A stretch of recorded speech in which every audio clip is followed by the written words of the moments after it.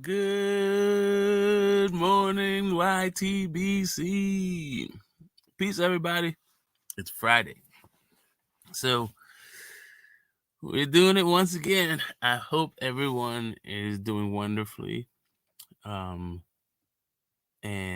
I hope everyone has had a really blessed and productive week. And yeah, I hope everybody's happy and ready to talk about some boxing. And we'll be populating the chat soon, pretty soon here. What's up, Gertz? You know me and my timings. I'm typically all over the place, but today we get close to the starting time, and not too much behind schedule. But yeah, I was reading up on some of these old fighters and what the hell happened to them, and yeah, putting some stuff together for this stream, and it's stuff I didn't really understand until today. But anyway, moving forward, we have it's fight week, and we have what on paper could be a classic, right? And it's a funny kind of fight. Between Teofimo Lopez and Josh Taylor. But as odd as the fight is, I think the press conferences are even what is it? Even I don't even know what word to use. Yeah, they these two guys, I don't know if they can say I don't know, man. It's either like separate or apart. They seem just a really odd pitch. But anyway, they do their best work in the ring, and for fight fans like me, that's really what it's all about at the end of the day. But the rest of the stuff is just like how to speculate and how we manage our expectations moving forward, and also just hone our knowledge and our understanding about the sport that we love. But yeah, here, let me do some housekeeping as always. What's up, Batman? What's up, Ill? Let me get this thing going here. I'm gonna open up the studio like always. Righto. Yeah, also this week happened. I wound up judging the championship round of the debate series, and I think I got called out during my man's acceptance speech.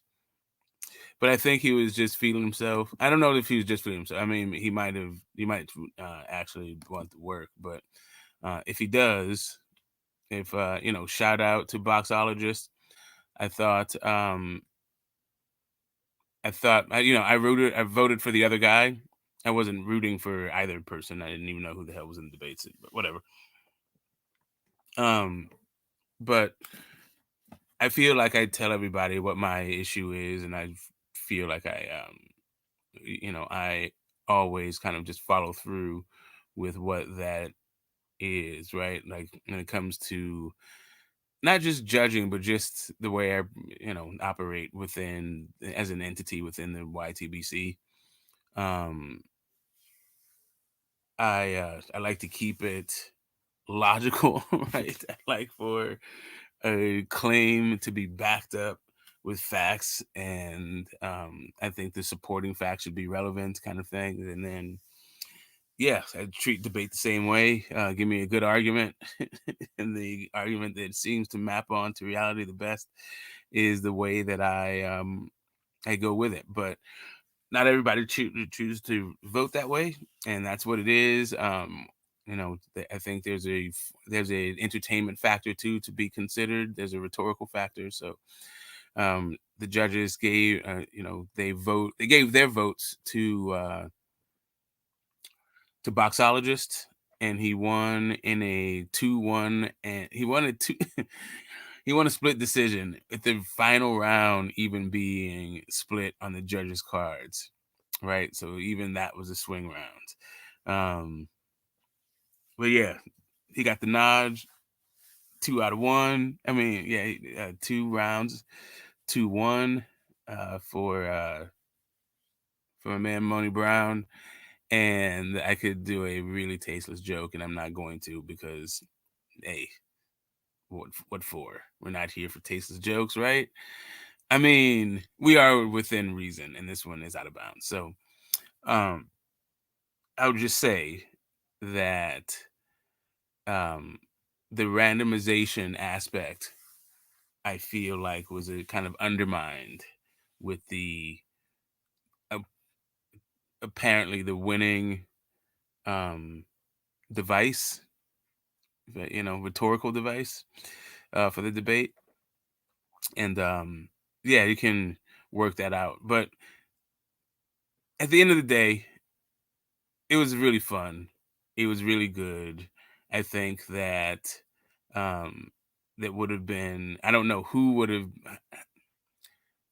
had it gone the other way, if Money Brown would have got the nod, I think the backlash might have been like maybe even bigger than fucking Lomachenko Haney. I don't know. I mean, the YTBC equivalent, right? I think everybody would have been like, I don't know. But maybe that's just me misreading the room. I felt like, as just judging the debate, Money should have got the nod. But that's not how it went down. And I'm interested in talking about that for people who witnessed it and wanted to like chop it up.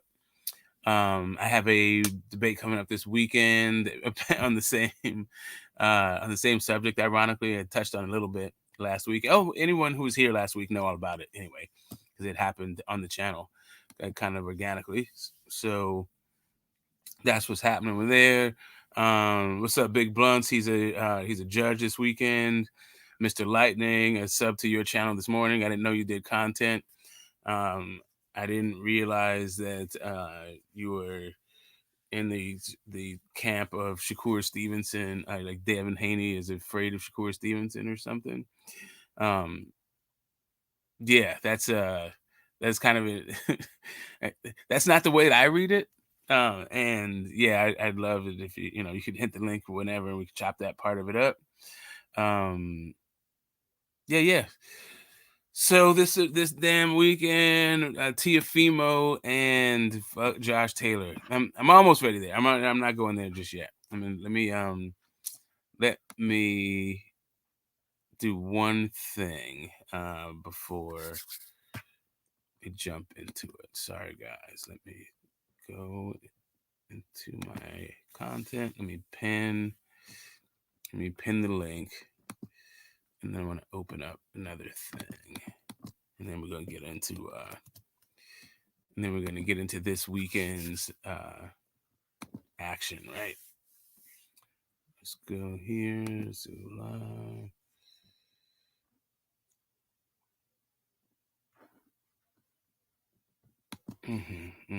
Okay. Sorry about that here. Every week, same thing. So, well, all right. Hold on. There we go. Top chats. Booyah. Let's paste. All right. There's the link. Now let me pin it to the top.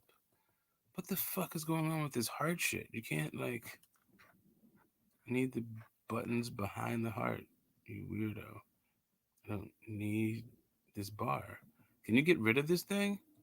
How do you get rid of the bar with the hearts? I need to get around the thing. Okay, hold on. Let me see. Let me see if I can. I need to type a message of something to get around.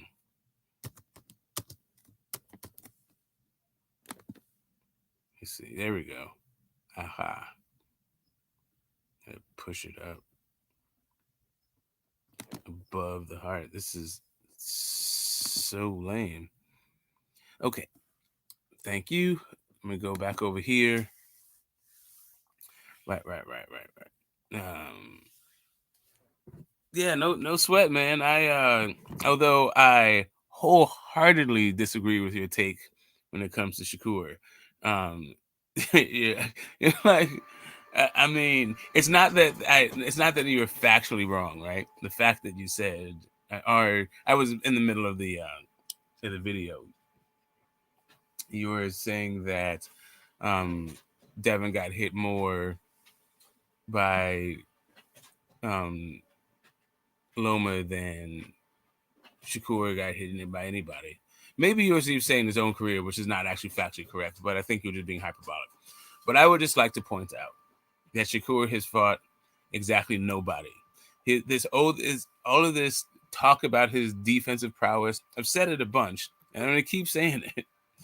It is predicated. It's totally built on the fact that he's not totally, but almost entirely built on fighting guys who aren't very good at featherweight.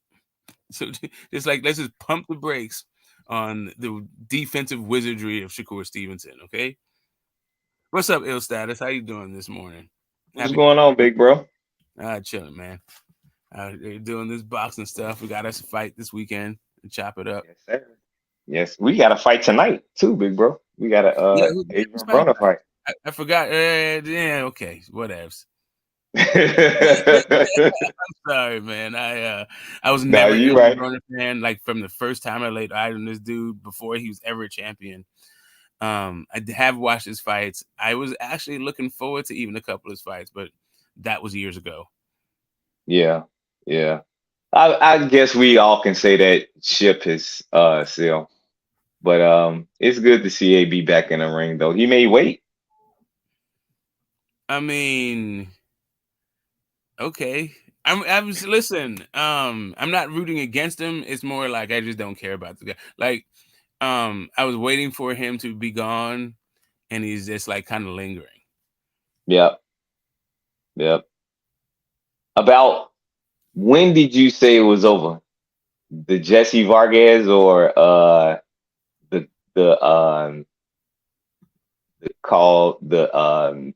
the Over, no over. shows? Yeah, the no shows. Over as a thing, like because I never thought he was that good. To be honest with you, like I didn't think he won the Paulie fight. Um, so like I guess maybe like Mikey Garcia, it was over for me. Hmm. Jesse Vargas was like I kind of like that card. It's kind of fun. Jesse Vargas' back in that fight was absolutely disgusting. Yeah, It's just I like agree. covered in I fucking agree. acne. Like what the hell? But I like Jesse Vargas. Whatever. Um, yeah, but yeah, for me, it's a Mikey Garcia fight. I wasn't really checking for him after that. Yeah, I think it was over. But his name, I guess, stand the test of time. That's what young fighters should probably take into heed because when he was on, he was on. He was fighting everybody. So gotta give him credit. He's sort of like a 140-pound version of Sean Porter. Yeah, well, I mean, he fucking dropped Porter. That's funny. That fight, yeah, I don't know. That was an okay fight. That was a decent fight. Um, what was I gonna say? A lot of my I feel like I have a lot of subs here um, because they are Shakur Stevenson fans, right? And I don't want to like I'm not trying to piss off the fans because I actually like Shakur, but I'm like just kind of sick of Top Rank and the way that they promote their fighters when they don't really have anything for the guys like to fight, right? So they like the way they just scapegoat other dudes and they try to pressure other guys um to deflect or divert attention from the bullshit they have over there and the fact that they won't do anything but really make in-house fights. You got to go over there or else the fight's not happening, right? And It's that's good just that you said that though, Smoke. Um, no one's paying attention to that part. Like when you see the top ranked card is loaded. Yeah, they have Keyshawn, Big Baby, and Shakur, and maybe the younger brother of the Davis family. But for the most part, you're right. It's an in-house fight. They homegrown they fighters, and then they try to promote them to be bigger than what they really are, and then it's time to jump ship for their opponent to say, "Come to top rank to fight." You're right about that, but the thing about that is they already have the fans to overhype them. So it's like, okay, instead of a guy missing weight, such as David Benavidez, and had to work his way back into competition to get back to a title contention or be a title contender, you want Shakur to just jump everyone and get right there. And that's not fair. And I did want to rationalize with some guys. I'm a Shakur fan. But you got to be rational about the situation, and it's is based on he just moved up to the weight. He only had one fight against Yoshimo, and he did good, but it's not like he have a lot of fights under his belt at 135 to make it seem like, okay, he's the number one contender. Top Rank did that to make him the number one contender, because by default he kind of should be number three. So, I mean, that's just me personally, and I like Shakur, but it's just a lot of, the same type of thing that they did with David Morrell, the same type of thing that they're doing with Andy Cruz. It's the same momentum push to make him a number one contender when he still have to prove himself.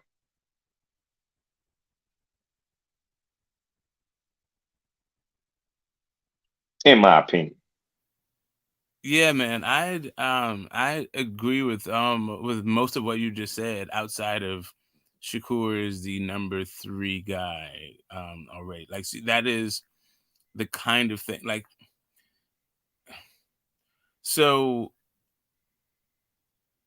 I think that, like, if you were to go by what they've achieved in the division, right? Mm-hmm. I think that you'd have to put Kambosos ahead of him. You'd have to put Jermaine Ortiz ahead of him, right? Like, to me, it's supposed to be a meritocracy where you earn your spot, not where you like, well, you're a hot shot in junior high school. That means that, like, now you're the number 3 guy in the varsity team in high school. Like, what the fuck are you talking about? Like, you got to earn those That's a spots. good point. Yeah, that's a Right? good point. Kind of like, I feel like people are eye testing their way past the process. Yeah, I did that. I just did it because I put a stretch on it though. It's like he could be number 3 because you got Tank Lomachenko and maybe him, but because they fought for the to be the mandatory for the WBA. So if he did get to that point to be the mandatory for the WBA, then he shouldn't be the mandatory or even in the top 3 or 4, like you say, because they're guys that's been accomplished and did more in that division than he has. Even Yeah, Frank Martin did more in the division than him. So you still have to there Isaac you go. Cruz. It's a lot of guys. Yeah, that's what I'm saying. Like, I've even eye tested and passed it, like, even past my own standard. Exactly. Like, I'm like, I do put, like, I do give a consideration that it was unified at 130, past, like, guys that were never champion kind of stuff. But yeah, but both of those, I mean, Isaac Cruz never really fought for a championship, and neither is Frank Martin. So, but as far as doing more in the division, yeah, you're supposed to go knock those dudes off. But when I Right. was, in the golden, that wasn't even golden eras, when there was only like a couple belts, Yeah. guys had to fight their way through the ranks. So by the time you got to the number 1 spot, you knew he was the number 1 guy because he had fought the other people. But that's Now, basically solving the problem of boxing, what you just said. You just basically solved the problem of boxing. Get rid of all of those belts and we'll get to the meaningful fights. so now we just have to know, what we have to do is expand our idea of what's meaningful, right? Right. Because, and it's not a bad thing. And this fight, this Teo fight, is a perfect example of it, right? Because the WBO, so IBF, even the without going into the particulars of how the IBF and WBO came on board, they both add something that the IBF and the WBC and the WBA don't have. So I like it. Like the IBF, beyond like seem to be enforcing mandatory rules and all that other stuff. Um, they have that rehydration clause that probably needs to it needs to be tweaked a little bit because it doesn't make sense for the lower weight classes. Yeah. Um, and it doesn't really do anything for like a cruiserweight kind of thing. Exactly. Yeah. Or it's like really restrictive for a cruiserweight, I guess. But yeah, the point being though, I like the idea that like for the divisions that it works for, that's like designed to work for, it works really well in those divisions. Like whether weight fluctuations is about right, and I like the idea about it. The WBO, I like the idea of being able to move up or down and challenge for a title. Even though in practice, both the 10-pound rehydration leaves something to be desired, and also it's kind of weird when one sanctioning body gives you the opportunity to like fight for 3 belts the way Right. that At one time. Yeah. Usyk just did, but Hmm. also be considered like the number 2 guy because you got 3 belts off of like a loophole in one sanctioning body, like that kind of thing. In practice, it leaves me a little bit like it's not perfect, but whatever. I still like the idea that you can move up. Like in general, you can But move up. that's a good point that you just made. Do you feel like it's a little out of the competitiveness of the sport to fight for all belts at one time? Like, say the fight right now with Bud and EJ, is it fair, or should both guys try to at least be unified because there's so many belts? Um, no, yeah, like I said, I don't like. For me, it is it's an individual basis, but for the most part, if you beat the champion, you beat the champion. I like it the more belts you have because that seems to be more legitimate of champion that you are. I think that the belt right now, the idea of champion right now is split into 25. Sorry, and it's split into 4 pieces. Hmm. So really, you're a quarter champion, half champion, 3/4 of a Right. champion, then full champion. Like Gotcha. if there's one kind of way to put it, like basically they just split the championship into 4. Hmm. Um, is what I mean, but that's also subjective. It's just kind of that's the nature of the beast when it comes to our sport. But let me welcome Victor to the panel, get his thoughts on this thing before we get this started the Teofimo fight in the card this weekend, and then we can jump in on that one. What's up, Victor? How you doing? Hey, good morning, Smoke. Salute to the panel, El Status, and everybody Salute. watching. You know what? I don't have a pick on this fight coming up with them two fellas, man. And I just want to jump on the paddle. I hear you. I hear you guys talking about things, chopping it up. If it's okay, Smoke, I'm gonna stand by until I can chime in. I ain't got nothing to say on the subject at the moment. Do you have anything on the Shakur thing on Shakur's status here at top rank at 135-pound division? His future. What are your thoughts, if you have any? Well, now when you talked about Shakur's future from a distance, of course, I'm thinking he has a bright future ahead of him. But then, you know what I mean. He's being held up a little bit. I think the way that Haney is dealing with when we talk about this on other panels, my position is with this Haney and Shakur thing, because that's a very hot topic right now. And my position is, it's not necessarily a boxing, you know, wisdom, should I say, but it has more to do with Haney being friends and having broken bread, including Bill with Shakur, they go back a ways. And so I'm looking at, and we're talking about Shakur has a bright future. Is And so I'm taking a personal opinion that Haney's holding up to some degree Shakur's future from moving ahead because Haney, if I'm not mistaken, could give Shakur, his old buddy, an opportunity. You know what I mean? He could look at it. So everybody's suggesting that Haney is doing what he's doing towards Shakur, ignoring him. And that's another thing too. It's like, well, at least take the step to acknowledge, shine some light on your old buddy. He's trying to move up the ranks. He's trying to, you know what I mean? Build his future. So at least as an old friend, you could at least acknowledge him, shine some light on him, and you know what I mean, bring some recognition to him, especially since you've achieved what you just achieved by beating Lomachenko. You got all the belts. You got a lot of light on you. You can shine some of that light on Shakur, even if you Okay. don't want to fight. Okay. Can I say something, Vic? Yeah.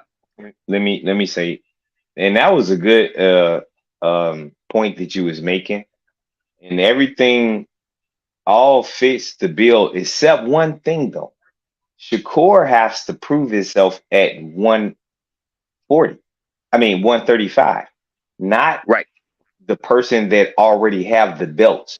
So if we go back into our old time, so let's say me, you, and Big Bro, we all back when we was, I'm maybe 10, Big Bro older than me, so he 20, and I'm not sure about your age. So we all mixing in, and you guys showing me the sport of boxing, the way a boxer's supposed to move, right?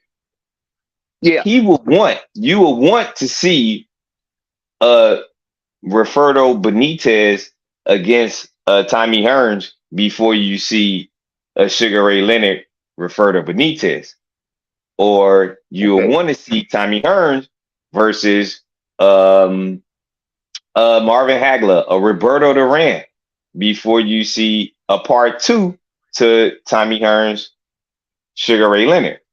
So when you have all, not the clout, not the name, it's not about all of that. It's about the belts. Because when we look you up later on in life, we're not going to look at who is the most popular.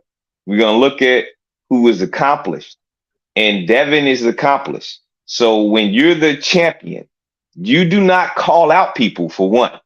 Two, Right. there's Jermaine Ortiz that he can go through to see if he's the guy. Or there's Isaac Cruz to go through to see if he's the guy. Or there's a Tank to go through to see if he's the guy. Or Yeah. Frank Martin to see if he's the guy. It's a lot of names that's there and available for Shakur. Like you said, they is stalling him out a little bit, but you still have to rely on your promoter and make him do due diligence to make sure that you get the fights that you need to be able to fight the champ. You just got there. Absolutely. You only fought a Yoshimo. Now you have to fight somebody else before you get to that bracket in level of competition. I know you was a unified champion at 130, but this is not 130 at this point, and you had an opportunity to keep your WBO belt at 130 and mandatorily challenge that, to move up and challenge that contender that has that belt, which would have been Devin Haney. You could have went that route, but you didn't go that route. Let's keep that a buck too. So we can't just shame Devin Haney or make him want to fight Shakur all of a sudden when Shakur just got there, and there have been guys that's been doing due diligence at that weight already. Right. And like Big Bro said, Cambosos is still there too, because he just only lost to the undisputed champion. Right. You're right. So, and by the way, whether it's worth mentioning or not, and Shakur got there because you know what I mean, he couldn't make weight on he couldn't make weight. So that's a blemish in and of itself. and I'm in total agreement with you because, like I said before, I'm not necessarily talking from the angle of boxing wisdom. And what you talk about is the way things mechanically and you know what I mean, technically should go. All I was trying to say was is that with Haney being as close to Shakur as he is or was, and Bill, uh, I'm just saying there might be some kind of way that they can shine some light on him, bring some record. You know, Shakur is almost what do they say? Out of sight, out of mind, man. If motherfuckers aren't talking about Haney and the way Haney is treating Shakur, ain't nobody talking about Shakur. They're really talking about Haney, but Shakur's name gets mentioned. So I'm just, he's kind of like out of sight, out of mind. And you're right. He needs to make these fights to make him maybe not worthy is not the right word, but for sake of finding a better word, worthy of getting a fight with Haney. Because you know what I mean. We can't reduce Haney's achievements, accomplishments, accolades, status down to just fight anybody. No, But also, Victor, yeah, who is the number one guy in every division? I mean, in all sanctioning bodies. That's Tank. So why are you looking, and he's the cash cow. So why are you looking at Shakur when if you want to fight at 135, then that's your next fight at 135. It's not Shakur, to be honest. It's actually the guy that's actually the guy. The guy is Tank, not Shakur. Yep. You're absolutely right about that. So again, you know what I mean? You you're right.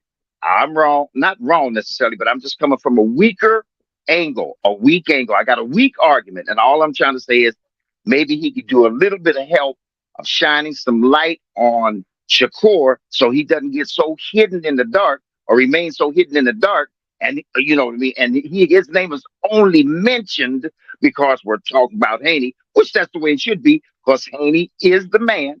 But I'm saying he could say, let me give you a hand, little nigga. I'll shine some light on you by acknowledging, for example, you know, when he got in the ring that day after Haney's fight with Lomachenko, he could have went over there, put his arm around and said, nigga, I know you want to fight me, and we going to get to it, and so on and so forth, and just shine a little light. And then next thing you know, motherfuckers will be talking about, it's too early. Okay. Devin got other things to do. Devin is the champion. He don't have to do that. Like, I know it may seem right for boxing, but if Sugar Ray Leonard wanted to fight Roberto Duran at 147, then Roberto Duran had to come up to 147 to do that. It wasn't Sugar Ray Leonard going to 140 or 135 where he wreaked havoc. No, he's not doing that. Why would he go? It's not like Devin have to go backwards in life. They haven't accomplished that. And I know he have all the belts, but just so happened he haven't accomplished anything to deserve that shot. I know. I fuck with that boy. I fuck with him. But let me ask, but he haven't deserved it yet. That's right. And see, now you're talking again, like I said, above my head, so to speak, because I don't have that kind of wisdom and knowledge of how things. I do know that ranking makes a difference. That's what those belts symbolize: statuses and so on and so, achievement, accomplishment. I know the higher ranking, or what are they? Hierarchy, and Haney's on the hierarchy. But let me just say this: let's look at it from this angle too. Do you want to see that fight? Now listen, now you know me. Get away from the technical stuff and just go to your, I don't know, feelings. Do you want to see that fight with Haney and Shakur? With my boxing IQ, of course, I want to see that fight. But I know there's a time and a place for everything.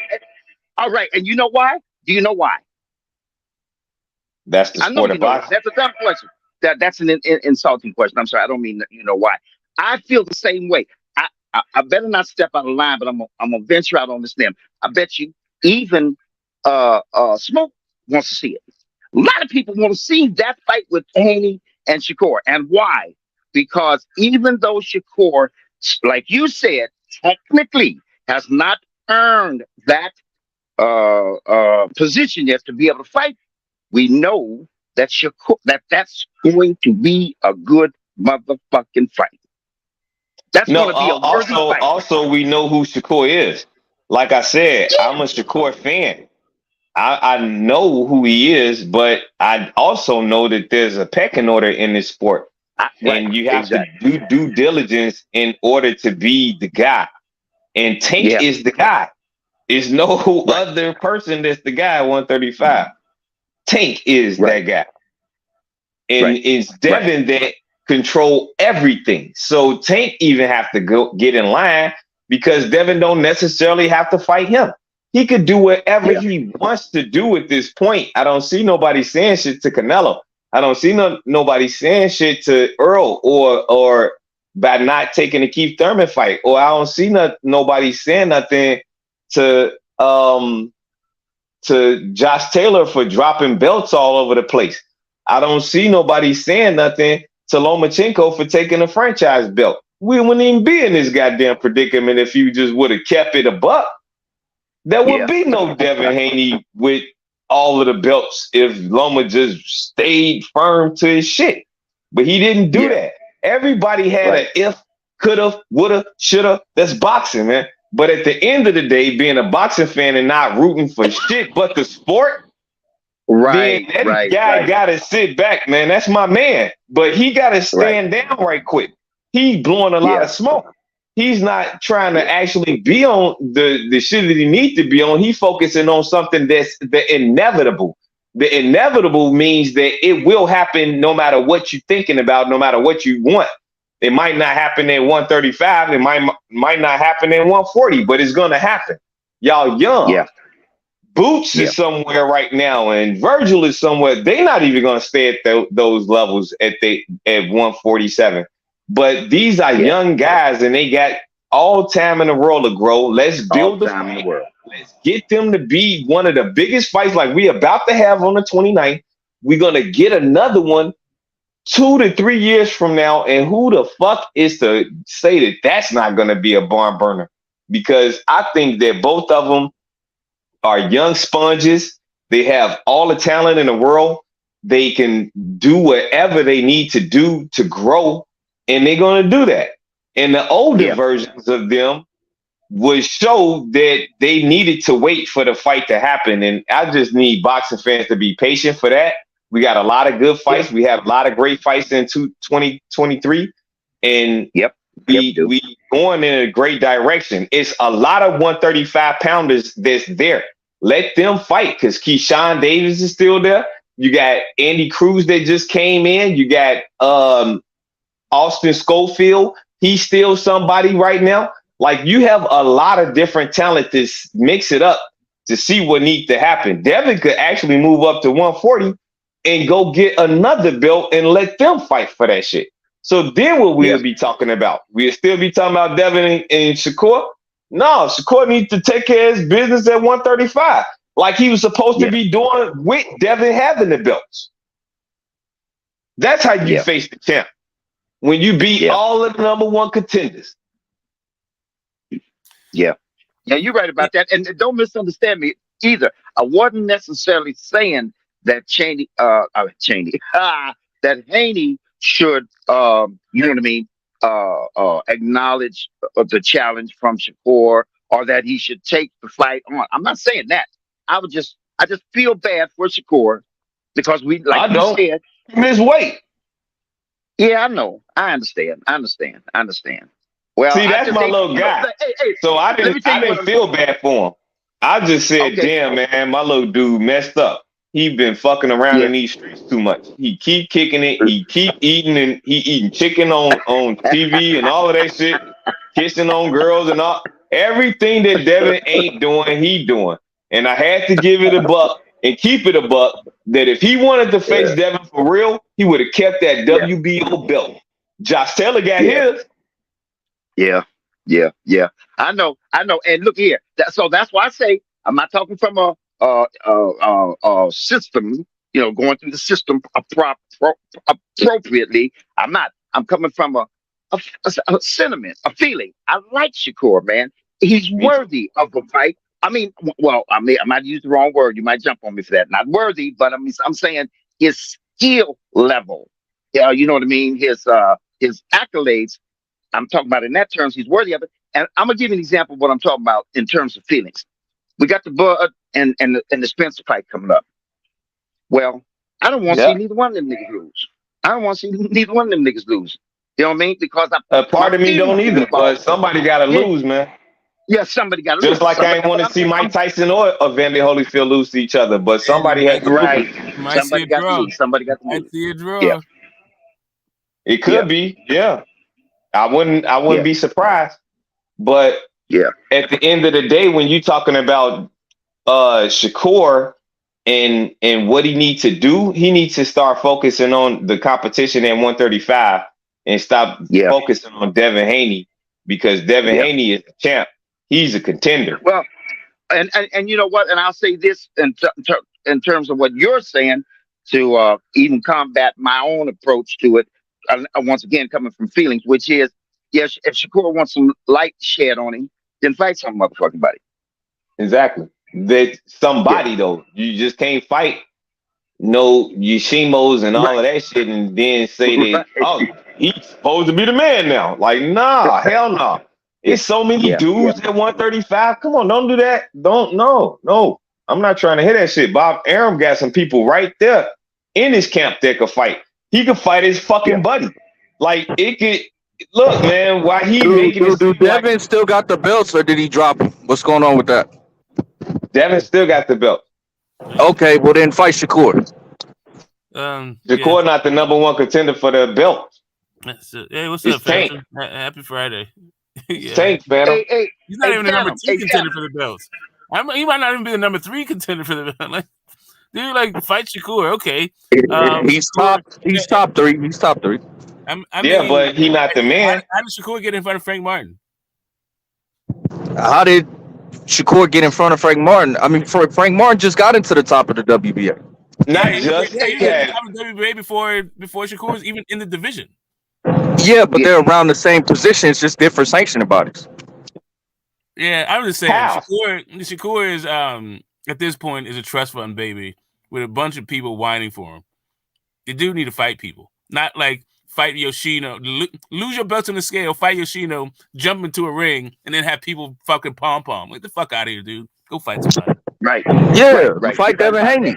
No, hey, sorry, somebody Well, who if he wanted actually is in front of you in the line. Fight Cambosos. Yeah. Right. Hey, but see, Fight Jermaine what I'm Ortiz. saying? Fight Jermaine Ortiz. He right in your camp. Yeah. Okay, so Hey, but you what if he can fight Devin Haney though? Isn't that a good fight? No, it's not. see, Devin I'm need to telling fight you, man. Tank. If you fight Okay, so anybody it's at not a good fight. 135, Okay, you I fight got you. Tank. You fight Tank Hey, at but 135. listen. Hey, but Anybody. let me say this. You know what? There's two What up, Black? aspects of the boxing institution of boxing. There's two angles from in terms of what we are talking about, what me and you, Il Status, will talk about. And the other one is putting on good fights. Now, you're talking about it from he's not worthy, they're not putting on a worthy fight. Him and Tank is a great fight. Vic. Devin and Tank is a great fight. That's a way bigger fight than Shakur and Devin. Okay. But Tank That's the number is one a bum contender. who only fights Latinos, flat-footed That's the number Latinos. So one fight contender. Well, Shakur. that's the real He's number one Puerto Rican, contender, right? though. He's Puerto Rican. Right. Wait, who's Puerto Rican? Tank. Shakur apparently. Tank is- Half. You know, I mean, that's what they say. I mean, that's All right, close well. enough, right? not really, but you know, it is what it is. Hey, well, it's Boricua month. you know what? Boricua week. So we getting it in. But ill status, that status that we're putting Shakur in that says he needs to when it comes to Haney. Well, doesn't that apply to him jumping in the ring with the face of boxing? Who gives him the right to be able to you jump in could the ring? do that. You could do that, but you still got to go back to due diligence and handle your own business. Because if he dropped the belts and move up to 140, then what? He still got to do the same thing, right? Yeah, like Well, I mean, when I'm talking about Shakur, what I'm saying is, even if Haney moves up, that still doesn't give Shakur, in terms of what we're talking about, what you said, in terms of having the having done enough to earn a fight with Tank. Right. Same thing applies. Yeah, when you beat somebody, then you jump in the ring and say, I beat this guy. I want you next. You can't beat a Yoshino and then say, I want you next, man. Right. All I'm saying is that was your first fight at 135, though. This is not your seventh fight. This is your first fight. He got in the ring, and then like, that's supposed to be Devin Haney's issue because it's a top ranked dude, at a top ranked fight. Shakur got in the ring. Okay. I mean, I don't know what the hell it is. I'm just saying, guys are supposed to fight their way through the ranks. That's all. Pretty much, man. Right. Last time I checked, I asked you that, Vic. I was telling you in the beginning of everything that I said, we all know if I was the young blood and everything, and you guys teaching me boxing, then you would tell me that this is how this guy's supposed to move. And Devin is moving like that, man. He ain't ducking shit. So he just beat Lomachenko, for Christ's sakes. So now, and Kambosos, and Jojo Diaz, and Jorge Linares, he defended the belt all the way through his run to undisputed. Can we not look at every damn thing? Like, do we know the sport? Like, we got to know the sport of boxing and stop capping for somebody that's cheerleading for they moment. Like, I fuck with that boy. I love Shakur, but he is capping for his moment because he's cheerleading for some shit that he ain't deserve or earn. Yeah, I know. Y'all gotta kill that because he ain't did shit. You gotta do something. That like Big Baby Anderson just saying, I want Tyson Fury right now because I had a good sparring match with him. It don't work like that. With this Rocky, well, Yeah. So Shakur should fight Loma in a title eliminator to fight Devin Haney. That's basically what you're saying. Pretty much. That would be good. Listen, he can fight Loma in the title eliminator. He can fight George Kambosos. He can fight goddamn Jermaine Ortiz. He can fight Frank Martin, and that would be at least close to for working your way up the fucking ladder. Yeah. Okay, so one fight don't do it, but two does. I understand. No, I'm saying all of them. No, it got to be a name. All of those are examples of working your way up the ladder. Right. So you fight one of those guys, and then you're in line for a Devin Haney title shot. Is that correct? Yeah, at least you're working your way up the ladder. Like, it's not Yoshino fucking a call out in a ring, and then correct. But you're not answering the question. And no, I got but this another thing though, Phantom. The question doesn't exist in a vacuum though. It exists. He named nothing but champions though. Former champions, except Jermaine Ortiz. Everybody was a champion. I still haven't gotten the answer to my question. Yeah. I went from former champions, and then guys who fought former champions like that. Like, do some shit like that. I haven't gotten the answer to my question, Joe. No, you did. You said you fight that. Like, that's one. That is a way better look than what he's doing right now. Okay, so fighting one of those guys is good enough to get you in line for title contention. Is that correct? Yes or no? Because they're title contenders. They are title contenders, though, Phantom. Like George Kambosos. Yes, I'm aware of that. But I'm asking you a specific question. If he fights one of those guys, is that good enough? It sounds like you're asking a factual question for a sanctioning body. Well, I'm trying to clarify because I'm hearing a lot of weird shit. Yeah, what are you confused about? If Shakur fights one of those guys you name and defeats them, is that good enough to fight Devin Haney next? That is a question. I'm asking you, what are you actually confused about? You said for clarity. Okay, you said yes. Is that right? Say again? If he's still there. You said yes? I mean, I'd imagine so. I mean, people were saying Yoshino got him in the thing for a title contention, and then Loma petitioned, and then Loma's in the spot, right? Right, so exactly. I don't know, right? But that's just in the WBC. Who the fuck knows? But big bro, that's because Shakur was saying that Lomachenko won a fucking fight. Like, if you really want to petition for yourself, this guy is crazy. Like, everything that he's doing is childish. Like, he missing weight. He don't want to keep the WBO belt just to challenge the fucking fighter that he looking for, calling out. If you really wanted to do that, you would have kept your belt and did everything under the sun to do it. But you didn't do that. And you come back and tell everybody that the guy that you want to face lost the fight and the other guy won. So you basically promoted him to be in your position. So Man, get out of here, man. Yeah, Nah. you got a good point there. But let me ask you this, Il Status: would you prefer to see a Loma Haney rematch, or would you prefer to see Haney and Shakur? Haney and Shakur, but due to the fact that Devin is the champion and Shakur is a contender amongst many, he's not even a guy. The guy is Tank. Let's stop thinking about Shakur. The guy is in jail right now, so Shakur is not. Yeah, Tank is in the tank.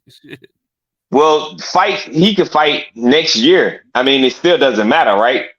Earl Spence. I mean, it kind of does, but you know.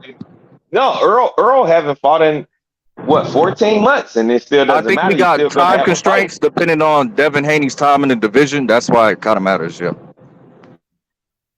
Well, only with Devin Haney, not with Shakur, because Shakur could still be on his hiatus. Yeah, but Shakur wants to fight Devin Haney, so there's a limited time frame at this point to where it could happen next. You know what I mean? Shakur doesn't matter, man.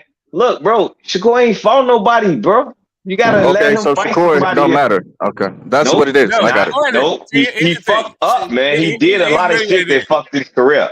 Really, the thing is, when it comes to everybody else who is in title contention, Shakur has done the absolute least in the division out of everyone.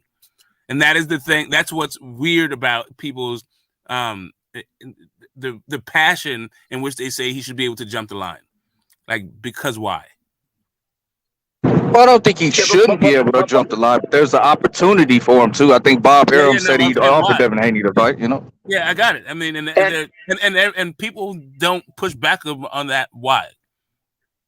Well, I mean, if you, it seems like people are ecstatic that happened, so then they can just they can vocalize what they think. They want Shakur and Haney to fight. My question is, why not? Do you not want to see Shakur fight anybody but Haney? Well, for me, it's like I know that when you got the undisputed champion who's going to be on Top Rank, I don't think Bob Arum's going to say, "Hey, I want to get you to a Frank Martin fight because he's done more in the division than Shakur." Like, it doesn't make any fucking sense. No, it does make sense. Hold up a second. So what you're saying? What you're saying is that you would rather back Bob Arum's bullshit than have some integrity? No, what I'm saying is I'm looking at the reality of the situation. Like I understand what's going on, so. Yes, the reality of the situation is he hasn't fought anybody. Yeah, but also the reality is he's a top-ranked fighter, and we're gonna act like Bob Arum's like trying to get his fighter an undisputed championship fight. That's just ludicrous, bro. What also the reality is Devin Haney is not a top-ranked fighter. What's also the reality is George Kambosos is a top-ranked fighter. What's also the reality is Lomachenko is a top-ranked fighter. So I've still failed to understand how all of a sudden Shakur becomes the guy. Correct. What I'm saying is this. So Devin Haney already fought Kambosos twice, beat him. Loma just lost to him, so they are more deserving of a title shot than Shakur, in your opinion. Is that what we're going with it? That's my not just my opinion. That's the WBC's opinion. That's like everybody's opinion. That's like actually how rankings work. It typically is former champions are ahead of guys who fought guys like Yoshino, and that's it. Correct. So they're ahead of Shakur. So they should get a shot before Shakur does. So we can see a Devin Haney Kambosos 3. We can see a Haney Loma rematch, and everybody should be content with that. That should be good. Do you not understand that Shakur needs to fight somebody? No, Shakur needs to fight. I'm correct. He could fight Devin Haney. Like I don't even say somebody could be fucking Devin Haney. You know what I'm saying? Like what the fuck? Let me say this. Hold up a second. I just want to get this last thing, and then you guys can have it because clearly this is just fucking trolling. Right? Shakur Stevenson does not get to jump the line between all of those other people just because you don't want to see George Kambosos 3 again. Shakur needs to fucking knock out George Kambosos. Not Devin Haney needs to fight him through, or he can go through the Loma rematch. But the world is very interested in that Loma rematch. Mm-hmm. Hey, can I say correct. This, that's why I asked the question I asked earlier. Yo. But we know as boxing fans, we want to see, like Victor said, and I know you do, Phantom, and Smoke do too, but we know how it goes, and we would rather see the recollection to what happened on the 20th of May. So we want to see Devin get his due diligence because we all know Devin don't fight like that all the time. And I don't know what I don't know what is wrong with boxing fans, but if a fighter changes style and fight different, and then he don't do the greatest that they thought, but he still got the job done, don't mean that he can't go back to his regiment and get the job done even better. He was just trying something on that guy. And that's all that I seen when Devin was fighting Lomachenko. Is that I've seen what people have been saying about him since the amateurs. He has liabilities against southpaws. He's not that good against southpaws. It is what it is, bro. No, Lomachenko is not a regular southpaw though either, Phantom. Yeah, correct. How many southpaws has Devin Haney fought in his career though? Like, come on, bro. On that level though, and he still won. Yeah, and he won the fight. Like, what are we talking about? Correct. And I'm saying that's him fighting a southpaw. That's how he's gonna look fighting a southpaw. Hey, but he did a great job. Like, he was working the shit out of Loma. I don't know what type of fight it was still it was still a close fight. That's what I'm saying. That's how it's gonna go against the skilled southpaw. Floyd Mayweather had close fights. Lomachenko is going to give you a tough fight. Like, who the fuck is not blew out Lomachenko? Nobody. I think Teo could have put up a better convincing performance, but it is. I mean, not according to the judges. I mean, I understand fan sentiment might be thing, but not according to judges. Hey, can I just put this in here real quick, and don't kick me in the ass or smoke and say, "Oh, you just trolling, nigga." Let me just try this real quick. Hey, look, what do we give? You know what I mean? Any validity? I'm gonna ask this. This is one question. I'm gonna answer two ways. One, can we give Bill Haney any credibility about some of the things he says? That's one. The other question is it feasible, not appropriate, but feasible? Is it possible that somebody can jump the line? Bill Haney said, "Oh, nigga, when we finish with this, you can jump the line." And so what I'm asking is it feasible? And then going back to the earlier part of the conversation when or should I say the aspect of whether or not Shakur is worthy, and we were talking about his what he's done and what he hasn't done, so on and so forth. Well, he's undefeated.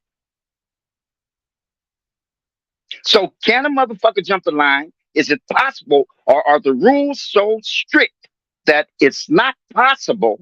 And then two, when we're talking about I'm sorry, Shakur. When we talk about Shakur and whether he's worthy of the fight, well, okay, it might be minuscule, but he's undefeated. All right, so just to answer that. So Bill Haney, like, whatever, you can take whatever that dude says with a grain of salt. If you want, you can take it. I don't know. I'm not here to either be a champion of or try to be a challenger of Bill Haney's integrity. Like, I feel like the dude is a trainer and a promoter and a father and whatever, and contributor to the white TV. Smoke. Right. Hey, so what I'm saying is, I'm going there when it comes to. Let me just say this. Real quick, Smoke. Does Haney, when Bill said that, knowing the sport, was it true or was he just? So right. So that's the whole point. There is the point. There is what I was going to say next. When it comes to a champion, right? You can have a voluntary. You can pick a guy. You can do, that's the Rocky movie shit. You can do your Apollo Creed and go, hey, let me give somebody a shot. And maybe you can say, because he didn't do that to Shakur Stevenson, he's holding Shakur Stevenson back. I feel like that's a bit of a stretch to say that Devin Haney is holding him back because he's not giving him that kind of charity. But yeah, I mean, I think that if people like Shakur Stevenson is a credible enough opponent that if he picked Shakur Stevenson, people would be happy with the fight.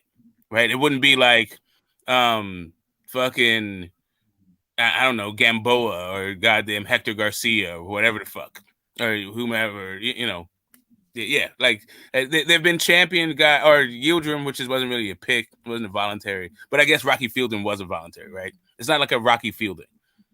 No, he just taking Williams to pay them. Yeah, I don't know. I mean, I feel like a semi-tough fight, but not tough.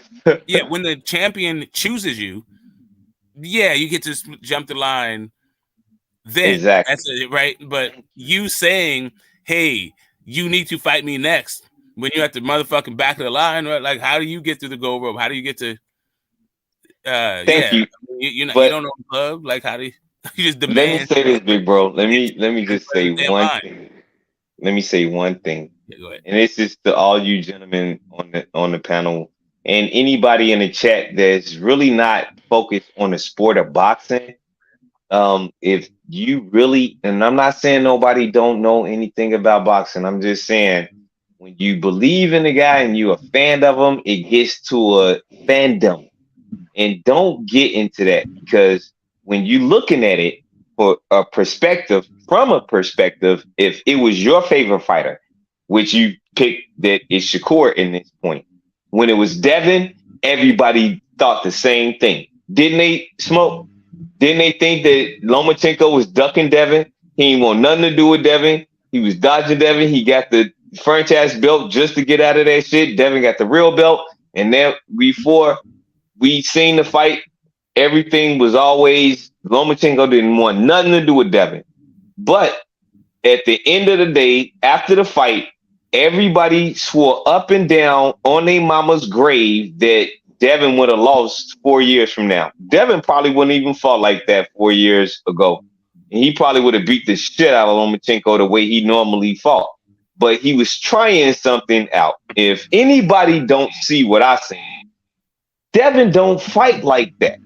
So if Devin fight like the way he normally fight, in an upward stance and shooting his jab, creating his position and his distance, using his speed off the length, not off in the pocket. Lomachenko faster in the pocket. He's not faster with length. If you seen the fight, then you would see that Devin caught him so many different times with a counter that he wasn't able to get out of because his length. So if you use that alone the next time and turn on 90-degree angles, every time he flank, just turn. Every time he try to move in those directions that confuses you, just turn, and you're gonna catch his ass. If he uses both his hands like he should, then it would have been an way easier fight. Devin let the fight be more of a close fight because he was figuring them out. Now he figured them out. Trust me, it would not be a. Yeah, he figured out it's hard to jab against a skilled southpaw, bro. Like, but a lot of orthodox fighters find out. If you run it back, I guarantee you'll have to figure some other shit out. But yeah, I don't know why we simping for the crybaby Loma getting a second crack at the apple after, getting a voluntary position spot. Devin Haney chose him, and now he can petition for his mandatory position, and it's like, okay, cool. I don't know. It is what it is. All right, well, everybody thought Loma won the fight, so run it back. Well, you know what? I kind of thought Loma won the fight for a minute there, and then I remembered. I had to refresh, and I remembered. No. If you want to take the fight away from the champ, you have to take it decisively. There can't be any doubt. And so then I thought about that, and I said, well, you know what? Then would it be, even if it was that close, the champ won. You give it to the champ. How was it that close when Devin won 6 of the first 6 rounds? You could probably give Lomachenko the 3rd round. Devin won the rest of them into the 9th.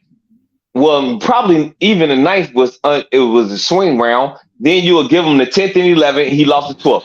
There's no way in fucking hell that Lomachenko won that fight, man. Get out of here, man. Everybody needs to stop playing. You cannot lose that many rounds and then remember the last 3, and then say, oh, man, that was a toss-up. You tossing up 4 fucking rounds. He still lost. No, I'm not saying that. I'm saying the rumor has it, and it's swirling around that it was a very close fight, and it's it was a unanimous decision. No. I wouldn't have went all the way out to 16-13 or nothing like that. I would have did it 12-13, but it was still a unanimous decision in my opinion. And I know the fuck out of this sport, bro. Trust me, I don't even want to go down the history of how I know this shit. But taking punches in your face, I can tell you this. That boy took his punishment and dealt that shit out when it mattered. When you work in a body like that, you can't tell me 50-9 is even. I'm with you. I'm with you on that. You can't tell me that. And his hesitation to come finish that man off or try to even do anything that they say, oh man, he hurt him in this round. He hurt him in this round. Well, you got to finish that motherfucker last time I checked.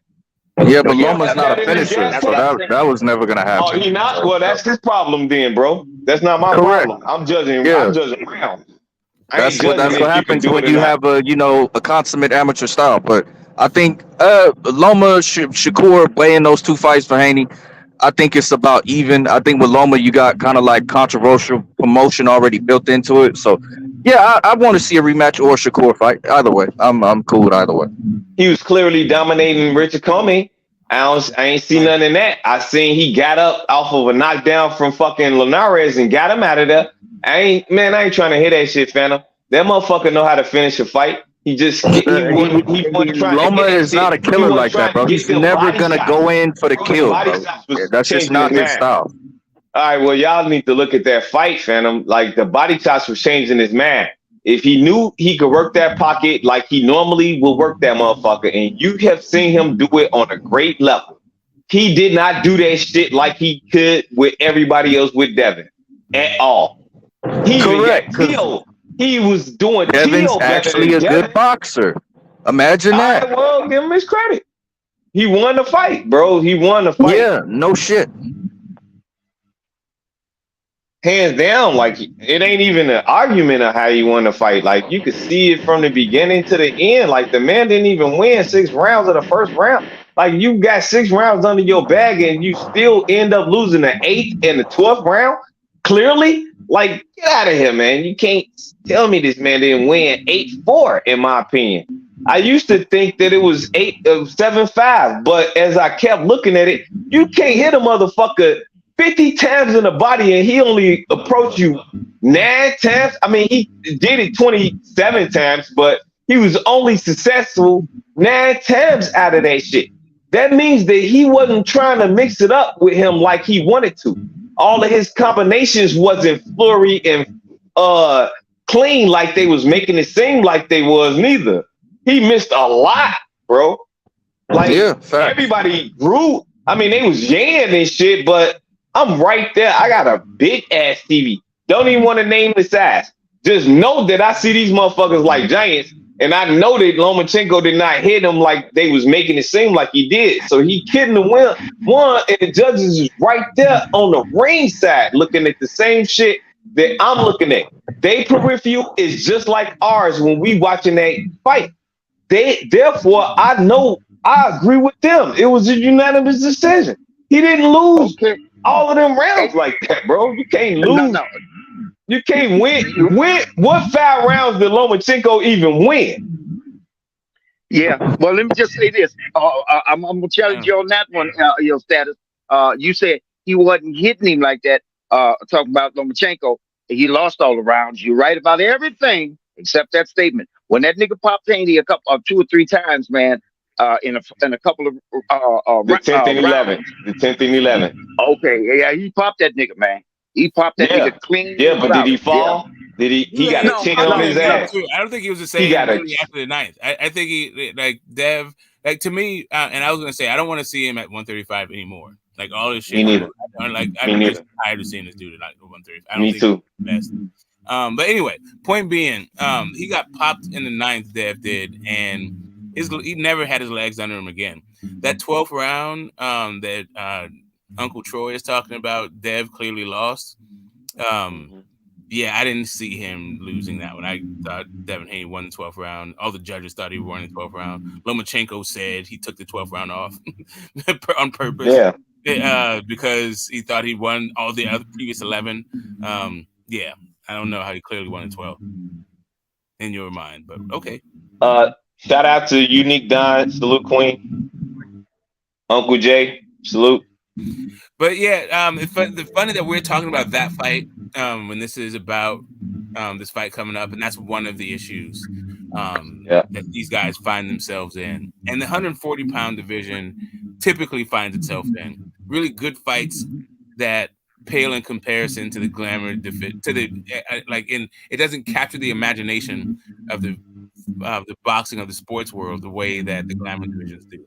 I think that people are still talking about Tank and Ryan. People are still talking about Dev and Loma. They'll rather talk about Dev and Shakur, or Spence and fucking Bud, rather than this fight we have coming up, which is, it's par for course. It's a little sad, but for us fight fans who understand and who have some sense of discernment, and we just watch it all anyway, this is a pretty good one. And really, it's a Crossroads fight all of a sudden. And who the fuck knew? I don't get how it became a Crossroads fight for these guys. I'd like to chop it up about how it came to be, but it seems to me that the loser of this fight it goes into like full on rebuild mode that they may never come out of. Yeah. And the winner of this reason why, big bro, is because they talked themselves into it.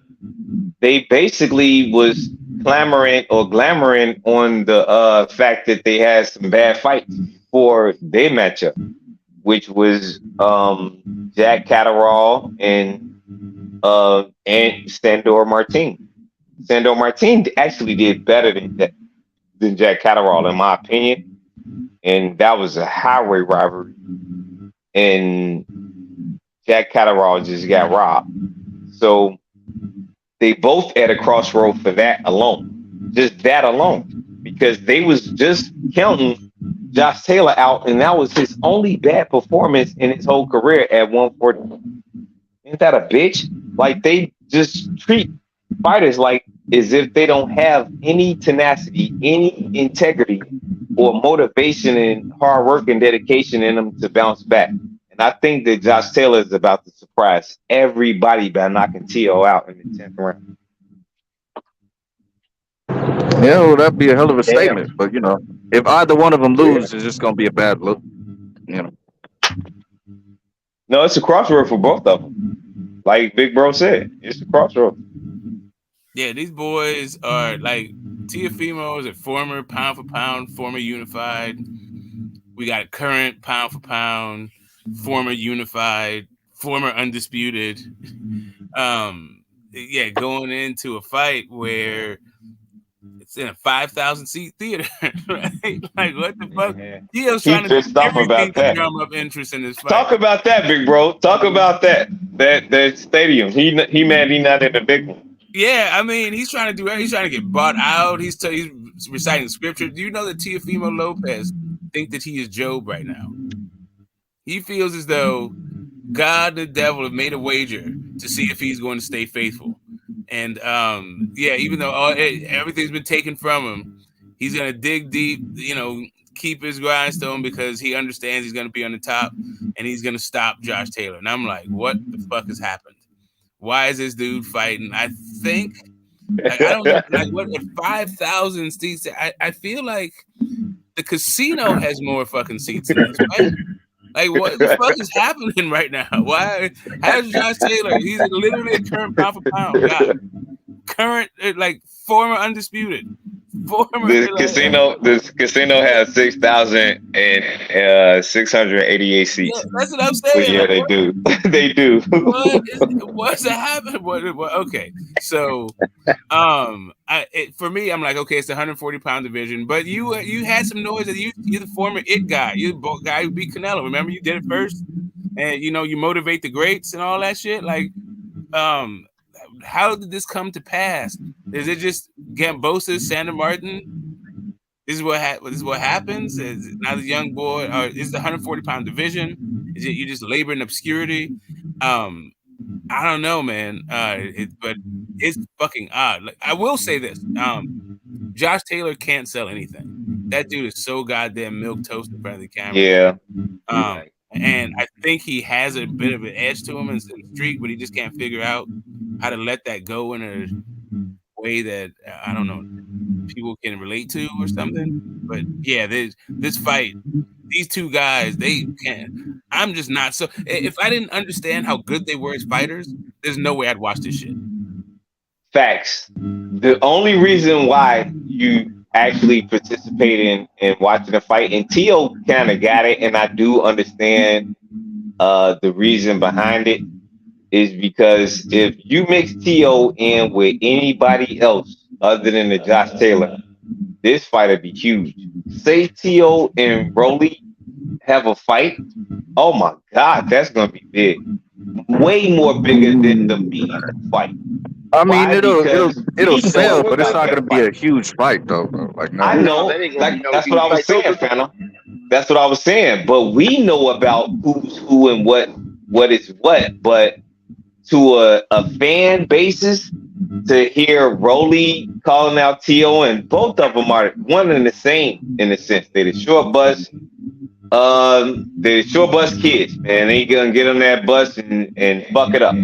The bus driver got to put a helmet on in order to take them to their destination. That's how insane that fight would Bro, be. Rolly is more of a known American product than Josh Taylor is. So that's why I do have a Yeah, little bit more sense because more people. yeah, you're right. I It's mean, all but free we know Josh Taylor ESPN, and bro. we know Like, how what can you it not is, watch it? though. Is he though? Fan? Then Josh Taylor unified the division on ESPN with Ramirez.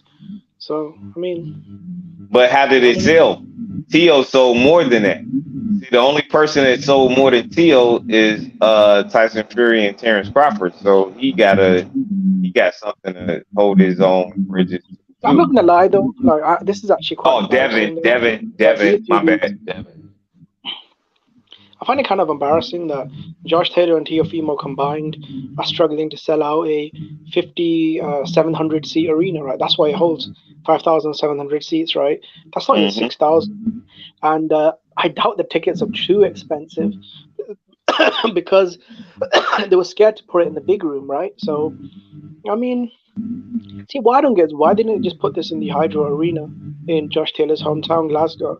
They would have probably sold it out, 15,000. Well, they could have tried to attempt the Barclays though, Jimmy. What's going on, Jimmy? My man. Selling it out in Glasgow is still probably not going to recoup selling out the square with the 5,000. I don't think. But shit, Maybe it'll Shakur be selling even, out. but it's No, Shakur selling out though, bro. Like this your competition. different price structures, you're bro. talking Different price structures. I don't think he sells out Totally Glasgow. understandable. But you Look, talking about $50 tickets, though. Madison Square though. Yeah, I'm saying the New York dollar is, more than that Scottish shit, whatever the fuck they using over there. So yeah. Well, it's the British pound, but I doubt it, bro. I mean, you're talking about the pound more than no. Let me just land the plane. No, what I'm saying is you're talking about $50 tickets, though. I mean, that ain't shit, to be honest. I mean, I'm sure the live gate would be at least $2 million though in a 15,000 seat arena. They do that at the Hulu theater, maybe $500,000. Like, I just don't see how it makes sense. I mean, I get the price structure, but if it's not selling, it makes sense because it's top rank. Top rank really care about the internal revenue. The internal revenue is coming from the views. So if they reach maybe 2.7 million, then they made way more at the box than they did at the gate. So they really don't care about something like that. No, but it'll start. So why not sell it to a casino though in Vegas and just get a site fee? Like, why not just do that instead of? I mean, I can't speak for it, but and they buy everything.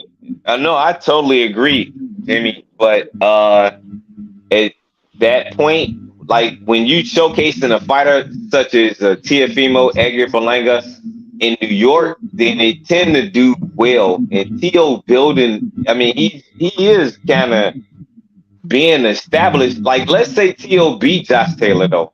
Like Tio got a name. Like he gonna be somebody for this shit. He been beating people. No, we probably don't like his attitude and how he moving. The boy, if he beat Josh Taylor, man, he's somebody. Look, can I be honest? I feel like maybe I'm underrating Josh Taylor because he's literally had one bad performance in a fight I thought he was going to lose anyway. When I was on Young Billy's channel, I picked Jack Catterall to beat Josh Taylor because I followed Catterall's career for a long time. I knew Jose Ramirez would be ducking him for a long time. And I knew he had the kind of mauling skills, the slick boxing, the jab, the footwork, the angles, and the speed to really do a job on Josh Taylor. So I saw Taylor struggle against Jose Ramirez. So I think fans are overreacting. And I think Jack Catterall would destroy Teofimo Lopez. So I think maybe fans are putting too much into that performance. And I think for this fight, I think Josh has taken it a lot more serious. He's a lot more professional with losing the weight, starting training camp early. And I think he'll be ready for this fight. But I think it's a tough fight. Speaking of skipping the fucking line, Pedro Copper and Sandor Martin get you a shot at Josh Taylor? Really? Exactly. No, but look, damn it, Phantom. You hit the nail on the coffin. Look, everybody can't expect the same type of treatment because you just beat fucking Lomachenko to get into that predicament. Let's not forget that. You had a big ass fight. It wasn't a unified fight to say you just unified some regular belts. Like, let's say, like I said, if Lomachenko didn't take the fucking easy route and go get some other bullshit belt instead of keeping all of his shit, he could have been undisputed or fought for it. Or Teal could have been it. Or George Kambosos could have been it, and Devin Haney would have just been a contender all of that time. But none of that shit happened, Phantom. So we back at the root of the problem. But also, there's a thing. What's up, Jimmy? Happy Friday. The other part of this thing is you have to, every situation is the same in every division. In the 140-pound division, you had Josh Taylor collect all the belts and then release 3 of them. And so basically, you had a whole bunch of people fighting for belts that either just got out of, either they just finished losing, or like Theo came around during a tournament where all the top guys at 140 were all fighting each other. Yeah, basically. So you have to slide through. And Sandor Martin, he got his status, but through that Mikey Garcia fight, and Mikey Garcia is an ex-140-pound champ. Like Yoshino, like if you're gonna do this 1-to-1 comparison, Yoshino just doesn't get you there. It's not 1-to-1, but I'm saying, like, I don't think what Tio necessarily did is fighting your way to the top of the division. That's kind of what I'm saying. Well, I mean, it's only because what happened in the division. I wouldn't say he would. In ordinary circumstances, I think he would have had guys like Zepeda, guys like Ponce and Matias and whatever Catterall in front of him, but they got other fights with other champions on it because of this. Maybe. Smart saying the division kind of reset itself because there's just so many different moving parts. And Tio, being a former unified champion, he probably has good rankings within the WBO, and I guess he fought some kind of eliminator with Sandor Martin and got the shot. But with Shakur, he's only had 1 fight. I think Tio had 2 fights, didn't he? At 140 before he got shot. Or was it 1? He's at Tio's at 2. The Campo and the Sandor Martin fight. Okay. And then also you have to understand the WBO, when people say whatever Bob orders, it is because of things like this. Guys that you don't think should be getting the frequency that guys who you don't think deserve a shot get a shot because of Top Rank through the WBO. It's why they call that shit. And, it's not that other people don't get shots, but it just happens so often. Oh, no shit. Really? I didn't know that. Thank you, Smoke. New info. I mean, you acting like you didn't know it was there. Well, talk about skipping the line. I mean, not really. Didn't really skip the line. The line parted because the fucking belts went everywhere. I don't know. Just blew my mind, Smokey. Just blew it, bro. Yeah.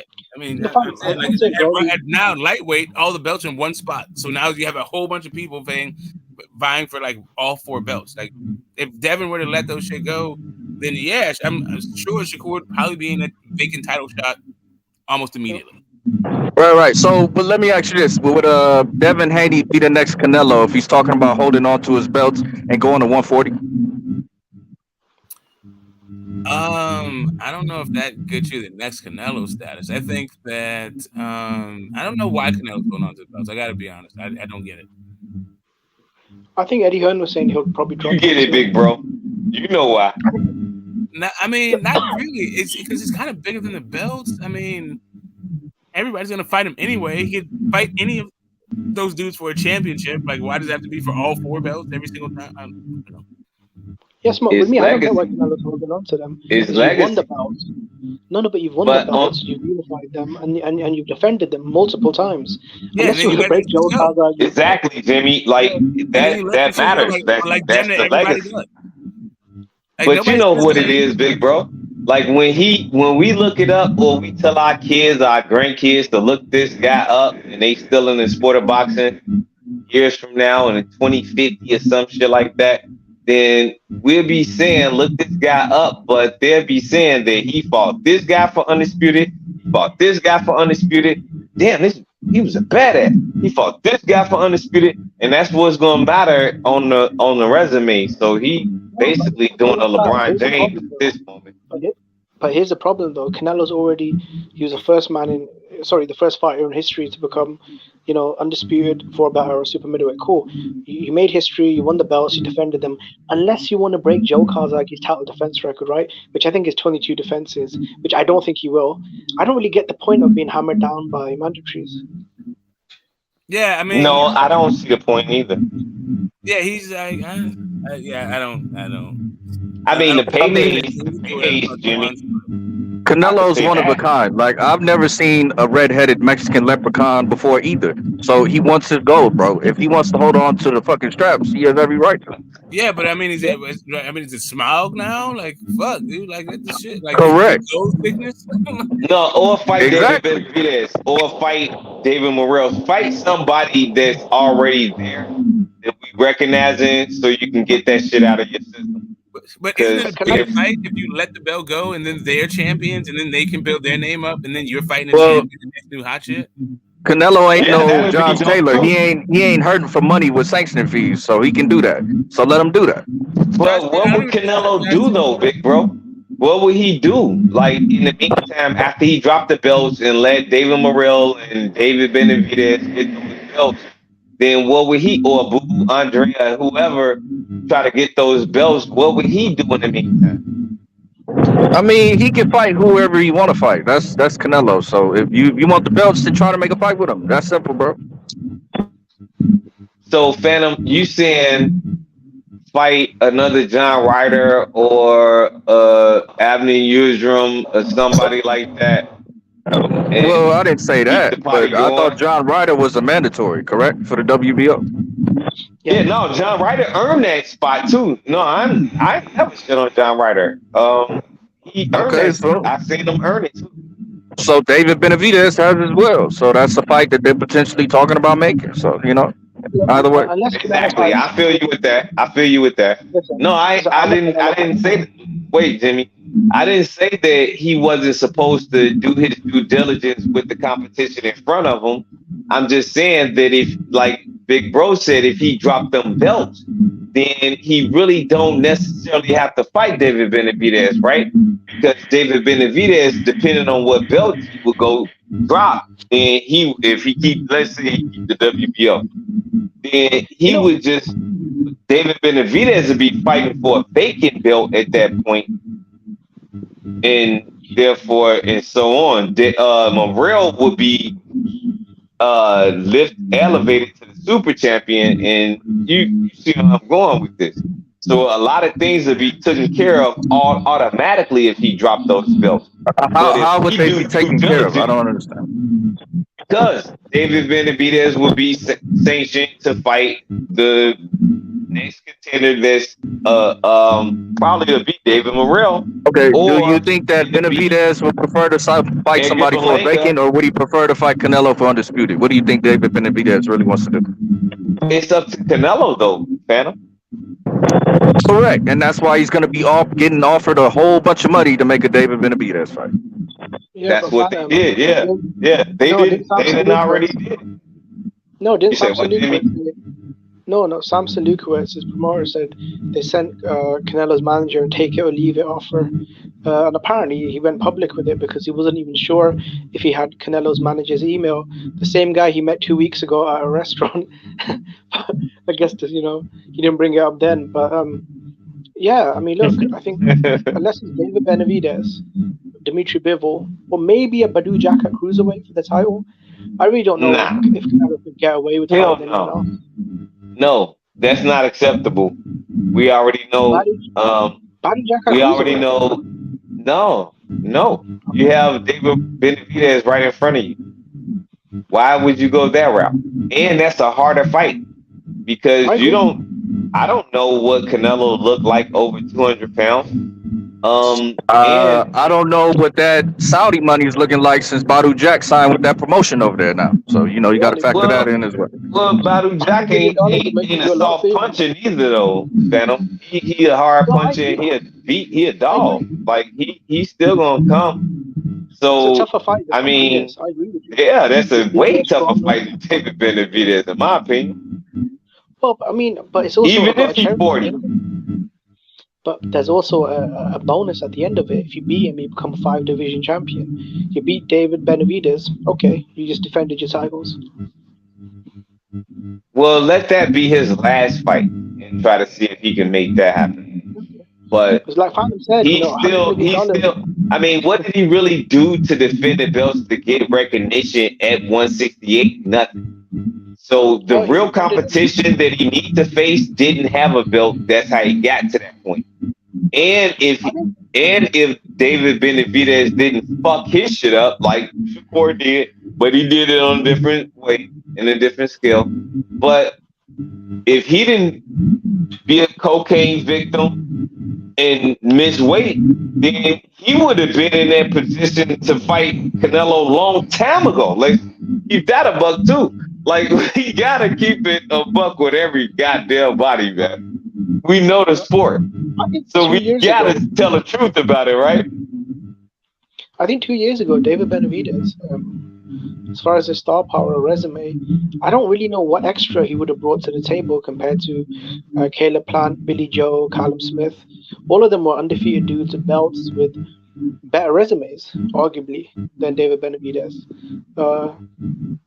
I mean, I get what you're saying, that but if that fight happened 2 years ago, I mean, I really don't know what more it would have added to his resume than a Billy Joe who's 2-division champion, who's fought more champions than Benavidez, Callum Smith, #1, ring lineal, won the tournament, Caleb Plant, who is still Benavidez's best win, and 2 years ago he was undefeated with a belt. So, I mean, I don't know, how much that adds to his legacy. I want to see the fight just because of it's entertaining, but I don't know what kind of great legacy achievement it is beating David Benavidez, who's not really done that much in the sport, if I'm honest.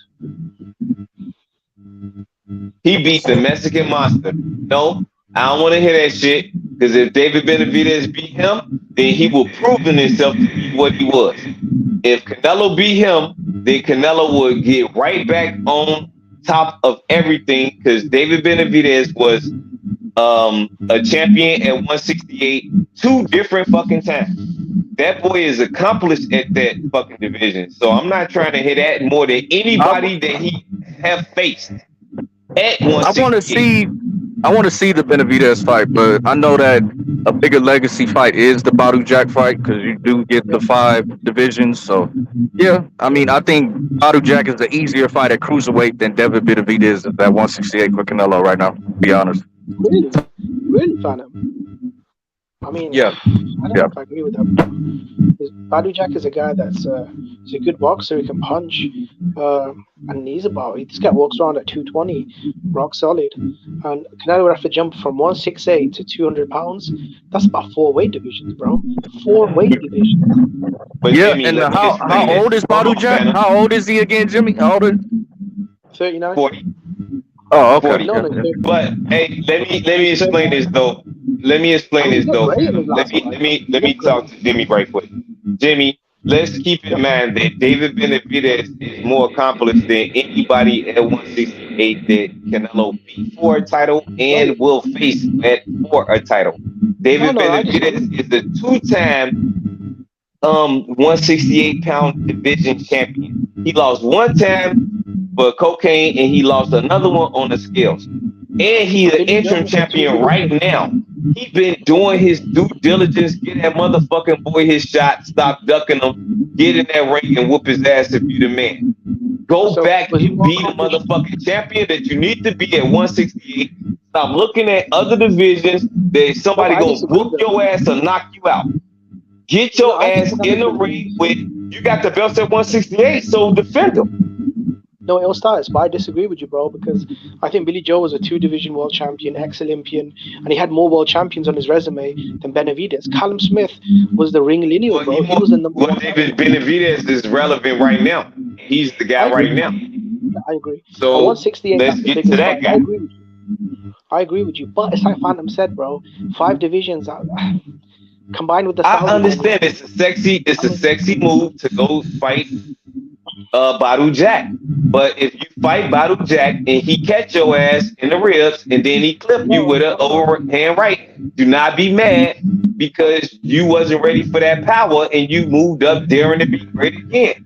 Stay in your fucking lane. Just whoop on his ass. Why not whoop David Benavidez' ass? Or David Morrell? We think that them some fucking studs. They with the shit. Yeah. Why don't you fight them? Yeah, that's why I said I don't think that's a good fight for Canelo, to be honest. I think those are tougher fights. I prefer the 5 divisions of Badu Jack for Canelo. If I'm being his manager with the manager cap on, yeah, that's what I would do. 39-year-old man with a belt, let's go get it. Yep, I mean, with the Saudi money is off. I'll make that decision. But if you knock him out, then what? I mean, that is what it is. You know, I think Canelo's at the last stage of his career. I haven't even seen this man. That's a chubby ass dude. 5'8"? He gonna be 200 pounds. That's a chubby motherfucker. That's like it doesn't necessarily just because Canelo fights at cruiserweight doesn't mean he actually has to weigh as a cruiserweight. You know that, right? Like he can weigh far below. Yeah, but why would you give up? Why would you give up weight so you could be susceptible to body punches? Then, Phantom? No, you give up some weight to have some mobility. If you already got mobility issues, why would you come in heavier than you need to, bro? That doesn't make any sense. Okay, well, let's assess the 2 fighters then, right? Since you want to do that, let's assess the fighters. Then Badu Jack is not a good matchup for Canelo. Can you say that? Stylistically, it's a tough fight, to be honest. But Badu is a guy who can move, punch, and box, and he's got a good, gas tank. He's a 3-division champion. That guy's got a lot of experience, man. I know he's 39, but I mean, in his last fight, that's the best he's looked in years. I mean, he beat the fucking brakes off of Makabu. Now, he really, really fucked him up. I think for his legacy, being the first Mexican fighter to become the cruiserweight champion and becoming 5 divisions, I mean, I don't know, man. It's kind of a, and obviously the Benavidez fight. Is it a bigger fight? I mean, it depends how much money the Saudis want to pay you, bro. Like, on pay-per-view, maybe it does more, but depending on those crazy site fees and sponsorship deals that you get from Dubai and Saudi, I mean, I really don't know what fight would make more money, to be honest, at this stage.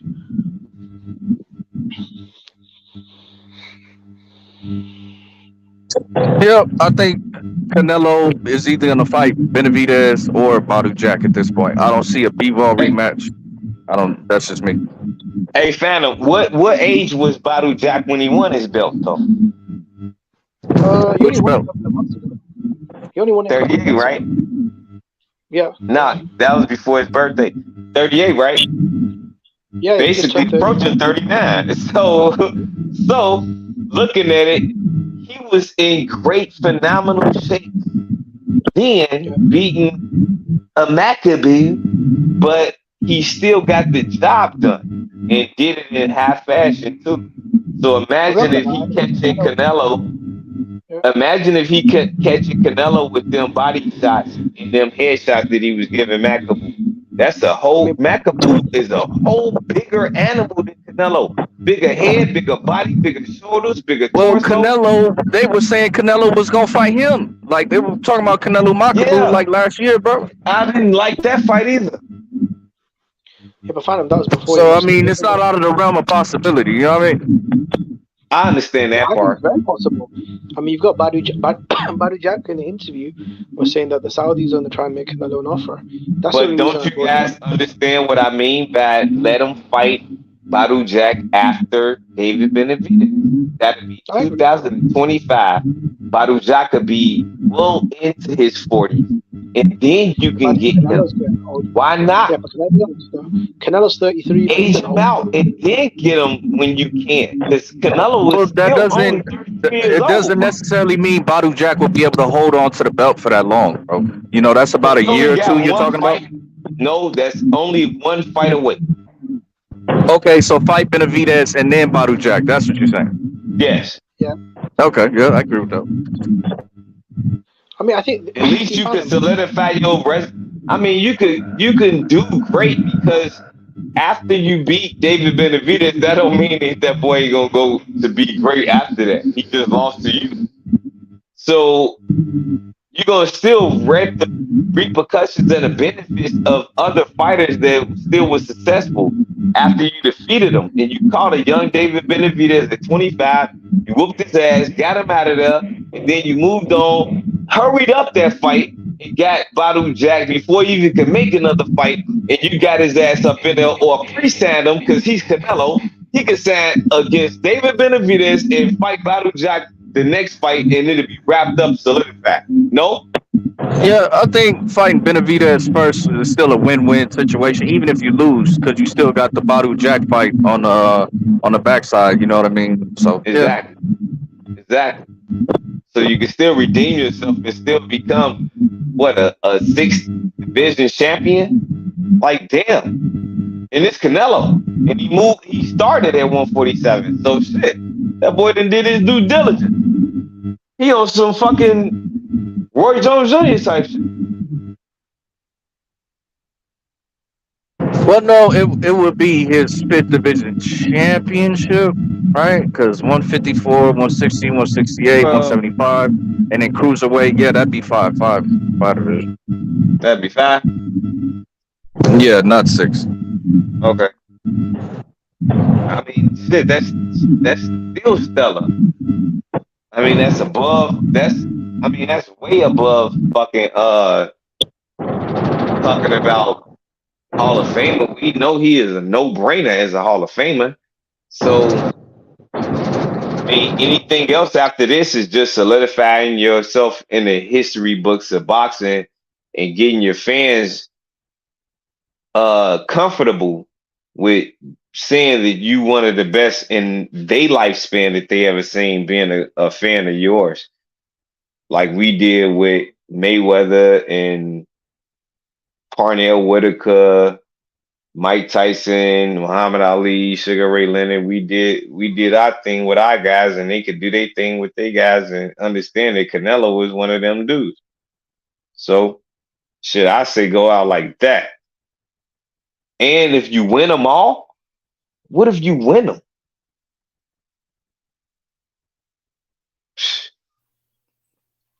Sorry, I got sidetracked for 1 second. My bad. Big Blunts, if you're still around, come on back. Yeah. Man, the undercard of this fight of this Teofimo and Taylor. Sorry to get sidetracked. Were you done, Il? Oh yeah, I'm good, big bro. Okay, yeah, cool. This Jermaine Ortiz and Galindo fight, it just seems to be like a lot of showcase things. And let me make sure no one's trying to get in. All right, let me go back to this. I was looking at the undercard. The Xander Zayas fight I'm interested in. Shoes fighting again, although I'm not a huge fan. What is going on? I keep hearing someone trying to come in. Oh, here we go. See Uncle Troy. What's up, Uncle Baby? How you doing? There we go. Victor coming back. Damn, Troy pulled up. Victor's back on the scene. Yeah, thanks, Bruce and Jermaine Ortiz. Go ahead, Uncle Troy. Conceicion's happening. Conceicion's back on the roster. Yeah, I'm not really that interested in the undercard, to be honest. Also, well, Xander Zayas is the co-main, right? I don't. He's a name that is on the. He's on the bill. I don't know where he exists in the bill. Like on BoxRec, he's the first name. but I doubt he's going to be like opening the show. Yeah, I believe he's supposed to be the co-main. I Oh believe shit! so. No, he's fighting an 8-rounder. Shit, Sanders is fighting an 8-rounder. Josh Taylor's fighting that's 12, right? That's for the champion.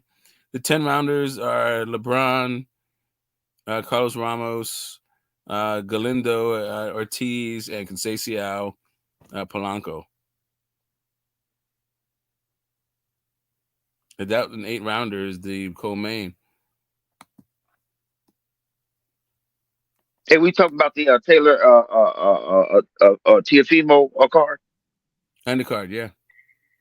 Yeah. I like that undercard.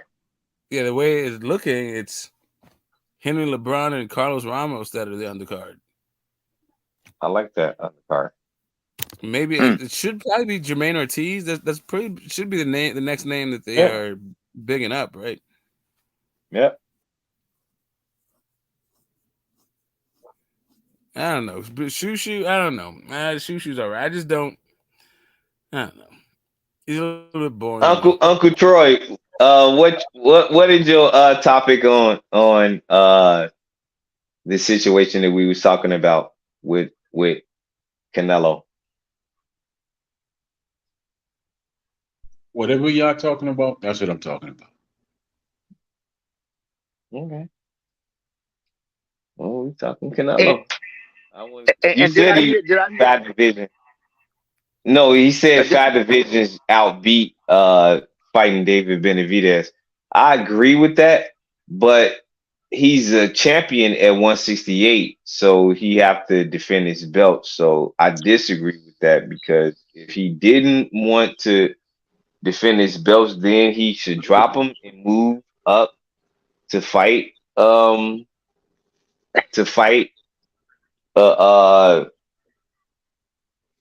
Whoever, right? Yeah, well, anybody that he really want to fight. I mean, he could fight Canelo.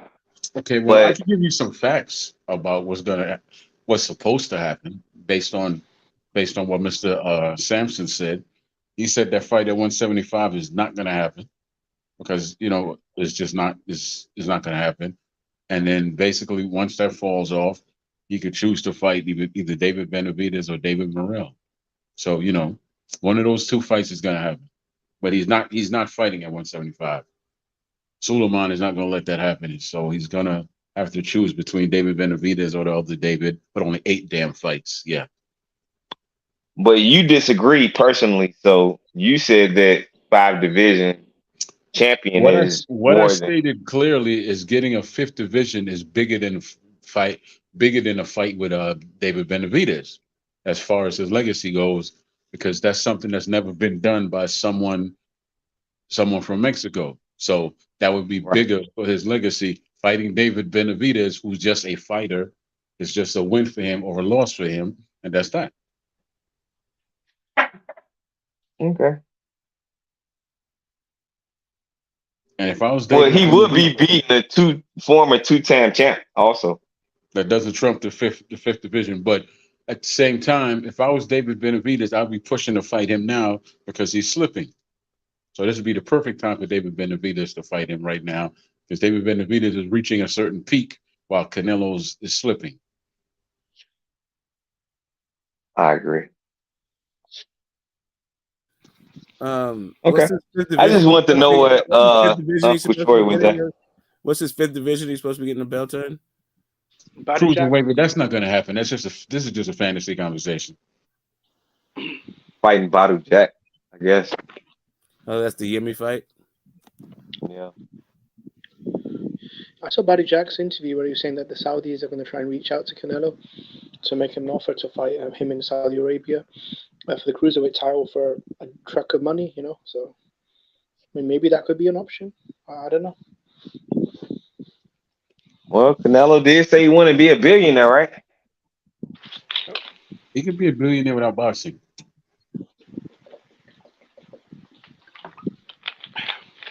Yeah, he could. I think for an aging fighter, I think Benavidez is a good style for Canelo, Because Canelo been in a lot of commercials, man.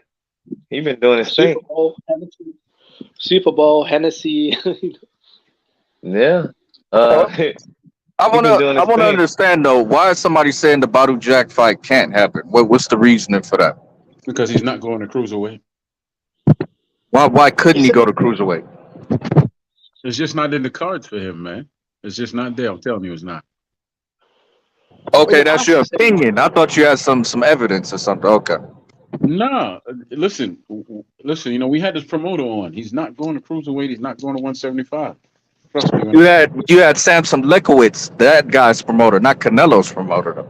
Yeah, but Yeah. I'm telling you, yeah, that's exactly right. You're absolutely right about that. But he's not going to cruiserweight. He's going to fight at 168. Trust me on that. I would Eddie agree. Hearn just Right there, I would agree. I think he's gonna fight somebody at 168 next. I think that's gonna be the case. no, I don't think so because Eddie Hearn just came out recently and said that Bivol and Canelo are back in negotiations, and the only problem is the money split. So I guess Bivol's agreed to fight him at 75. So the only thing is money, and I think they'll work out. I That mean, if the that zone has fight as is not much going to money, happen. That if fight the is not zone has going to as much happen. money, well, I mean, according to Eddie Hearn, is negotiating the deal. He's saying that Well, they're that's in. Eddie Hearn. Suleiman's not Yeah, but going he'd to know more allow than that fight to Samson. happen. Yeah, but he'd know more than Samson Lukowicz, though, wouldn't he? I mean, No, but he was speaking on a conversation he had with Suleiman. He said that fight is not going to happen. It's just why not would going to happen. Suleiman know? No, if Canelo jumped up to a light heavyweight, he'd be fighting for the WBA title. Suleiman would have nothing to do with it. Yeah, that's true. And let's be honest, Suleiman is just.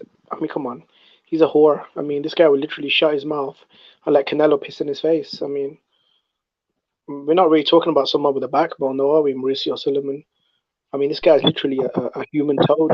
Well, I think Canelo has a plethora of options. 168, only one at 175 really, because he's not gonna fight Beterbiev. But also the cruiserweight, so he's got options. Yeah, That speaking of Better versus Bivol is not happening because of Mauricio Suleiman, correct? Yes, I Mauricio Suleiman is playing politics. Russia bombed his little boxing gym he was building over there for the WBC. You got a tip about it. Now he's saying, well, if there's not going to be any boxing in Ukraine, then Russians can't box either. So yeah. Okay, well, you have it. Anything can no, happen in the sport of boxing.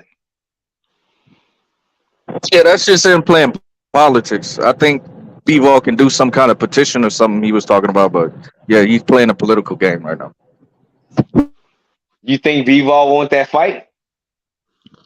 I don't think so. If I'm honest, because 2 months ago, didn't he walk away from? So Beterbiev offered him a deal to fight him for undisputed, and Bivol's manager said that they walked away because the money just wasn't what they were being offered to fight Yeah, Canelo. Which why the yeah. fuck would it be? I mean, Beterbiev isn't Canelo, so I don't know why they think Beterbiev would be able to write them a check comparable to Canelo. Like, what the fuck is that about? He But was offering him the same amount of money he offered him in the last fight, and he feels because he won, he should get paid. He should get paid more money. well, That's what he's saying. according to Eddie Hearn, they're offering him a lot more money, but he wants even more. So look, if the zone has as much money as they say they do, I think they'll make Bivol happy if they want the fight. If everyone involved wants the fight, I think they'll pay Bivol whatever he wants. Is he asking for 50-50? I don't know, man. So some people are saying he wants 50-50 with Canelo. I think Eddie Hearn That's is not full going of to happen. shit. I think he's full of shit, and I don't know if that's I don't know if he's as apt to make the fight. To be honest, bro. Name me a promoter that's not full of shit. I can't agree, Yeah, man. facts. Eddie Hearn full of shit. This fight should have been happening. Which fight? That's another one of those. Yeah, I mean, and Beterbiev, I mean, Samson. And Bivol. I don't think Eddie Hearn can really control the Benavidez fight because Samson has told the whole world he'll never send him to the zone to fight. So I think Eddie Hearn doesn't really have any power over Benavidez to kind of make him an offer to fight Canelo on the zone because they're saying that they're loyal to Showtime. And look, I respect a hoe. If she's loyal to her pimp, I've got nothing but respect for that. But I mean, there's nothing they can do. At this stage in his career, who actually has power over Canelo besides Canelo? Nobody. I don't know. Maybe Eddie Reynoso has a lot of influence, but definitely no power over. But I say he has a lot of influence.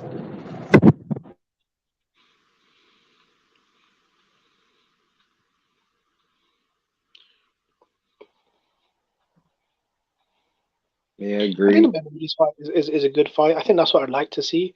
I mean, he better not fucking fight Berlanga because I'm a Canelo fan, but I will fucking roast him, man. He fucking better not fight Berlanga. Oh, that's the one Eddie Hearn wants. Y'all don't even know it. I was calling that. That nigga wants Berlanga Canelo. I'm telling you, bro. That's the one he Bro, really want to make happen. Eddie Hearn is such a fucking scumbag. He wants Berlanga and Conor McGregor. You know what I mean? Eddie Hearn is such a scumbag, bro. Yeah, he'd make Canelo McGregor in a heartbeat, bro. What you talking about? Yo, I got a question for the brother from the UK. What's going on with the Joshua White fight? I heard there was in talks. What's going on with that? Yeah, so they've sent Dillian White an offer, and both teams are going back and forth, and I think it'll get done for August the 12th in London. So I hope so. Joshua, I hope so. yeah, it's a good fight, man. I'm looking forward to it. I think the fight will. I'm 90% sure it'll happen. Both teams are going back and forth, um, and I think they'll come to a deal. Uh, so he'll fight White in August, and he'll fight Deontay Wilder in December. That's the At two this, fight plan. yeah, be honest with you, I'm gonna say this, at this stage in White's fight, there shouldn't be no back and forth. He should just take the fight. It should be a second chance at a title because he's in his twilight right now. He's slipping real bad, so he should take the fight and whatever comes out of it because Joshua is mentally slipping while White is physically slipped. So you might be in for a very sloppy fight, which Joshua wins because Joshua just It's has the quite, physical tools over him. it's quite interesting though, Troy, how far both guys have come and how far and how low they've fallen. The first time they fought, they were young, undefeated, promising prospects. You know, they had the whole world in front of them. Now they meet 9 years later. It's a different story. You know. Yeah, and as far as Deontay goes, he honest with you, if he would have fought either one of them when they were at their top, either one of them could have knocked him out. Either I one of agree. them. Yeah, I agree. I'm not saying he didn't have a chance, but because he didn't have the foundation, he couldn't have beat Joshua at Joshua's best. He just couldn't because Joshua was a better fighter. With White had no fear of him whatsoever, and he could punch himself, so he would have been in some danger with White. Wait a minute. Hold up. So are you telling me that these guys, Joshua and White, have diminished to the point to where now it's not even close? They can't beat Wilder. Whereas 9 years No, ago it was like I never they said nothing could, like. and it's no Where did you competition. hear me say that? Where did you hear me say that? I said one has slipped physically and one has slipped mentally. I never said that they couldn't beat Wilder. I said that Joshua was going to beat White, and I never Why? mentioned uh, uh, uh, him and Joshua and White Deontay fighting. No, I said if he would. Fury. I said if Deontay Wilder would have fought them when they were at the top of their game, either one of them could have knocked him out. Why? But Fury's calling out That's a Joshua. stretch. That's a stretch. Okay, But well, what go do you ahead and think break about that down for Fury? me, brother. But what do you I think don't about think. Fury calling? Well, go ahead, Jimmy. Go ahead. No, I think what do you think about Fury calling out Joshua to? He's asking him to scrap both of those fights and fight him in September, but Joshua's saying he doesn't believe Fury because Fury has a history of Fury lying. needs to go Yeah, because jump off a gypsy mountain or something and shut his damn mouth. I can't stand his ass. Well, I don't know. I mean, we'll have to see. You know, will AJ fight White and Wilder, or will he fight Fury? I mean, I don't. It's tough Why to isn't he say. fighting for undisputed? Why isn't Fury fighting for undisputed? Huh? He decided. he flew to Australia looking to make a fight with a cruiserweight down there. So that's why. He's a cunt. I can't stand that cat. Yeah, Fury's really. I mean, he really has kind of destroyed his image in the public. You know, quite badly. I'm actually surprised how much damage he's done publicly to his image over the last year. I mean, he has really gone out of his way to destroy himself, and not only in He the just British public, he globally. destroyed his image when old boy's father was getting beat on, and he acted like he couldn't get his foot over the railing to go help his help his boy's father. Fuck, they were stomping out Billy Joe's pops. The security, they were. I actually feel bad for his pops because his pops. He tried to rush the ring to see his son, but the security thought it was just some random bum, and they kind of just They tried to stop him. He didn't listen. They pistol whipped him. And he didn't go over the railing to help his boy's father. Talk about he couldn't get all 6'9" of him couldn't get over the low railing. Yeah. I mean, he just probably didn't want to get in trouble. You know, he had a nice suit on. He was in Vegas. In Texas, and you know. Mm-hmm. We have a word for that here in America. Punk.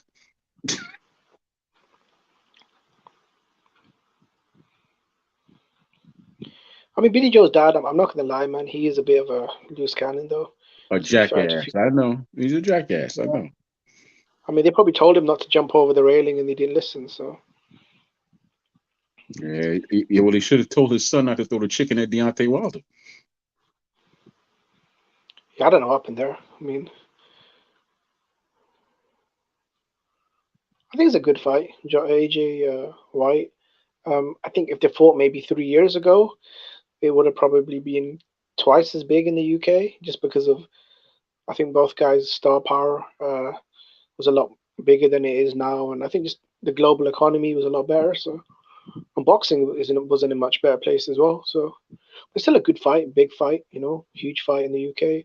They do massive numbers. Both guys will make a ton of money, and I think it'll be entertaining. You know, I think it'll end in knockout for either man. I think White's got the power to hurt Joshua, and Joshua's definitely got the power to hurt White. So I don't think that fight will go more than 6 rounds. I don't see a knockout when neither of them could have knocked out the shared opponent they have in Jermaine Franklin. So I don't know how they expect them to knock each other out. Like, I don't know. Joshua could have knocked him out anytime he wanted to. He's mentally just slipping away for some reason. He could have knocked him out anytime he wanted. But he did not. Exactly. That's what I'm saying. He did not do it. Which is the mental slipping I'm talking about. Right. If that's what you think, bro, I guess. Phantom, do you want his bro? Every time he let his hands go, he kind of rocked Franklin, and I just don't think it was a good style matchup for his comeback. You're talking about an awkward counter puncher who knows how to survive. He should have fought someone like a Robert Helenius, a big guy who just plod forward with his chin in the air, catch him with a combination and knock him out, and that's it. No, I mean that's kind of what you don't want. You know what I'm saying? Like this fight he had with Jermaine Franklin, that's perfect, bro. You get your rounds in, you see where you at, new trainer, all that good shit. Perfect fight for him. Not just somebody you want to put in there to get knocked out, bro.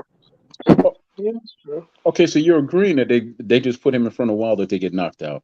Thank you. No, I'm saying he was not able to knock him out. That's what I'm saying. No. I'm talking about Jimmy's saying put him in there with somebody who's there to get knocked out. No. What I'm saying is that, the guy that Wilder fought was just put in there to get knocked out, which is what you just stated.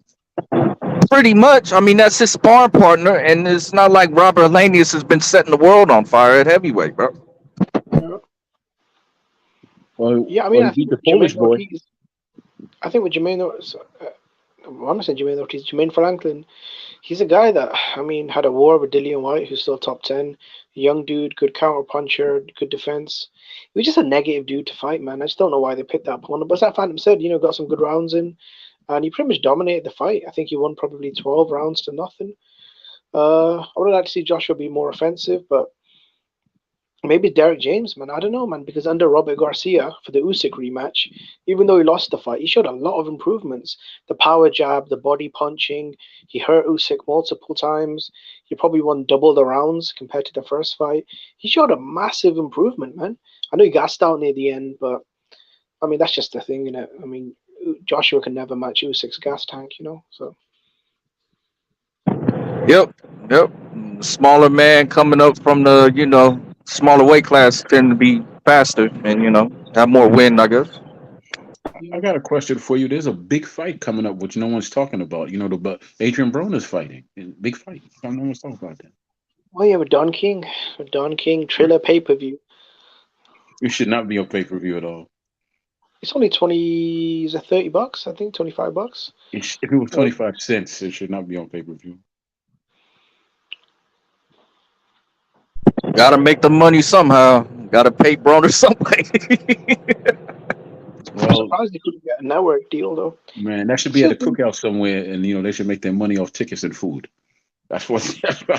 Well, this is the beginning of Adrian Broner's comeback tour. You say he want all the smoke at 140. Devin, Regis, line them up. No, but all jokes aside, I actually wish the very best for the brother, and I hope he does make a big comeback, man, and finishes out the last 3 years or 4 years of his career on a high note. Because the last couple of years he has not been letting his hands go whatsoever. I was a big Broner fan. I liked his style. And I thought he was funny to an extent. I think he has fallen off a lot, though. He's had a lot of tough fights, but I would like to see him come back and finish his career on a good note. I'm not sure what kind of numbers this fight will do. I have no idea where is it, in Miami, right? So it's in a Miami casino on Fight TV pay-per-view. I have no idea what kind of numbers this will do. They should have put that fight in Cleveland, where he's from. Over there in that state where he's from, they would have made more money. Yeah, Cincinnati, his hometown. Yeah. Nice arena. They would have sold it out, a nice 10,000 seat arena, sold it out. Maybe try to work a deal with ESPN or the Zone to stream the fight. I mean, I don't know. But we'll see, man. Will that fight even do 100? Will they do 100,000 pay-per-views? I don't know. 80. Yeah, not at all. Is that fight this weekend? I don't remember. No, it's Friday. It's tonight. Oh, it's tonight. Okay. There's a fight on a Friday? Friday night fights again? That's right. Friday night fight. That's right. But you know what? I tell you who I blame for his for Broner, at least because of what happened. Floyd, because he should have never took that fight away from him. He should have let Broner get his rematch and get his revenge or something on that boy instead of just taking the fight over like that. He should have never done that. He should just let Broner go in and get his rematch. Win, lose, or draw, at least Broner would know, I gave my best with this guy and I beat him, or, he beat me the second time. But, it's always in the back of his head that this guy beat him and he never fought him again. And some fighters get stuck in their place. And I think Broner's stuck in their place. We'll see in this fight, though. I mean, I think Broner is just, I think he's a guy that's got a lot of talent, though, physically. He's got quick hands, he can punch, and he does have some slick boxing skills. So, he can still do something, and he's shown a good chin so far in his career. So, but he needs to be smart. Like, they need to be really smart with the matchmaking. Mm-hmm. Like, they need to keep throwing him in with C+ guys. Like, no B+ dudes, no B-level guys, just C level guys. And then after that, he said he wants to fight Regis Prograis for the title. So I don't know how well that's. Prograis is a rough, tough customer. He don't want none. Prograis takes a licking. A lot of people are calling out Prograis. Devin Haney's calling him out to fight him next year. Okay, good luck with that. Good luck with that. That boy can hit, and he's rough and tough, and he knows his way around the ring too. Yeah, he's a very not just a damn puncher. He knows his way around the ring. Yeah. He's a skilled puncher, and he's also a good boxer, and he's tough as nails. So he's a tough southpaw power puncher with good boxing skills and a chin and a gas tank. I mean, that's really tough, man. I mean, I'd like to see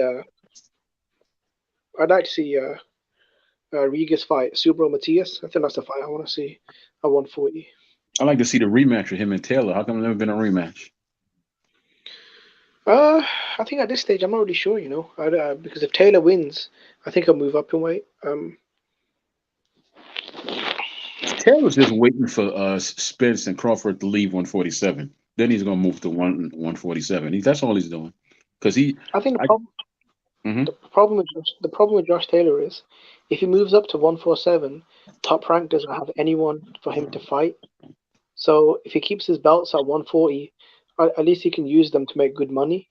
But at 147, there's no one there for him, That's why he's waiting for Crawford and Spence to leave.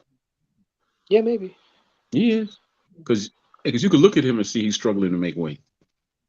You can look at him. Well, I mean, I think that might be his outside the ring activities that play a factor in that. Because he's already 32, 33 years old. So, I mean, if you can make the weight now, there's nothing preventing you from making it in the future, really. What does that mean? Well, does he drink or do something outside the ring? What does he do? Ask Jimmy. He knows about it. Yeah, I mean, this guy's got a history of drinking, cocaine, and he balloons up in weight as well. But in this camp, he said he really cleaned himself up. He took some time off to clean up his life, and he got a new training team and he's working with a nutritionist. So this time he's going to lose the weight a lot smarter. Because when he fought Castro, he said he crashed the weight. He lost 40, 50 pounds in a quick amount of time, and it kind of fucked him up a little bit. But this time he started training camp really early, and he's working with a new trainer to help him, get in great shape. So I think he'll be a better version of himself this time. I think he's in much better shape physically if you see him during the workouts. And he's had a longer training camp to make sure he's ready. And I think he's coming off surgery as well, so he fixed whatever injury that he has had for a while now, according to him. So, but with Josh Taylor, man, every fight is kind of a war. If you watch him with Prograis, it breaks out into a war. Ramirez, it breaks out into a war. Catterall, very tough fight. On the way up, when he fought Baranchik and Postal, very tough fights. This guy takes a lot of physical damage, man. I think he's going to stop T.O. though. I think if he doesn't stop him, he's going to beat him. He's going to beat him up somewhere in like the later rounds. Look, I feel like you're facing an American of Latino descent, right, in New York, right? And this guy apparently has got 3 more years under contract with the ESPN Top Rank. I feel like they probably, if it goes to the cards, they're going to give it to Teofimo because of that. Because they can milk a Devin Haney fight, they can milk a Ryan Garcia fight, and they can milk a Jose Ramirez fight, a 147. With Josh Taylor, I mean, I really don't know, man. He's talking about moving up in weight. He's not really a star in the UK or the US, so, and he's getting up there in age. Was he 33? So I don't know, man. So who you picking in that fight? You know what, mate? It's 50-50 for me. I think stylistically, I think Teofimo, it suits Teofimo. I think he's a lot faster than Taylor. He's a better counter puncher, good jab, and he's really experienced with southpaws, right? I think Taylor, bigger, more powerful, really good. I think it's 50-50, man. Like literally a coin flip. Because I don't know what version of both guys will show up. Both guys look really bad in the last fights, but both guys have also looked really great in other fights. So I don't know what version of each dude will show up. I mean, for me, it's 50-50, bro. I'm actually really looking forward to this fight. And Troy, you got Taylor by stoppage. Is that right, Troy?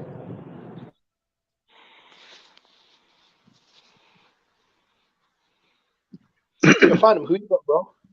Who you got, bro? Who do I got? Yeah. Yeah, I got Josh Taylor. All right. Do you think if it goes to the cards, we might see something funny?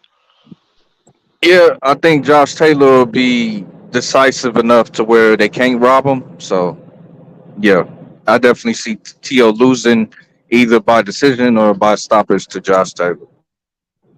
What do you think of a Top Rank saying they've offered Devin Haney 3 options? They've offered him the Lomachenko rematch, Shakur, or the winner of Taylor Teofimo. Yeah, I think Bob saw them numbers come back and like what he saw. I think Devin Haney probably had a more successful pay per view than Terrence Crawford ever did on the Top Rank. So I think Bob is, yeah, he wants to be in the Devin Haney business for sure. But what do you think about Eddie Hearn saying that they're making him an offer to fight Prograis?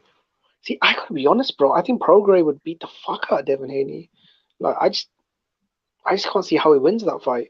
I know what you're saying, that Prograis is going to be 35 soon, which he will, especially if they fight at the end of the year. He'll be 35, but power punching southpaw against a guy who's got a history of looking bad against southpaws, maybe with a shaky chin. I just don't see how he beats Prograis, bro. Too big, too powerful. I don't know, man. Yeah, I think the safer move is the winner of Taylor T.O. If you were to stay at 140, I think you can. Those are both fights you could potentially win. You know what I'm saying? Depending on how much damage T.O. does to Taylor, maybe changes the game up a little bit, is able to actually do some damage to him. And then, if T.O. actually beats Taylor, then, of course, T.O. Devin Haney, that's a good fight. So, yep. Oh, yeah, that's a big fight. I think that's a big fight. ESPN pay-per-view in Vegas.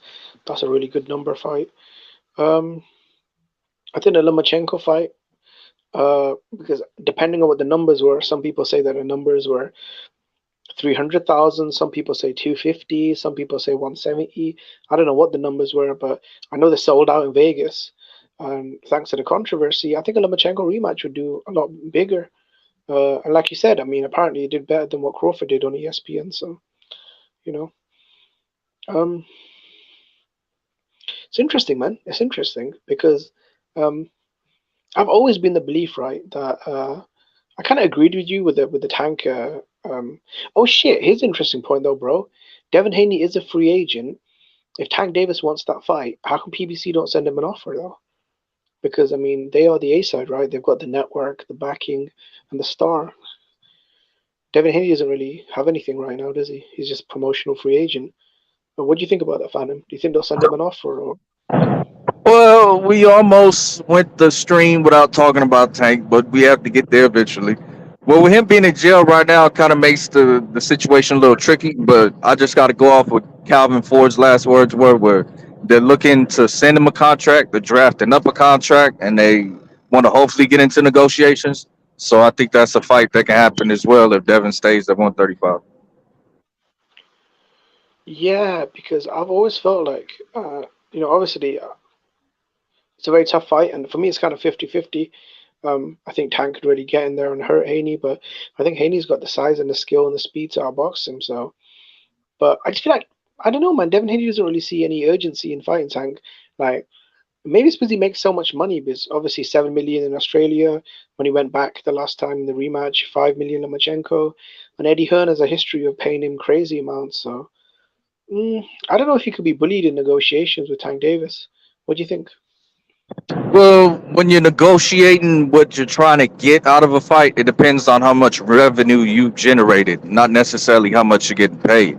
So, with the revenue he generated from ESPN Top Rank in his last fight, I think that gives him some leverage. So, of course, he has some power in negotiations now, whereas before he wouldn't have had any at all. But what about the belts as well? Because he's bringing all the hardware combined with he's coming off a massive event, a controversial event as well. Well, So that's what he's people say, but nobody gives a fuck. If a nigga tells you, I don't care about your belts, I just want to fight you, you don't have much leverage with your belts now, do you? You know what I mean? yeah. I mean, Lennox Lewis really wasn't a big star. Mike Tyson then was the biggest superstar, arguably in the history of combat sports. And when him and Lennox met each other, it was 50-50 because Lennox was the champion and Mike was the superstar.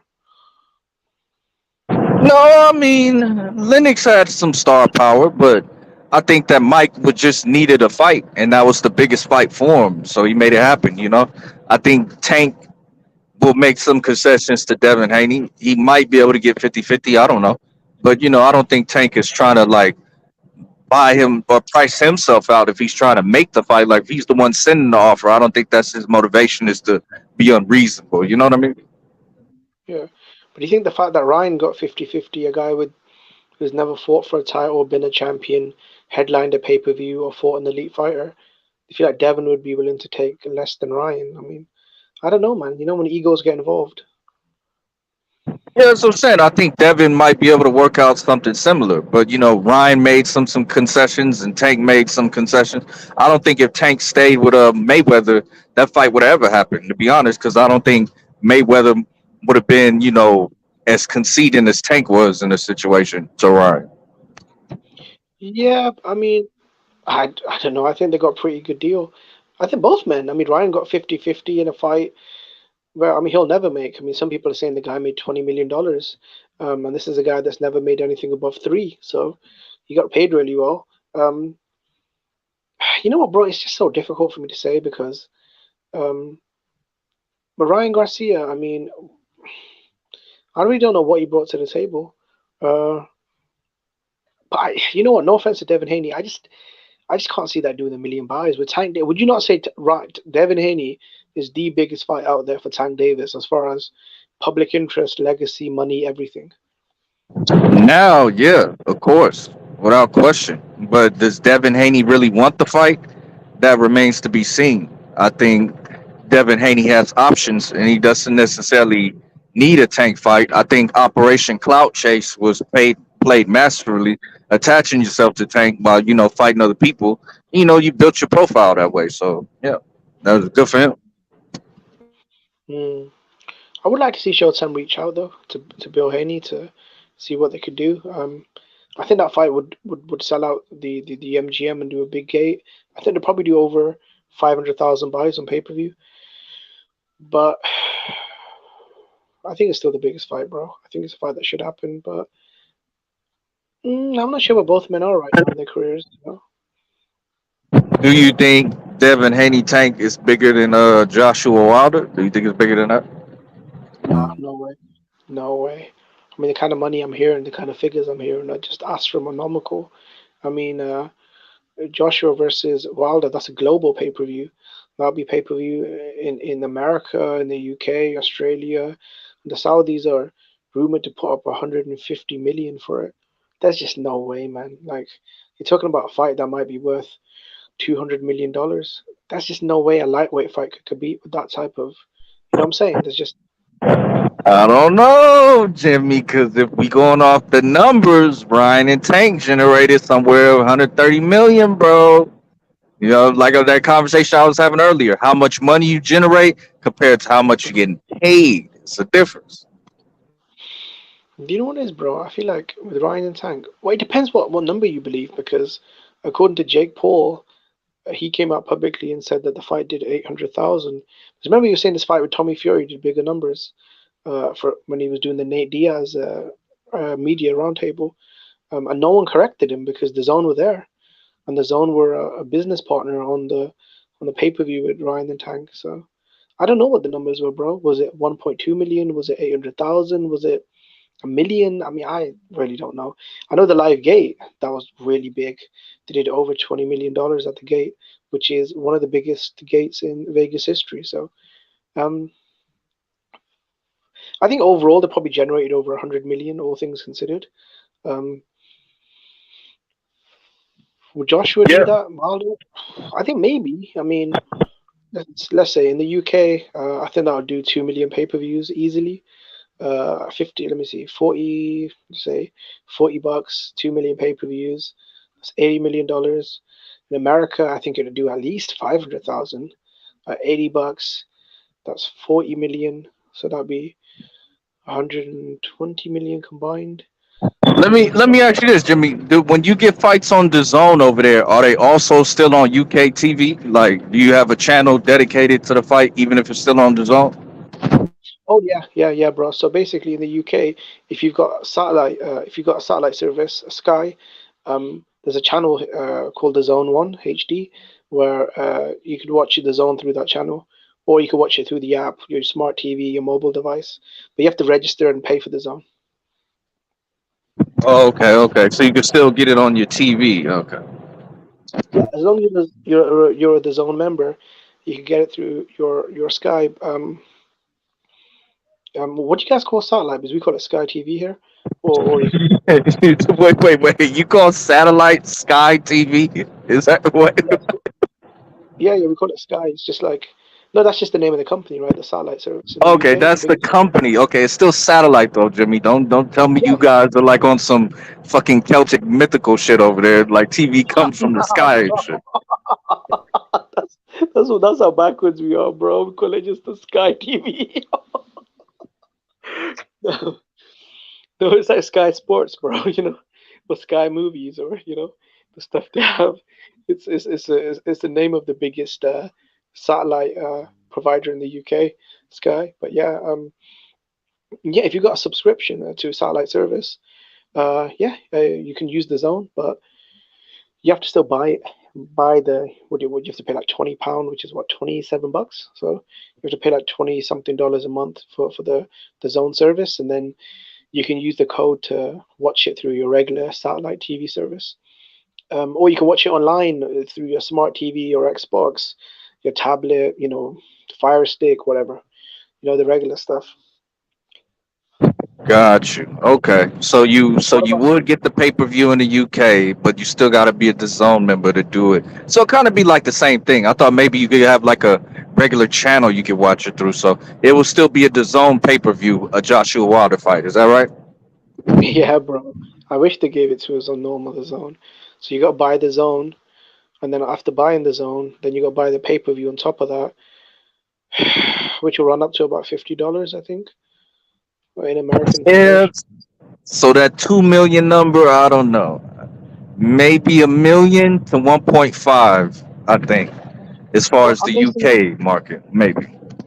Should I tell you why I'm basing it off 2 million? Because when Yeah, Anthony yeah. Joshua fought Joseph Parker, that was Sky. That was a Sky Sports pay per view. They did 1.8 million, and no matter how much people bash Wilder, the Deontay Wilder fight is way bigger than a Joseph Parker fight, and I'd say it was in the UK. It's like almost on the same level as a Fury. Well, I'd say the Fury fight's a little bigger, but it's close because everyone that's going to watch Tyson Fury versus Anthony Joshua, 90% of those people are probably going to buy the Joshua, but it's still the single market, right?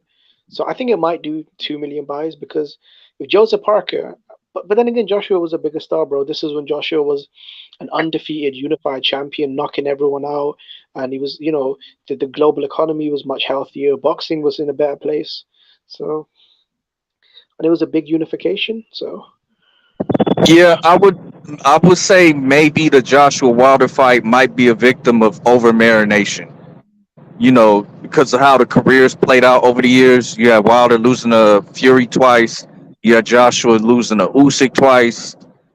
Whereas, Spence and Bud, they've never lost and, still doing their thing. So maybe this one is over marinated to the point where it won't do as successful as it would have previously. You know what I mean? I agree, bro. I think both guys taking bad losses. There's no world titles on the line, and I think the economy itself, bro. If I'm honest, the piracy problem combined with the economy, I think that's damaged the numbers quite a lot, probably. But I remember that a lot of people were thinking that if they fought in their primes on Sky Sports pay per view box office, sorry, it would have done 2.5 million pay per views easily. So because the Joseph Parker was 1.8, so that's why I say 2 million is a good guess, but I don't know, bro. Maybe 1.5. But what about America though? What kind of numbers do you think that do in the States? I think it depends on which platform. Because if it's on Fox Sports, it ain't selling shit. If it's on Fox Sports pay per view, but if it's on Showtime pay per view, yeah, I think you're cracking into the 500 to 700 range. But Mm. those are only two platforms I see Deontay Wilder fighting on pay per view in the states. I don't think ESPN is gonna put it on, and Triller, that's some bullshit. So it's pretty much either gonna be Showtime or Fox Sports. But Joshua's got an exclusive deal with the Zone globally. So if the Zone put it on as a pay per view in America, what kind of numbers do you think that do? Yeah, that app's not as known here as it is globally, I would say, or even in the UK. So the numbers it would do over here, I think you're getting into maybe the 300,000 to 400,000 range. Honestly, like just our domestic pay per view over here for that fight. Yeah. But I thought so when Canelo fought like John Ryder, was that available on pay per view through regular sort of satellite TV in America, or did you have to go through the app? Yeah, that's the thing. It's available on satellite on like those far flung channels, like channel 7,771, like that type shit. Like if you don't Yeah. have the satellite and you don't know what's happening, you're probably not gonna run into it. You know what I mean? You have to actually look for it in that case. Like it's not like Showtime where oh shit, Showtime pay per view. I just got to turn to Showtime and buy the fight. You know what I mean? It's not like that. Oh, okay. I see what you mean, bro. Okay. So in the UK, it's different. Like in the UK, we just have several pay per view channels, and pretty much everything is filtered through them, whether it's wrestling, boxing, UFC. You know. Yeah, what do you Um, guys got? Like one cable provider over there? Like how many cable providers you got? Like I think we got three. We got three. We got yeah, Sky. We got Virgin Media, and we got there's another one as well. It's a smaller company, but I'll be honest. I think the satellite service, sorry, the apps are kind of taking over, like Netflix and Amazon and Disney and stuff like that. A lot of people have also gone down the cable cutting method, so they usually just use Apple TV, Fire Sticks, and just do it digitally. Where you could just buy whatever channels you through online. Yeah, I mean, we wouldn't have it like that over here. Like the zone doesn't get filtered through to cable providers like that. It's like satellite, I think. So you have to actually look for the fight if you want to buy it on your TV. So that's where the difficulty comes in. At the easiest place to find it will just be like on the app. But like I said, the app isn't as known, so you run into a problem there as well. You know. So when you guys used to buy HBO pay per view, uh, was there a specific channel you had to go to buy the HBO pay per view? Yeah, you go to the HBO channel. You know, Okay. like to say you got a cable service, right? There's a specific Mm, channel called HBO, but on mm. every uh cable provider it might be a different channel, like channel 38 or some shit. But you know what a channel HBO is. You know what I mean? It's similar in the UK where you've got Sky Sports box office, and then you've got BT Sport box office, which is basically pay per view, right? Sky Sports box office, BT Sport box office. They're the only two, to be honest. I can't think of a third one. Maybe Premium Sports box office, but there's probably about three, and everything is pretty much filtered through that, whether it's boxing, UFC, MMA, WWE, uh, international sports, things like that. But yeah, that's interesting, bro. Because Showtime will be a much easier platform to find the pay per view on compared to the Zone. So the Zone has got its own pay per view. Wait, how many providers do you guys have in America? We have a lot. Like it's definitely over a dozen as far as like cable satellite providers. Yeah. Which one would you say is the biggest one? Like, The biggest one, maybe for satellite, it might be Dish Network, and then for cable, it might be Charter or Comcast, one of those two. what about is it X Infinity? Yeah, Heard I've of heard that? of that. I've heard of that. Yeah, Yeah, I know the but I Zone think did they're a deal. satellite. Yeah, I think the Zone did a deal with Dish Network, Comcast, and Xfinity to stream the pay per views in America. So, so the Zone will have its own pay per view channel. I see what you're saying, bro. Like that would be hard though. Like compared to, I wonder why UFC got so popular through the app. Like people keep saying it's harder to buy pay per views through the app, but the UFC fans have found a way. I mean, Conor McGregor's last couple of fights, they all did over 1 million buys on pay per view. So, You talking about ESPN? yep, ESPN. Yeah, like with this one with Devin Haney and Loma, I think a lot was done on the app as well as on the TV, like on the ESPN channel itself. You know, but I did hear about like people having trouble like making the purchase itself. You know what I mean? Like the purchase wouldn't go through or something. I heard something about that. Yeah, I heard apparently during the Tank versus Ryan fight, thousands of the Zone subscribers are complaining that they bought the pay per view, they paid for it, but they weren't able to access it. So maybe that affected the numbers of Canelo Ryder. You know, from what I'm hearing, the Canelo versus John Ryder fight only did a little under 500,000 buys. That's a lot less than I what you usually. I heard a lot less than that. But yeah, I think the zone is having some issues with their broadcast and they're not giving a fuck about fixing it. Because I heard that people were trying to buy that Tank Ryan shit and they had to do it like 6 times and they still never got to watch the shit through the zone. So yeah, they got some issues over there. Yeah, because on Twitter I was seeing a lot of negative, like, and I mean a lot of casual fans complaining about the Zone. So I feel like if they fuck up their customer relationships, they're gonna actually damage their pay per view products. You know, there's a lot of people uh, didn't um, didn't pay for Canelo Ryder just because of the Zone. Because the last pay per view they bought on the Zone, they bought it about 5 times and still couldn't watch it. And I'm talking about tens of thousands of customers. There was a lot of complaints. The Zone had to issue several apologies on Twitter, and I know a lot of people were complaining. People that I spoke to as well, they're saying I bought the pay per view twice, I still don't have it, and I've been charged twice. So they were pissed off. That is some bad customer PR, you know.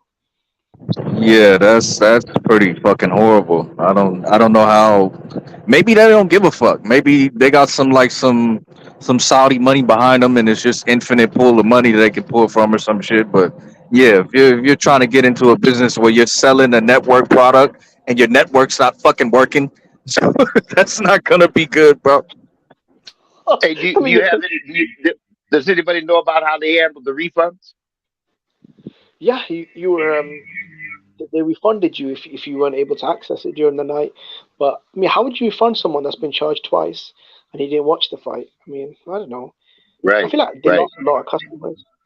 They probably did lose thousands of customers because if I paid $80 something twice or $60 something right through the zone twice and I missed the fight, I'd probably just cancel. I'd probably get my money back and cancel my subscription. Yeah, yeah. Yeah, they've got a lot of damage. They've got a lot. I mean, this is why the Canelo fight, from what I'm hearing, it did, but anywhere between 4 to 500,000 buys, depending on. Or some people say it did even less than that. Some people are saying 200.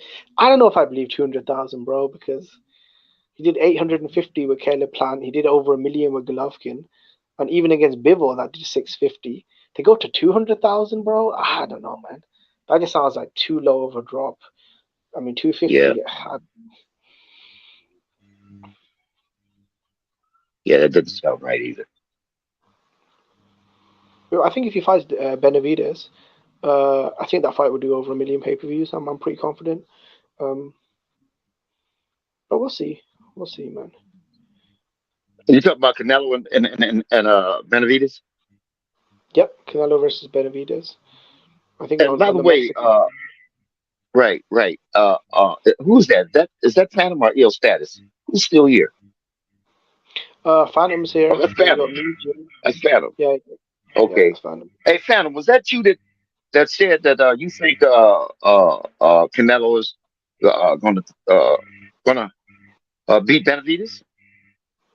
No, not at all. I think that's I'm smoking a cigarette, but yeah, I think Canelo loses to Benavidez. If I'm honest, yo. Damn. Yeah, I'm kind of leaning that way too. Somebody on here said that. I think they said, if I heard them right, said Canelo is going to beat Benavidez, and they said it with confidence and ease. And I don't think it's Oh, going to I, be that I easy agree. if he does win. I agree. I think he'll beat the fuck out of Benavidez. To be honest. Well, of course, Jimmy thinks that, but I think that was Troy who said that initially. He's in the chat right now. No, Uh, I just, you know what, it's Phantom, and it's not because I'm a Canelo fan. I just think, like, forget the accomplishments, forget the status, forget the Hall of Fame credentials, pound for pound, forget all of Canelo's, what he's done more than Benavidez, right? The titles, all that stuff. If you just break down the basic style matchup, right? A slick, explosive counter puncher, right? Who's got a very good defense against a flat-footed, come forward pressure fighter, and Benavidez, who the gap in IQ, experience, and the style, the style clash. I think Canelo, he's got slow feet, but his footwork. If you watch his fight against Danny Jacobs, Billy Joe, Canelo's balance, his ability to shift, use different angles, is way better than Benavidez. His head movement, his ability to counter on the front foot and the back foot, attack the Yeah, but that body. Canelo doesn't exist anymore, Jimmy. The Canelo you have now is retreat to the ropes, and that's David and, and, Ben- Benavidez's wheelhouse, bro. and Benavidez is a big boy too now. You know, Uh, you know what? Kovalev and Callum Smith couldn't bully Canelo physically. I mean, I don't know if, but then it's like Phantom said, bro, that was 2+ years ago, or for Kovalev, that was what, 4 years ago. So, um, yeah. I don't know. we'll see. Benavidez, like I said, Benavidez is a big boy too, and he got a little pop. You I think know, Canelo's got quicker I don't think hands. Canelo has the volume, and I don't think he has the stamina anymore. The same Canelo that fought John Ryder shows up in a David Benavidez fight. He's getting his ass whooped, bro, and he might get stopped late, in my opinion. Bloody hell, man! Damn, I had no idea the Benavidez coalition was this strong. Um, I'm just saying he's got a lot of output and a lot of volume, bro, and he doesn't get tired. Like that's gonna be Canelo's kryptonite, bro. yeah, but historically though, when people fight Canelo, their volume usually drops from Triple G to Danny Jacobs, to Callum Smith. Because you're getting countered over and over again with bombs. So when Benavidez lets his hands go and he keeps getting hit hard and hurt multiple times, and Canelo slips and counters him, it's gonna encourage him not to throw as many punches because he'll get hurt multiple times. I think Canelo's still got enough punching power to hurt Benavidez. And he's Yeah, got quicker hands as well. I would say Triple G and Daniel Jacobs. You might also attribute that to age, but I'll give you Callum Smith. But to say Canelo's gonna stop David Benavidez's output when his whole fighting style is based on his output, like no, he's gonna keep coming. He's gonna keep throwing shots, bro. You're gonna have to stop him. Yeah, but who's Benavidez ever fought that was willing to stand in the wheelhouse and counter him in exchanges with big bombs? Yeah, that's what I'm saying. It's not. Was that you, Victor? Yeah, I know. I'm just gonna Go say, ahead. Go ahead. who was that? Who was? Go ahead. Go ahead. Go ahead. No, I stopped. So you go. Go ahead. Okay. No, I'm just gonna say, who was that mutual opponent that Canelo and Benavidez shared? Man, Caleb Plant. was it Caleb? Caleb Yeah. Plant, right? I mean, didn't Benavidez beat the shit out of Caleb Plant better than maybe even easier than Canelo did? Fuck no. Hell No, no. I'm wrong about that. Okay, No, my memory's failing me. No, Canelo dropped him twice and knocked him out. And Benavidez Oh, okay, won the fight on points. Yeah, okay. it was a tough fight as Well, well. yeah. He won the fight. He won the fight on points, but he beat the shit out of him. Those kind of points. Oh, I mean, he beat the shit out of him in the middle rounds, but I thought Caleb Plant started off really good. He was outboxing him for the first half of the fight. Benavidez came on strong, and you're right, he did beat him up quite badly. But then Plant came back in the final round, and I thought he won it. So And then it was a good fight. and, and and then here's another comparison I'd like to make. I might be wrong about it, but here's another. Bevo, when Bevo. Now Caleb Plant has got reach, length, and like Phantom said, he's got volume.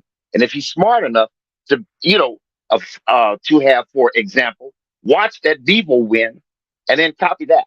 Use that length, use that reach. He's got the volume, and use that length to keep Canelo away, like Bevo did. He beat him that way. Yeah, I just think stylistically, Benavidez and Bivol are two very different fighters. I think Benavidez, is a flat-footed, aggressive dude. I think Bivol's a fast, slick, defensive boxer. They just have two different, and one's a light heavyweight, and one's a super middleweight. So I just think Oh, different divisions, different styles, and I think Bivol would beat the shit out of Benavidez as well. So I don't think it's yeah. really a good comparison. Yeah, you could be right about that. I'm not quite all that sure. I'm not leaning one way or the other. I'm just saying that to hear somebody say that Canelo's going to go in there and just beat the shit out of Benavidez easily, Yeah, I just yeah. Okay, well, I'm not I sure think it'll about be that much. because you have to understand though, right? Caleb Plant isn't Canelo. Caleb Plant is the guy Canelo knocked out badly.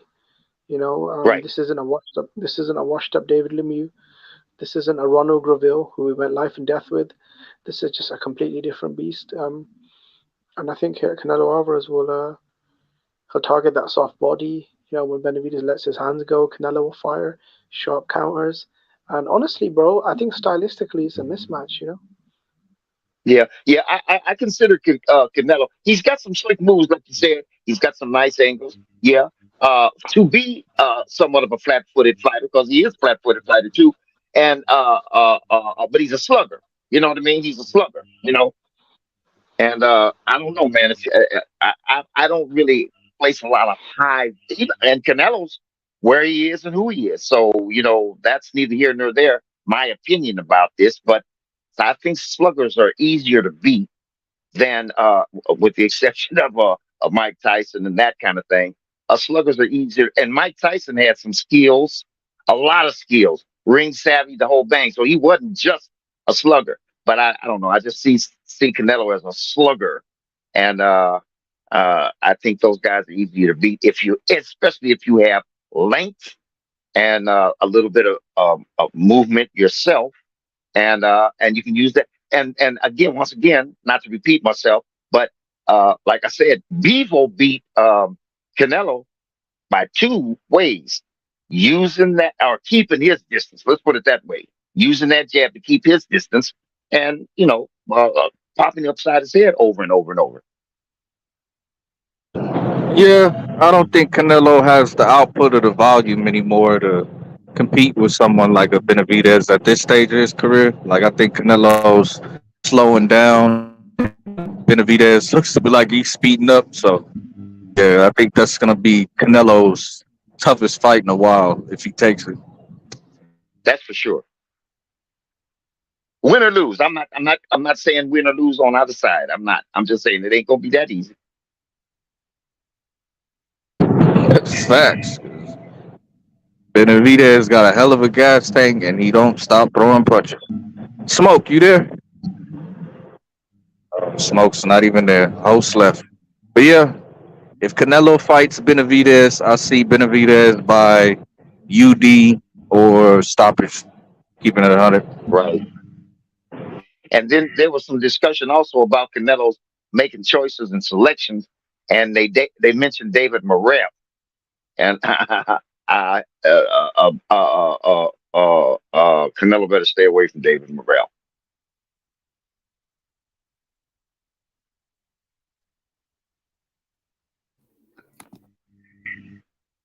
Much for him.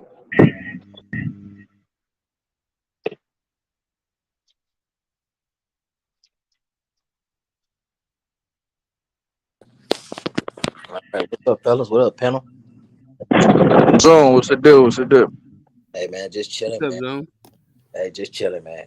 I hear the conversation about Canelo and Benavidez and the David and then Morrell, right? David Morrell. Man, if we were to talk about a proposed fight, right? I mean, that's what's on deck. The 50 million being offered for Benavidez. Has something been confirmed, anything like that since I last spoke to you guys? Nothing confirmed. Still Nothing. everything's negotiated.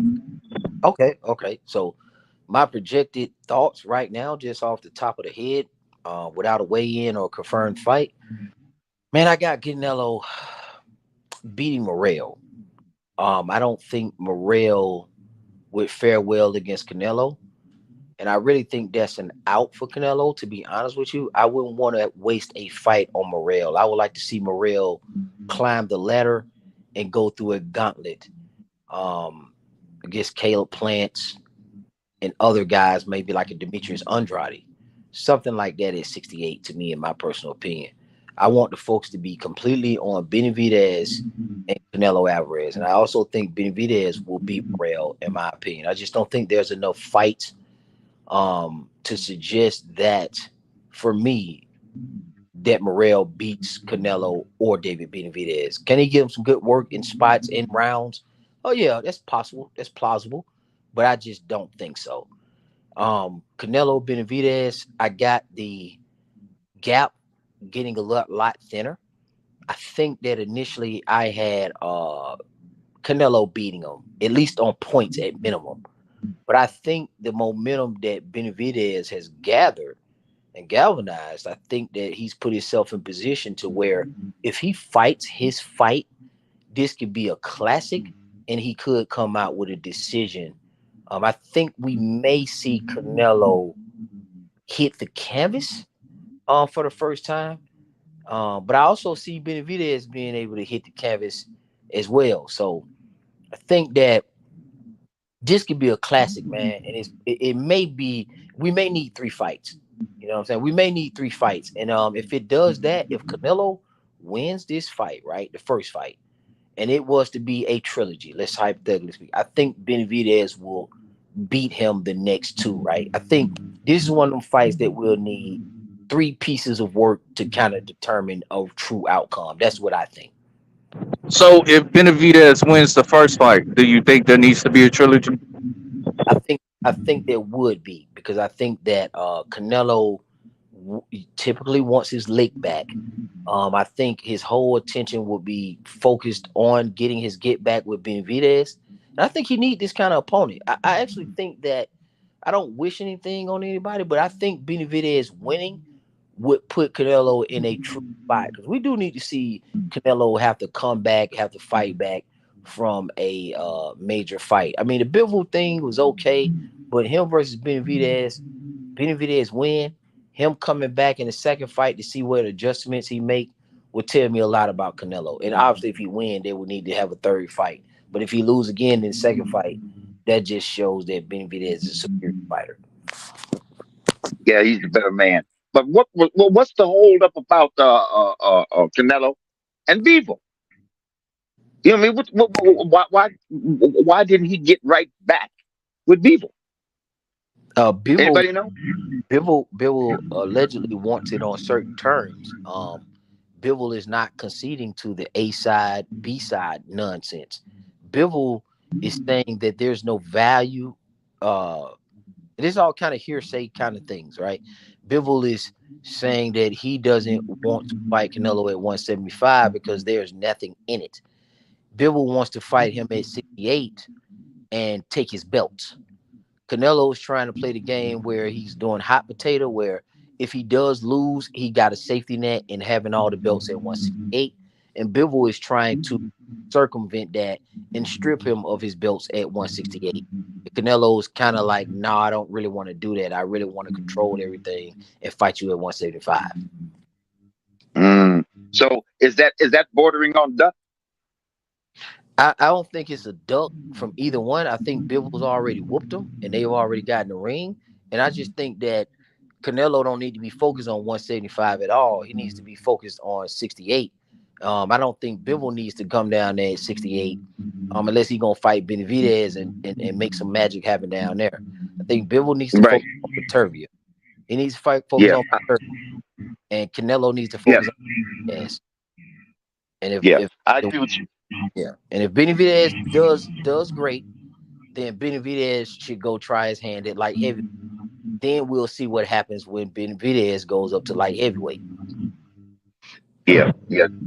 Well, I agree with you on the sense that like when somebody's challenging the champ, and they're going to give the fight to the champ if you don't beat the champ decisively. And under that same concept, I'm on Vivo's side. You know what I mean? I beat you. I can be. Smoke mentioned this word earlier. Said I can be charitable and give you another crack at it. But if you want me to do that, then you're going to beat my terms because I already beat you, nigga. I agree. So, yeah. Yeah, I don't think Bivol can fight for all belts anyway. So WBC said they're not letting him fight for their belts. So I think Bivol can only fight for the IBF, the WBA, and the WBO. Yeah, but even if that's the case, let's say with Vitervia, right? He still can fight Vitervia. What with the belts? Like, because what would be established is linealship. Like, we've already seen this in history. You don't need all 3 or 4 or 2 belts to establish credibility. Frankly, shit, they'll probably save some money by just fucking dumping both of the belts.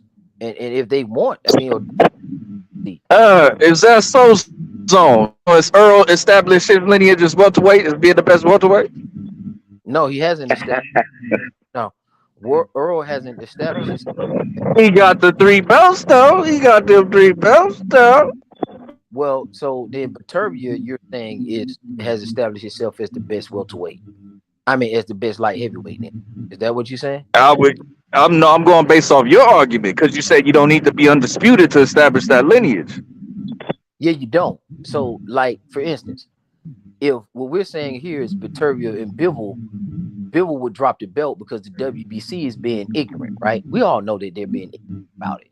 So if Bivol and Vitervia were to fight for just the 3 belts, then the lineage would be established there because that is the 2 best fighting the best. It wouldn't technically be undisputed, but the number 1 and number 2 guy in the division would be fighting for linealship, right?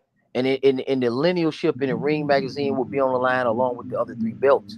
He wouldn't be technically undisputed, but we know that is the man between the 2 of those guys. It just doesn't incorporate the WBC belt.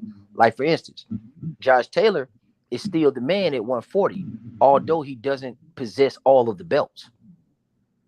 Earl Spence never established that. Earl Spence is in the process of establishing that. Fair enough. So it's who you fight, not necessarily the belt dictates, what the lineage is. Is that what I'm hearing?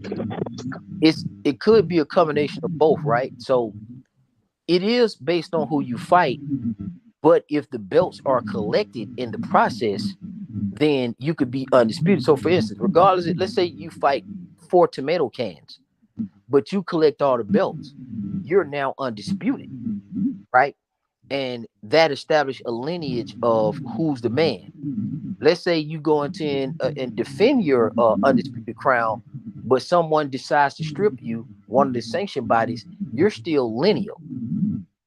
So it's a combination of both. It doesn't have anything to do with who you fight.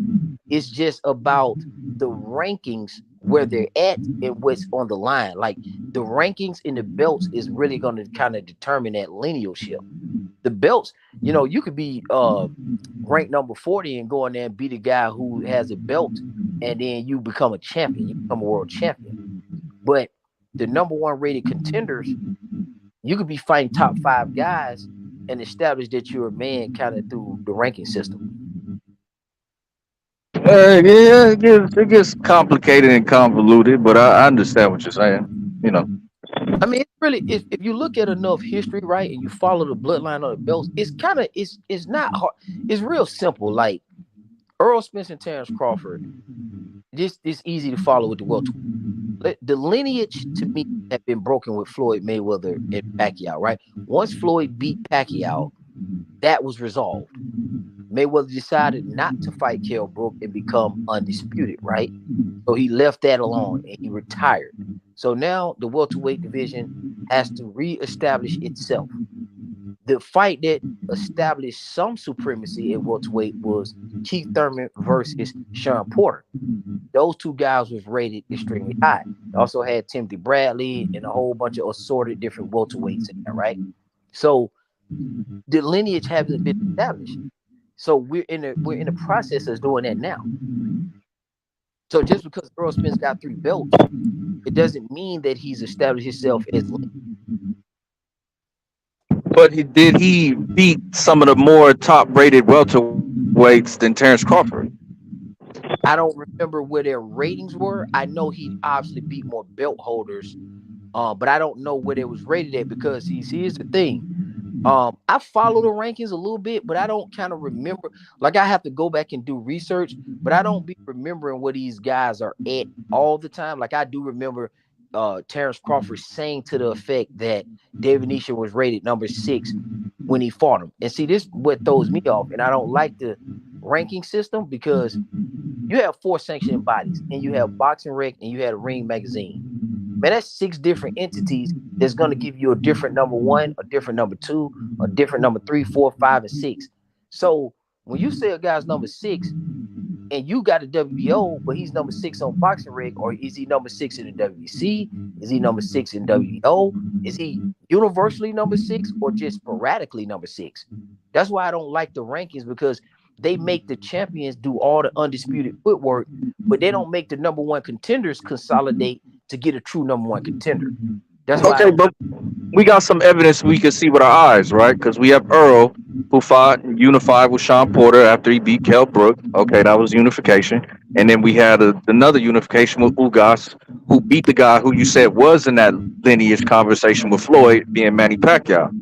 So he beat the man who lost to the man, but was a champion at the time. Like when Ugas beat Pacquiao, Pacquiao was the champion at the time, correct? Right. Okay, so Ugas beats him, becomes the champion, and then Earl beats him. So who's had more of a case of establishing a lineage at welterweight than Earl Spence right now? Right, and that's why Crawford is in the picture, right? Because check it, listen to the sequence of events.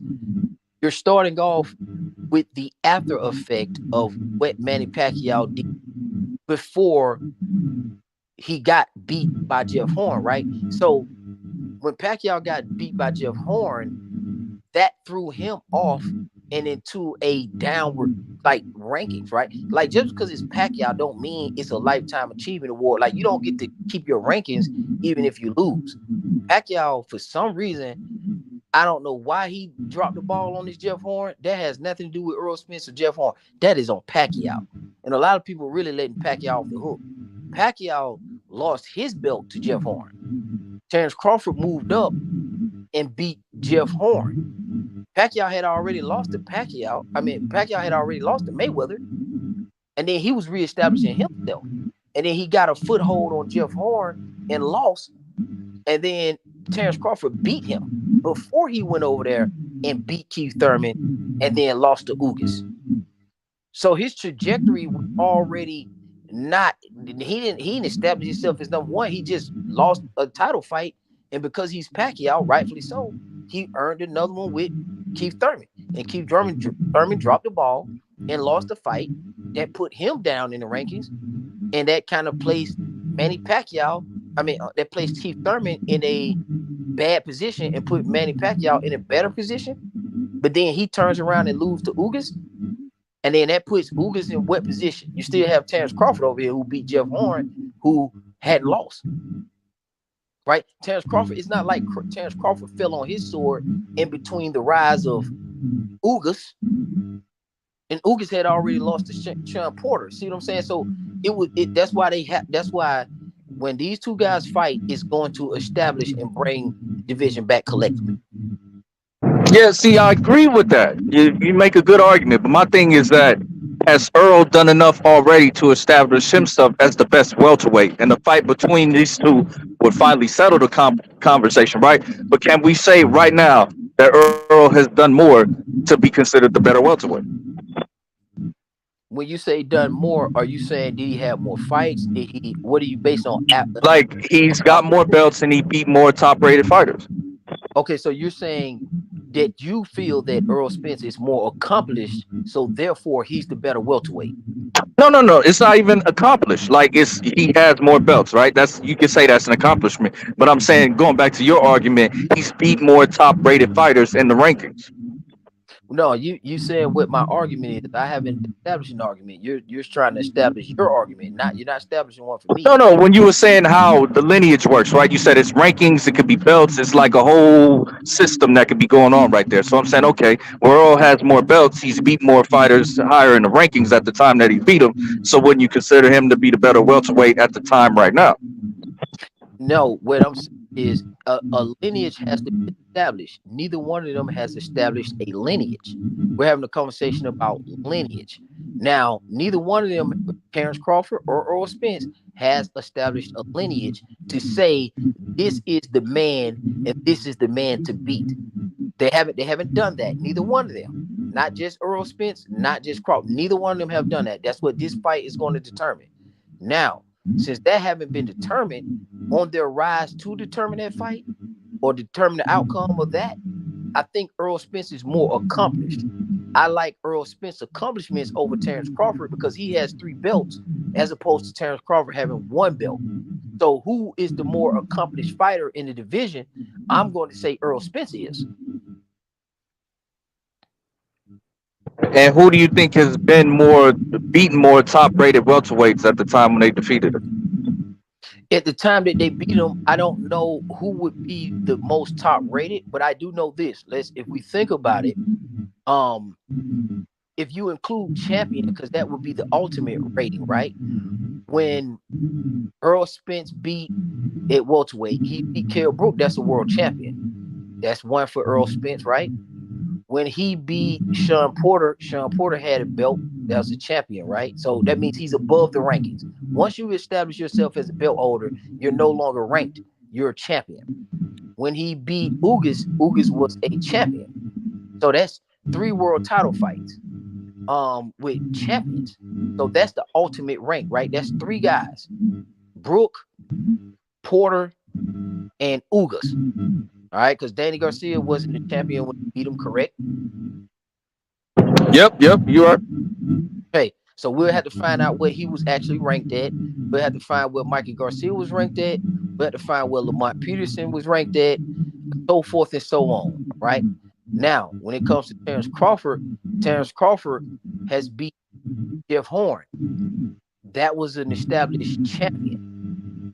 And then Terrence is the champion. So everybody under that, outside of Earl Spence and Ugas and PBC side of the guys, they're going to be rated because he can only, if he's not fighting a champion, the next best thing he can do is fight rated people.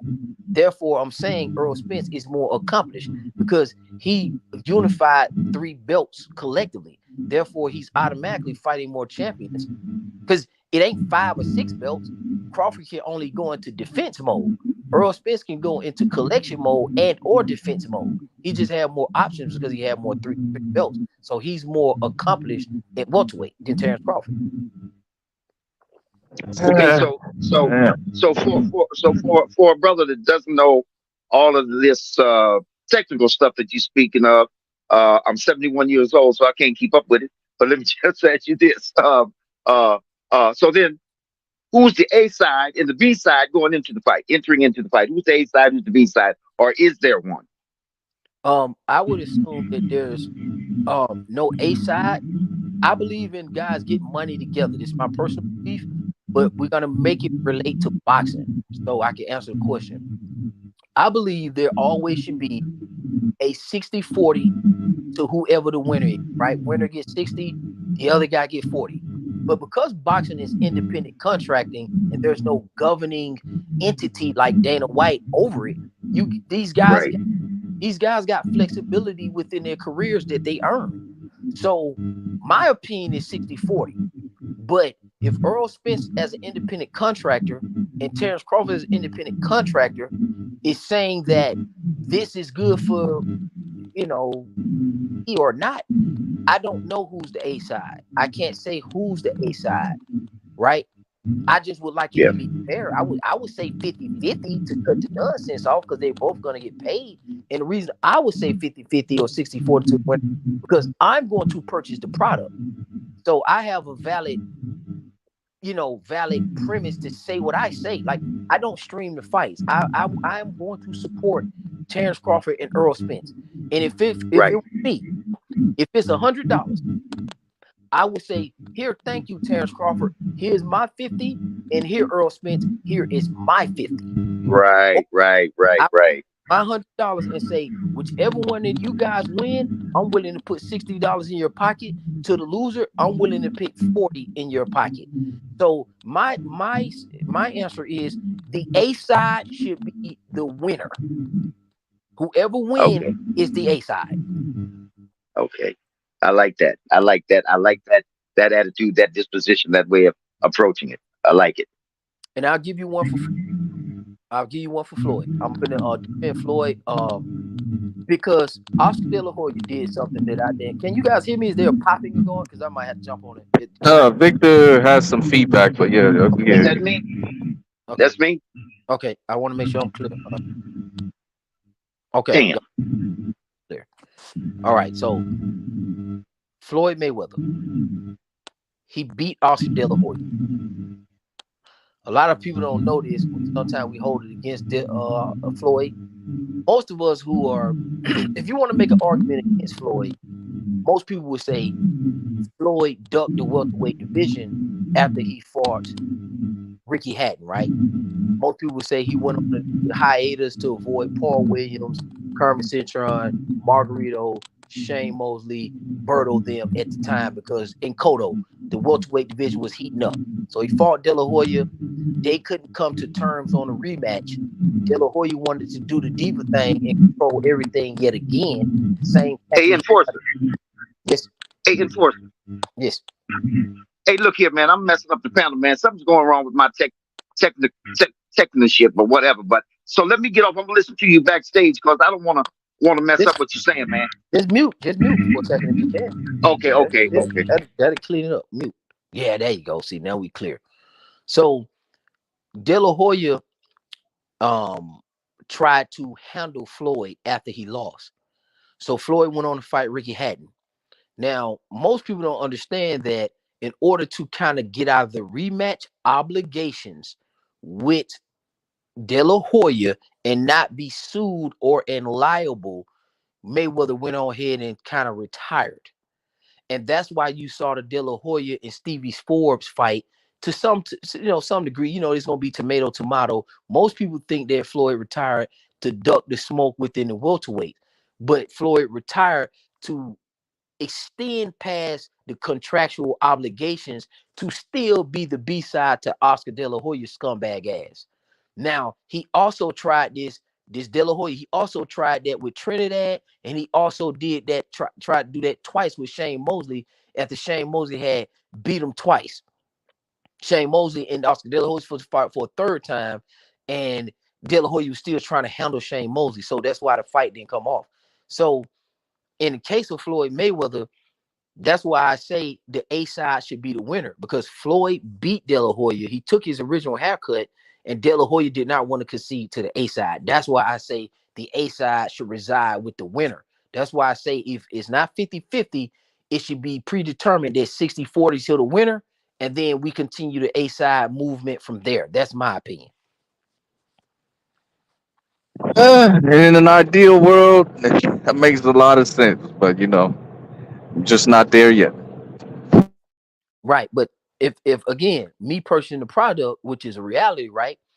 I can't control how the purse is distributed, right?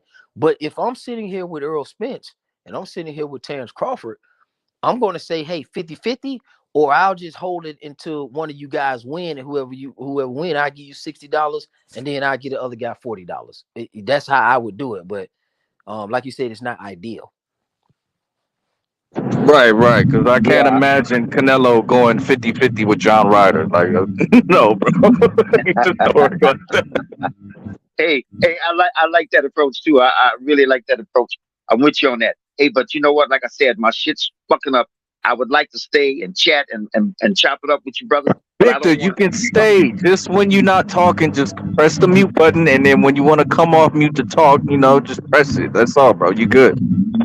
Okay, but when I come off that mute, it starts doing that wacky shit. It's not that bad when you're Anyway, talking. It's just when you're not talking and you're not on mute, it'll like have this crackling popping sound. But when you're not talking, just go on mute. Solves the whole problem.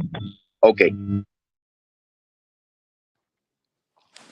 Yeah. So even I'm not opposed to like 70-30s or 80-20s as well, depending on how low ranking the opponent is. Like with John Ryder, you're right. I don't know about him getting 60-40, because I'm not paying to see John Ryder.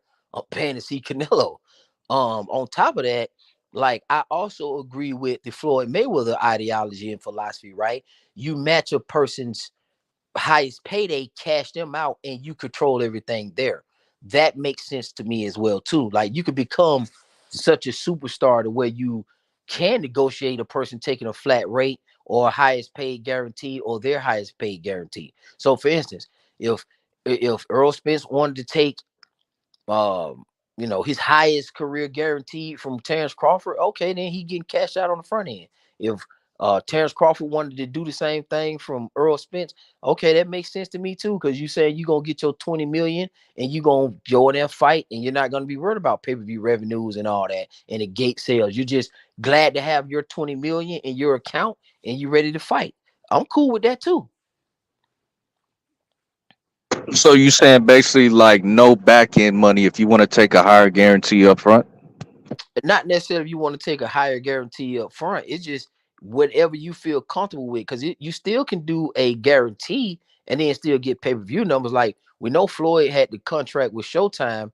It just between Showtime and Floyd was getting his 32 million guaranteed per fight, and then he was getting back end revenue of the pay-per-view numbers. So it would be a minimum of 32 million, and then it would exceed that according to the pay-per-view number. So the dude, we was looking at Forbes, and we know we all like boxing. He was the highest athlete and highest paid athlete for multiple years because of his fight with Canelo, Robert Guerrero, because he was already, you talking about he fight twice a year, that's already 64 million. And then, another 40 million in pay-per-view revenue on each one of these fights. That's why Floyd Mayweather was making over $200 million a year. Yeah, facts. Yeah, so I'm cool with that too. And then obviously with Floyd, if you are up and coming guy like Marcos Maidana and you've only made 200K, 300K, your highest payday was maybe, let's say, $1.5 million, and Floyd says, hey man, I will give you 3 to 5 million with no pay-per-view revenue. I mean, if you make him, let's say you make 1 million and Floyd said he's going to offer you 5 million, I can understand you relinquishing pay-per-view controls and all that kind of shit and being the B-side because, man, this man just took you from 1 to 5. You just netted $4 million. Yeah, true enough, Floyd may make $100 million off of it, but that's not your play. Like, you're a guy who's made $1 million off your best fight. This man has shown that he's getting a guarantee of 32 million from Showtime. You're not getting that. So it's some people got to be reasonable with their money and their position and time and grade within a sport. That's my opinion. Facts. So let me ask you this: do you think that Earl Spence played the proper A side in this situation and handled it well with Terrence Crawford? I think they both did well. I think they negotiated like business people supposed to do. I think that what happened with the fans is that the fans got too invested in, and I understand why. The fans and content creators got way invested into the theatrics and the negotiation tactics because it was lucrative to them. Meaning that the longer these two negotiated about money, you got to talk about them negotiating about money, therefore making you money. So it was beneficial to go back and forth and create multiple videos and an abundance of content just off Earl Spence and Terrence Crawford. And we're not even touching anything else boxing. We just saying Terrence Crawford, Earl Spence could have been very, very beneficial for a content creator. But removing that out the equation as a boxing fan, and you could be a combination of both. You could be a boxing fan and a content creator that wants to make money. That's not knocking you as a boxing fan. Just do your thing. But as a boxing fan, with nothing invested in the content side of who's a side and who's not, I wasn't really interested in it. And I think they both did well for themselves because they're here now and they both are financially satisfied with the outcome.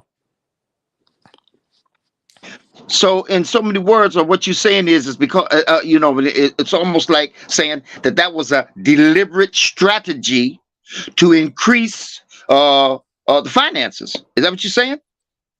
I can lock in on that because when I look at what I have to my disposal, which is PBC practices, PBC, and I like Al Heyman. A lot of people don't. I don't like Al Heyman for the physical blood sport, the raw fighting part of boxing, because he's going to take care of his boxers financially at the expense of the physical fights, right? And that's what he's supposed to do. I believe Al Heyman really has the best interest of the fighters at heart. I believe that. So you can't have both. I think he's like that cool uncle that's going to make sure you get paid without getting hurt. That's what Al Heyman is. Everyone else got that cool uncle that's going to throw some money in your pocket to keep you out the streets and keep you away from the nonsense, right? You always have that one of those uncles. So I believe that Uncle Al is the type of guy that is going to make sure you get paid and not get yourself hurt, and you're going to go across the path that's least resistant, right? And he had Berto as the first kind of blueprint for that, and then Floyd Mayweather picked up on that and became this mega superstar. So why wouldn't you continue similar practices with your stable? I'll be damned. Yeah.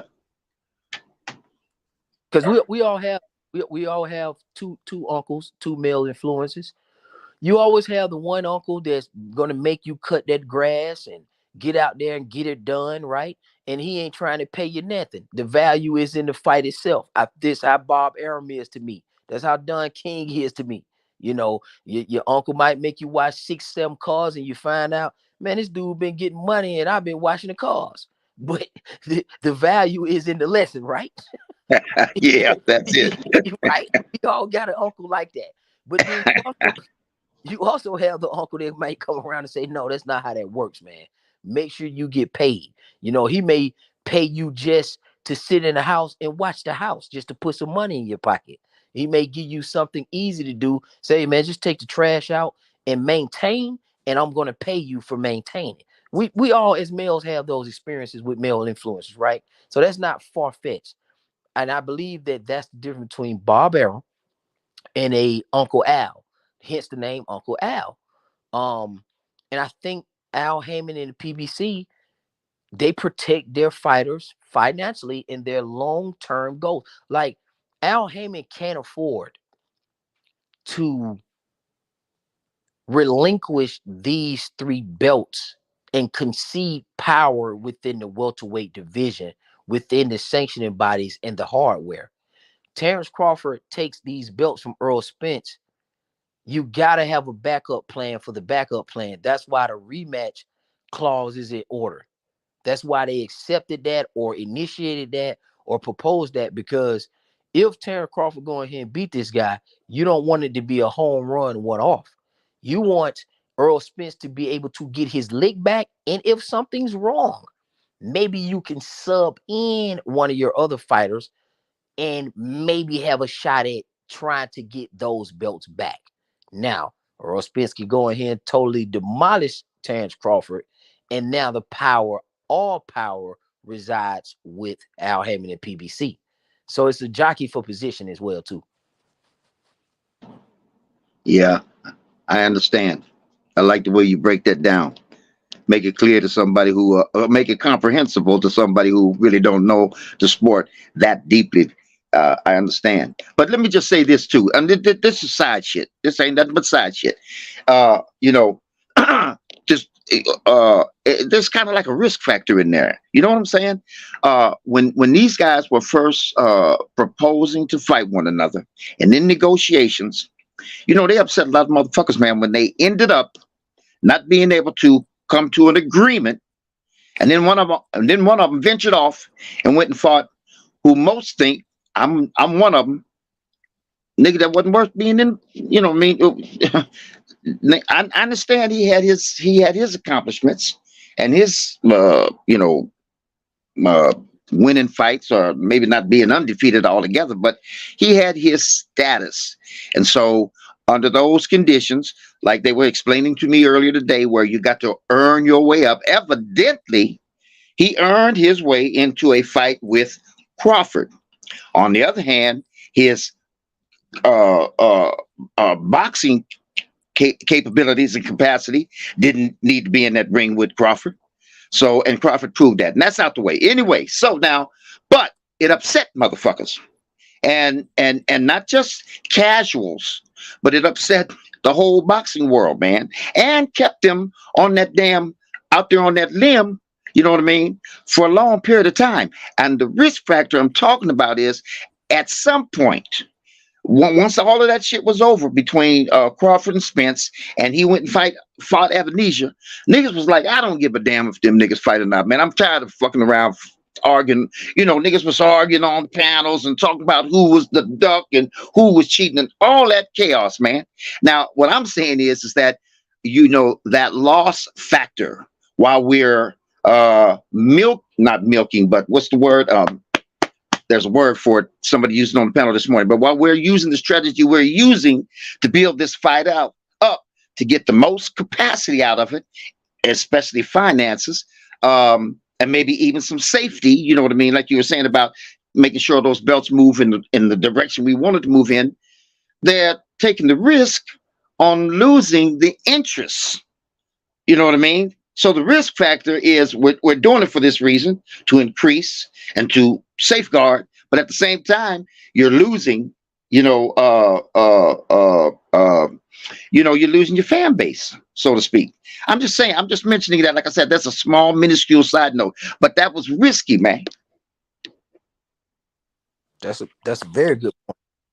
So that is very good from a fan perspective. So there's multiple perspectives, because remember, we're talking about, again, independent contractors, right? And boxing doesn't just necessarily have the most structured and disciplined history and credibility. Okay, so it's kind of a free for all, and it allows for some flexibility, right? The more you do your things, but remember this, thing change. So you could be doing your thing one day and then something could change. So you got to be flexible when it comes to boxing. From the fan perspective, you're absolutely right. Now, however, I go back and I'm looking at Terrence Crawford. You cannot sacrifice your footing for a kill stroke. I understand what you're saying about the fans. But if I'm in Errol Spence or in Terrence Crawford's ear, if I'm somebody that they trust as an advisor, I advise them the exact way that they were advised.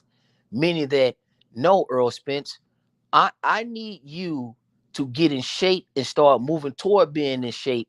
And I need more time for you, considering the car accidents and all the rumors about what he got going on in Texas with the young boys and all that kind of stuff. If I'm advising Earl, I need Earl focused, because this is a big fight. Because you got 3 belts, man. We can't let this knockout guy or this guy, Terrence Crawford, we can't let this opposition take what we have built from you.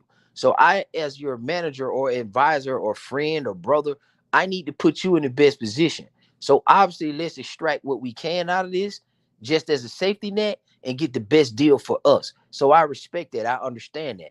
And on the opposite side, I would advise Terrence Crawford, or would have said the same things to him. Hey, man, hold off. Well, what about the fans? Okay, that's sacrificing your footing for a kill stroke.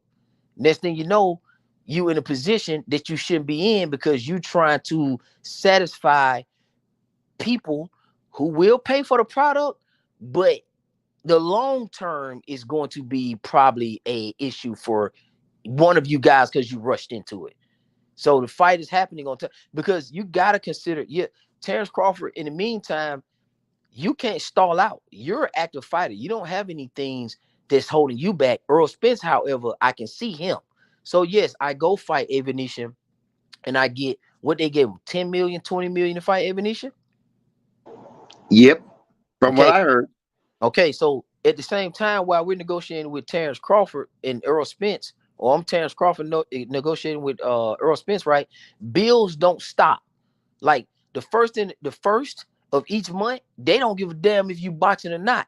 They want their money. The light company, the electric company, my kids going to school and having vacations and stuff like that, that don't stop because me and Earl Spence can't come to a goddamn agreement. That's just grown man business. This man is a person who has a wife or girlfriend with multiple kids that are athletes, and this man got shit to do.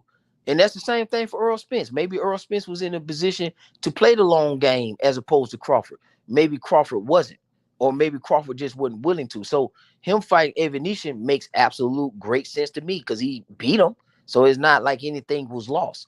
Only thing was to gain. Only thing that happened for Terrence Crawford is he's gained. He gained $10 million more in his pocketbook, and he still is finna fight Earl Spence and get exactly what he's satisfied with financially.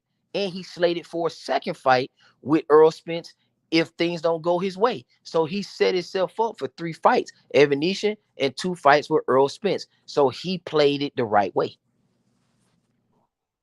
Excellent. Excellent, Enforcer. Now, see, you know what? You brought something to my attention. Let me tell you something.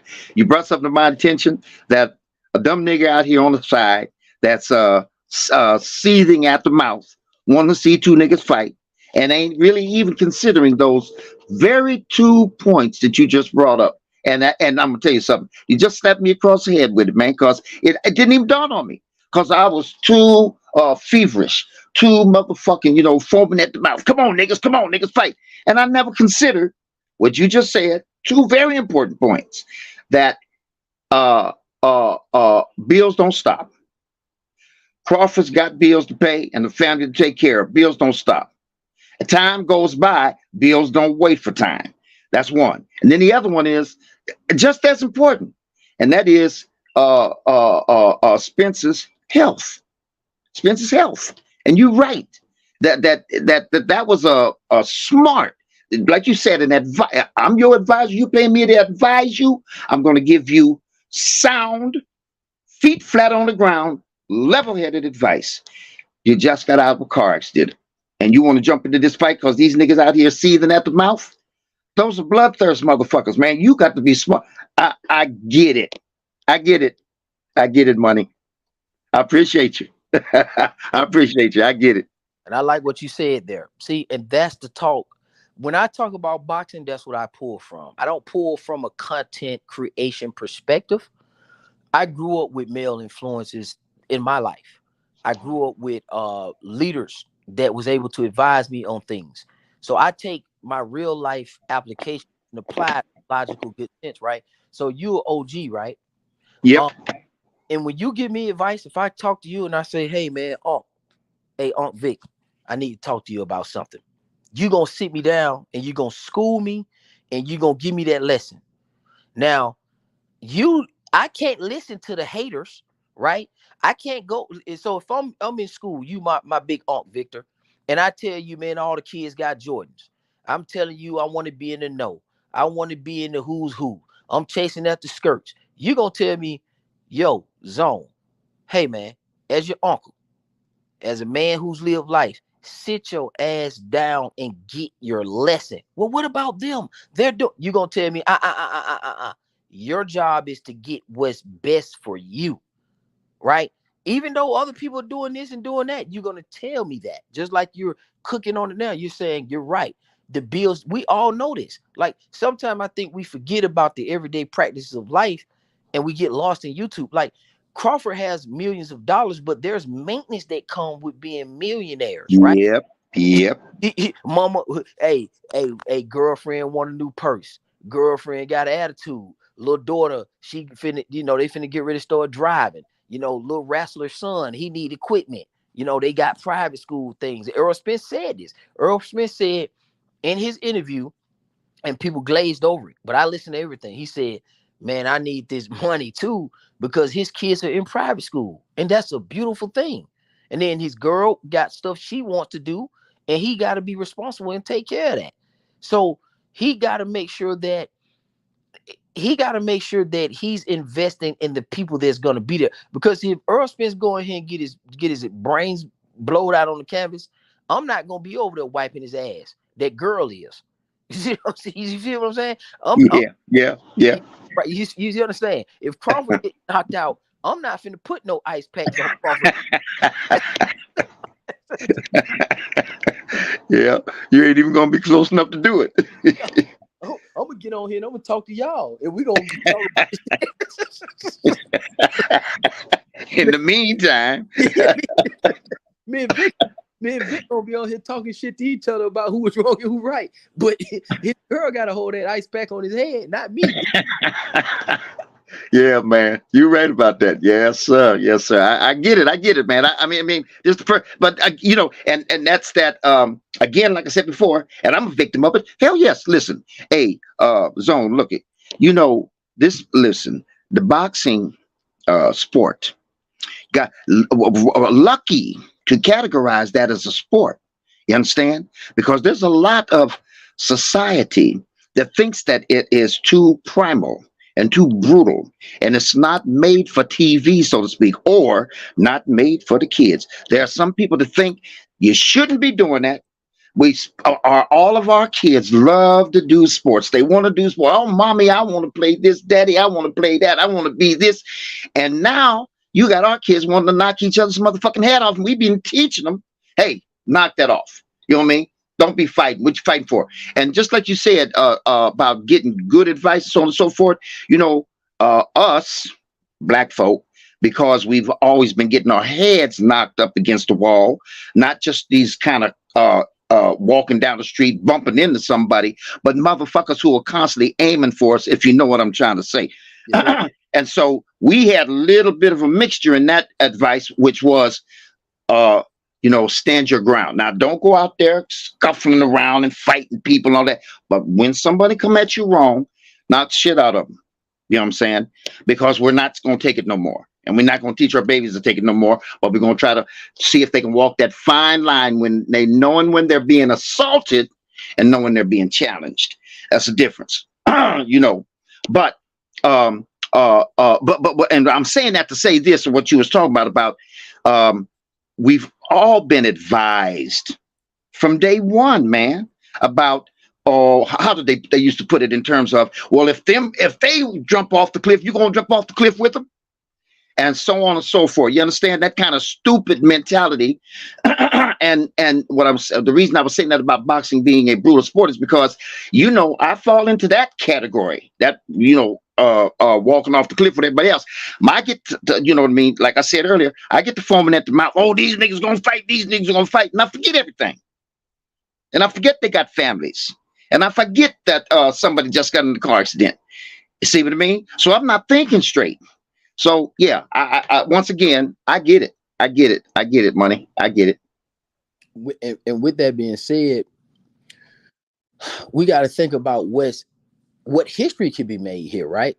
So I'm cool with a level of patience. And I think that Errol Spence and Terrence Crawford both did a great job in getting what they want.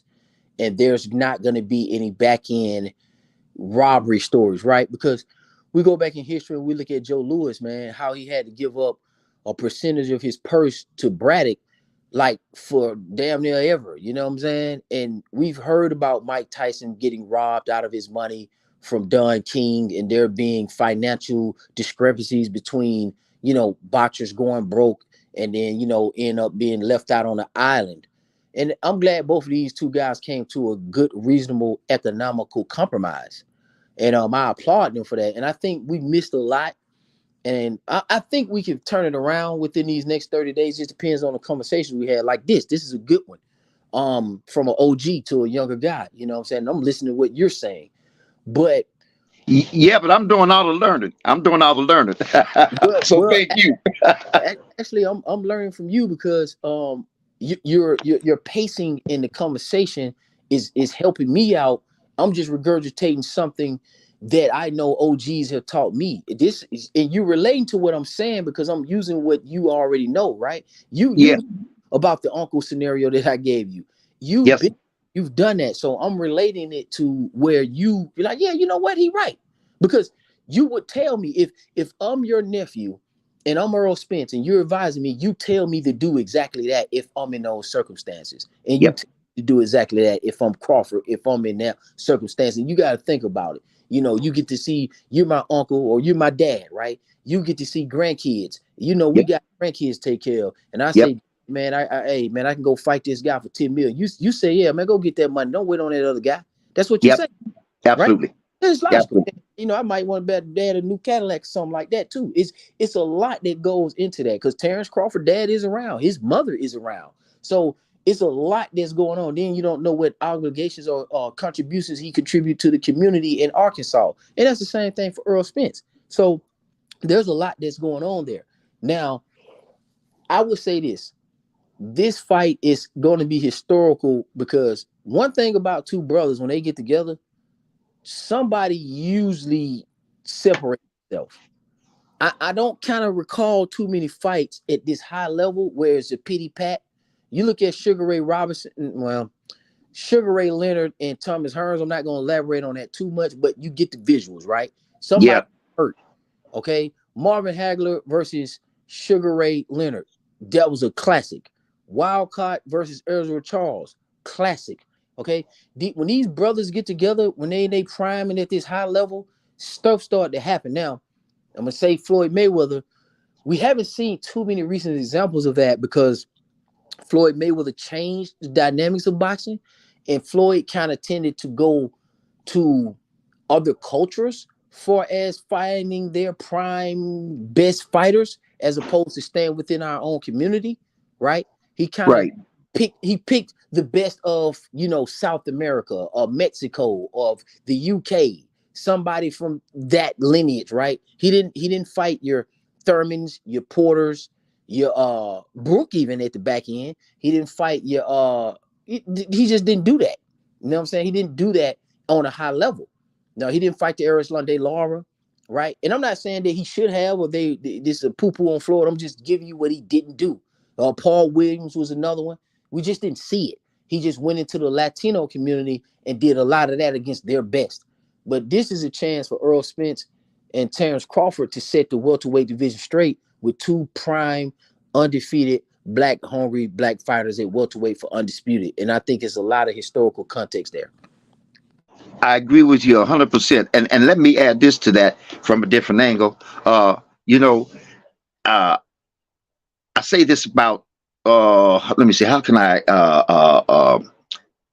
explain what I'm trying to say here? Let me try this one on. I say about Tank, right? I say people don't know what Tank's specialty is. He's got too many of them. He's cluttered up with specialties, but he's got one motherfucking specialty that is instinctive. And so before I finish that off, you've heard how they say some fighters fight down to their competition. So if a fighter knows that his competition is weak or defected or faulty, and he don't have to fight that hard, he don't you know what I mean? Why should I exhaust myself? I can beat this guy up easy, so that's the way I'm gonna do it. And again, that kind of goes back to what I was saying before about seething at the mouth and being bloodthirsty and just wanting, without taking all the components and all the aspects into consideration, such as the guy's life and his responsibilities and his needs and so on and so forth. Well, same thing applies there. You can get a guy in, sometimes they say he fights down to his competition, and so you mad. And he was like, wait a minute, hold up. I beat the nigga. Yeah, but you didn't beat him like we wanted you to beat him, like we know you can. Said I didn't have to, motherfucker. I don't have to just, waste all my energy doing shit I didn't have to do. You know what I mean? Makes sense. But what I'm saying about Tank, though, is that Tank's specialty is knocking out big motherfuckers. That's his specialty. Motherfuckers don't, it's right in front of your face, but you don't see it. And the reason why, it's instinctive. It's built into his psychology. And the reason why is because they're big. He's a little nigga. And a little nigga sees a big nigga and he's like, I got to hit this motherfucker real hard. I got to stop him because he's big and he could hurt me. So that's what Tank's specialty is. Now, I say that to say this about what you're saying about these two black fighters. Tell me if I'm sure you would agree with me on this. Sometimes a fighter gets in the ring and takes with him as part of his tool set, the psychological part of it, the fact that the motherfucker is another ethnicity. So they go in there with their skills, their training, you know what I mean, their camp shit that they picked up, but they know also this is a white boy or this is a Mexican. And the tool they take in there with that is, and I ain't letting no motherfucking white boy beat me.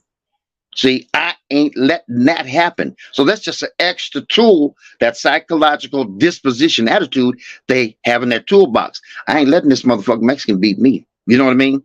So then you stop and think about, I mentioned this about Haney and Shakur, where they're friends, and I was saying Haney should at least shine some light on Shakur.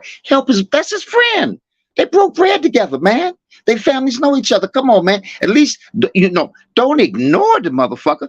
Do something to just shine some light on him. And then you say, I'm not going to fight the nigga right now, but he's in the dark. You know what I mean? He's out of sight, out of mind. So let me help shine. Since I got all this light shining on me, I'm going to shine some of it on my friend, so I can help him go ahead and move up the ladder. They say, no, but he don't deserve a fight with Haney. He ain't did nothing. I understand that. I'm just talking about sentiment. I'm just saying he should just shine some light on Haney, so Haney can get get out of the dark and not be hidden away and out of sight, out of mind, like I said. But anyway, but what I'm saying is that, so, and I say that based on friendship. Now, what I'm saying is, so when these two black fighters, two brothers, get in the ring, real brothers now, I'm not talking about a Cuban or a Jamaican, or something. I'm talking about a true American Negro, right? I'm starting to think to myself, damn, that's going to be, that might be a little bit more difficult to do. I can go in here and beat these white boys up and beat these Mexicans up and beat the shit out of them. But now I'm getting ready to fight up against my brother.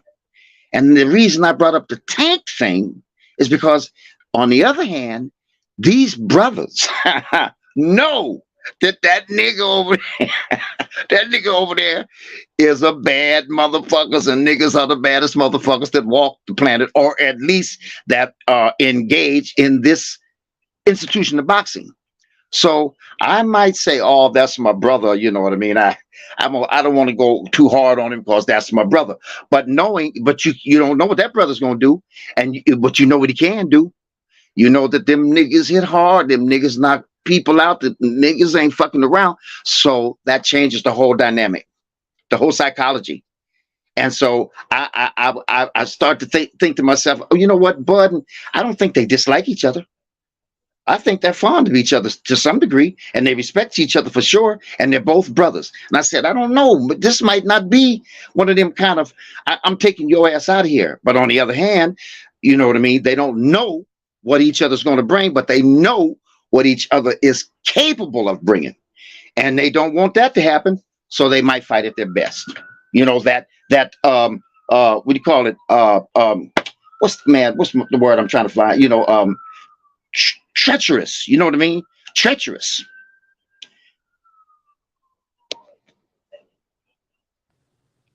I agree with you.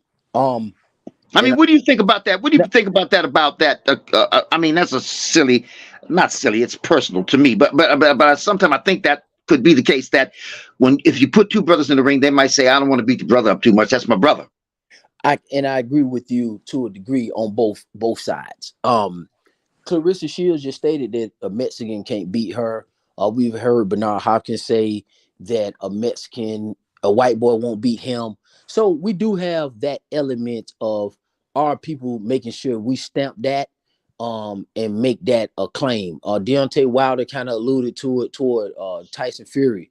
Now, we will say that. Now, does the result always match with what you said out your mouth? Absolutely not, right? Right.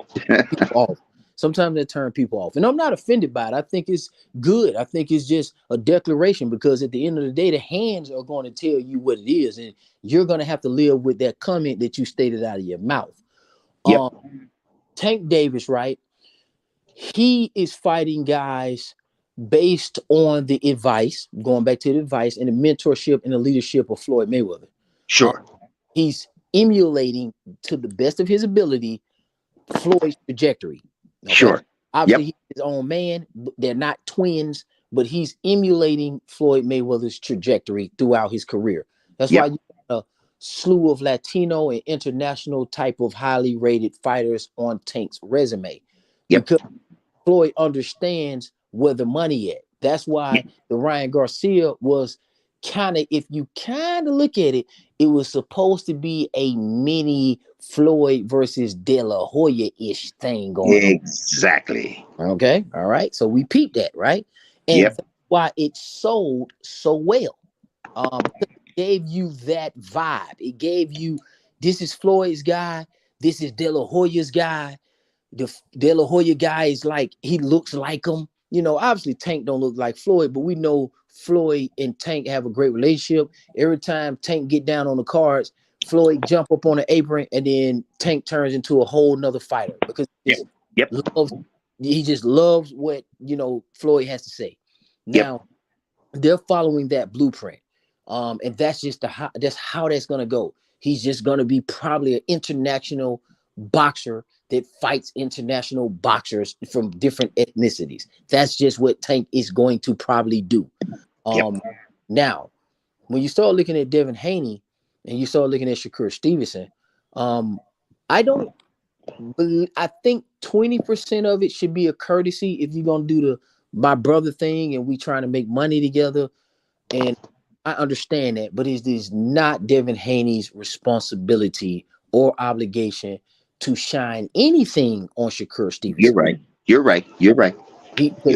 And Devin Haney has a father and a trajectory that he has to take care of and that he has to worry about. We trying to see if Devin Haney still can make the weight.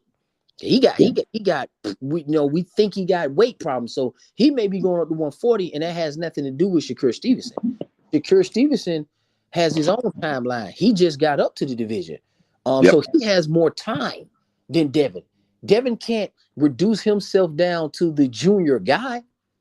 That's not his obligation. It's cool to throw him a bone. I get that, mention him and kind of do some promo, but he's not obligated to concede to the junior guy. Okay, right?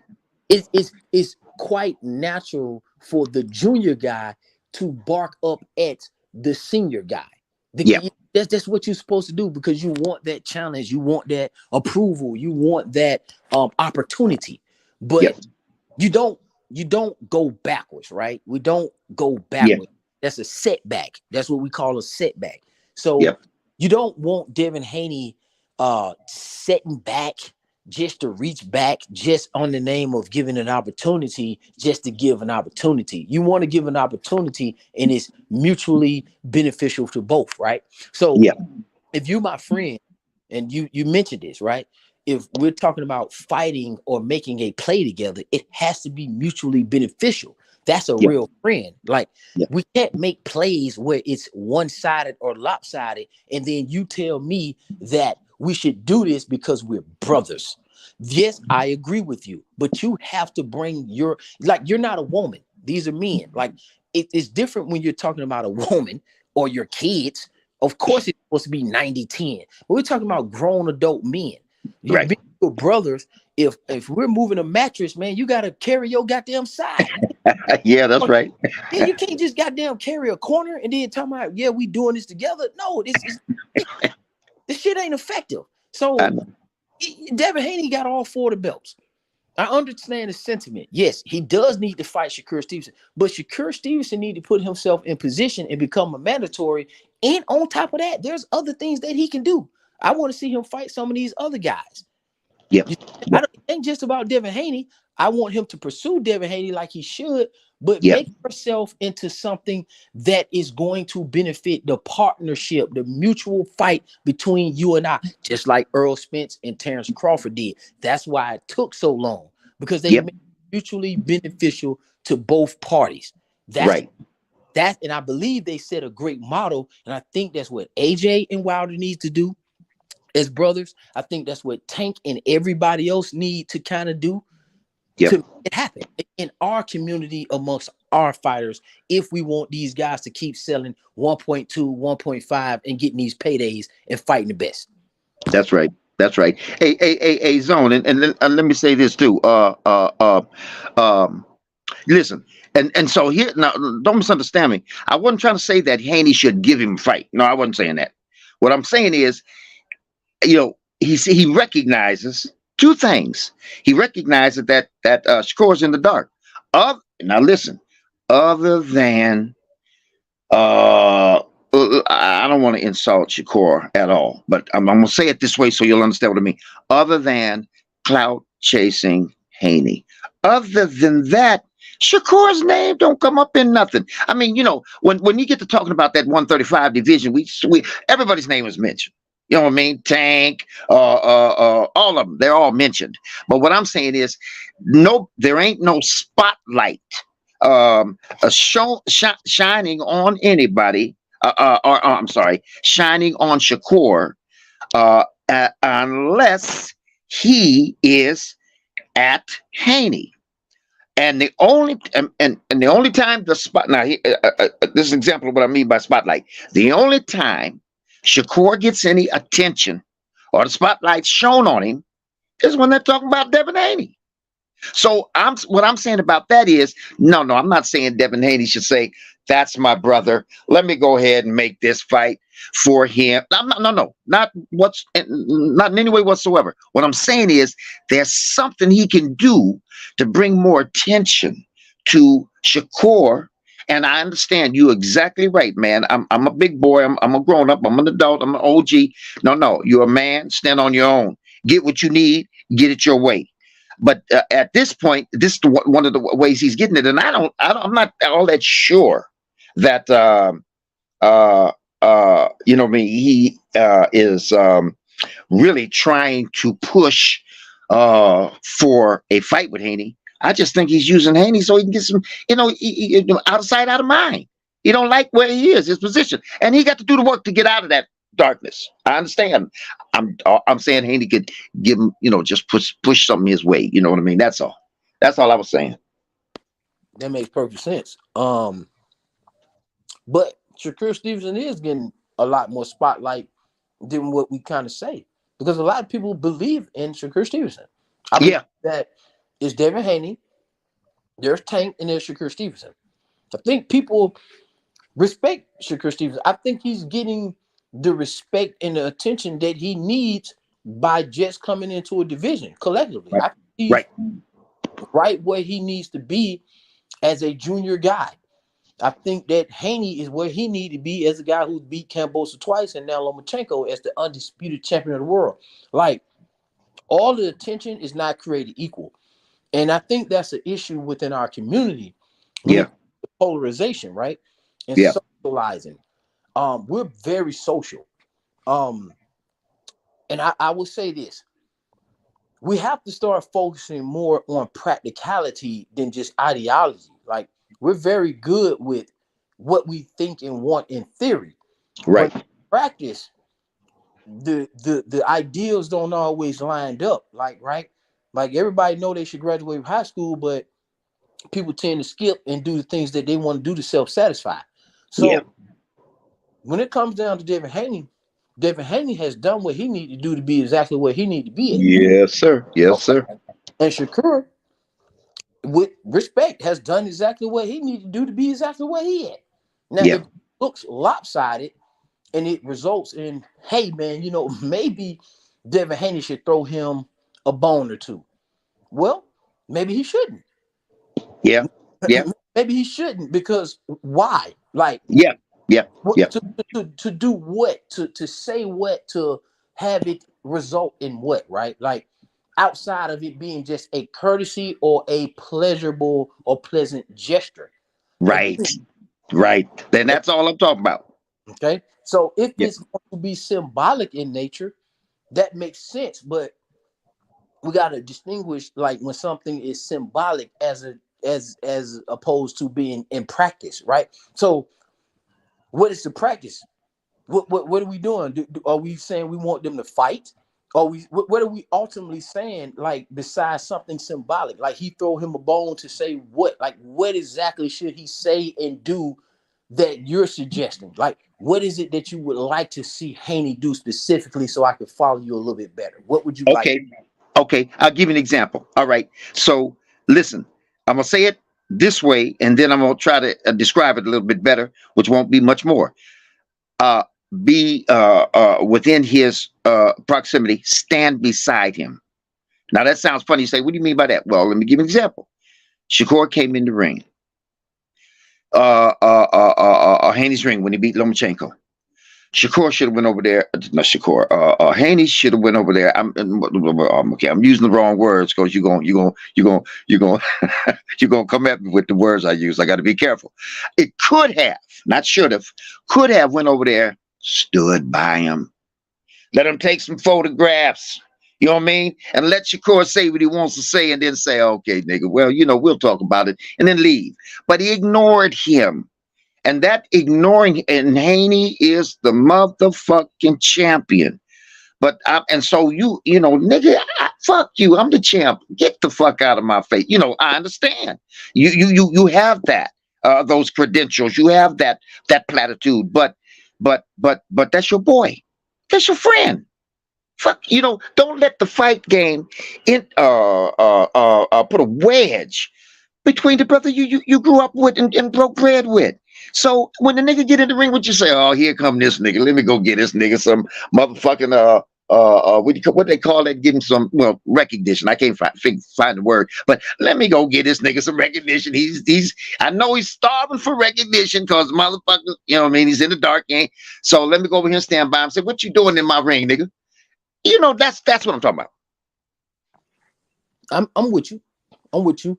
But if you are the master, right? Do you dog or do the dog walk you? Go ahead, buddy. You know what I'm saying? I don't expect to see your dog walking you down the block. I got you. You are in a position of authority. Yeah. You don't sacrifice your footing for a kill stroke.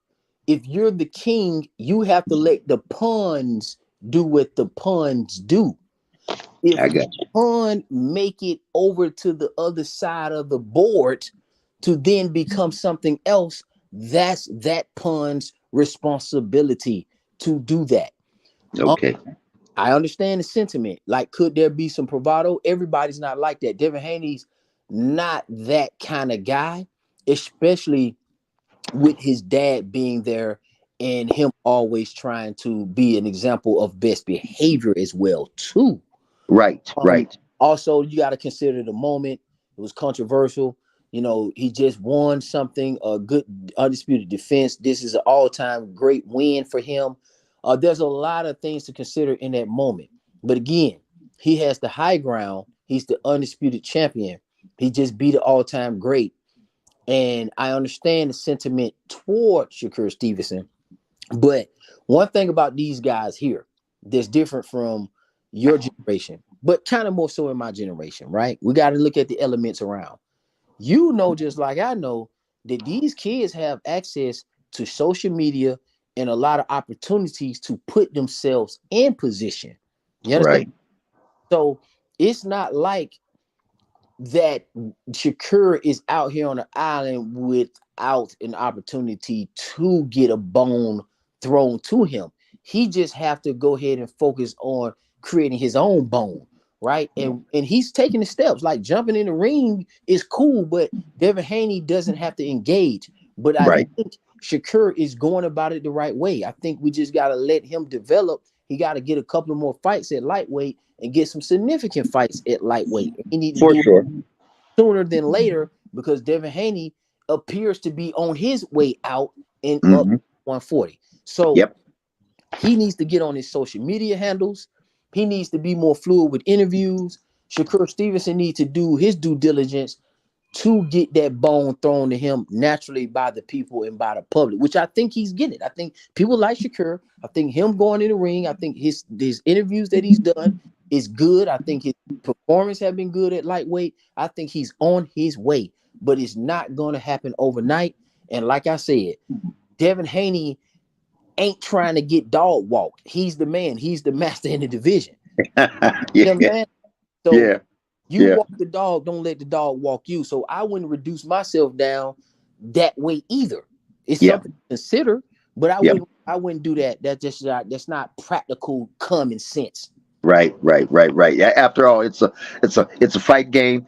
I'm the king. I'm the top of the mountain game. Fuck you. Not even that. Sometimes our people need to be dignified in certain things. And I think sometimes with us, we think being dignified and having a suit tie approach is corny.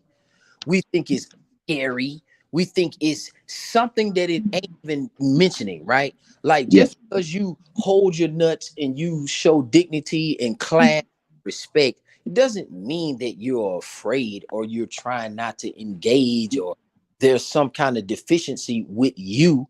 You're right. Yourself. It's just that, man, hey, let him have some class. I mean, he can Shane Mosley him when Shane Mosley jumped in the ring on Mayweather and told him you fought a lightweight and Floyd Mayweather thought it was disrespectful and got mad. But everybody don't have to do that and engage. Some people are just cool like that. They stay on their pivot. And Devin Haney seems to be one of those guys, especially when you have your father. Listen, people don't understand that they do, but the importance of a male figure in your life as an advisor that is close to you, man, that shit changed a lot of things on how you act. Like, I don't expect to see him emotionally charged, trying to put on the show all the time. Some of us do, some of us don't. And Devin Haney did his thing. I just don't think he's relegated to kind of just have to jump in on throw. I don't think he have to throw Shakur Stevenson a bone. I want to see Shakur Stevenson do it his way, just like Benavidez. I like the fact that Benavidez started to go and do his own thing, and now it's working out for him. Like, spent so much time chasing Canelo. Same thing. Devin Haney, Shakur Stevenson. Don't get into the habit of doing that. Be your own man is what I'm saying. Yeah. And you're wasting time. Exactly. Hey, are you still there? You smoke or me? Me or smoke? Hello? Yeah, I'm here. You talking? Okay. Yeah. Hey, let me. Okay, so look here, man. I got a doctor's appointment. Excuse me, bro. In a short while, I just want to get your opinion before I go. on the fight coming up with Bud and Spence. How do you read it? How do you read it? I got Crawford. When I look at the intangibles, I got Crawford late round stoppage or towel. I think Terrence Crawford has the better back foot game. I think Errol Spence has the better front foot game. I think Terrence Crawford has the better lateral game. And I think Errol Spence got the better chin. But I also think Terrence Crawford got the better punch selection, the better speed. I think he has the better power. But I think that Errol Spence got the better jab, the better body attack. And he needs to be on the inside to be truly, truly effective against Terrence Crawford. I think Terrence Crawford will control the outside space. If they have an outside fight, I got Crawford winning that. If they have a mid-range fight, I got Terrence Crawford winning that. I only have Errol Spence winning the version of this fight if it's in close and he's allowed to dig into the body and score points and kind of maybe mow down Crawford. I just don't think Crawford is going to be there for that to happen. On top of that, it's not like in spots Terrence Crawford, he was a wrestler and he is pretty strong and he can handle himself on the inside. I just wouldn't suggest that. I would suggest Crawford stay mid-range to the outside. If he does that, I think he'll box Errol Spence into a stoppage. If he can control that spacing. I think Errol Spence don't control spacing well. I think that his foot is slow. And I think he's durable, but I think he can be broke down. And I think he's getting to a spot where it's easier to break him down coming off the car wreck, the PTSD, and all the things that he described in his interview with his girlfriend. So I got Crawford breaking him down by round 10 or the towel coming in around 10 from Derrick James.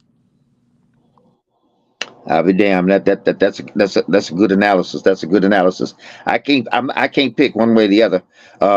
Your analysis sounds right on the money. But that Earl, he does have power. He does hurt and break bone. You know, a lot of times that power.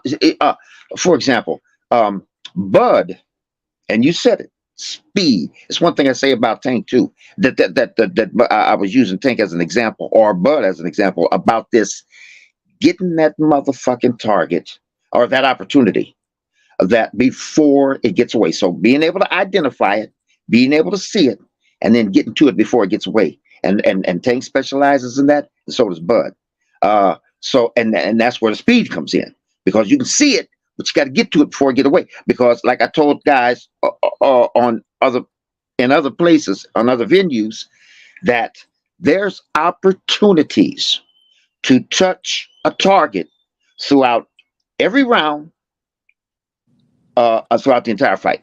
Ain't no such thing as there was no opportunity in that round, coach, I'll get him next round. That's not true. But you just wasn't able to capitalize on it, or you didn't have to. You didn't identify it enough, and it took quick enough. So that's what Bud has. So that's what.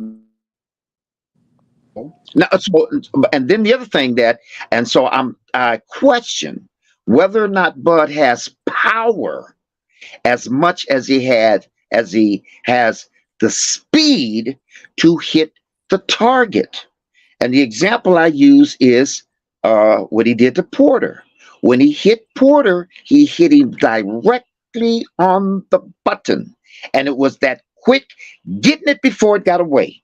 When Porter is doing all that jigging around or whatever he was doing, and then throwing him quick punches real quick because he thinks he's got your eyes crossed. He's doing all that jigging around. He thinks he's got your eyes crossed and got you off your balance. And so he jumps in, and Bud got that chin right on the chin and twisted his neck. That didn't require a lot of power. It was a nice, solid flush, like I said, right on the target. But that wasn't a lot of power. But it twisted his motherfucking neck, snapped his motherfucking neck. And that's why he went down on the ground. And before he hit the ground, Bud saw and identified and a target and hit that motherfucker 2 more good times in good places on his head before he went down to the ground. So Bud has that. Now that's what I'm suggesting by all that description is speed, identifying the target, and getting right on that target, whatever the target is. But that doesn't require or doesn't display necessarily power. Now, another version of a display of power that's not necessarily visible, because a lot of times power people describe power as the kind of shit Tank does when he knocks big niggas all the way off their fucking feet and their feet are up in the air, or they slide across the ring, or he hits them so motherfucking hard they need to call the ambulance in. That kind of power. I'm talking about that kind of power. I'm calling that deceptive kind of power. There's another version of power, which is what Earl has, and that is breaking fucking bones. Breaking bones. You don't have to knock a nigga out. You can hit him smack dab in his eye socket and crack the motherfucking in 3 or 4 places. That's power. That's hitting hard. So he's got power. All right. And Bud has speed, enough power to knock a motherfucker off his equilibrium or even out. But and then Earl Spence, with that kind of power, if he can, and it's an if, because I haven't necessarily see, and you mentioned this too about that ring generalship. Ring generalship is being able to use the ring and its space, but not just to use it for its space. This is something that Boots failed at. Ring generalship. You don't just use the ring and its space to avoid. You also use that ring, slice that motherfucker up into small pieces, and trap a nigga up in there. So he can't use that ring. See? And if Earl can do that, you understand, then we got maybe not as easy of a win for Bud as some people think. If that's what I'm saying. What I'm saying is, I think the key to Earl's win is to prevent Bud from using that ring. I understand that, and that's cool. That's one perspective, right? It's like I agree with the front foot and the inside, but I just don't know if that happens. Like, most people in the YouTube universe, right? They tend to go with the boxer. And I think we can all agree that Terrence Crawford is the better boxer. And it's interesting to see how people are going with the slugger in this instance. And that's kind of curious to me. And my thing is this: I believe that Terrence Crawford is exactly who he is, pound for pound, the best. 135, 140, 147. And I believe that Earl Spence is everything that we say he is, 147. And I take everything into account. And if Earl Spence is exactly who I believe he is, with his flaws and all, same thing with Terrence Crawford, flaws and all, right? And the good things that they both do.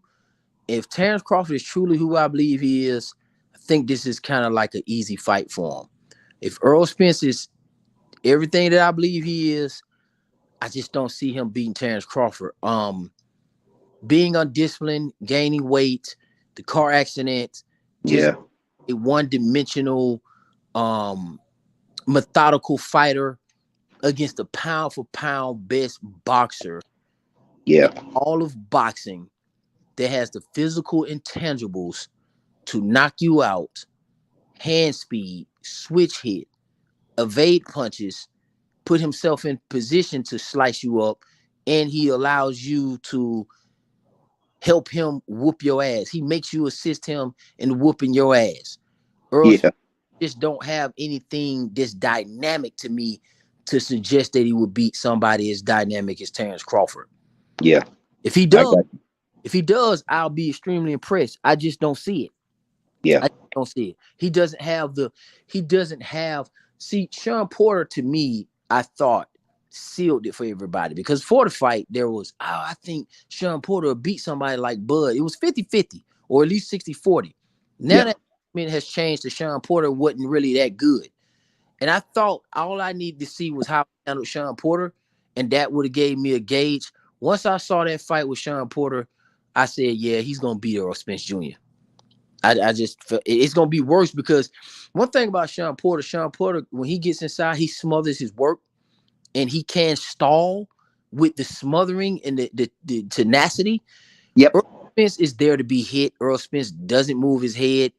And when you throw punches at Errol Spence, which most people don't do, but Crawford is, it freezes Errol Spence, and Errol Spence kind of high guard, and he's there for the picking, especially in the middle of the ring. That's why I was saying that spacing earlier, and that punch selection for Crawford gonna be apparent. Yep. Now you know what? You said something very key, and you said that about Porter too. And as a matter of fact, you said what you said. You said, "Here's the real test. Let me see what Bud has." Or were you speaking about Spence when they get ready to fight Porter? No, I wanted to see what Bud had when he fought Porter. Right. Okay, so now we know, or I shouldn't say that. Do we agree that Porter was popping Bud? He was touching Bud, brother, nice and clean, and knocking him off that back foot. You know what I mean? You try to take that back foot, and the nigga's coming at you with that momentum, and he touches you while you're trying to use that back foot to make some space, and you fall back off that back foot because that nigga touched you. Porter was popping Bud throughout some rounds in that fight, man, and it looked shaky for Bud. It looked shaky. Okay, I'm talking about when I say it looks shaky for Bud. It looks shaky in the terms of, are you gonna let that nigga hit you right? Don't forget, Porter is a thick, solid. But you're absolutely right. I swear to God that it breaks my heart. I'm gonna tell you, because I'm getting off track for a minute. I'll get back to it, but because God damn, Porter, man. This goes back to what I'm saying about opportunities. Porter knows how to create he don't wait on them. He creates opportunities. He creates opportunities with his style of fighting, with his jigging and jugging and jumping in real fast before a nigga can even get ready for him. But he smothers all his shit, man. And you know, his punch placement, not in terms of its accuracy, but it's the formation, the form that he punches with is not crisp. It's not straight. It's not stiff. It's kind of like a hook, or it's always our overhand or some shit like that. But then he also, when he does that jumping in to get him real quick, he smothers himself. So you're absolutely right about that. And that's the thing that breaks my heart about Sean Porter, because I think if he knew how to prevent himself from smothering his shit, then I think that nigga would have done a whole lot better in his wins, let's put it that way, than he did. He smothered most of his shit. But anyway, so Porter was touching Bud, and Bud got him on that. I see the target, and I'm gonna get it before it gets away. And it was in an awkward ass position. Porter was somewhat leaned over, not quite, not by much, but he was leaned over just enough to where when Bud hit, it was almost like a uppercut, like a short uppercut, and got him right on that chin and snapped his fucking neck. The point being is that Porter was getting at Bud. That's all I'm trying to say. See? So I'm saying that if Spence can, you know what I mean? What are the camps for? The camps are come on, let's get some of that weight off. Let's get loose. Let's work up some power, hit that heavy bag, all that kind of shit. But it also is meant for, this is what we're gonna have to do with this nigga.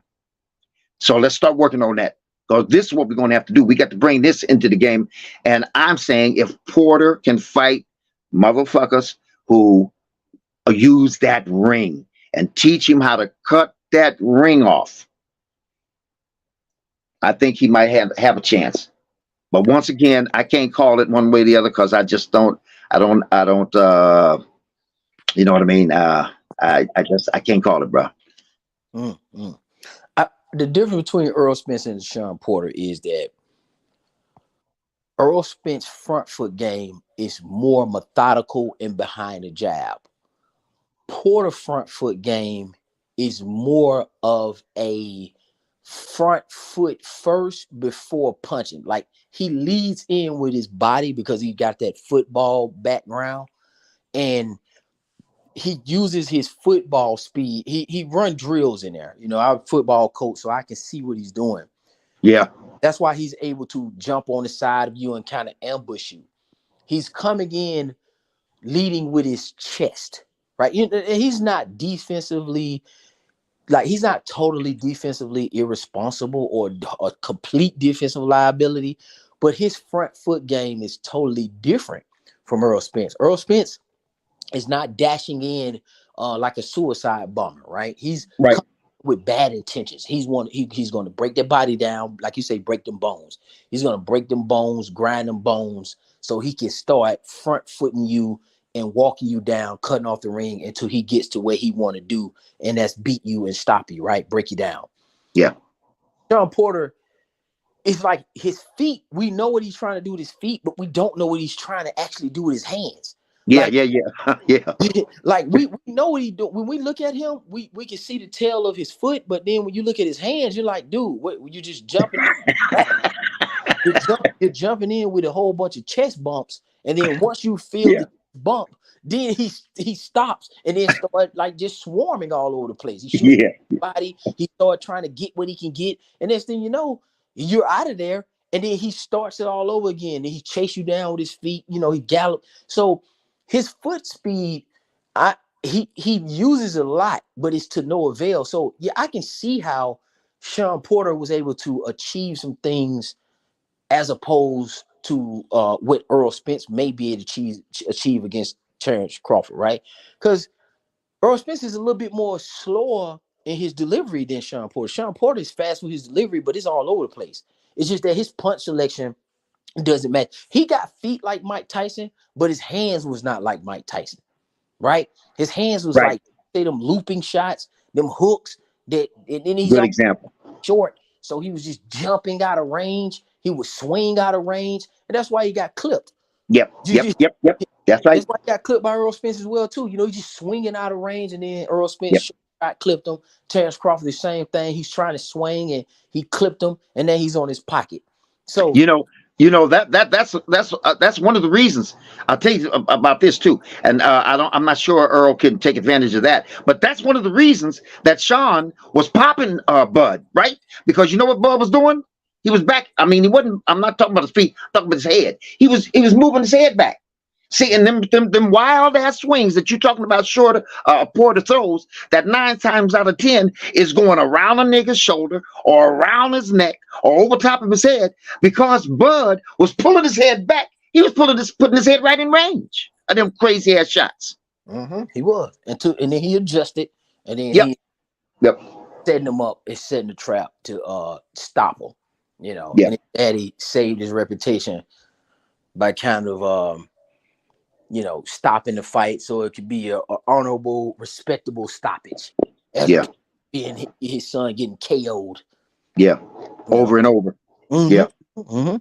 Yeah. Well, like I said, Zone, I can't call it. I'd like to try to call it, but I can't call it. And I'm just suggesting that you know what I mean. This is going to be a very close fight. You might be right about the way you have it, the results, and I can't go against that. Not with any not on any solid foundation, because I just can't call it, money. Yeah. Hey, but look here. It was a pleasure, brother. I learned a lot from you, and let me just give you some accolades too. You know what? You're very smart. You absorb information. You see through it clearly. You motherfucker can't pull nothing over on you, G. I can tell you that. And you also are, and this is harder to do, are able to convey information in a comprehensive way that a motherfucker can understand. That is a skill set, or should I say more particularly, that takes smarts. So you're a smart motherfucker, and I appreciate your money. I appreciate the OG. Thank you. Okay, I'll be talking to everybody later. I'm gonna have to jump off. Hey, Smoke. Appreciate you. All right, everybody. Salute. All right, no problem. All right, Smoke, it's me and you, man. Hey, man, I don't know if you still there, but we here, you know. We trying to hold down Smoke. Anybody else want to jump on while Smoke is kind of getting himself together? All right, And just for y'all who don't know, get ready to tune in to Smoke. He got a debate coming up on June the let me get the notes out for you guys so I can sing his praises a little bit. See it on his channel. Smoke got a debate coming up with BVO. Get the Smoke got Sugar Ray Leonard. BVO has Floyd Mayweather Jr. And this is a legacy debate. It will take place June the 11th. It'll be 12 o'clock PST time, that's Pacific Standard Time. It'll be at 1 o'clock MST, Mountain Standard Time. And then it will be at 2 o'clock Central Standard Time, CST. And then on the East Coast, for my EST boys, my East Coast guys, it'll be at 3 p.m. in the afternoon. That's June the 11th. Get This Smoke versus BVO. Legacy debate. Get the Smoke got Sugar Ray Leonard. BVO has Floyd Mayweather Jr. I will be the host and the moderator. You'll come to my page at that given time, based on your time slot. I will get there 15 minutes early to make sure all technologies are correct and everything is good. So I suggest you do the same. Bring in your lunch, eat your lunch, whatever the case may be, your brunch, your breakfast. I will be the moderator and host on my page at Zone 6 Sports. And Blood Boxing is one of the confirmed judges. Big Blunts is another confirmed judge, and Shelton Moore is a confirmed judge. So this should be a good one. The structure is as follows. If you haven't heard, I kind of put this out on my page to represent Smoke earlier in BVO. The format will be as follows, right? Smoke has won and did won a coin toss. We did that behind the scenes. So BVO is the person who shall go first. Okay. And what we mean by going first, I'm going to explain it to you. The judges will render their verdict at the conclusion of the entire presentation and or debate between the two guys. Okay. So you won't get any breaks in between the actions. You won't get any lull in between the two guys. You won't have to hear them be cut off or stopped in their rhythms. They're going to be judged by the judges at the end of the entire debate, at the conclusion. Also, this is what's going to be unique about it. It's not in rounds, but we can say rounds. I call it legs because it's continual. Okay. So the first leg, or if you want to say first round without a break, okay, the first round would be a opening, your introduction, whatever it is that you choose to deliver to the platform, you can do that. And then the other person will go and do their opening. So in this case, it would be VVO doing his opening about Floyd Mayweather Jr. Get the Smoke will respond with his opening on Sugar Ray Leonard. Obviously, they're in opposition to each other, so the opening will contain some of that naturally, right? So then we will go to the next thing, and that is the rebuttal. BVO will rebuttal whatever it is that he feels he needs to rebuttal for Sugar Ray Leonard about what Smoke says. Smoke will then come behind him and do a rebuttal as well. That will conclude that first leg or heap or round. It will be no break. They will go right into the second round. I will kind of, insert myself in there to let you guys know, hey, we're entering into the second round or leg. And this is where we open it up for the judges to ask questions. This is something that's new and unique and distinct from everything else. The judges will be able to engage the two debaters. So that way we can make sure it's informative, concise, precise, and deliberate on what the two debaters are saying. That way the judges, when they render their verdict at the end of the closing round, the closing statement round, there's no confusion. So the judges actually get to clear up any misconceptions, preconceived notions, any knowledge, data checks that they want to when it comes to the two debaters. And I also, as the moderator, will be checking for valid, good, solid, sound questions from the chat. So this time, we will be asking the chat questions. So we'll let Blood may have 2 questions. He may have 3. Big Blunts may have none. Shelton Moore may have 2. Okay. Once those judges conclude their questioning and they're satisfied and the debaters are good and they got their checks right and they're good, they're on the line, then we will open up to say, hey, these are the questions within the chat. I'll make sure I monitor those correctly. As usual, if you're in the chat, because we're asking you to ask questions, please do not kind of talk about the debate itself. Do not throw any hints or any clues to the debaters, because that's a distraction and it kind of throw you off if you've ever been in that debate. And yes, the debaters shouldn't watch the chat, but we're making the chat interactive. And if you guys have questions, you should ask those in the chat. I would always kind of wait till you hear the opening round and the rebuttal and kind of see if some of the judges are going to ask some of the same questions, because obviously if the judge asks the questions and clarity is cleared up, then I won't ask the same question from the chat. We'll move on to a new, unique, fresh question. But if you're going to be in the chat and on the chat and you decide to ask a question, you don't have to ask a question. It's not mandatory. It's not super chat required. We just going to do this based off good, logical, sound questions. And I will ask them to the 2 debaters. And that will conclude the second leg or round 2.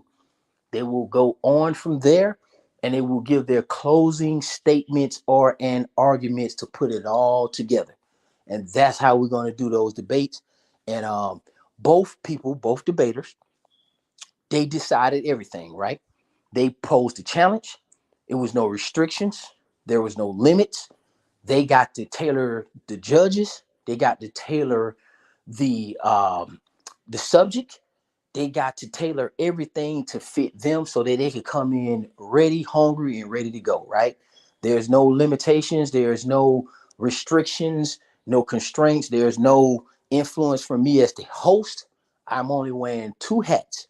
That is the host and or moderator. I'm not a judge. I'm not an influencer. I don't have veto power over the judges. I am a complete check and balance. Okay, we have the chat, we have the debaters themselves, 2 of them, and then we have the 3 judges, and then we have a moderator and a host. So we got this new format. This is an all year round thing. This is not tournament style. We don't force debates. We just go ahead and host them and get them combed through so they can be informative and logically sound without any kind of contradictions within the debate itself and or the title. We trying to avoid that. Me and Smoke kind of tailored this around. Me and some of the other guys, we kind of came up with this collectively, and I've been listening to you guys' suggestions about the debates, and I've heard you guys. So we're going to use what the community feel is best in the YouTube sports community. We're going to use that for these boxing debates. All right. So that's what we got to look forward to, man. So hopefully Smoke is ready. Hopefully Smoke is on his game. And again, that'll be Sunday at on June 11th at 3:00 Eastern Standard Time, and you just adjust accordingly. All right. So that's the scoop on that. Anybody got any kind of questions or anybody interested in debating themselves, then just get in contact with me, Zone 6. And I'll set it up for you. It has to be naturally done, has to be organic, and it's not anything that's forced, no hostility, no beef. And the reason I like it like this, because the 2 combatants, they have respect for each other. There's no funny business. There's no shade. There's no nonsense. Also, with me as the host, for your time, this is a winner take all. This is a winner take all, and I'm going to expand on this. But right now, we're just in the construction phase. This will be for undisputed, the true undisputed debate champion across all planes. Right. This is a format that don't allow for contradictions or anything like that. This is not a tournament. This is an ongoing seasonal thing. So it's not just limited to Smoke and BVO. Anybody can challenge Smoke or anything for a title at any given time. It depends on how you want to do it. I will keep the records of who won what I will keep the videos up so we can find out who's really ranked and who's really number 1 and 2. Okay, so we're gonna do it like that because we got another debate as well that's going to be happening tomorrow to probably determine who's going to be a number 1 contender. And then we got Smoke versus BVO for the undisputed championship. All 3 belts will be on the line. And on top of that, I will cash out the winner $50. So the winner get the undisputed titles. This is Smoke versus BV. And I'll give you $50 for your time. It's winner take all. All right. And then we have another one that'll be taking place tomorrow morning. Between, let me get this right. We got Kush versus Truth. Terrence Crawford versus Earl Spence. Resume at 147. And that's going to take place at 11 o'clock Eastern Standard Time. Adjust your time accordingly. And the winner of that will be getting $50 and his shot at the title if he does decide to activate that. We will do a ranking system. We will establish a champ, which will be between BVO, and it will be between Smoke and BVO. And then I will make a list. I will have a champion, and then I will start rating people in the top 10 on this debate championship status from the YouTube sports community. All right. So this is a YouTube sports community championship. And I will rate you if you want to get a debate. If you want to get one in, you want to try to get ranked, and you want to try to get rated, I will definitely do that. The way the ranking system is working, it's just one rating. It's not going to be multiple sanction bodies. The belts are going to stay unified. We're not going to split them up and fracture them up and all that, create lineals. Nope. It's 3 belts, undisputed. You get your money. Then the number 1 contenders, number 2 contenders, you guys get to face off and get the same luxury as the cash prize. And then you get to challenge and invoke your challenge on the undisputed champion whenever you see fit, or if you guys have a natural disagreement. Obviously, the champion is going to get priority. So if you challenge the champion, you got to go first. That's the way it's going to go. And anybody else with contingencies, you guys get to flip a coin and decide that amongst yourselves who go first. But the champion, whoever that may be, reserves the right to always go second, or they can go first if the champion chooses to. That's how that's going to work. So we got 4 debaters so far that'll be ranked by the end of this weekend and on Monday. And then we'll start building the profile from there, and we'll keep the record from there. So that's what I got to cook on from there. All right. So I'm looking forward to Smoke and BVO versus each other. And I'm also looking forward to Truth versus my guy Kush. That's going to be a good one as well, too. So that's 4 established debaters. Hopefully some more of you guys are getting in there and take it serious. It's $50. It's all in good fun. We just need to schedule it up, and it's going to be a good weekend for boxing and for debates within the YouTube sports community. So hope y'all looking forward to it, man. I just want to sing that praises to Smoke because he's in the debate. I don't know if he told you guys that.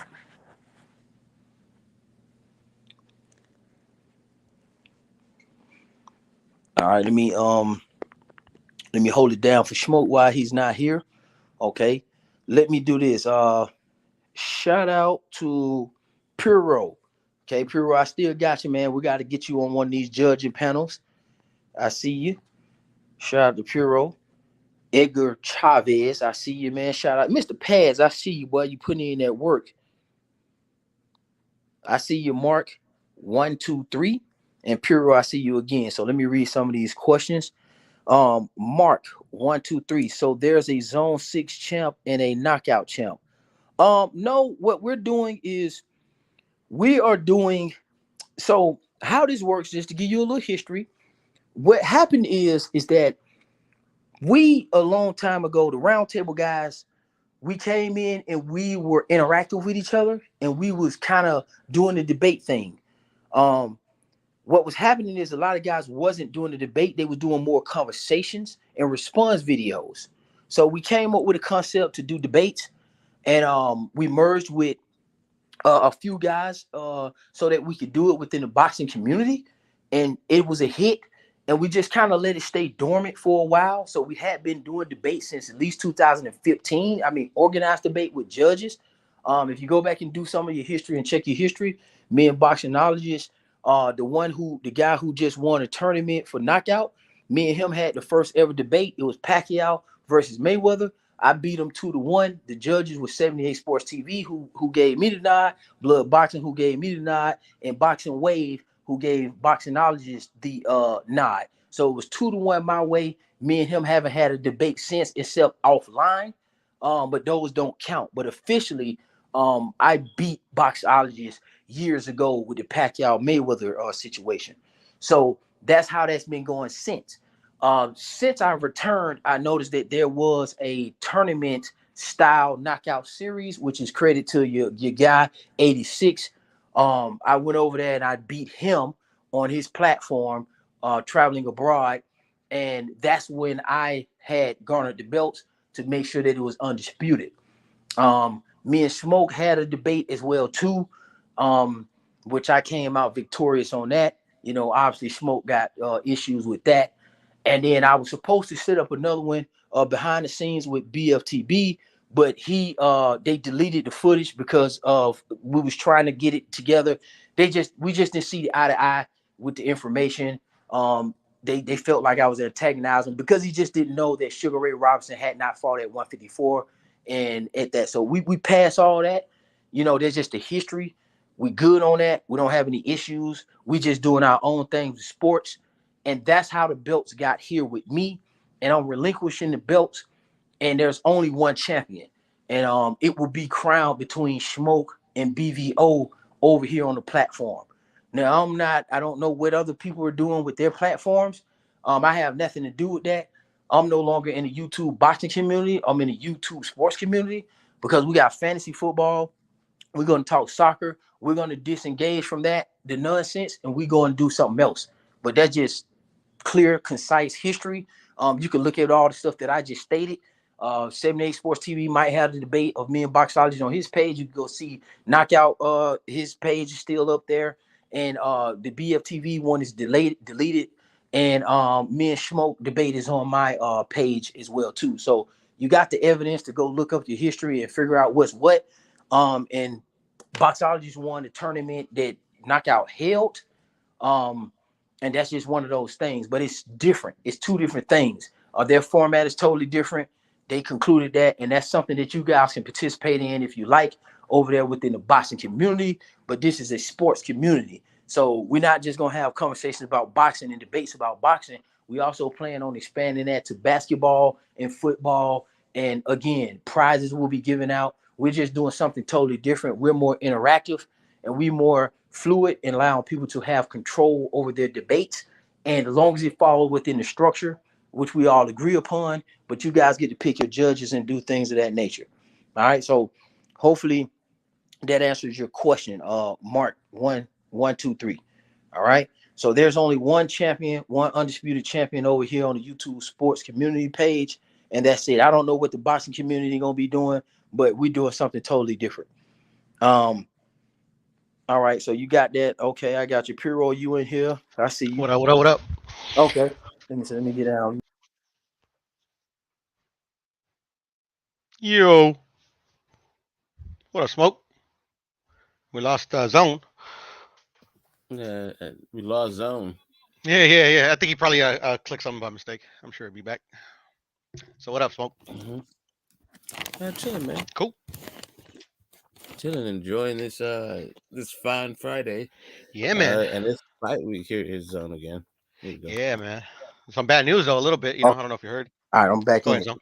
My bad. I was back in here. I was holding it down. Okay, so it seems that okay, so Smoke is back and Puro is on. Okay, so hopefully that it explains what's going on with the debate series or the debate channels. Is not in contradiction or to oppose anybody else's ideas.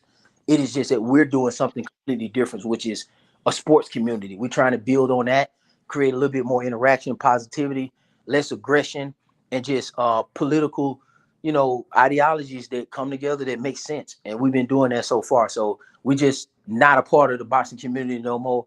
And we're moving forward. We support you guys if you're a part of that, but we just want to talk all sports and do what we do and play to people's strengths.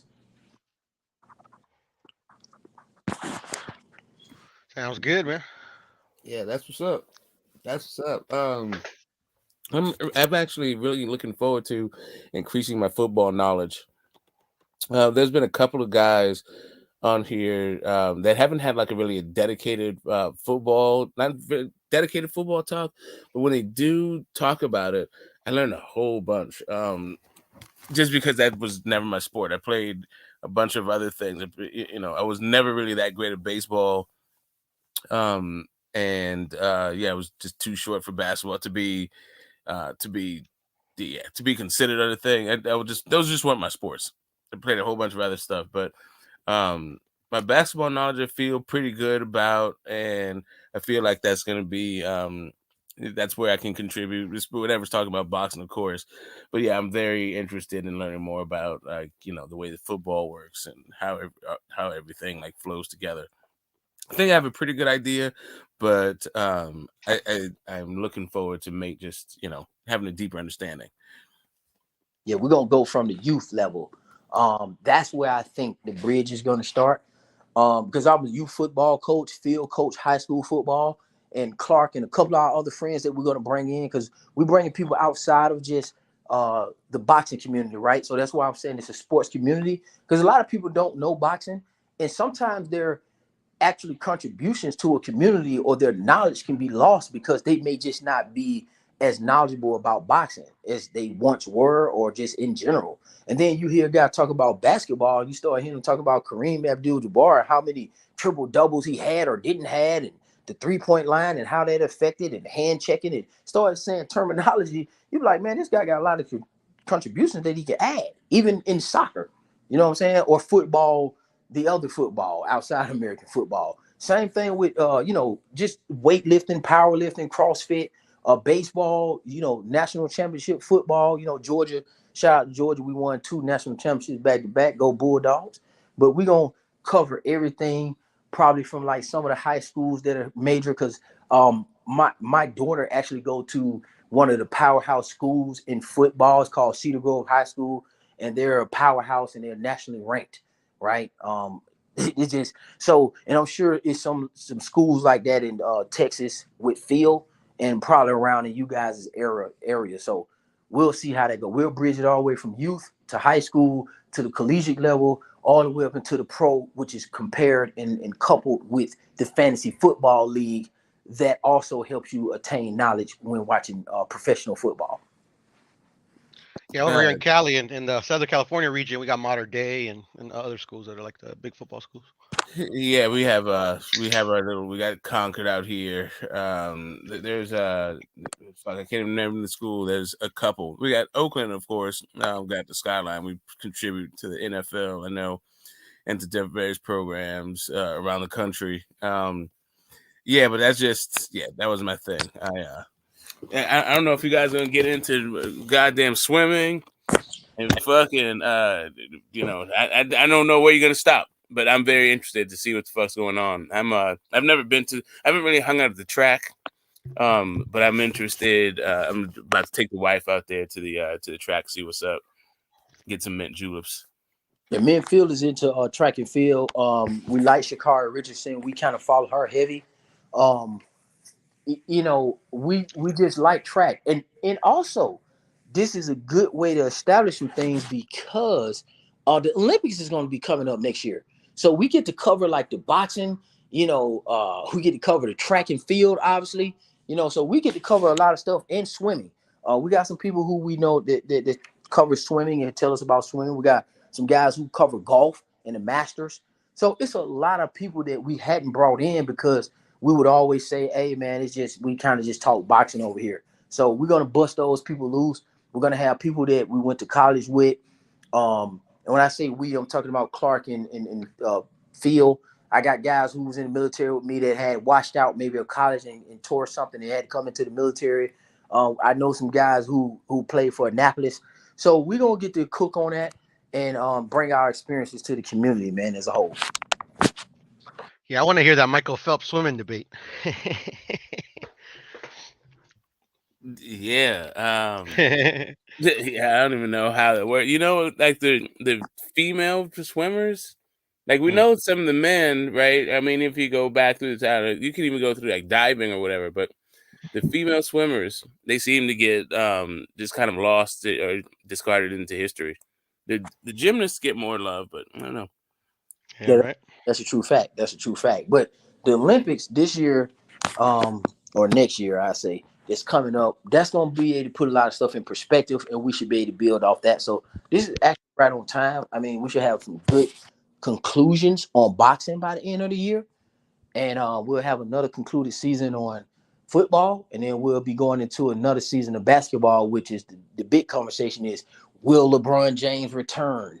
You know what I'm saying? And what's going to happen with Chris Paul and stuff like that. So it's a lot of moving parts that we haven't touched. We got Dalvin Cook, who played for the Minnesota Vikings, big time running back.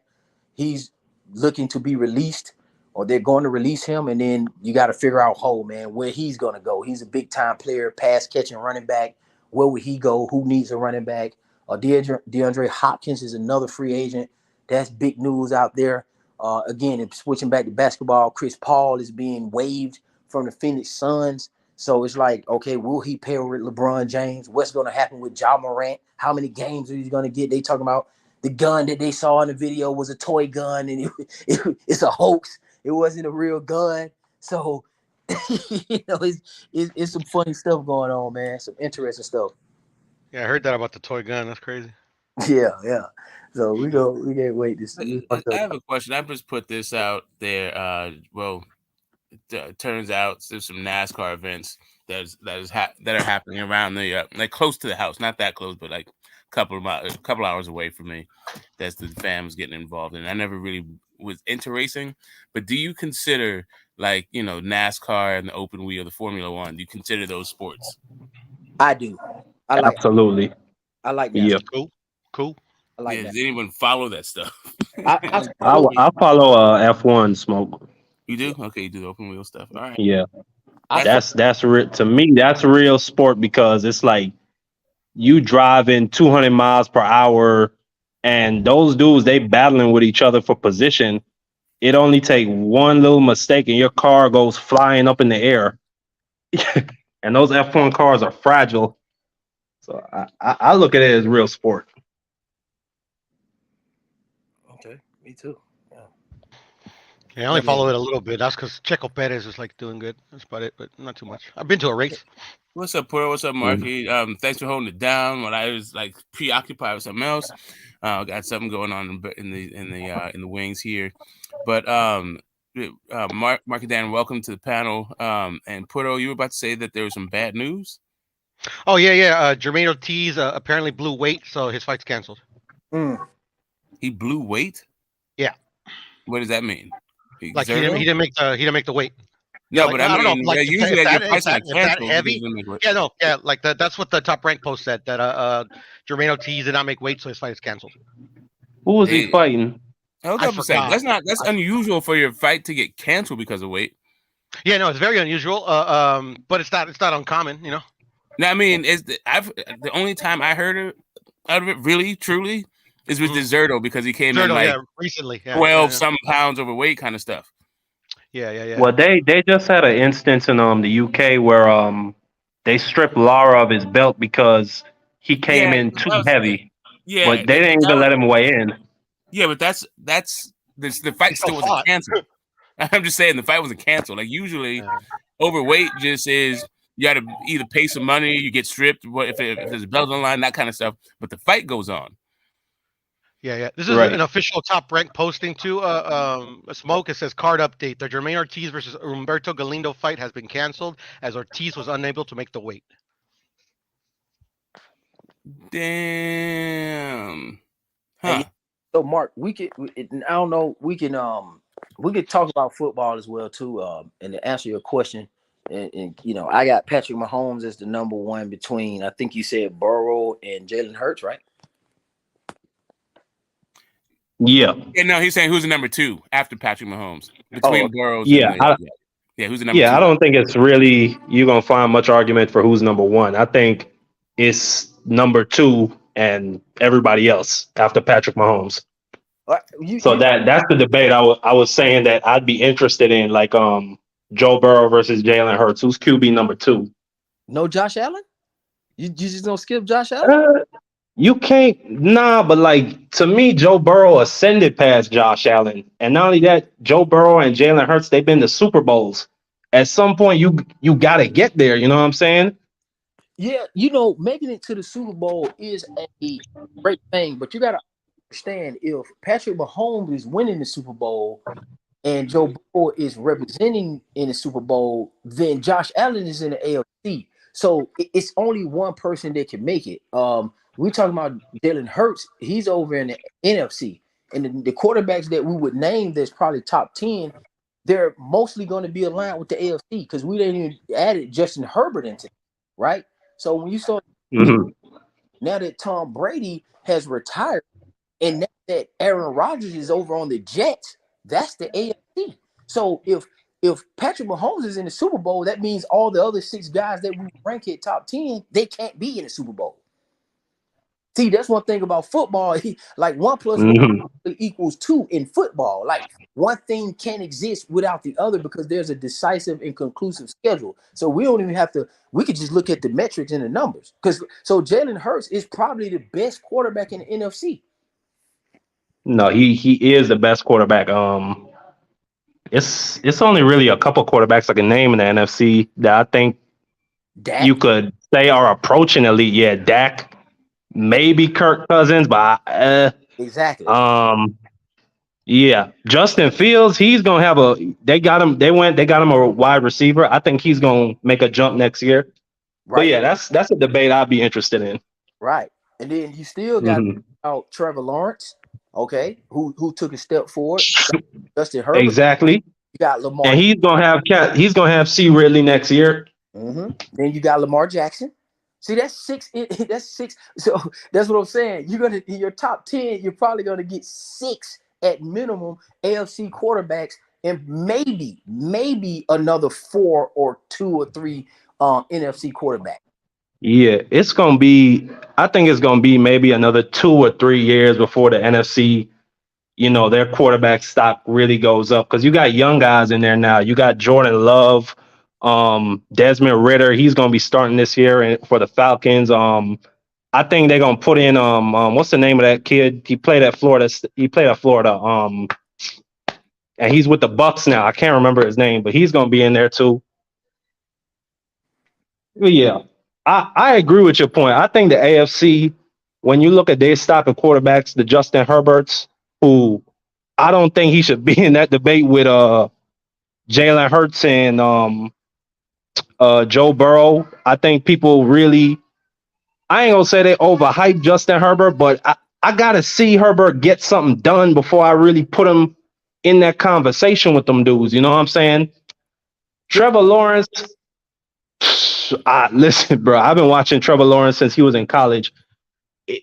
I would not be shocked if in the next 5 years he's QB number 1 in the whole NFL.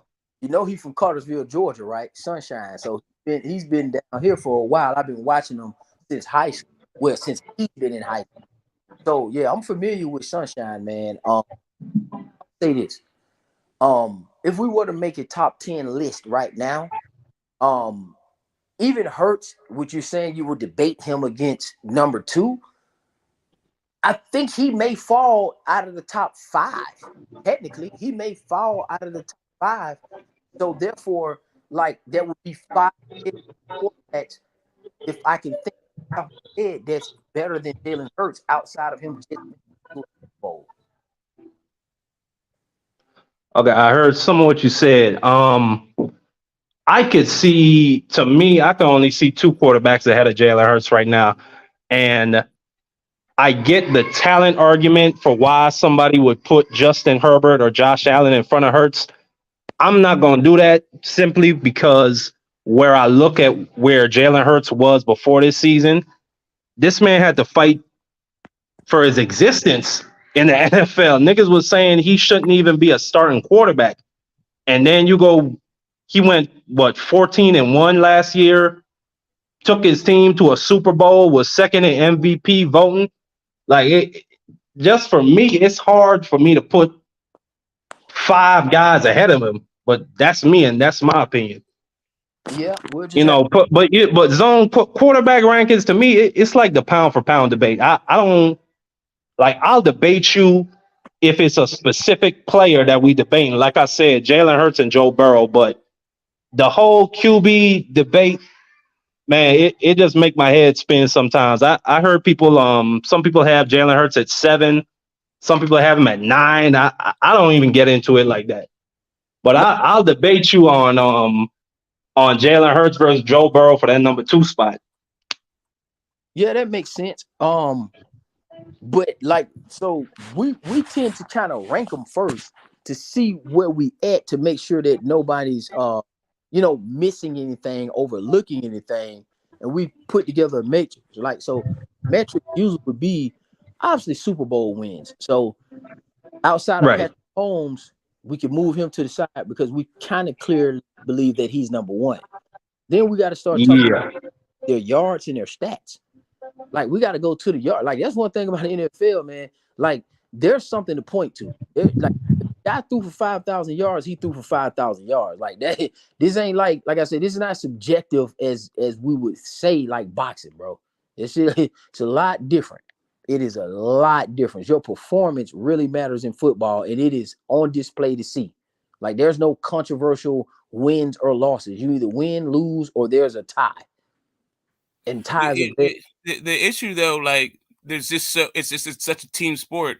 It's weird that so much has to go right for the entire team, but one person gets all the stats, right? Or maybe 2 people. Like, what credit does your O-line get for your completion record?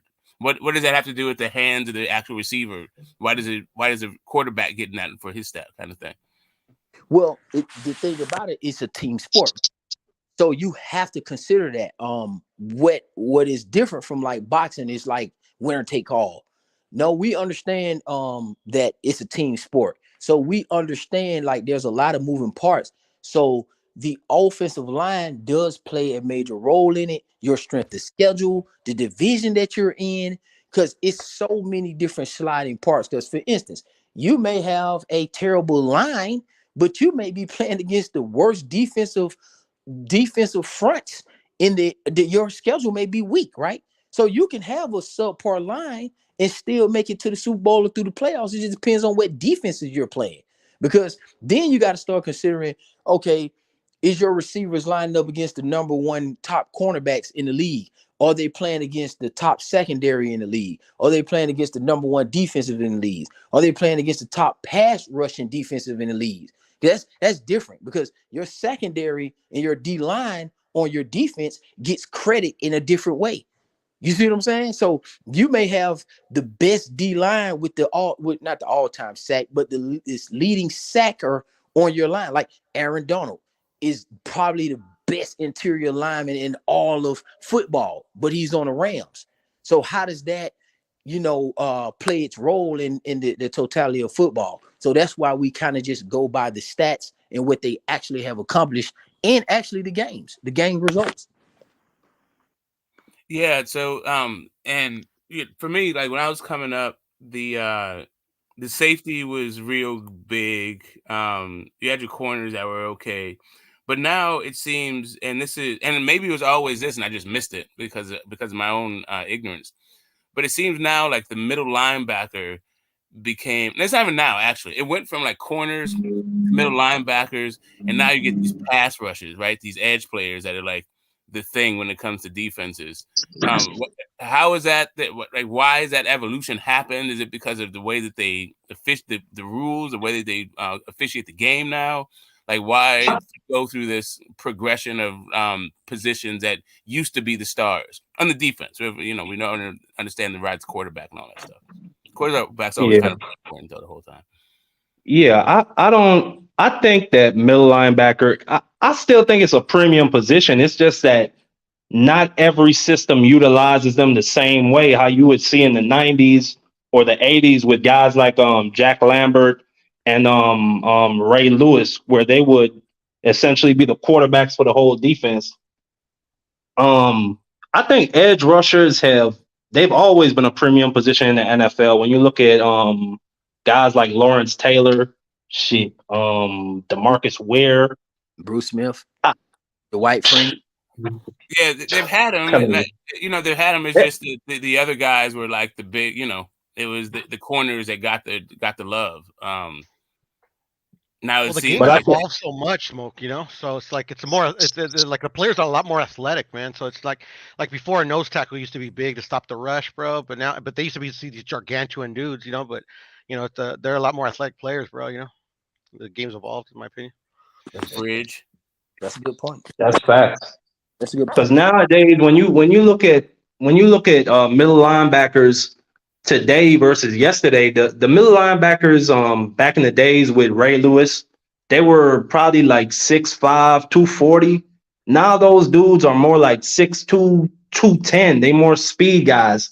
They like those guys to cover more than they like to address the run with middle linebackers. They want middle linebackers to cover guys like Travis Kelce and to be more responsible for that.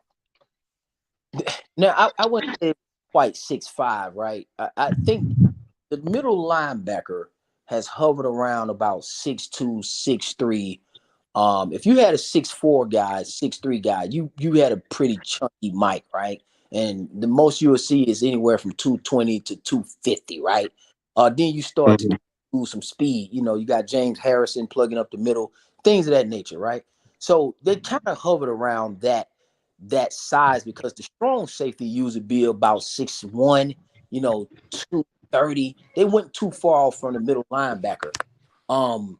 It's kind of the same, to be honest with you. It's just that they don't allow for the physicality. So those defensive players that you used to see in Smoke don't get to stand out as much.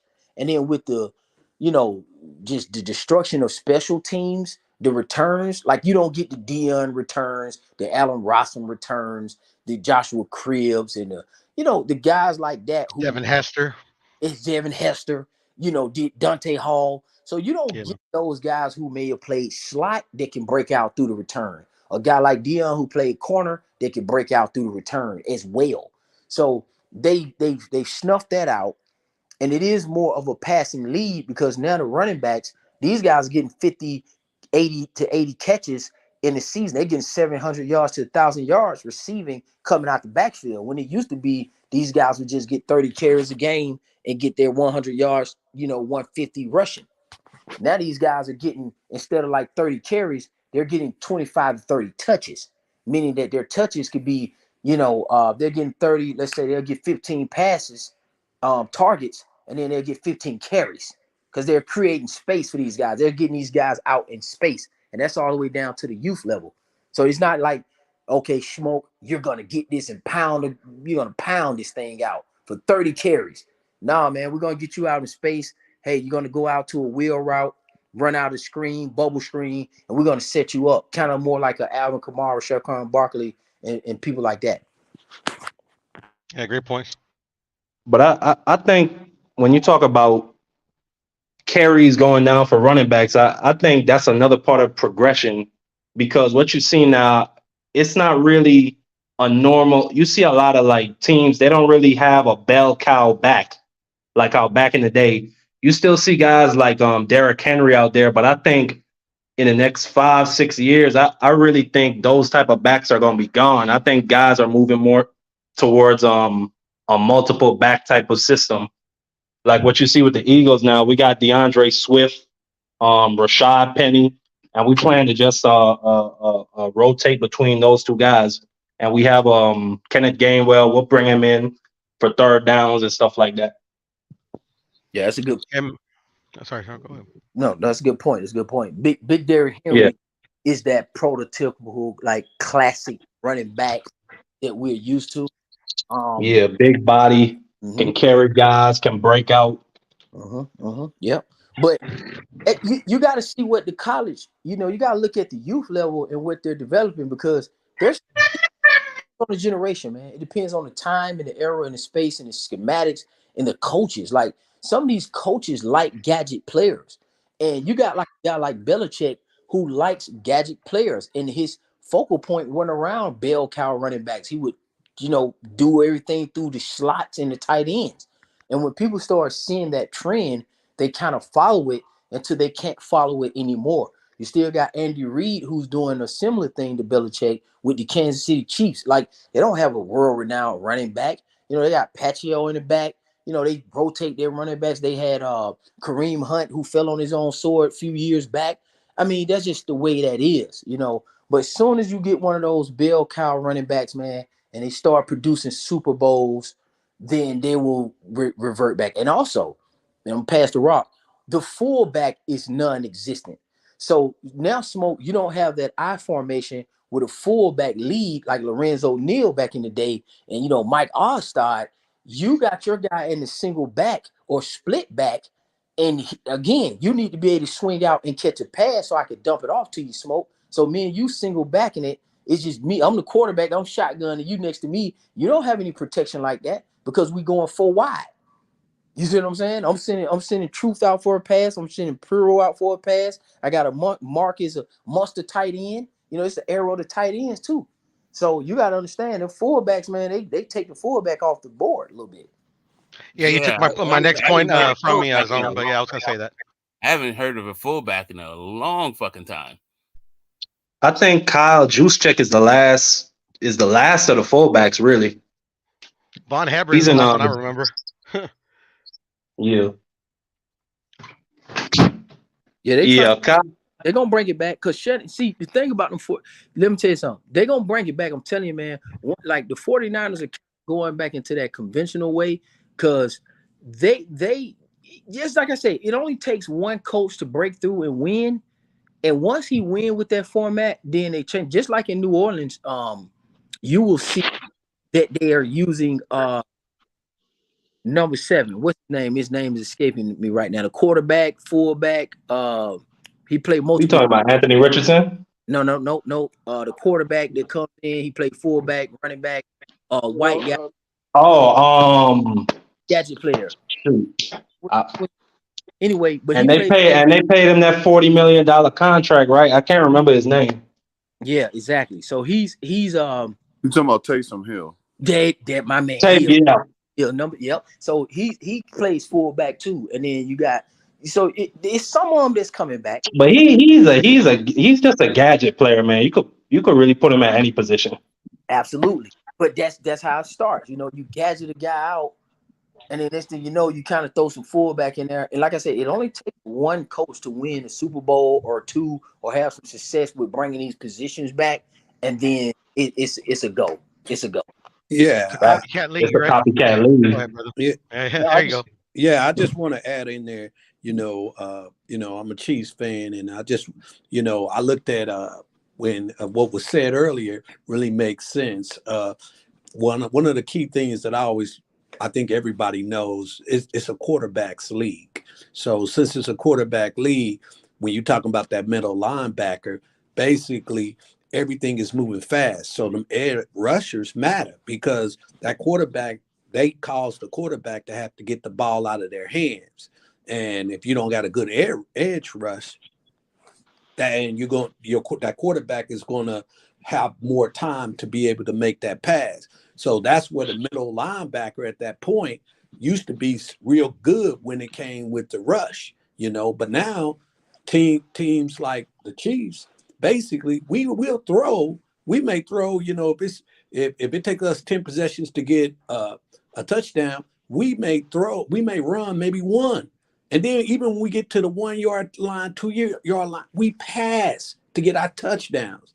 And we didn't have a number 1 running back, as was said, because if you look at that, like Clyde Edwards, he'd been hurt for the last 3-4 years and hasn't, he was supposed to be the guy to be our number 1. But then we had McKinnon. We had McKinnon, and then it was thrown out Pacheco. We had him.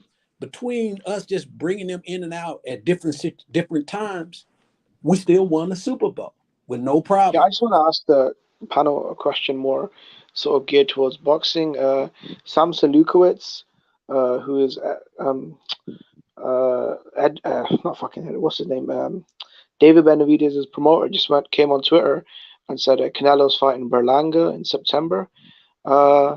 You know what? I'm a big Canelo fan, but I mean, this is some fucking bullshit, I think that's a bad look, I feel like if Canelo doesn't fight Bivol or Benavidez and fights a Berlanga, I mean, this is some pretty disgraceful shit, bro. Yeah, I agree with you. Right, but before we get into that, because I do want to jump in, but I want to finish up this football thing. But yeah, I appreciate the my boxing guys coming in to talk about some boxing. That's definitely what this stream is about. But we're cooking right now on some things that I actually kind of care about to get me into football again. Right? Like, Yeah. I'm just trying to figure this whole thing. Like, the pandemic killed fucking sports globally for everybody, right? True. But for me, like, specifically, it like that. There's a couple of things that just like eroded my interest in the NFL. Part of it was the NCAA, the way they're treating their students. I just couldn't get behind watching the talent develop to get to the pro level. But now they've addressed a couple of things structurally within the NFL and within NCAA. Guys can get paid for their likeness. At least some of these kids can start making some money. I'm opening my stance about the NFL and football in general. So I'm just interested in this conversation. I actually really like the Chiefs, even though I'm a Raiders fan. I'm supposed to hate the Chiefs.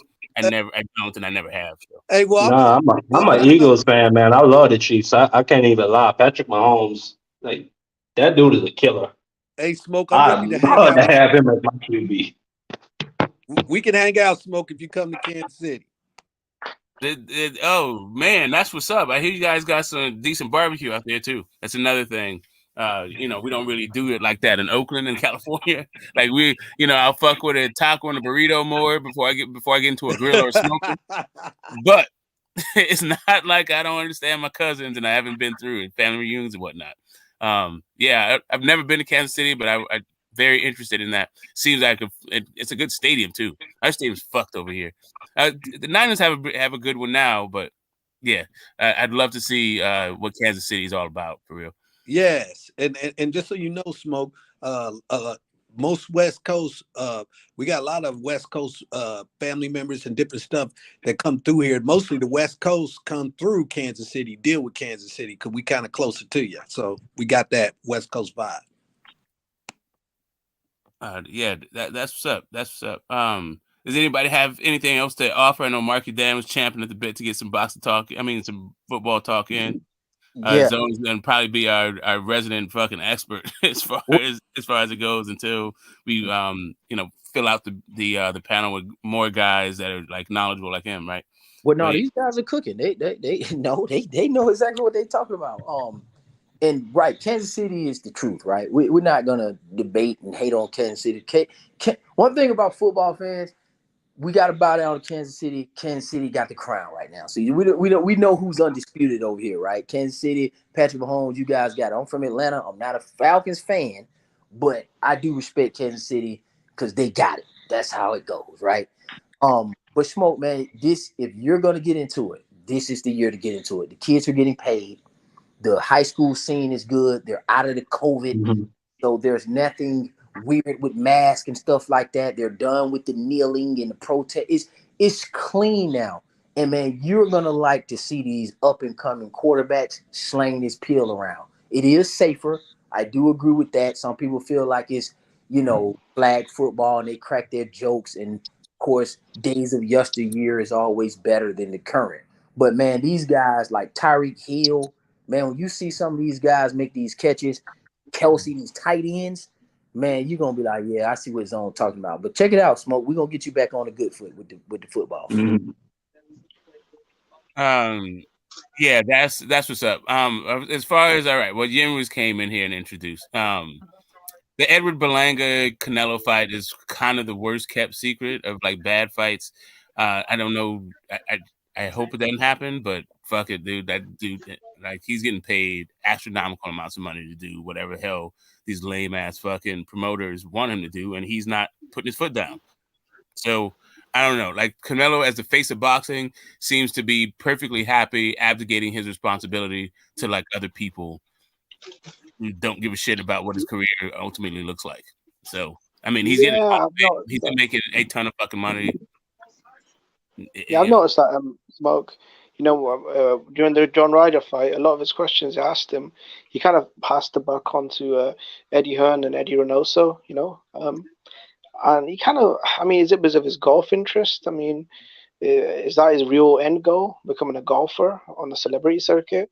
No, like I said, Canelo's my favorite fighter, and I'm gonna be lying if I said I won't watch the Berlanga fight. But to be fair, it's only Samson who came out, right? So it's nothing official, but he's really running around on Twitter telling the whole world that Canelo Berlanga is a done deal, and the Benavidez fight won't happen, and the Bivol fight won't happen. So I just feel like the backlash would be pretty intense. I mean, I don't know. Yeah, I'm not really shocked that he turned down the Benavidez fight, but I think just like Jimmy, a lot of his fans who believe that he'll fight anybody, they'll be shocked. And I think they'll start to wake up to the fact that Canelo is human.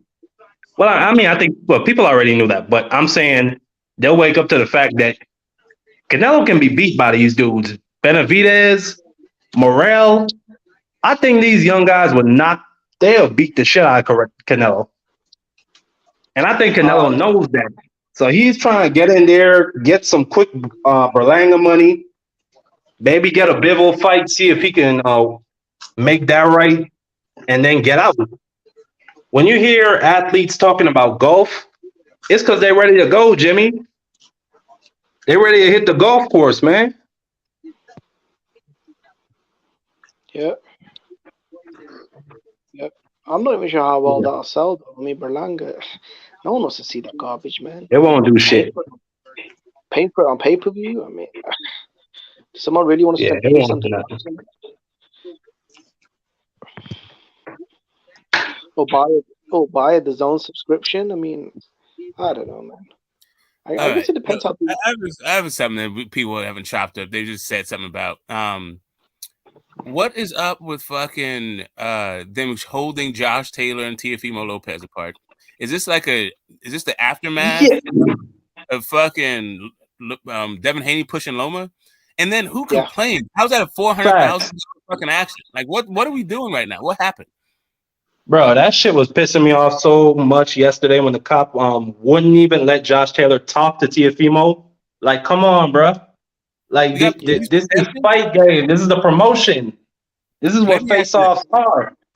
Do you think? All right, let me put my tinfoil on, my hat on for a second. Do you think that Lomachenko's people complained? I don't think that's what it is. Normally, when that stuff starts getting involved, it's coming from a complaint from another fighter.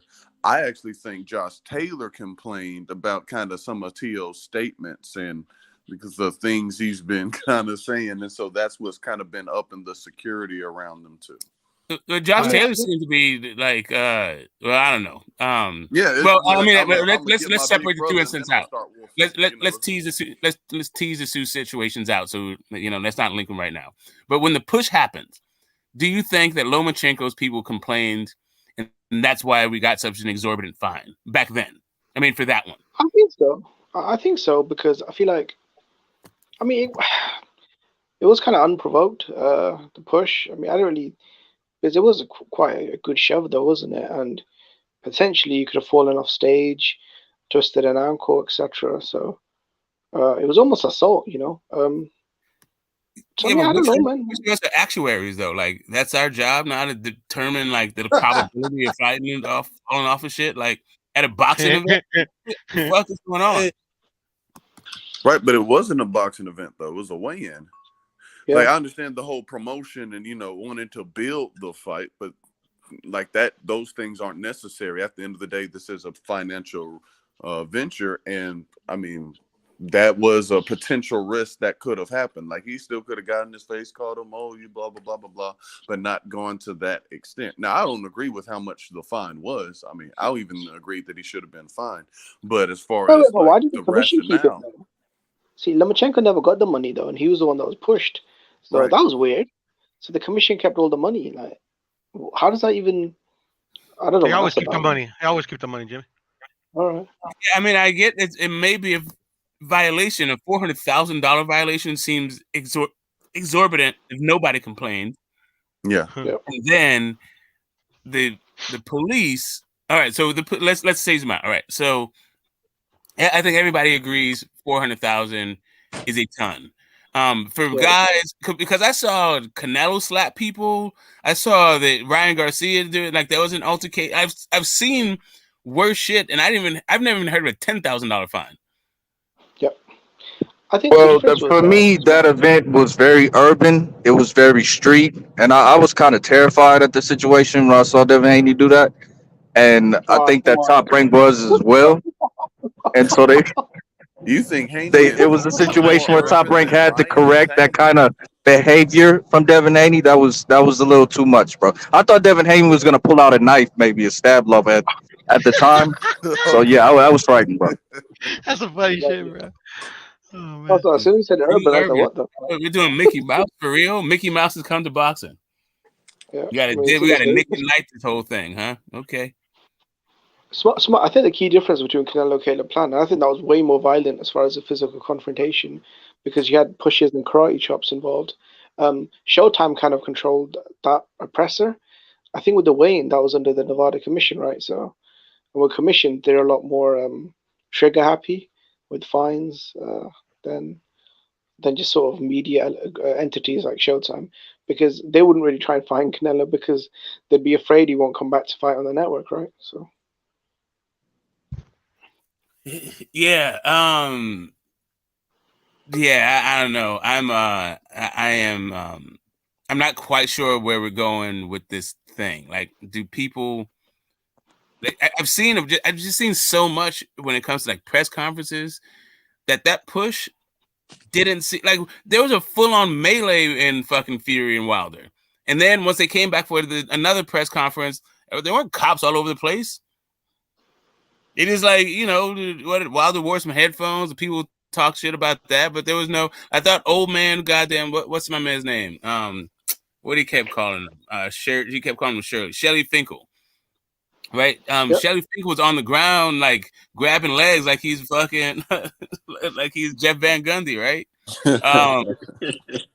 And they didn't do shit. Nobody said anything. It's like no harm, no foul. Now, Lomachenko, Ukraine's finest, gets a little shove. Oh, wait, Canelo pushed. It's like $500,000 damn fines and police escorts and shit. Like, yep. Wait, Smoke. Canelo pushed Danny Jacobs though, didn't he? You're actually right.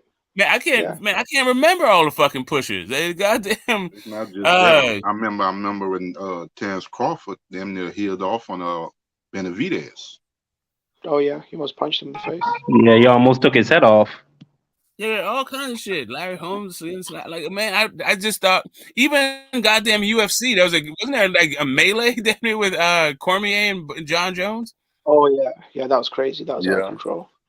Yeah, that was like a 10-man Royal Rumble erupted. Yeah, that was the next fucking fight. Like, I said, I think Josh Taylor went behind the scenes and. The hell? I've also seen other reports about him upping his security about a threat on his life from T.O. So I think he did that. And you kidding? The cameras. He want a wolf and do all this other stuff, but he's the one that caused the police. Yeah, I think it was Josh Taylor as well. To be honest, I don't know about that. But T.O. doesn't have a history of grabbing people, though, does he? And no offense to Teofimo, but in a street fight, I would not favor him over Josh Taylor. Because Josh Taylor is actually like a piece of shit. If you've heard the stories about him in street fight, stuff like that.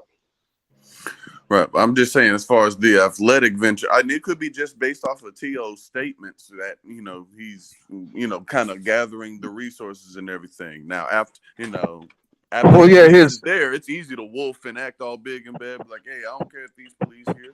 No, hold me back. It's like one of those type of things. Yeah, his dad is a known drug addict, so you threatening to murder somebody in New York. You know what I mean? It's not looking good. So I understand Josh Taylor saying, "Yeah, I want more security." That's right. Understandable.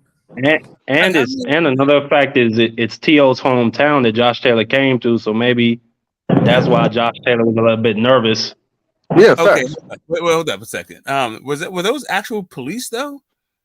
Yeah. Brooklyn police. That big fat guy that was talking to Josh Taylor, that was a cop. Yeah, that was the real deal.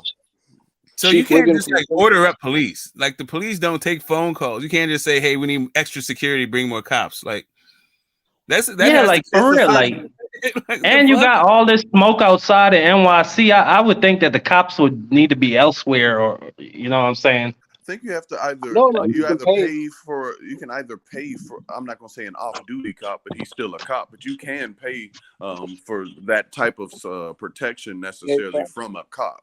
Like it's not. Well, yeah. So you got to think. So right. So I've had a cordon off areas for the city, right? Before, like for film, for any number of things, right? So typically what fucking happens, you go get your permits, they ask for the crowd and all that shit, and like what's your security going to look like, and then they'll have some cop that does that thing that's over there. But they like ordering like I don't know, I never got a request for like how many cops do you need, or like how many are supposed to be there, and then I'm supposed to get a bill for it.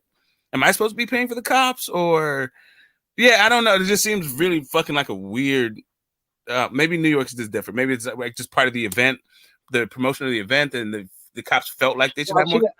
Are they required the more police presence because of the size of the event? But because Teofimo Lopez is running off at the mouth, you get more cops? I don't know.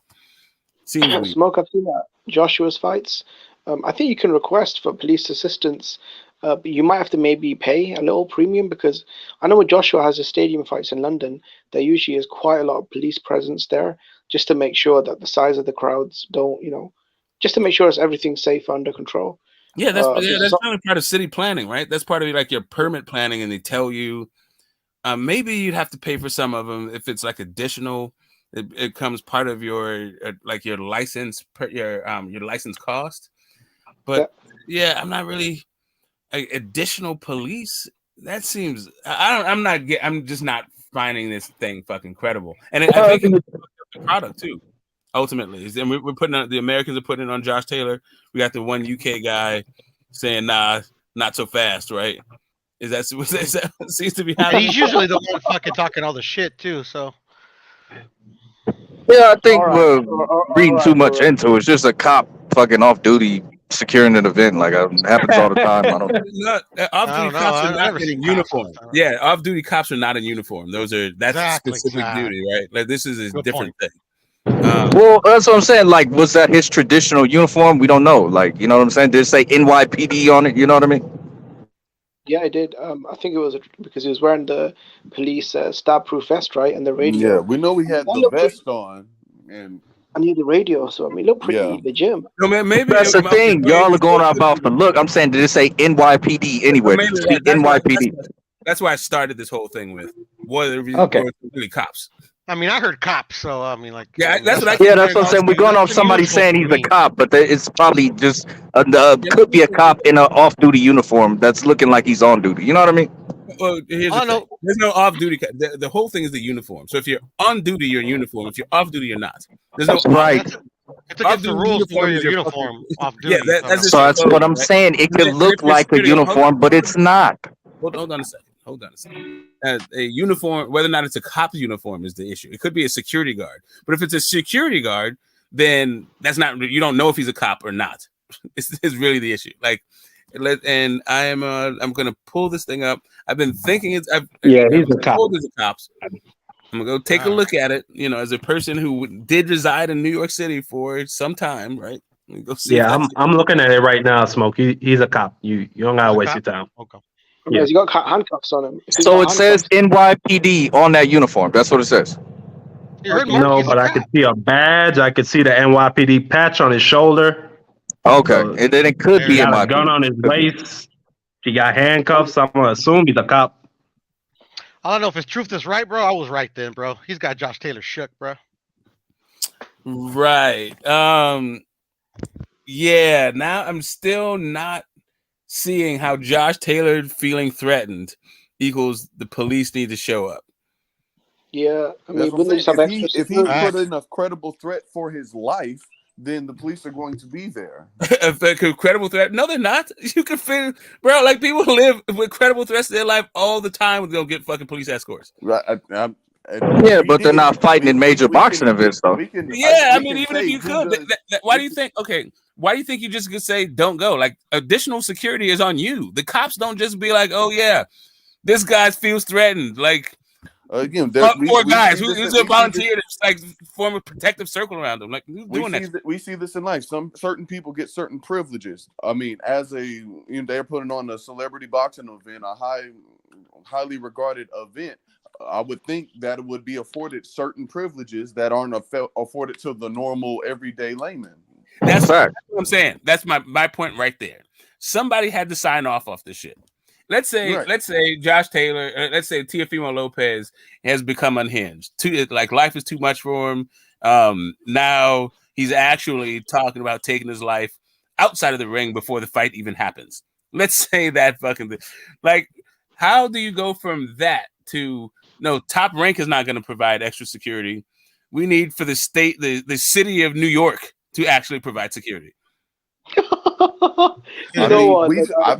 We've seen crazier things happen. I mean, it might have been a little extra out of his purse or whatever. But I think it's for crowd control. What they must have done, right? They must have said a lot of flying fans, Taylor fans that are flying in from the UK. A lot of them combined with Teofimo's New York fan base. Maybe they feel like there could be unrest during the fight, so they might have hired the police for a week, And they thought, you know what? Since we're paying these dudes, these boys might as well go on stage as well during the face-off. It might have been that situation where for a week they've got them under contract because of potential fights breaking out in the crowd. I know during the Gervonta Davis fight in Washington, there were some fights that broke out. So maybe, I don't know.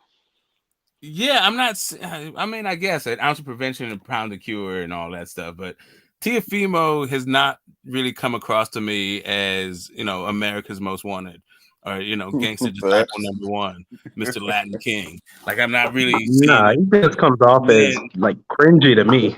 Yeah, and then when Josh Taylor seems like a little bit of a hooligan himself. Like, it just doesn't, like, the idea that he's gonna punch Teofimo Lopez, but like in a press conference, he needs police protection in order to feel secure.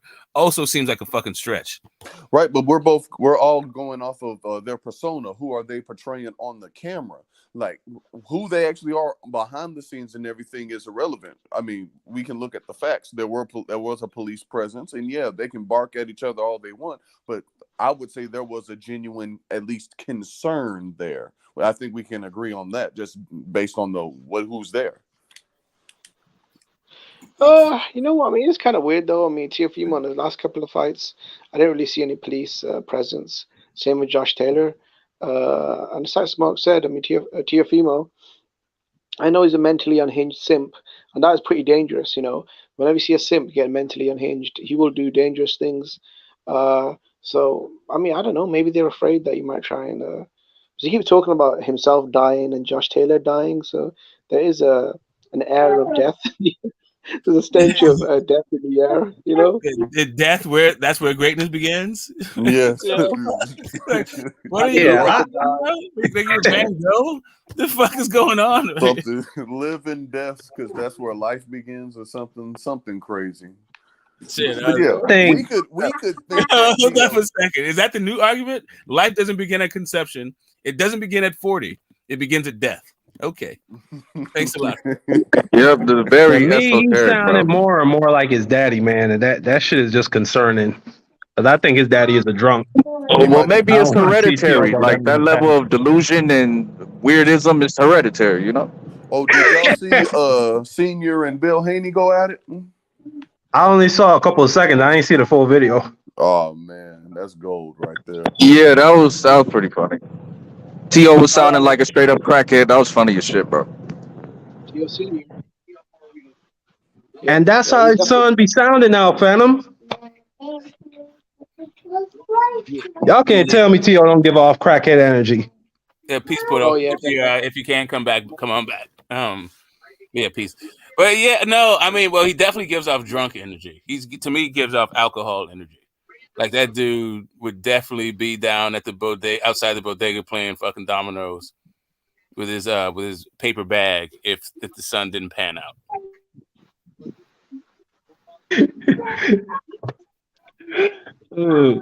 I could see. Nah, he ain't gonna be in a bodega, Smoke.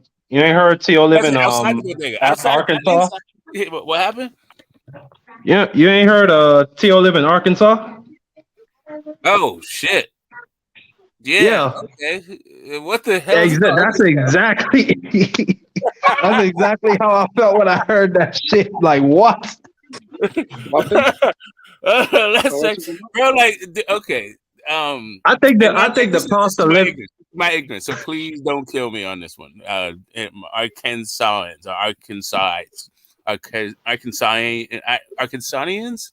I don't know what the fuck it is you call yourselves. But isn't everybody, like most people in Arkansas, trying to get out of Arkansas? Who the fuck is voluntarily moving to Arkansas? Yeah, I'm not gonna lie. When I heard Arkansas, drug traffickers and drug users. That's who. I think the cost of living down there is not as bad as in New York, Smoke. Yeah, it's pretty dirt cheap. I mean, I hear you, but like you can get cheaper cost of living. Like West Virginia is closer. How about there? Yeah. West Virginia's another depressed fucking place that nobody goes to, right? Like, why the fuck are you going? What are you doing? The cost of living. What about the standard of living? You know. Exactly. Yeah, my bad. The standard of living. Arkansas got some nice places. Man. Yeah, but who the fuck wants to see him? Y'all sleeping on Little Rock. I mean, but who wants to sleep in Little Rock? That's what I get it. My point is, talking about hillbilly heaven. Fucking Little Rock ain't been the spot since goddamn Martin Luther the King. Like, what the hell? Isn't Arkansas one of those redneck trash holes? I might be mistaken. Yeah, I'm. Shout out to all of my less popular areas in the United States, but that is really the first. Like, of all the places you think he was going to say, fucking Arkansas, really? Yeah, I looked it up on his box record. It's right there, Smoke. You living out of Arkansas? I can't remember the city. That explains a lot, though. I mean, it does explains the Bible shit a little bit. I mean, a Latino living in hillbilly heaven. I mean, I don't know. Man. It's a bit weird. This man said hillbilly heaven, bro. Yeah, it's what is the hillbilly Riviera is what it is. I mean, you got to think Latinos love Texas. Yeah, there's a ton of fucking Texans there. I mean, right. So, but even in Arkansas, I guess Arkansas, you don't really get the Mexicans the way that you would get like in Texas, right? Or in New Mexico and all that. I don't even know what the hell the immigrant community is like in goddamn Arkansas. I think it's only Native American, Black people, and white people in Arkansas. I would think, right? And that's like all 15 of them, right? There's not really much speak to Arkansas. What the fuck? Yeah. Anyway, I kid, but that was some interesting information. I did not know that my man had lost it to that extent. Maybe there's a patch of Hondurans out there, and I just didn't know. Smoke. I really think it's over for Teo after this fight. Or it's not over. I think it's still gonna be fights, but it's like, where does he go after this? Because this is his last fight on Top Rank. So, I mean, this is not his last fight on Top Rank. This is not his last fight on Top Rank. Come on, man. This dude's looking for a buyout while he's like in one of the biggest, most dangerous fights of his career is happening in a 5,000 seat arena. Like, yeah, nobody's trying to buy out no damn Teo. This is a crossroads fight for both guys. Weirdly enough, and unfortunately enough for both dudes, given where they both are in their careers, their respective careers, but I don't think it's gonna end up the way that, like, what's another really good crossover fight? Fucking Duran, Davey Moore kind of shit. I don't know if it's as much of it for Taylor because he's already accomplished. So it's like, okay, well, time to go to 47 and start my campaign there. But no, I think it's worse for Taylor. Can I be honest? Because you go to 47 off a loss, you're not really in a position to, I don't know, get a good fight. 33 as well. I feel like right, but Teo, he's still a name, so he could still command. I mean, I'm not going to say command, but he could. Let's just say him and Boots or Stanionis or Ortiz get hopping. You know, he can still get in there with the top names. Versus if Teo's gone, well, thank you, Taylor, for taking out the trash. Like now, it's just gatekeeping status for him. But Teo's only 25, right? Taylor's 33. So you'd think the guy that's 8 years younger would have a easier road to rebuild, depending on the nature of the loss.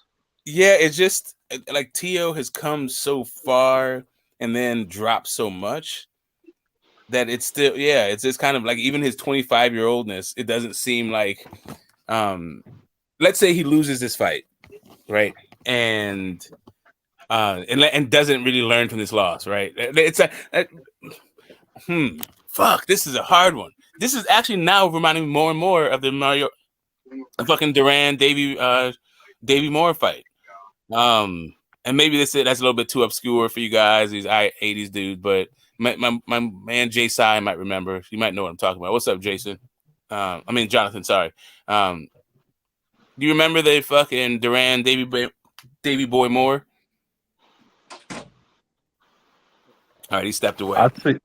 I seen the fight, but I wouldn't know the build up like Jay Simon. Yeah, it was a hell of a fight. But Davey Moore, he was a young champion, Duran, older guy. It was like this whole like crawl, like whoever wins, they can go up, and then whoever loses is going to be rebuilding, and who knows what the future is going to look like. Davey Moore came in, apparently had some physical issues, but he was controlled by the mob. And so I think there was some bribery that happened to get him licensed. And he went in there and got his ass completely handed to him by Duran in that fight. Just a terrific fucking ass whooping. And that Duran had a resurgence of his career kind of thing. Wasn't Davey part about that? Unless I'm mistaken. What'd you say? I thought Duran was the underdog in that fight. Unless I'm mistaken. Yeah, he was.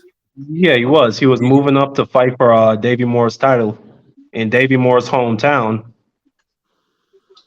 And that shit was wild because they were in Davey Moore's hometown, but they were chanting Duran, Duran, Duran. Yeah. Yeah. Do you think that Josh Taylor's going to have more? Is he going to have more supporters in Tio's hometown? I don't think so. I mean, it's Puerto Rican Day. It's the Puerto Rican Day parade this weekend, right? Yeah, but Puerto Ricans love other Puerto Ricans. They don't really like. It doesn't become an all Latino fest. Like, what the fuck do Hondurans have to do with anything? Well, I mean, like I said, Xander's eyes is the co-main. We can't forget that, bro. Exactly, but if Xander's proud, he's fighting an 8-rounder though. How the fuck is an 8-rounder to the co-main? Don't matter, Puerto Rican. Yeah, and if Xander's people show up, I'm just saying, I think they would cheer for Tio versus Josh Taylor. But hey, who really knows? I don't think nobody likes Tio at this point. For them to stage this on the Puerto Rican Day Parade to sell out a 5,600 or 700 seat arena is pretty desperate. I'm not gonna lie. Like, it's a little embarrassing as well, Yeah, with extra police presence. Like, what the fuck is going on with this fight, man?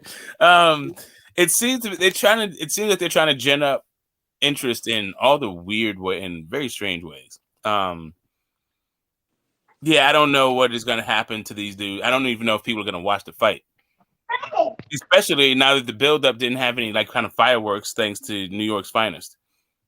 I feel like it's on such big platforms. Right? It's on ESPN in America, also available on the app, and in the UK it's on Sky Sports. And those are two pretty big networks compared to their regions, right? ESPN is obviously the leader of sports in North America. Sky Sports is still a big player in the European sports market. So it's on really accessible platforms, and it's in a big fight city in New York. And it's a good fight as well. I just have no idea why it hasn't caught fire yet. You're fighting for the WBO and titles. Well, he's a Brit, but he's like a Scotsman, right? He really fought out of Scotland, not really like the UK. Like even when he was it is the UK, but when he fought in England, it was like a away fight for him. It wasn't really like a home fight. So the Scots, I mean, they say the Brits travel, but I think they just mean the English. Yeah. Well, I mean, it's tough. When I say English, I think they mean anyway. Yeah, from England. So it's like I'd say if you look at the UK, this is where it's a little unfair, I guess, the way it's broken up. 90% of the population in the UK, or maybe 85%, are in England. And in Scotland, you're talking about maybe 5 million people out of a population of 70 million. So Scotland has less than 10% of the UK's population. And even in Scotland, he's not really a big star. I know he's a massive star in his hometown, Glasgow, and he does sell out the Hydro Arena. But outside of that, I've never seen him sort of headline a stadium, any part of the UK. And generally, no, he's not really a big star in the UK, to be honest. Or even his part, his part of the neck of the woods, Scotland, Glasgow. So outside of his hometown. So I think that the issue for like the reason why it's a crossroads for him is not because he's lost or he's fading like physically, or maybe it is because of the weight, but I think it has to do with the fact that his prominence was largely a part of a tournament, right? And then even his big fight, his undisputed fight, was kind of on free TV. I don't know what kind of reception it got, like here in the United States. I don't think it was very well watched around the world. And then he's just available. Right. Sorry, you're saying? No, Smart. And this is really fucked up. His undisputed fight with Jose Ramirez wasn't available on UK television on any platform, whether it was premium cable, satellite, nothing. The Zone, no one picked it up in the UK. You had to buy it through Fight TV, I think, as a pay-per-view. 4 in the morning. It wasn't on Sky? I thought I remembered Sky being involved with the broadcast. No, the Catterall fight. So when he came back to the UK, and this is where he really fucked up. So his first big fight in the UK, Jack Catterall, where he had the Sky Sports machine behind him, you had a lot of media hype in the UK, and they tried to build it into a big event and maybe make him into a star. He completely shit the bed against Jack Catterall, where he kind of got humiliated a little bit in the ring. So there's a lot of negative feelings in the UK about Josh Taylor. They think he's kind of like got a really gift decision, and then he ducked the rematch. So maybe that's why he left the UK. Maybe that might be the reason why he's fighting Taylor and Lopez in New York. Yeah, if I was Taylor, I would do that Jack Catterall rematch in the UK. I think he would become a big star if he were to beat or knock out Jack Catterall in the rematch, especially after all the shit that them people talked about him. I don't know. Jack Catterall is pretty good, bro. It's gonna be hard to knock him out. Yeah, I don't think he'll win that fight. And if anything, I think he actually might do worse in the rematch. That fight had so much buzz though. Like he would have made at least triple the money with the Catterall rematch. I have no idea why he didn't take it, because they could have put that on pay-per-view in a big stadium, but he just wanted no problems with Jack Catterall, I heard they were trying to do the rematch, but a lot of bullshit happened, like injuries and yeah. He was all inside though, so he got injured twice apparently, right? He got injured, quote unquote, and then he pushed it back because of his wedding, and then he just fought Teofimo Lopez instead. So yeah. If Josh Taylor knocks out Teofimo Lopez, I'm willing to forget about Jack Catterall and just move on with this nigga. Because I really hate, or I don't want to say hate, but I just really dislike Teo. If he can do that for me and Josh Taylor, we square. Like I don't have no problem with him. Well, I'm picking Josh Taylor to win, but I would prefer a Teo win because I think it opens up more fights to happen. Yeah, it makes 140 more interesting if Teo wins. I feel like that Teofimo Tank fight would be absolutely fucking huge at 140. Yeah, the way they would promote that, the trash talk. I mean, even Mayweather's behind it. I think that would be a mega fight at 140. Okay, yeah. all right. Imagine these are two of the worst trash talkers in boxing. Like, first off, we have one good trash talker, and that dude's full of shit too. And so even his trash talk, and that's Tyson Fury, gets us fucking nowhere, right? Like it's just kind of like the trash talk is a lost art. What about Mel Charlo? Yeah, Mel good. Mel's not good. Mel is always talking. Like, he's a shit talker. I don't know. He don't talk trash. He just nah. Like Tony Harrison was better at that. I'm not feeling Mel's trash talk. Nah. Yeah, it's just like a little, did you see little the bit way too how he like got the Argentinian like type stuff? drive down on somebody, and he's not. He's just talking about boxing, but he comes across like he's talking about some street shit, and he's just not a street dude. So it's just, I don't know. Why are you so mad? Yeah, he's I don't get that. I mean, yeah, that's it. why are you so angry, bro? That's the thing with Jamal Charlo. I want to like him, but dude, why are you so angry? Like everyone's been nice to him. Trash talk's supposed to be fun. You're supposed to get under the other person's skin, not look annoyed yourself. Like I say Arrow pretty good. Arrow's flat. Arrow is okay, but he's so deadpan.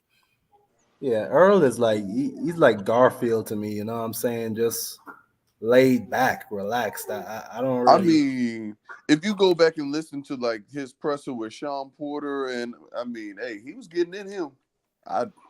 He's got his little one-liners, like he's unflappable kind of thing. But like as a trash talk, like trying to get underneath someone, I don't know. He's very comfortable in his skin. He seems to know how to stand on his own square and all that shit. But the gift of gab, he did not get that for Christmas, not at all. Smoke, why does Mayweather keep saying that the Teofimo Tank fight is the biggest fight out there for Tank? I mean, I thought maybe it was because of the build-up or the try. I mean, I don't. Maybe they did. Maybe Mayweather Promotions did some work on that fight too, so you can bring Floyd back. Who knows how many fucking fights they started on behalf of Tank that they now get the right to finish. True. That is true, because I was just about to say, didn't Tank separate from Floyd? Why everybody running back to Floyd to make a Tank fight? I don't know, man. I don't think he separated, bro. 100%. I mean, I think it's like Smoke said, we might have nine fights that they potentially started when Leonard Ellerby gets to grace the stage again. Well, that's funny, man. Yeah, I think it's looking real bad for Tio, like, to be honest. But if Josh Taylor is complaining like that, if this is what he's really doing, like Teofimo's unhinged, he's gonna smack me with a Bible. I don't understand this fight. Why is Josh Taylor such a bad boy behind the scenes and so milquetoast in front of the camera? Yeah, he's smart. When you say milquetoast, what do you mean? What is it? I don't get it. No, you got to flip that, bro. You got to be milquetoast behind the scene and on 10 super extra in front of the camera. Like how Jimmy, whenever you mention goddamn Josh Taylor, it's like Spence and Yellow Beezy. He's going to start telling you how Taylor's a piece of shit. He was smacking up people, fighting people. Call him somebody orange at one point, and so he's a racist. I don't know what the fuck is going on with this dude. But apparently, he doesn't know how to behave around people. I mean, until he gets to a press conference, and then all of a sudden, Mr. Rogers. Smoke, he's banned. Smoke, I'm not even joking. In his hometown, Glasgow, he's literally banned out of half the hotels and bars in the inner city. So, I mean, wow, is that bad? Yeah. I mean, he does have issues with cocaine and alcohol. I mean. He did turn up on the Josh Taylor party like that. Yeah, like why did he like shave his head and have it like 4 different colors and like all that shit? Like, show us what you do when you're not boxing. Like, show that part of yourself while you're promoting the fight. Sounds like you want Taylor to be. Well, if he were to show that, I don't think he'd be fighting because it's all booze and drugs, bro. It's like that's his thing, bro. Yeah, that's what you. Yeah, booze and drugs, man. That shit is compelling, bro. That is way more compelling than a goddamn golf interview, especially if you're a boxer. The dude sounds like a tennis player. So, Smoke, you add layoffs, you add injuries, you add drinking and drug use. That's right. That's probably why he's a little chance where Tio. My bad. Go ahead. No, you're saying chance with Tio. I thought you were done. Go. You finish. Yeah. I was just gonna say. Could that be T.O.'s chance right there? That maybe Josh Taylor has regressed due to all these different things. I think that a lot of it he was still whooping ass. Like I think with that orange shit, he had a fight after that, and it was before the Jack Catterall fight. I think he knocked the dude out in 1 round. So like the decline, I don't know. I think that if there has been a decline, and it's not just him bullshitting because he doesn't know what direction to take his career in, kind of thing. I still think he's so much better a fighter than Teofimo Lopez has shown to be. Like, he's proven himself to be. Yeah, I think the Jack, even the version I saw against Jack Catterall, that versus the TO I saw against Lomachenko, I'm still picking Josh Taylor in that fight. Wow. Okay. So a Like, bad version of that. Yeah, like, bad version. I don't know if you guys remember rounds 7 through 11 in that fucking Lomachenko fight.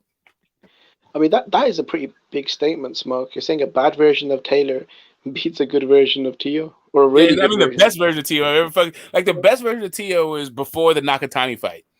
I think the Nakatani fight showed what the hell was going on with Teofimo Lopez. I gotta say this, man, and I know people give Tio a lot of credit for that Loma win, and I thought he won that fight, but I really wasn't impressed with Teofimo in that fight. Like, I can give him credit for beating Loma, but he wasn't looking spectacular. I thought the 12th round when he was hitting Loma and he was backing Loma up, I give him credit for that. He looked good, but outside of that, to me, those early rounds that he won, it was really more because of Loma's inactivity. I didn't think he was landing too much or anything too significant. Yeah, it wasn't that entertaining a fight, to be honest, apart from the mid rounds when they started exchanging. There were 2 rounds in that fight that were entertaining, but outside of that fight doesn't really have a lot of replay value. I'd say the Haney Lomachenko fight was much more entertaining, as far as replay. But yeah, I mean, I felt like Lomachenko kind of gave a lot of rounds away, whether it was Teofimo's punching power, whether it was Lomachenko's busted shoulder, whatever. Yeah, no. Yeah, I feel like Lomachenko, kind of. Yeah, that fight was more about Lomachenko's social distancing. That was about it. Like, you couldn't get within 6 feet of Loma during that fight for half the damn fight. And like, whatever. Like, sure, Teofimo's the man. I also saw he couldn't cough the fucking ring. And when he did fucking fight, he was getting pieced up something lovely. Once goddamn little Loma decided he wanted to go to work, Josh Taylor shows up ready to work.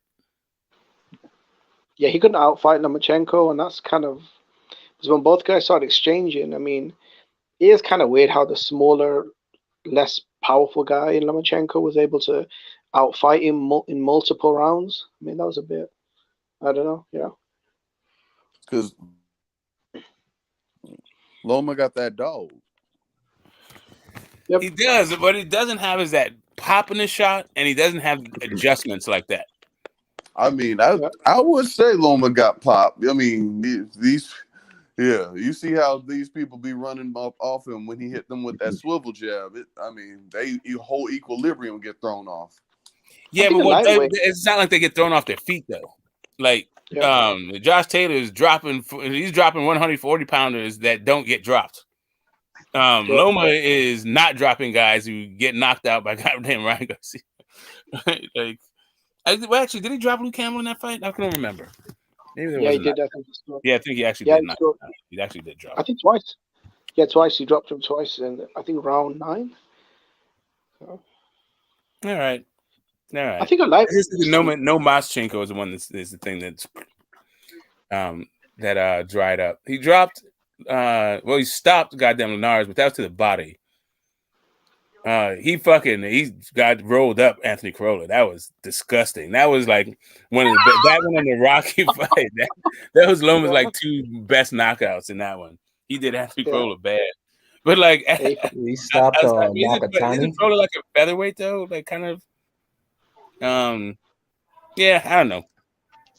We'll see. I think the Nakatani stoppage was a good stoppage. He went the distance with Tio. That dude, he got dropped against Felix Verdejo twice, came back to knock him out. So I think that's a solid. I thought he got dropped 4 times by Felix Verdejo, but Felix Verdejo didn't know how to fucking fight. He just kept throwing for the fences. He was not a good win. The Felix Verdejo win. Yeah, I just think Felix Verdejo didn't have enough gas. Nakatani. No, he didn't know. He didn't know how to fucking do. He didn't have enough gas. He didn't know how to jab. He didn't know how to grab. He didn't know how to slow down the pace. Like, every punch he threw was a knockout shot. Even when he had no fucking punches, this dude was still swinging for the fucking fences. In a fight that he had won. And it was like, literally, he had won the fight. He didn't need to try to knock this dude. Anyway, fuck Felix Verdejo. Gassing out. You gotta start gassing out in fights you're fucking winning and in control. Yeah, like he's still throwing punches like he's goddamn Wilder in Fury 3. Like, dude, the fuck is happening right now? You won the fight. I think he only had get him out of there. He dropped him 4 times. Smoke. Yeah. He thought he could hurt him, or he knew he could hurt him. Yeah, it looked like dude wasn't very bright and didn't know how to clinch. To be honest with you, or take a little bit of steam off of his fucking punches. Well, we ain't got to worry about Felix Verdejo no more. Smoke. Oh yeah, what happened to the guy? I think he killed his a murder charge. No. But I didn't hear what happened to the kid. Like, did he get convicted of that shit? Or I don't know. But chances are, yes, they found her body, text messages between the two of them. Like, I think it was a wrap. What an idiot, man! But yeah, I haven't heard. I heard that there was some pushback. I'm gonna look it up right now. The gun, and then I didn't hear anything else after that. Maybe he's underneath the jail or something. We just don't know. I feel like Puerto Rico has been dying for a star. You know, the turn to Verdejo, you had a lot of hype. Good tickets there in New York that fell apart. Same with Berlanga. I feel like the Berlanga hype, they might cash him in against Canelo, unfortunately. I don't know, man. You know, they're desperate for the next Miguel Cotto, or Felix Trinidad, but I don't know when they'll see one, you know? Yeah, I think that your boy Subriel is just a little bit too small. He's got some nice intangibles, but something is just not clicking right with him, and I think he's just kind of a tweener at the end of the day. He might be a little too small for 147, but we'll see. Maybe he's a little too dark as far as like attracting the larger Puerto Rican fan base. I think that probably plays a part. Maybe. No, Tio Trinidad. Didn't Shakur said he was Puerto Rican as well? Oh yeah, yep. There you go. Yeah, he's just not good. Just nobody's buying his Puerto Ricanness. Like, if somebody's you got to tell people that you're Puerto Rican when they already know who the fuck you are. Like, I don't know. Well, I mean, some Puerto Ricans are buying it. Like, you know, he's trying to tap in. He's trying. Yeah, but that's only because they want to. Like I was asking about, like, it's just to troll and shit, to talk shit on the internet. I don't know. We'll see. I'm not mad at him. However he wants to identify, that's cool. He can be a helicopter if he wants. Like, shout out to the right one. Right. 2023. Everybody can be whatever. Point being, I don't know if the island is like embracing goddamn Shakur Stevenson like that. It seems like they could get behind Subriel, but Subriel also seems to be like a little bit of a low life. Is he? Yeah, pretty much. I think that's what's happening. I think that's why he just doesn't like. It's hard for people to relate with, like, I don't know, like, just a felon kind of shit. To be honest, I don't know anything about him. I didn't know he was a low life. I know that he used to live that life. I don't believe he lives it anymore. Smoke. What was it that, like, he was a gun runner or something? He was taking drugs in a boat, something like that. Yeah, I don't know, man. I just like, it seems like he was associating with the kind of people that the Puerto Ricans won't like just jump behind like that. Like, he doesn't have like a nice clean cut kid that just happens to be boxing and representing Puerto Rico. It doesn't seem what he's doing. It seems like he made it out the mud. And I don't really look at Puerto Ricans like clean cut people, at least, or at least not like Puerto Ricans that are from Puerto Rico. You know what I'm saying? I like the Puerto Ricans up in New York. It's not like Cotto had some rough and ready background or fucking Felix Trinidad. They're just boxers. Like, Puerto Rico has a long tradition of boxing, right? So if you're just a boxer, then yeah, you can have a rough and tumble lifestyle. Like, you can be, come from humble beginnings. But once you start turning those humble beginnings, you start preying on your neighbors and shit. That's the thing. Right. Yeah, I mean, it's hard to develop a community hero when the guy literally abuses the community, That maybe it can all be forgiven if he keeps like knocking people out and has a personality. I don't know what possessed him to call out Tank. I don't know if that was ultimately a good idea or a bad idea, but it seems like he is trying to at least garner some kind of attention. He seems like he's trying to play the game. If I was him, that's what I would do. Hell yeah, calling out Tank. Like fuck. Who else is there to call out that you attach your name to and get some clout? Like for real. I mean, he could be on Progray's ass, right? Or Josh Taylor's ass. Ain't no clout now, bro. That's not clout. Well, according to Progray, he was saying that Matias is a network free agent, so they're going to try and make the fight for December, the unification between Progray and Matias. So hopefully Matias takes the. I mean, I think they'll offer him a lot of money. To be fair to the zone, they do have a history of overpaying people. So I thought Progray was going after Devin. Yeah, he told him to calm down, all that shit down. Then he squelched it. Like Progray is not the best salesman either. Right. I don't know what the fuck. His trash talk is kind of lame too. What the fuck is going on with boxing? Where's the personality? These dudes, like, forget how often they fight and all of the other stuff. Like, how come you can't sell yourself? Like, what? Entertainment. Yeah, boxing needs more rollies. We need more rollies. Get some more rollies out here, bro. Yeah, Rolly is killing the game. No, like, the fuck we don't. Charisma for fucking that is literally the only reason why I give a fuck about Rolly. That's why the only reason why I paid for that goddamn Tank fucking fight was Rolly Ramirez. He sold that shit. My kid, I was sitting there with my kid who's been watching the goddamn Tank the whole time, and you know he's just at this point my kid's like, okay, who's Tank knocking out next? And I pulled up the press conferences, and he was like, okay, yeah, I watched this. That dude sold me. You know what I mean? Yeah, Tank selling you on a fight. How many times have you watched Tank knock out some overmatched guy? I mean, according to Steven Espinoza, that was pre-Ryan Garcia. That was Tank's biggest pay-per-view, and Rolly must have played some kind of part in it, right? If it was the biggest fight Tank had ever had, as far as the commercial. Yeah, Rolly knew what he was doing. He gave an interview not too long ago. He was like, I was carrying that promotion myself. I was doing all the talking. He was like, that was a heavy burden, nigga, like doing all that shit. So yeah, he know what he be doing, bro. He ain't that stupid. He's stupid, but he ain't that stupid. Yeah, that's what I was like. People say, like, I feel like he's slow as shit. But then when he was winning the War of Wits against Tank, I was like, what the fuck is going on with Tank? I don't even think he was winning the War of Wits against Tank. I really think he was saying stupid shit. That's really how I feel about Rolly and his he was saying stupid shit, but his stupid shit was on play. He stayed on topic though. Like that's what I'm saying. Like he was like he was verbally. Like his mouth in. I guess this is all the innuendo. When it came down to the verbal exchanges, I felt like Rolly not only carried that event, but totally outshone and outclassed Tank. Yeah. Yeah, true, because Tank stepped it up for Ryan. And he's kind of lame in that one too. Both of them, those are the two. Like, damn, that was fucking lame. Like, I don't know. Like, this one is worse than that. Like, it's hard to beat the cringe value of goddamn Tank and Ryan, but somehow, fucking Josh Taylor and Teo managed to lower the bar. Even. What the fuck, dude? What is it? What do we want? What are these? Teo. I like the email champ was good, right? That was a pretty good dig, and that one seems to have legs. Like people still might be calling Devin Haney an email champ to this day. And he's got all the fucking belts.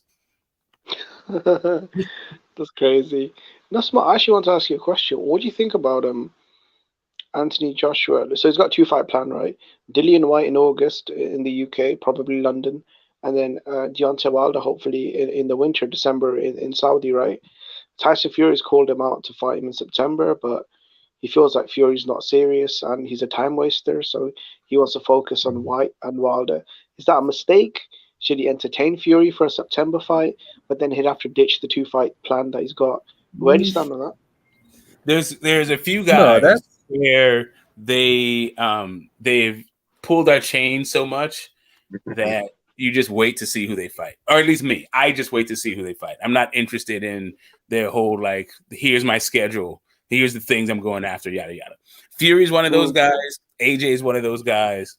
Bud and Spence are those guys. Like, I just wait for them to like announce it. I thought fights were going to happen, and for whatever reason, they didn't. Whether it's through injury because of Pacquiao, or controversy because of negotiations falling apart, or them just being full of shit because they want to bring, they want to tease and play with the fans' emotions, like both Fury and AJ. I just don't. I don't have any energy for their future plan, their stated future plans. I'll just wait to see what the fuck they do. I would definitely watch the fight. So I think AJ and Wilder will definitely happen because I feel like boxing kind of does this to us. When a fight is almost irrelevant, they'll give it to us. Example, if you're Crawford Spence, I really thought it was almost irrelevant and it never happened. And then a year later, they announced it. So I think Wilder Fury, I feel like where else will both men go? I mean, both men look like they're at the, back end of their careers, and both men look like they're not what they was several years ago.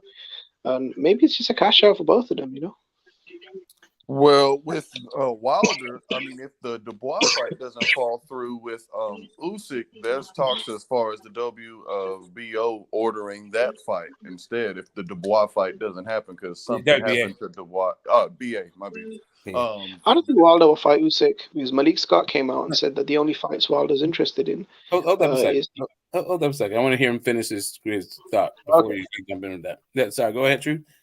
Oh yeah, as far as that, so I mean that's a potential avenue as well for at least Wilder. As far as what's next, ultimately all roads are going to have to lead back to either Usyk or Fury, especially for Wilder. I mean, though, as much as we want to admit it, like their roads in the heavyweight division are forever linked or tied. So it's either going to be, him at the top, or they're eventually going to have to meet back up for that fourth fight.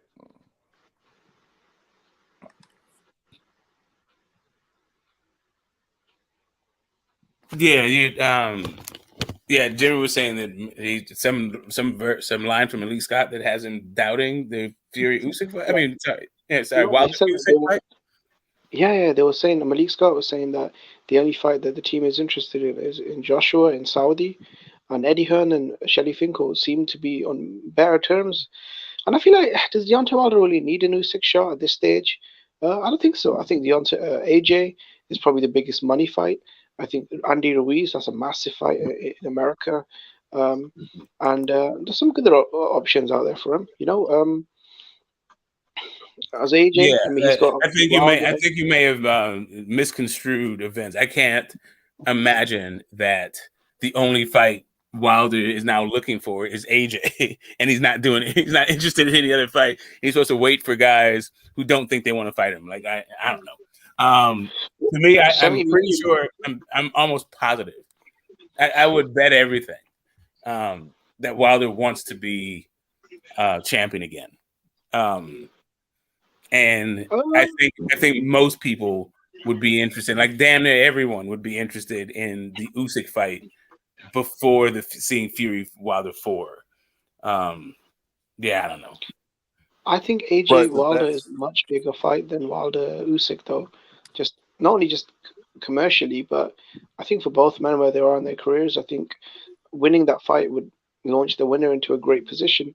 And for the loser, it'd be a nice cash out, and maybe have one more farewell fight and then call it a day. I mean, Wilder Usyk, I mean, that's a big fight. I mean, don't get me wrong, but big where though? Is it really that big? I only said Fury and Wilder 4 just for the exact reason he wants the Usyk fight, because that is the vehicle that would get us the fourth fight, but it would be for undisputed now. So the Usyk fight is merely a vehicle that's going to that would get him that fourth fight with Fury. Yeah, that people would be like reasonably interested. You could imagine, and right. It's a big fight. It's a kind of a big fight here. I think you could throw it on pay-per-view. But yeah, I don't know. Like Wilder has kind of gone radio silent. Like coming out of his last radio silence and knocking out Helenius the way he did, there's a lot of heat on him at that moment, and he just kind of went back into the lab with it. So he's still got to remind people that he's like out there, still exciting, and still is a must-see TV kind of stuff.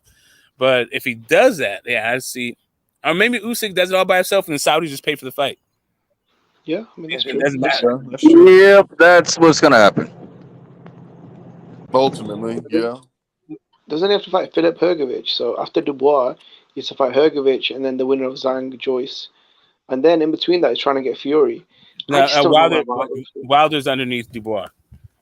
If Dubois doesn't take the Usyk fight, then in the WBA, Wilder's the next to do that. Yeah, and then something happened in Dubois' camp, like he got injured or something like that. Yeah, they said they're not taking it. Yeah, they said not taking it. Yeah. Yeah, but they're still fighting next. From my understanding, Usyk and Dubois still fighting next. Yeah, it's been confirmed. Frank Warren said the fight's on. His promoter. I know there are rumors of injuries, but I mean, from what the WBA is saying, that they've cleared the fight, and his promoter is saying the fight's on. So, okay. He's getting paid $2 million. Nobody is looking for, but whatever. Yeah, it's not good. I mean, it's not a fight anyone cares about, but I'd rather see the Hrgovic or the Zhang fight for Usyk, but I'd even see the Wilder fight. Yeah, I don't think anybody. But Smoke at 38. Here's really the issue, right? For that I'm having, and it's the same. We were talking about this earlier with Shakur. Like today's fucking boxing, guys get to skip around and hop around and not fight the dudes who are ranked ahead of them. And people like act like it's all good. And it's like kind of a weird thing for me. Like it's like you don't want to see your guy tested, or you don't want to see the controversy cleared up. Is it always just controversy and confusion for people? That's like the constant state now. Right. And I don't know if this was said, but I mean, at least on Shakur's defense, I mean, he was mandated to fight Cruz, and what did Cruz do? Yeah, Cruz said I got a tank fight coming up. Fuck you and your mandate. Yeah, I mean, Cruz has turned out so many. That was after the tank fight. No, I'm saying he's looking for the rematch. That's what he's doing. Like that's what Cruz is doing right now with his career, is waiting for the tank fight. And then he tried to go after Bozo. I mean, Bozo's like, I'm good. I'm good right now. Like I don't care about the mandate. Like Kambosos doesn't need for a sanctioning body to make him fight for a title shot. He can get one. Nobody's scared of Kambosos, and he has kind of a name. Like it's pretty good to have on your resume now. I mean, he's about to fight for the IBO title, So I guess he's kind of in title contention, right? It's was it an IBF eliminator, and it's for the IBO title. I mean, it's a good comeback fight. Right, but he's after who's the IBF? I just seen it. I forgot. I'm gonna pull it up right now because it's a guy that's actually the IBF mandatory is actually technically next as far as for Devin Haney. For which weight class?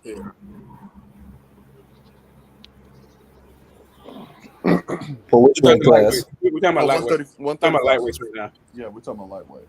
Oh, 135. Yeah, Devin Haney's still holding on to the belts, even though he says he can't make the weight no more. That's pretty weird. I don't get that. I think he's just it's been 2 whole weeks. So fucking strange. Is it 3 weeks? Sorry. Yeah, drop them shits and you take your fat ass to 140. Like I don't get it, bro. Like if you can't make the weight, why you still trying to be the champ? He's just waiting. No, hold on a second. He's not trying to be the champ. He still is the champ.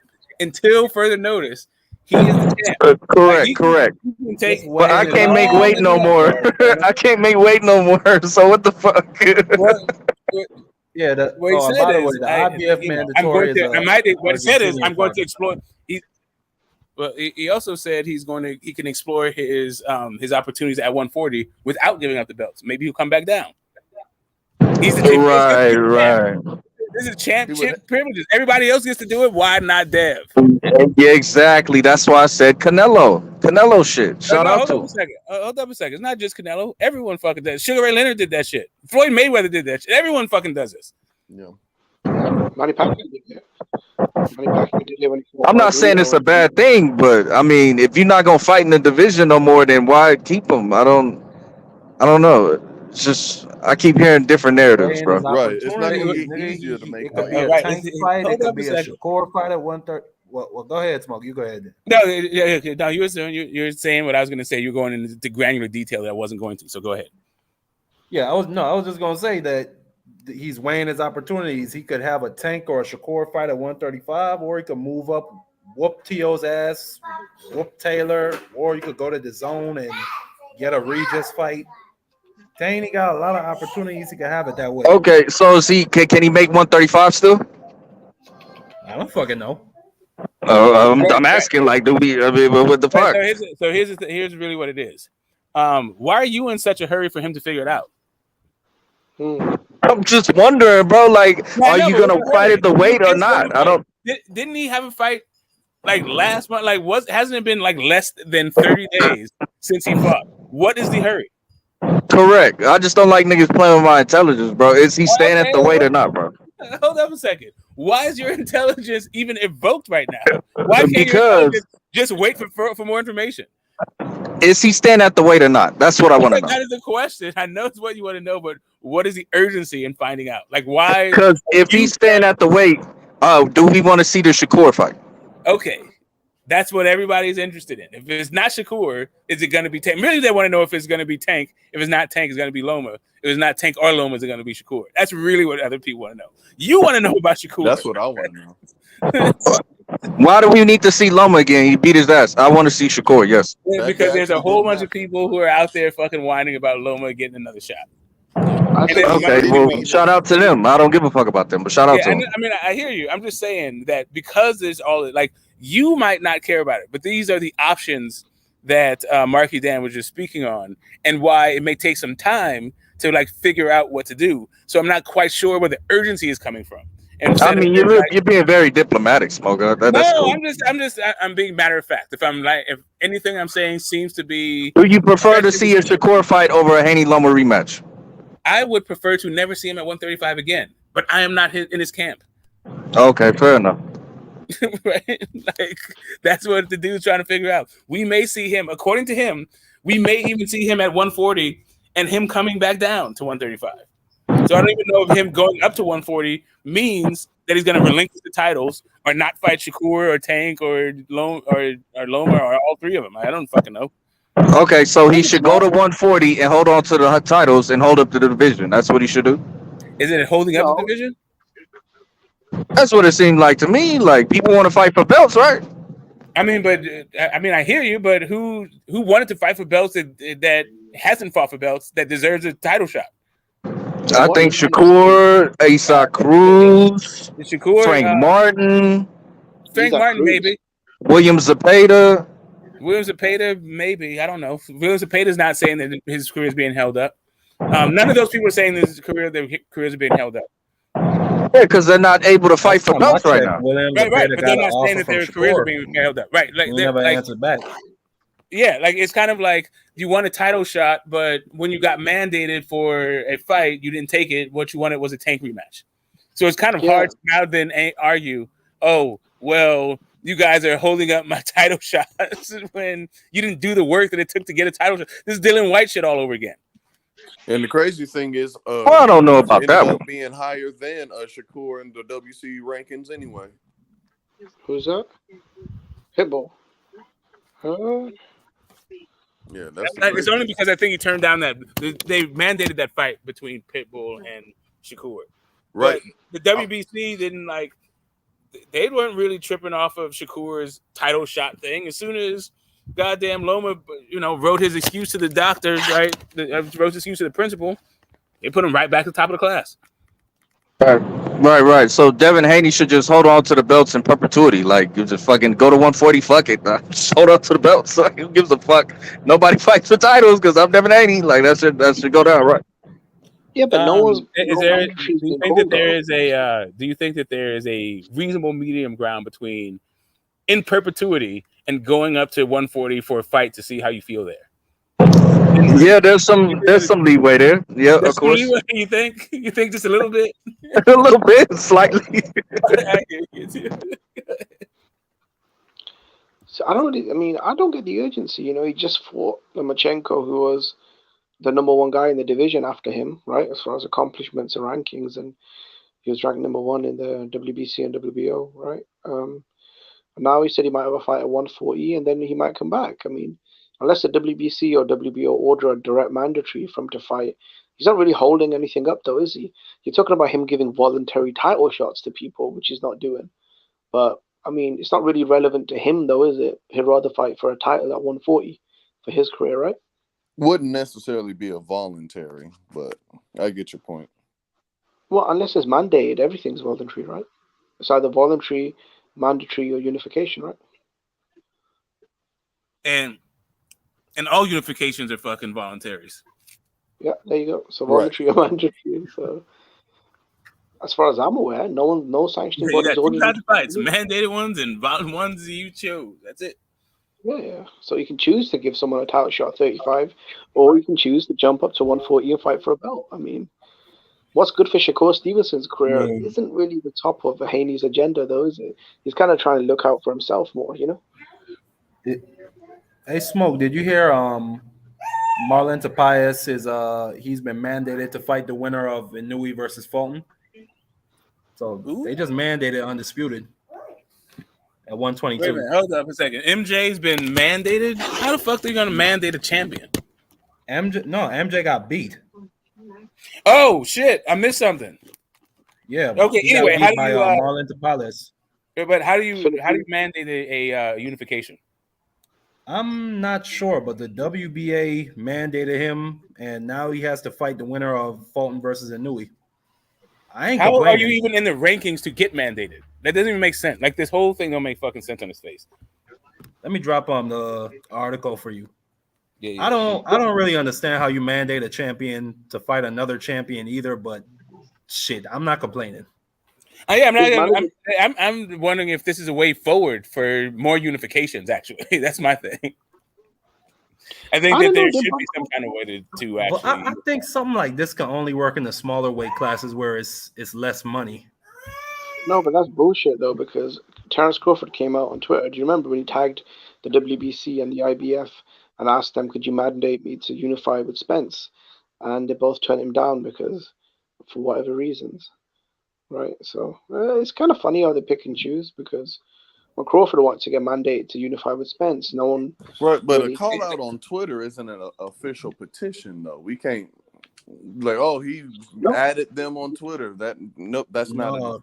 Terence Crawford, he sent somebody from his team to I think it was the WBC convention to ask Mauricio Suleiman directly, like, can we be mandated to fight Spence?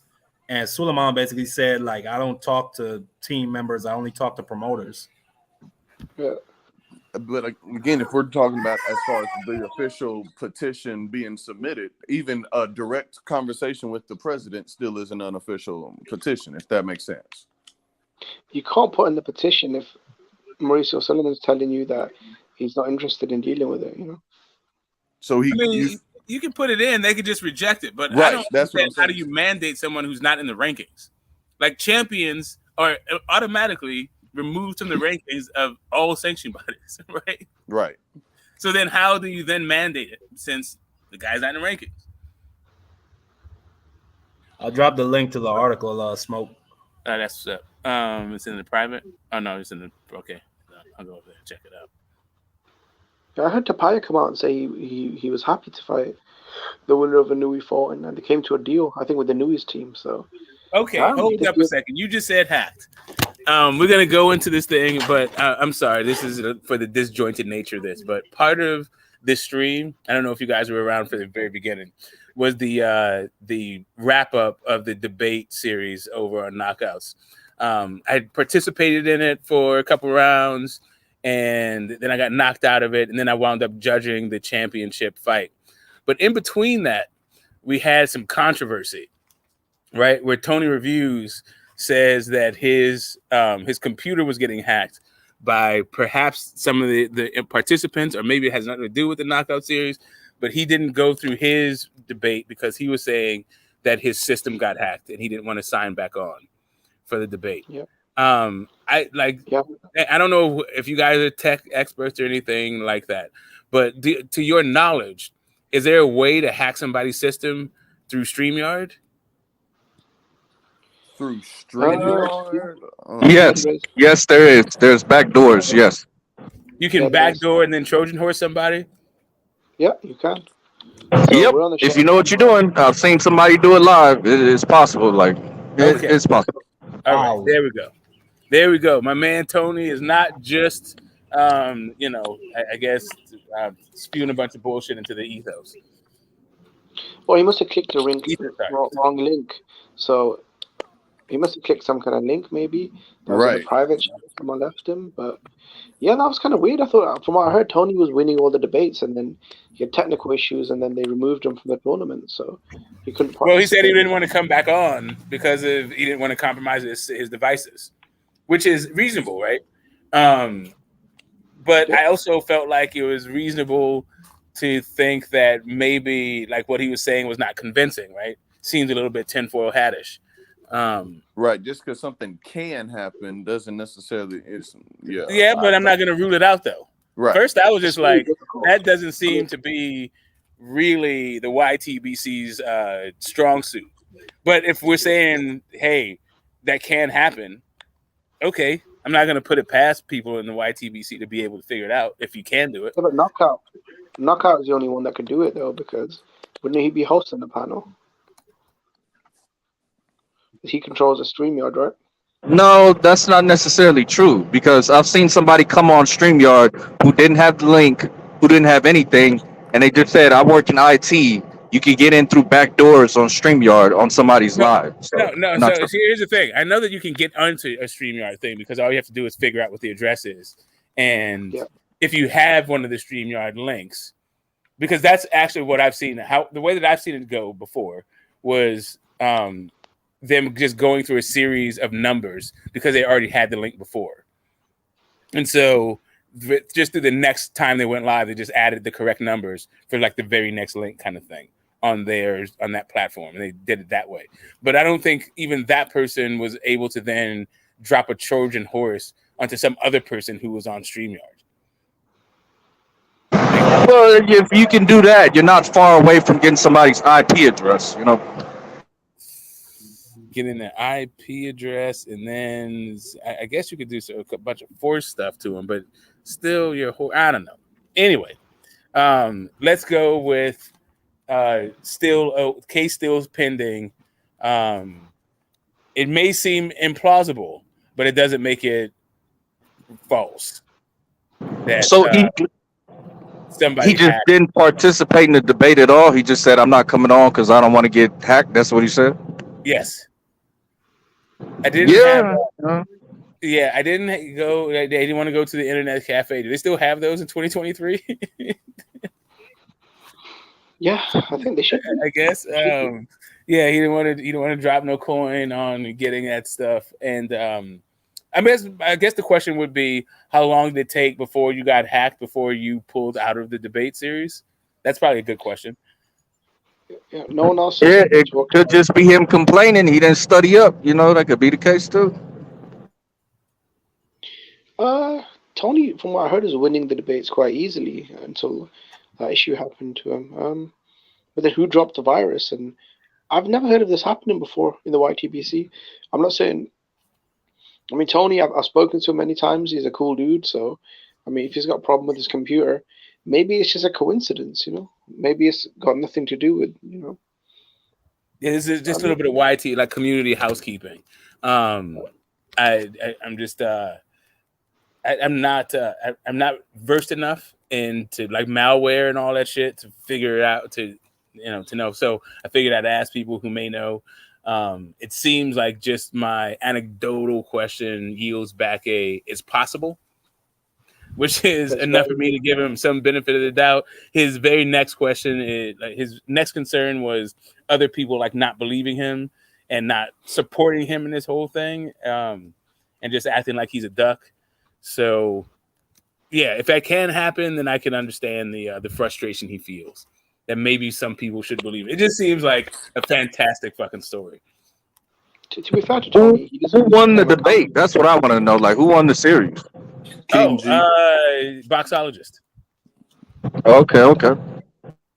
In what I thought was a very controversial decision. So it went. Moni Brown won the first round. Boxologist won the second round, and it came all the way down to the third round. And I gave the third round to Moni Brown. Right. and because I thought he had the best argument. You know how I roll. But there was a sound bite, right? And the debate was about Sugar Ray Leonard and Floyd Mayweather Jr., right? And Money Brown had Sugar Ray Leonard, and Boxologist had. There you go, a little bit of bias, but go ahead, Smokey. So Boxologist had Floyd, right? So during the debate, Boxologist played a clip of Money Brown saying, "I don't care what anybody says, but Floyd Mayweather is the GOAT." And said, and then Boxologist said, "You don't even believe what you're saying about Sugar Ray Leonard." And both judges gave Boxologist the round based off that clip. And it seemed to me like kind of weird, given the fact that you don't get to choose who you debate for, right? So like it's a random thing. You're just giving names. I don't think anybody was thinking that Money Brown thought Sugar Ray Leonard was better than Floyd. It was just that was the name he was given. So it just seemed kind of weird that given those are the parameters of the debate, that would be the thing that the whole round and the win hinged on, like who he actually thinks is the best. Like that's not what the series is even about. I don't think it's unfair to use a content creator's words against them as well, just because. That's pretty controversial, though, bro. Like your own words might have fucked you out of like $800, bro. Like, fuck, but bro. the point being is it's not supposed to be who you actually think went. Like none of the entire debate series is just you giving a name and having to debate for that person, not who you actually think is a better person. Correct, but in the my shit was Boo Boo Andrade versus fucking Charlo. If you were to ask me who I actually think would win the fight and who I think all this other shit, Charlo would come out a bunch, but I wasn't given that option. Yeah, but in the heat of the moment, playing that clip, it's Right. I mean, think that won him the debate, so to speak, just because. No, it didn't though. No, they did. They literally said that's what won for him. They said literally. No. He said literally, Money Brown, you were winning. But when you were winning the whole thing, when he said that, it was over. It's not me finding me telling you, right? I know Tank is your favorite fighter, where you pick him to destroy Devin Haney, but guess what? In this debate with, I don't know, whoever, you have to ride for Devin Haney and present a great case for Devin Haney winning. And there's someone playing a clip saying, yeah, but Phantom actually thinks Tank could win the fight, so he loses. But bro, that's irrelevant. That's not the pretext of the debate. We're forced to debate a particular topic in a particular side. I mean, of course, that's factual, Jimmy, what you're doing. I'm saying, but in the heat of that moment, when you're judging the debate and then like everything's on the line, it's like, yeah, bro, that's kind of damning. You know what I'm saying? So that's just the judges having their own personal bias, and it's kind of hard to. There it is, right there, and that's what because I gave it to Money Brown, the other two judges gave it to Boxologist. He won, but I'm sitting here going, okay, now I'm the odd man out. How do I justify my score versus their score? And I'm like, I felt like I said every time what it is to get my vote, and it was the best argument. I felt like I understood the arguments, and I talked about how one guy stuck to the thing and gave the better rebuttals and all that shit. But the other ones is like, and I understand the persuasive manner, and it's so BFTB was just like, he don't give a shit about any of that stuff. Like the format of debate or none of it. He just like, convince me and you got my vote. So he's fine. I feel like I held up to my own personal integrity, and that's cool. It's the knockout vote, like the guy who coming up with the tournament, making it, handicapping the guy in this way, and then, and that's sorry for my poor choice of words, Money Brown, but handicapping this guy this way, and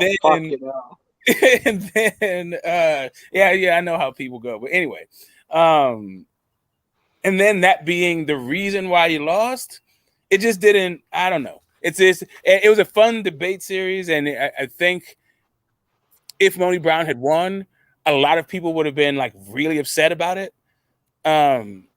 Which also is kind of weird. So I'm not saying the right person didn't win. I'm just saying, like, damn, that's a fucked up way to go.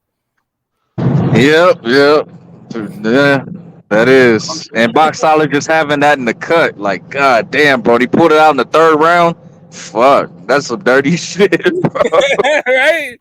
Highly prejudicial. The last fucking clip for the last one, I was like, oh, wait a minute. Like, so what was weird about the whole thing, too, is that it didn't have anything to do with the arguments being presented. Yeah. I It mean, was just like, understand, it was just kind of one of those, you don't believe anything you're saying shit. Like, oh, okay, he might not, but it's still fucking good, right? Yeah. Yeah, it was definitely one of those super hot boy moments. That meme, like when all the niggas go, oh, like it was one of them, bro. Yeah, it was that. It turned into a rap battle. That's what I thought. And if that's what they were going for, the sensation, the titillating, and cool, they succeeded. And if you're just going by that kind of metric, sure. Yeah, I mean, there's even other reasons to like boxologist things. I think his third round was more polished, right? I feel like his delivery was like a little bit more on point. I liked his thing, like whatever. I liked his presentation. It's just I felt like Money Brown had a better argument, but the presentation wasn't it. It was literally that soundbite. Yeah. I mean, I think most people are sort of very reactionary and in the moment, and outside of yourself, the other judges, a lot of them probably aren't really even that well educated on the careers of Ray Leonard. So, I mean, with BFTB, probably heard a soundbite and thought, yeah, that's my vote. So, yeah, BFTB did. That's exactly what BFTB did. But then Knockout went along with it, and I was like, wow, fuck, I'm just sitting out here on an island. I get that it was an old moment. It definitely is a gotcha moment, right? But like gotcha moments are the things. Okay, I hear you. And another thing about that, I thought one of the rules was like, no, you can't do that. Like, there's no outside, like no prop, external shit allowed. You know what I mean? I don't know. Like I remember that. I don't know. I mean, that tournament was quite messy from what I heard. There's quite a lot of controversy. I mean, I don't know. Yeah, as the first annual one, right? I'm glad I did it for posterity's sake.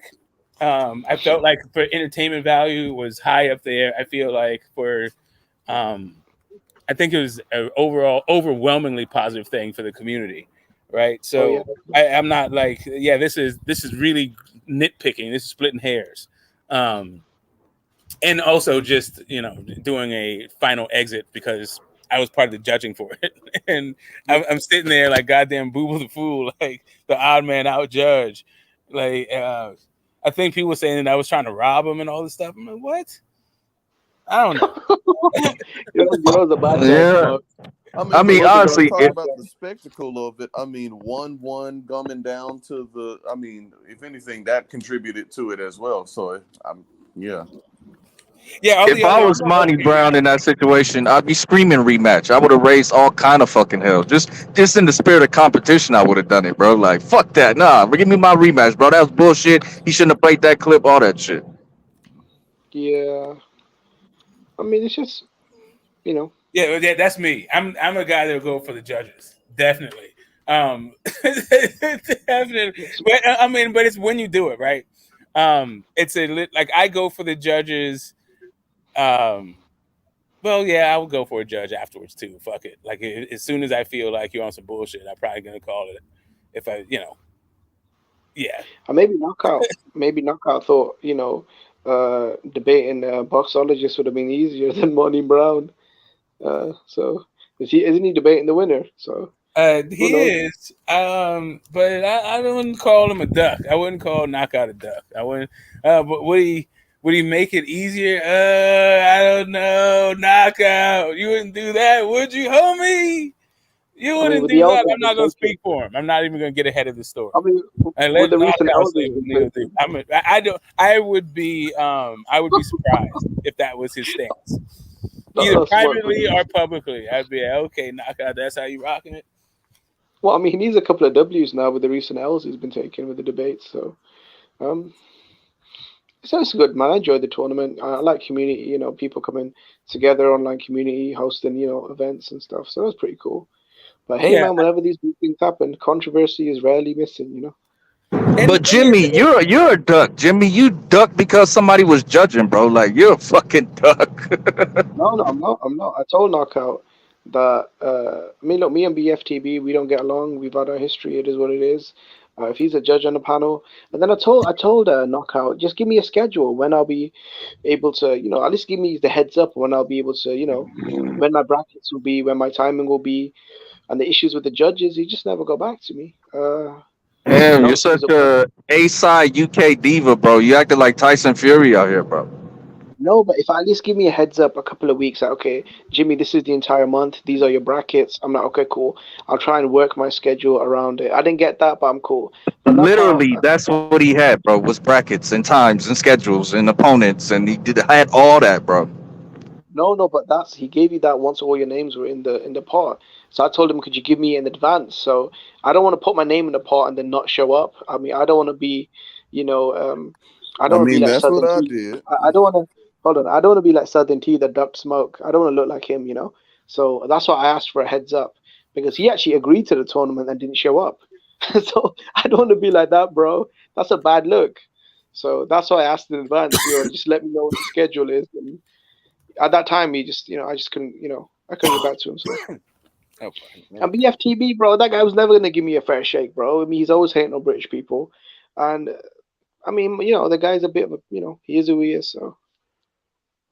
Damn, you're such an A-side, Jimmy. You're such an A-side. You need all these accommodations and advances, and goddamn, bro. Well, yeah, and you guys just have to learn how. Like, listen, and if this is true, that you need to stack cards in order to make yourself look good and all the stuff and save face. There's a guy running around the internet right now swearing he beats me. This delusional guy, but I love him. He's my homie. He was on the panel holding it down for me today. Zone 6. As Zone 6 would happen in our debate, he will tell anybody probably for the rest of his life how he beat me in a debate. Absolutely didn't happen. Yeah, I saw the first round of the debate where it was just a lot of confusion, or you just didn't agree with the premise of the debate or how it was presented, I guess. Well, what I didn't do, right. So that was my position, right? But I wasn't trying to scrap the whole debate. I was just making my position clear, right? What the debate was supposed to be about, because one of the judges apparently didn't know, and then also what the word meant that we're supposed to be debating, because apparently one of the judges didn't know. Right, but impromptu scoring from the fucking moderator, where the fuck that come up from? And how do you lose a debate when the other person quits and then scraps the whole thing? How does that happen? How does that work? Oh, did he have a meltdown? There's Zone 6 have a meltdown.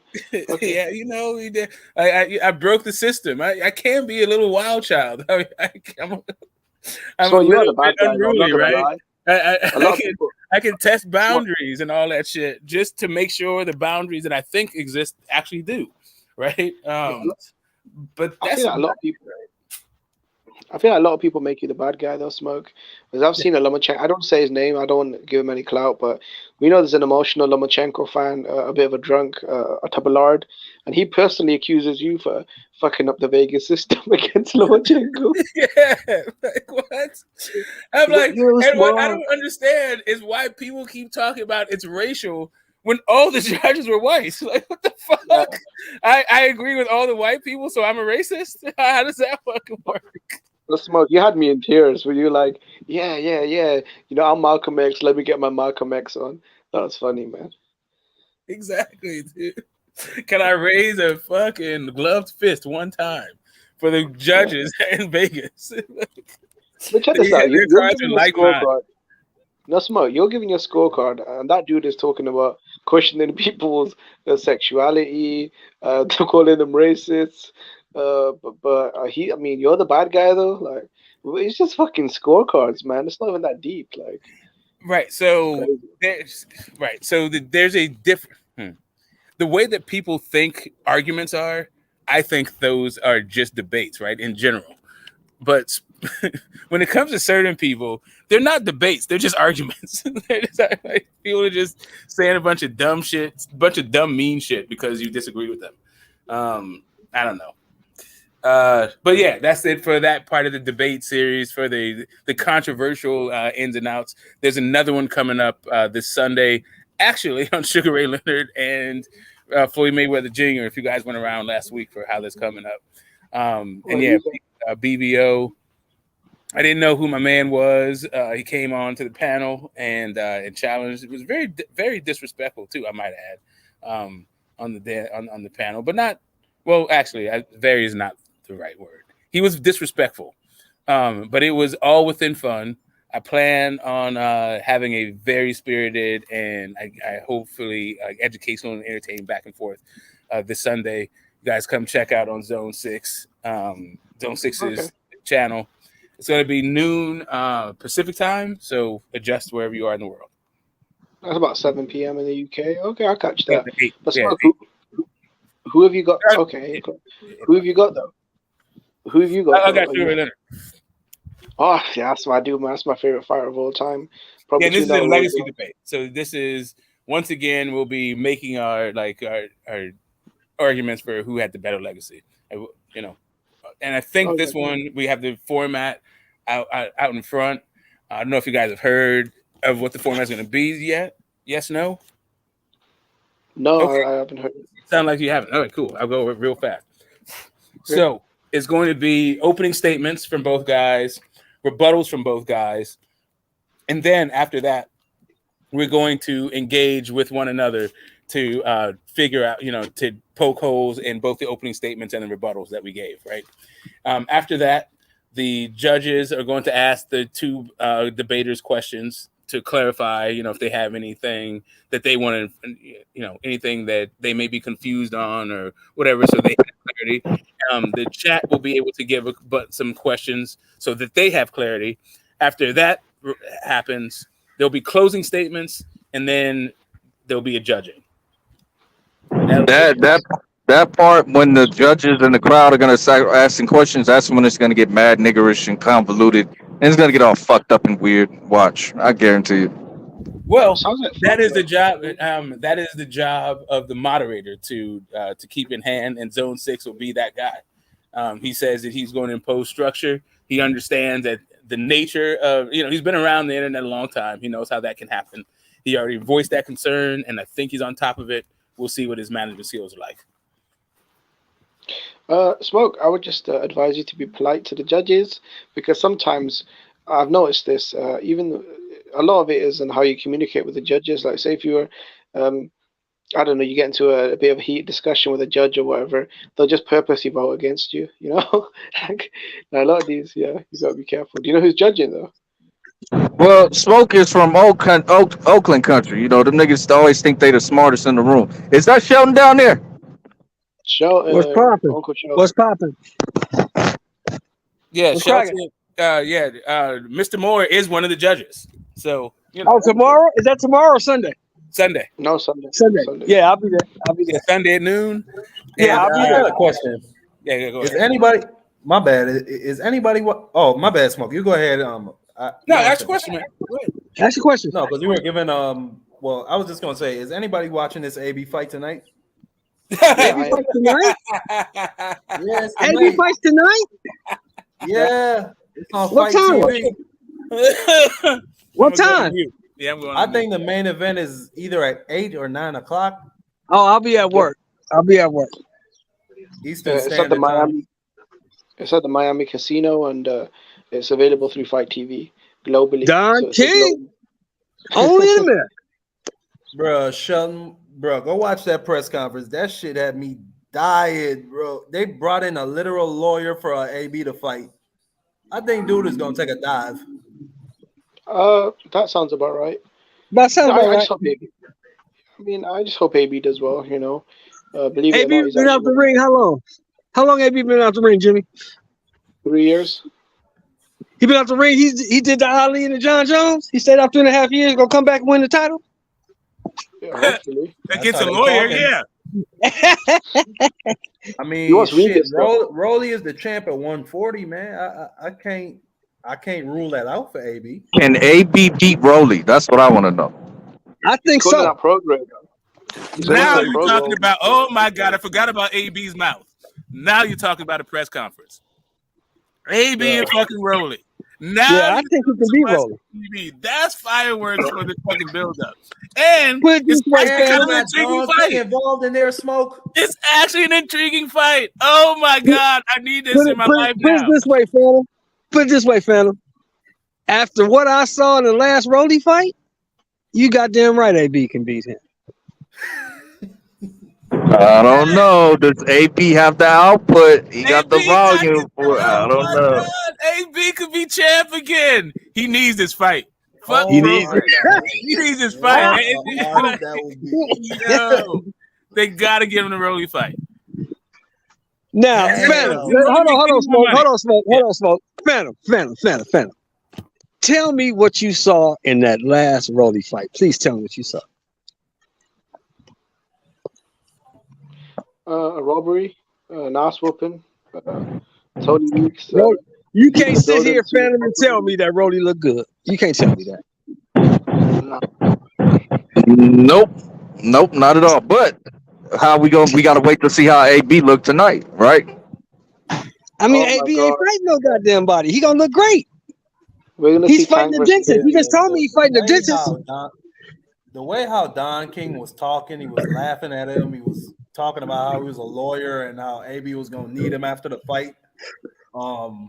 Yeah, he's gonna take a dive. I don't see this going past 5.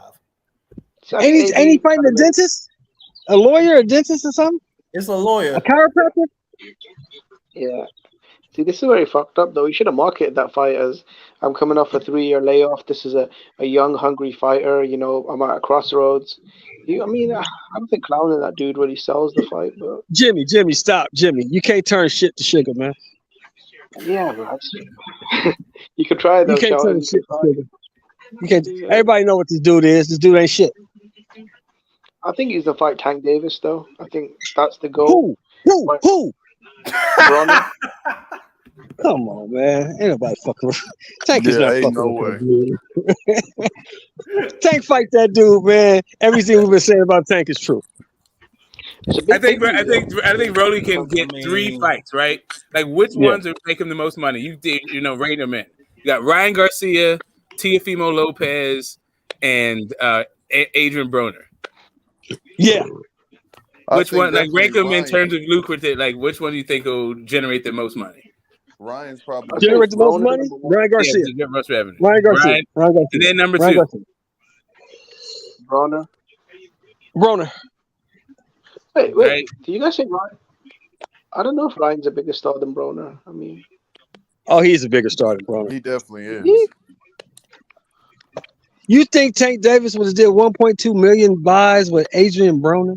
Yeah, are we still questioning Ryan's sellability, Smoke, or are you done with that nonsense now? Ryan's sellability? No, I'm not done with that nonsense. Not at all. I'm Do still you questioning think? All right, we'll continue later. Let me ask you this question. Do you think, does anybody on this panel think that Tank Davis would have did 1.2 million buys fighting Adrian Broner? No, I don't think that. But do I think that Ryan Garcia will do 1.2 million buys with anybody else other than Tank? No. I think Tank will do 1.2 million buys with anybody else. No, he won't. Yes, he won't. Yes, I believe so. There's a possibility. Who? Haney?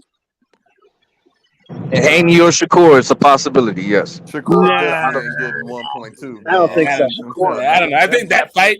I think every fight has its own economy, and that fight is not indicative of either guy's really marketability. That's the synergistic effect of a dance partner. Yeah, because you got to look at the fact that Haney is the undisputed champion, bro, and he's a great fighter, one of the best in this new generation. And nobody knows who the fuck Devin Haney is, bro. Yeah. Nobody knows. I mean, plenty of people found out. Like, he was memed all over Twitter for like 24 hours. Nobody knows that dude, man. But that was primarily a pro Loma crowd. Yeah, nobody knows. Yeah, I would say so. Nobody knows Haney. Nobody really knows Shakur Stevenson unless you're a boxing fan. Nobody knows that dude. Right. But Sean, I don't think it did 1.2 million though. I mean, Jake Paul's running around telling everyone he did 800,000, and he's a business partner with his own. You keep talking about Jake Paul, bro, but Jake Paul comes with a 20 million follower fan base off the rip. Ain't nobody else got that. Ain't nobody got that. Nobody got that. But so does Ryan though. Ryan got 10 million. He don't have 20. Ryan don't have 20 million followers. Yeah, someone told me in Jake Paul America does though. I'm not sure if 20 it's true. plus. Is it true if you signed up to DraftKings, you'd get the pay-per-view for free though? Ryan Tank. I mean, I shit all over. I shit all over Jake Paul, but when it comes to business, it's gonna be hard to top that dude. All he needs is a 0.5% of his people to buy the fight, and that's $1 million pay-per-view. Oh my God, Nate Diaz, bro. Nate Diaz versus Jake Paul. That shit gonna be like damn near $3 million. That shit gonna blow the fuck up. Because Shun, both guys have their own fan bases. That shit gonna blow the fuck up. That shit gonna outdo Tank and Ryan. Oh yeah, definitely. I don't know. It's on the zone though, so there's that caveat to it. So I don't know about that. I think since he's Jake lost Paul and Nate Diaz is gonna outsell Tank Davis and Ryan Garcia. I guarantee it. No, it is not. Not on the zone, bro. It is. It is, not bro. on the zone. It is, bro. It is. I'm telling you, it is. It is. Both of them motherfuckers is well known. All over the spot. Right. Yeah. All over the spot. Yeah, but the zone isn't. That's the problem. That's the issue with them. People think that The zone got more than 1 million subscribers. Has a good chance of beating Jake Paul because Nate Diaz used to spar with Andre Ward and them. The zone has more than 1 million subscribers. I know that. Yeah, and how many of them paying for pay-per-view? Like, I don't think it's gonna work the way you think it, bro. It's gonna work, man. It's gonna fuck that fight up. You watch. Yeah, but we'll revisit this after the fight in August. We'll revisit this. You'll be like, damn, you old motherfucker, you was right. That's what that's all you gonna say anyway, Phantom. Damn, you old motherfucker, you was right. All right, we'll see, Sheldon. That's all you gonna say. I know what you gonna say. You gonna call me old again. But I'm gonna be right though.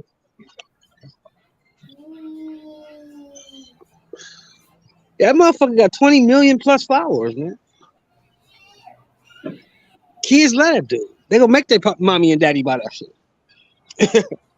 If they don't make them buy it, they gonna sneak and grab the remote and buy it. They got themselves. Hey, salute to the panel. Salute to the panel. Smoke, thanks for letting me on again. Salute, Mr. Shelton. Who is that, brother? Victor. Vic, what's up, baby? What's up, champ? How you doing, sir? Hey, I'm doing good, and this show is a lively subject right here. Jake Paul and Diaz, and I just wanted to chime in on my opinion about you, right? To a degree, Mr. Shelton, but I'm thinking that as that Phantom is saying that ain't gonna make it to those levels, to those numbers. I'm in agreement with I'm in agreement with Phantom, but Shelton, you're right, at least to the degree that it's gonna give it a run for its money. It's damn sure gonna do that. Yeah, it's damn sure gonna do that. Because Diaz is a popular motherfucker. Yes, he is. Yeah, that he is is. a fact. He's a badass. And there's a possibility. I don't know. You guys have to chime in on this when we get around to it. I guess I'm just gonna jump ahead a minute and say it's a possibility Diaz might beat the motherfucker. Diaz probably will be there. He probably will be there. He probably will be there. I'm hoping he does. Diaz can fight, man. And he can take some shit. When he fought McGregor, he got beat the fuck up until he took him out. How you doing, sir? All right. Yeah, I just think that the thing with Jake may have the edge in power because Jake can swat. Yeah. But they wear them gloves though, don't they? They wear 8-ounce gloves. Yeah. Or 10 ounce, 8 or 10s, 8s or 10s. They wear boxing gloves. Yeah. So he can still generate some of that power through them gloves, but I think that might be his downfall. The fact that he's got gloves on. But on the other hand, that might disable Diaz to a degree too, because he's got them gloves on. When the last time Nathan fought in 10-ounce gloves? Yeah, never. Been a long time. And then 14s you spar with Andre Ward don't count. Exactly. But you're gonna have to beat. You know as well as I do. Maybe everybody else does. You're gonna have to beat the holy motherfucking shit out of Diaz. Yeah, you got to beat the hell out of him. And he ain't gonna be no 155 pounds. And 170 pounds coming to that fight, gonna be about 185, damn near 190. Right. He ain't got to cut no weight. Right. It'll be a different Nate. And he ain't got to go for 5 minutes. He only got to go for 3. Yep. And we know his cardio ain't never been in question. Never. His cardio ain't never been in question. That's Nate what don't I'm get saying. tired. So it ain't no such thing as take him into deep waters and drown him, not Nate. For Jake Paul to win, he gonna have to stop Nate. Yeah. He got to stop Nate. Oh, wait a minute. What happened? Where'd Blood just go? Who? Hold up. I think I'm having troubles connecting Blood. Another one of There the he is. judges here. Yeah, OG here we go. Blood. Yeah, we got Hey, two of the what's judges up? here. Hey, salute Blood Boxing. Salute to you guys, man. GTS, Mr. Shelton Moore, all y'all. Good to see y'all, man. Good to see you too, brother. What you think about this topic we chiming in on, Blood? Well, I you know what? I'm just getting involved, so I don't even know what y'all are talking about right now. This fight coming up in August, Diaz and motherfucking Paul. The consensus is that, Nate don't get tired. Nate don't have to cut no weight. And Nate can take a hell of a beating. Jake Paul going to stop him to win. Jake Paul? Yeah. Jake going to stop him to win. Well, Diaz does have some boxing experience and everything, man. And I don't really know what to think about it. I think that he could probably beat Paul. But Paul is a pretty decent fighter, man. He ended up being a better boxer than what I thought he would end up being. So, I don't really know what to think because I don't know much about Nate Diaz. They say he has some boxing experience, but I've never seen him fight in a boxing match, so I don't really know, to be honest. Right. I'm just thinking from what I've seen him do in the UFC over his career and what I've seen Jake Paul do, Paul probably has the edge in power, but you're going to have to stop Nate to beat him because Nate ain't going to get tired. Nate ain't got to cut no weight, and Nate is a dog. How old is Nate Diaz these days? 37. Okay. I don't know, man. He's fighting a lot of older guys, though. That's the thing. You think? Yeah. But really, I stepped away from the panel for a hot second to answer the door, and this is what you guys have been talking about. Yeah, because somebody brought it up. Yes, what the? They fuck? brought it up, man. That's actually like you just said with Broner and Brody. Nate Diaz and Jake Paul is actually intriguing. It's an intriguing fight. At least Nate got hell no. I mean, I get it. He was at a Virgil Hunter's gym. Shout out to Fam Bam and all that stuff. But come on, man. Like, I mean, like Blood said, Jake Paul is better than we thought. But that is not on the same level as fucking Adrian Broner and Rolly. We got Adrian Broner is the only one on a level. Rolly don't have no goddamn level. What are you talking about? Well, he's got a belt is what he's got. He's got a major title. Rolly don't have no level, man. They gave Rolly that belt. They gave him that belt, Smoke. That fight should not have been stopped. They gave him that fight. He was losing that fight. He was losing that fight. They gave him that belt. I'm with all of that. And the shot to pieces as Adrian Broner is, Rolly might be able to beat him. I don't think so. I still think Broner beats his ass. I still think Broner beats him. Hey guys, you don't know anything about the attorney guy that Broner's fighting tonight? Does anyone know anything? The chiropractor? No. No. I mean, he might as well be Al Bundy. He might as well be a shoe salesman.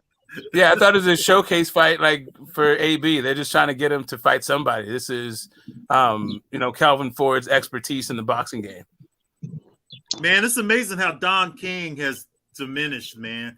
He's been kind of blacklisted into his own website, and not too many people are paying attention to Don King. I think it's kind of unfortunate, really, with all the great cards that Don King put on in the past. Don King, as a 90-something-year-old promoter, should be getting the same kind of love that Bob Arum is getting. But Bob Arum secured that relationship with Top Rank several years ago, and it seems like Don King has just burned all his bridges. And that's what I was going to say.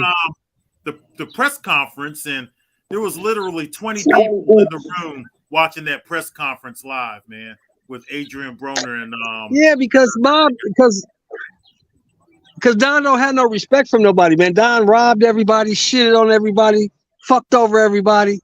People don't respect Don, man. Don did shady business. Let's just call it for what it is. Don did shady business, man. Like in recent memory, Don King to me, like what comes to mind is if you're going back a ways, it's how Bermain Stavern got the rematch with Deontay Wilder. But also is that why Bermain Stavern has been just getting smacked around. Like that's whenever I see Bermain Stavern, I think Don King. But what was the stipulations behind that, Smoke? What was the stipulations behind him getting that fight? Oh, fucking Povetkin trying to be mandatory. Luis Ortiz popping dirty. Povetkin coming up. Then Povetkin popping dirty. And then Stavern. But Stavern had the one-way rematch. So when he fucking got called up for the rematch, it put Dominic Breazeale in that one-way rematch clause because he was the Povetkin replacement, and that's how Dominic Breazeale became fucking mandatory. But anyway, that whole thing is like that's what I remember about Don King is that shit. But then I was also Amir Imam. I don't know if you remember that dude. Yeah, I remember that dude. Yeah, he went to Don King and he wound up suing him, and that was like recently. And then like really the last one was Trevor Bryant and the Daniel Dubois. And yeah, and in that Amir Imam, that's Jose Ramirez was coming up, and Ramirez had Bob Arum, and Imam was by Don King, and they had the two old guys together, and that was like kind of a heartwarming moment if you've been watching it for years and shit. What about the cruiserweight boy from Africa, the one that Badu Jack just knocked out? Oh, you talking about? The one who was going to fight Canelo. Yeah. But didn't Don King have a hand in him too? Maybe so. Yeah. He used to stack those cards in the Rosen, 80s, though, Mr. Shelton. He used to stack those cards in the 80s for us. Now. Oh, Don King gonna give you a card, baby. Don King gonna give you a card stacked with champions upon champions. Now ain't nobody gonna get paid, but you gonna get some fights. That's true. That's true. Ain't nobody getting paid. You getting robbed. That's true. You getting robbed. You gonna be paying $4,000 for some towels. That's what I'm saying. Once Amir Imam like robbed him, sued him. I'm like, does everyone sue this dude? Like Vadas Rosen left PBC, went to Don King, said it was the worst mistake he ever made, and wanted to go back to PBC. It's like, god damn, like what is like Cleveland got this thing sewed up. You just boxing back and forth between generations, I guess. Yeah, Don gonna rob the shit out of you, but you gonna get some hell of a cards. You gonna get the heavyweight championship, the middleweight championship, and the welterweight championship all on the same card. You'll get all that. True. Yep. Yes, sir. You had to rob them boys. That's how you get the big fights back then. Oh yeah. I don't know how far he's gonna go with Adrian Broner though, man. I heard that one guy calling out Adrian Broner today, Blair Cobb, his name was or something. His name is Blair the Flair. Yeah, he's calling for a fight with Adrian Broner. That might be an interesting presser. That's a hell of a presser right there. That's a hell of a presser. Yeah, right that's a good presser, but like AB doesn't have a chance in hell of winning that fight. No, he ain't beating no Blair Cobb. No, he ain't beating. I think AB could get Rolly, man. I think shit Smoke. I'm gonna be honest. I think you could get AB could be champion again, man. I never thought I said it, but like AB. Hey, you hear me, blood? That, man. If Don King can get him that fight, that is his best. I said I think Smoke could get Rolly. Hey, where's AB campaigning at? 140 or 147? Who knows? Can he make weight? Is the question. I know he did make weight, but what weight was it? Let's find out. So if he's gonna be champ again, I don't even think there was a weigh-in for this fight with AB. Like them niggas are just fighting what they weigh, bro. Whatever they weigh, that's what they fighting. So there's not really no way. Whatever you weigh, nigga, just fight. They're not even classifying the division for this one. Yeah, you weigh 160, you weigh 182. Just fight. If he's gonna be champ again, man, then we got to know what weight class because I don't see him becoming champ again at welterweight. Broner weighed 147. Oh, Broner came in at welterweight? Yeah, they had a weigh-in yesterday. Oh shit! See, I don't think he's gonna be good at welterweight, man. No, not at welterweight. I don't think he'll be good at welterweight, bro. Oh yeah, Well, no, wait a minute. I was talking about going down to 140 and fighting Rolly. Now, who can AB beat at welterweight? Let's see. Zero. Like you take the Conor Ben Ooh. money. Can he beat David Avenesian? No. I said no. Man, you guys got no respect for the 4-time champ, man. I don't know. Conor Ben without the juice. I think that's 50-50, bro. Might be. I don't know. I think Conor smokes him. I think Conor Ben the worst kept secret in boxing is he left his hands in the Maidana fight. Yeah, he did. He left it all in that fight. Can he beat Kelly? Josh Kelly. Josh Kelly, I would give him a chance if he was focused. And maybe. Who, AB? Yeah. Can he beat Josh Kelly? Hell no. Is this another if he let his hands go conversation? God damn, he can't beat Josh Kelly. Was a silver medalist, right? That same Josh Kelly that David Avenesian smoked? David Avenesian was smoke AB. What are you talking about? Y'all gonna watch that fight tonight? Y'all on the panel? I'll be at work, bro. I won't be watching that shit. Man, I'm not trying to see the ghost of AB, man. I paid that. You said you paid for it. Wait a minute, it's on pay-per-view? It's only $12. It's on Fight TV. It's like $12. If you get the fuck out of here, dude. Like, I'm just talking about what's going to watch it. I wasn't talking about what's going to pay for it. Like, what the hell? Don't pay your $12, Smoke. What else you doing tonight? Shit. Went from 20 to 12 to 5 now. Oh, you could be watching the game. The game come on. Well, that shit's over. Denver gonna beat the shit out of them again. That shit's over. Yeah. The East I'm is gonna falling. pay attention to that, but I don't really see Miami coming back at this point. Oh, wait a minute. That's Blood's part of the world. Do you watch basketball, Blood? Not no more. I used to be a real. Yeah, it's too soft now, right, Blood? It's too soft. I stopped watching it in 2008. I think was the last season. Yeah. Oh damn, it's been forever. Yeah, that shit's too soft now. Man. They changed the rules. Yeah, all right. So I haven't gotten people's opinions on the Teofimo versus Taylor fight. I saw Blood's response to the presser. I think we chopped that up. What was wrong with Teofimo, man? With that, he high. Aim for he death. high again. Because that's where life begins. Hey, Sheldon, I told Q that same shit. Q don't believe it. Yeah, he high again. T.O. is a crackhead. Yeah, he high again. He high again. Feel from him. That sounds like he high, man. Crackhead would say, man, aim for death. Yeah. Because that's where life aim begins. for death. That's where life begins. What the fuck does that mean? Man. I couldn't have been a reporter. Blood, I couldn't have been a reporter. I'd be like, hey, I got a question. What the fuck are you talking about? What? Why were the police there? Like, why was there such a heavy police presence? They said that Josh Taylor asked for the police to be there. But yeah, who's the they that said that? I heard that on camera. Not, though. Say again. Yeah, I heard that they said that too. But you know who it is that said it? I just heard people on the panel say it today. Yeah, I only heard people like on panels say it. I haven't seen anything. Why would Josh Taylor need the police? It's only gonna be 2,500 people in the arena. What's up with that, man? Yeah, it's only gonna be 2,500 people in the arena. I don't know what was up with that, man. But they fighting in the little room, blood. They're not fighting in MSG. They're fighting in the little room. A zone is asking. I thought you were already confirmed. I've been telling people.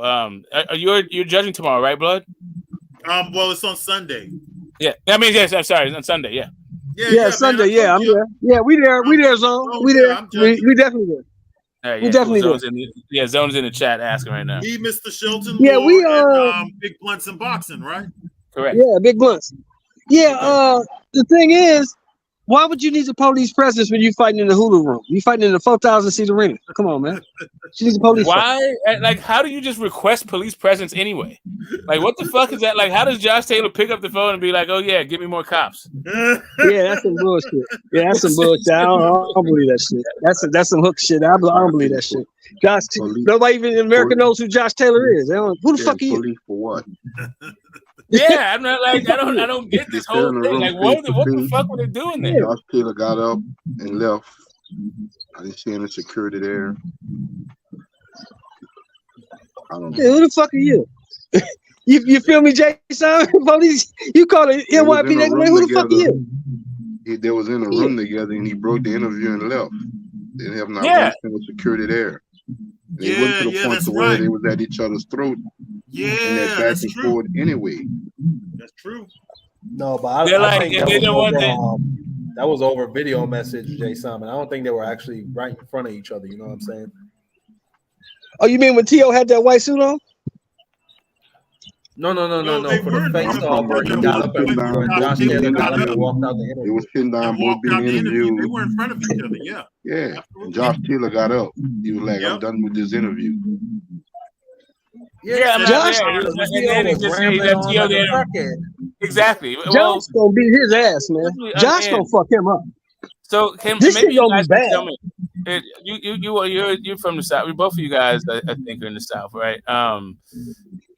What is going on in Arkansas? Why does Teofimo live in Arkansas? Man, I don't know, man. I don't know. Because his wife took all his money. Because his wife took all his money and property is cheap in Arkansas. But what the fuck is in Arkansas, though? I mean, I hear all of that happens cheap property, Smoke. Cheap property. You ain't got no money. You got to cheap. There's cheap property everywhere, man. Fucking Arkansas. No, it ain't no cheap property in California. Ain't shit cheap out here. I mean, listen, California City. You can take your fucking ass to the desert over there. Who the fuck gonna live out there, man? It's too hot. Man, Arkansas, it's closer than fucking something to do in Arkansas. Like, what the fuck? That motherfucker trying to get away from everything, man. He was in New York. He got divorced. His bitch was cheating on him. He got all kind of shit going on, man. Nigga want to get away. Man, welcome to life. But like, what the fuck did that do in Arkansas? Aim for death, man. Because that's where Aim for death, Smoke. Aim for death. That's where life begins. Shit. Okay, I get it. That's why you moved to Arkansas, because he's aiming for death. There you go. Oh shit, man! I don't. And you know, and you know, he's probably the only Hispanic in Arkansas. You know that. I mean, that's what I'm looking for. I'm looking for like there's a Honduran community that people don't know about. That's like the answer I'm looking for. Yes. Hey, let me tell you something, Smoke. Hold on. Let me clear something up for you. It's in Arkansas. Then people in places like Arkansas, Mississippi, Alabama, Georgia, Florida, they don't play that shit. No, they sure don't. You ain't coming out here setting up no community, motherfucker. That's what you're not doing. Ain't nothing but steers and queers. No, I'm just kidding. That's what you're not doing. There's a bunch of steers out there now. They got steers in Arkansas. Okay.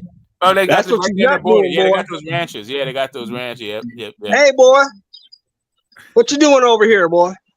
They have when you can be from Arkansas and people from like Texas can't understand you. Nobody knows Tio in Arkansas, so he probably want to go somewhere where he's not recognized. There you go, because they damn sure don't know who the fuck he is. They wonder why the fuck is he here? Who the fuck are you? Yeah, you're not American, boy. Come around here now, boy. Yeah, you're not American. I can't imagine Tio in the old cowboy outfit. Tio gonna get the Rocky. He gonna get the Rocky treatment, Uncle Shelton. Yeah, oh man. You're not American, boy. From some of that land, get some of the meth houses going over there. Man, Tio gonna start dealing. He gonna be on Breaking Bad. Oh, damn, that is not Tio Senior. Tio Senior, you gotta keep Tio Senior away from that spot. God damn. I've never known what's up with Tio Senior, man. That guy there. He high, bro. He high, man. He's an alcoholic. He's definitely drunk. He's got some problems, man. Some real. He's the most irrelevant trainer father in the history of boxing. We're gonna do it, bro. Relevant trainer father than him. We're gonna get it done, bro. I ain't hear the last part of what you said, Blood. He's the most irrelevant trainer father in the history of boxing. I've never known a trainer father as irrelevant as Tio Senior, and I've known quite a few of them. But Tio Senior, he serves no purpose for Tio, and he needs to leave him. Keep your father in your corner, but get you a real trainer, man, and your skills might improve. Maybe he'll learn that after he loses to Josh Taylor, because I don't think he'll beat Josh Taylor. If he does, I'll give him his props. If he beats him, I'll give him his props, man. Yeah, I definitely will. If he beats Josh Taylor, I'll be fucking shocked. Oh yeah, listen. I'll be listen. shocked. I don't know if it goes so far as shocked. I would be definitely surprised though. I'd be surprised if that happened.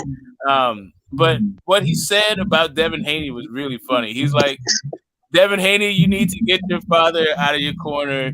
Oh no, he said no. What he said, Devin, you need your father in your corner. My father's not helping me when I'm in there. And I'm like, God damn, that is a damning statement to say about your trainer that he's not helping you. You just train you in there training yourself. Get a new trainer, dude. Hey, real quick. Hey, Blood, I was talking about guys requesting you for tomorrow. Actually, we got another debate set up besides Smoke and BVO. We got one between. What you got going on tomorrow then? Man, Black Truth and Black Truth. Kush called out Black Truth today on a podcast I had today, and they set it up just like Smoke and BVO did. I asked them the questions: who would they like as a judge? They said, who's Daz locked in for tomorrow, and then you. I sent you a text message from your line, but they requested you, so I'm just trying to see if your schedule permit that. These guys. What time tomorrow you all doing it? Yeah, what time? 11 o'clock in the morning on Eastern Standard Time. So I should be able to, man. I should be able to. I was going to breakfast. I think I'll be back by then, though.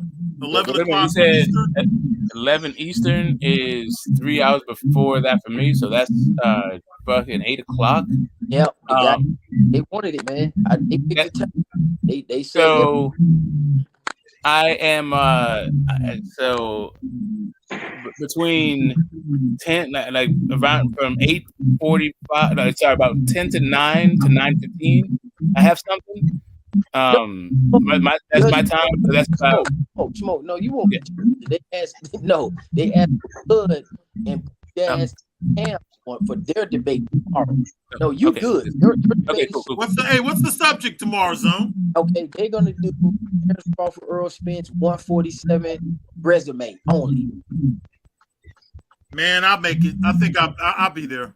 Okay, I'm gonna be there at like 10:45 our time. They picked that. Asked me to ask you, but everybody keep Blood, man. That's just that's a good thing for you. They just love. They like, hey, we want Blood to judge our debate. We want Bruce Gans. For the fences, man. They want qualified judges now. Okay. And so I said, all right, I'll call him and ask him. So but we're on Terrence Crawford versus Spence, right? Resume at 147 only. Okay, I'm no more qualified than anyone else when it comes to that. I'm more qualified for historical, but I'll be there though. Okay, all right, man. Y'all did. What's the debate zone? Spence resume at 47? Yep, and Terrence Black versus Kush. And they Kush the Great? Yeah, Kush jumped on the platform today and called him out. And I was like, okay. Oh shit. Okay. He wanted to do it tonight, but I'm like, hey, man, y'all said tomorrow morning early. I said, all right. So the Black I'll be there, Zone. I got you. I'll see you in the morning. Yes, sir. Damn, that's a good debate. That's a good debate right there. I'm gonna check that out. I'm gonna have to check that out. I'm gonna have to check it out. Pretty good. This should be all right. That should be pretty good. Yeah, I know. Kush loves him some goddamn Terrence Crawford. Yeah, he loved T-Bud. T-Bud is his guy. T-Bud is my guy. Yeah, arguing his resume at 147. Okay, all right. I guess. I mean, now here's the question, Zone. You talk about his resume at 47 or his overall resume?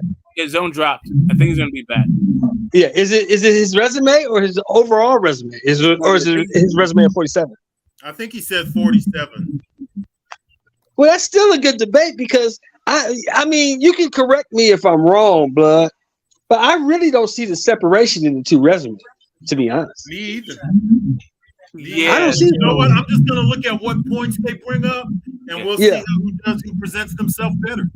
Yeah, because I don't really see the separation. I mean, they both fought.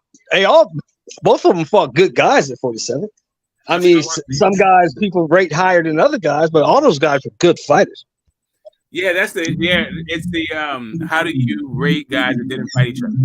Or if they did fight each other, they were so far removed that, like, how do we even argue that they were in the same ballpark? Yeah. I mean, people always forget that they bring up when they bring up Jose Benavidez, they keep forgetting that dude was undefeated when he fought.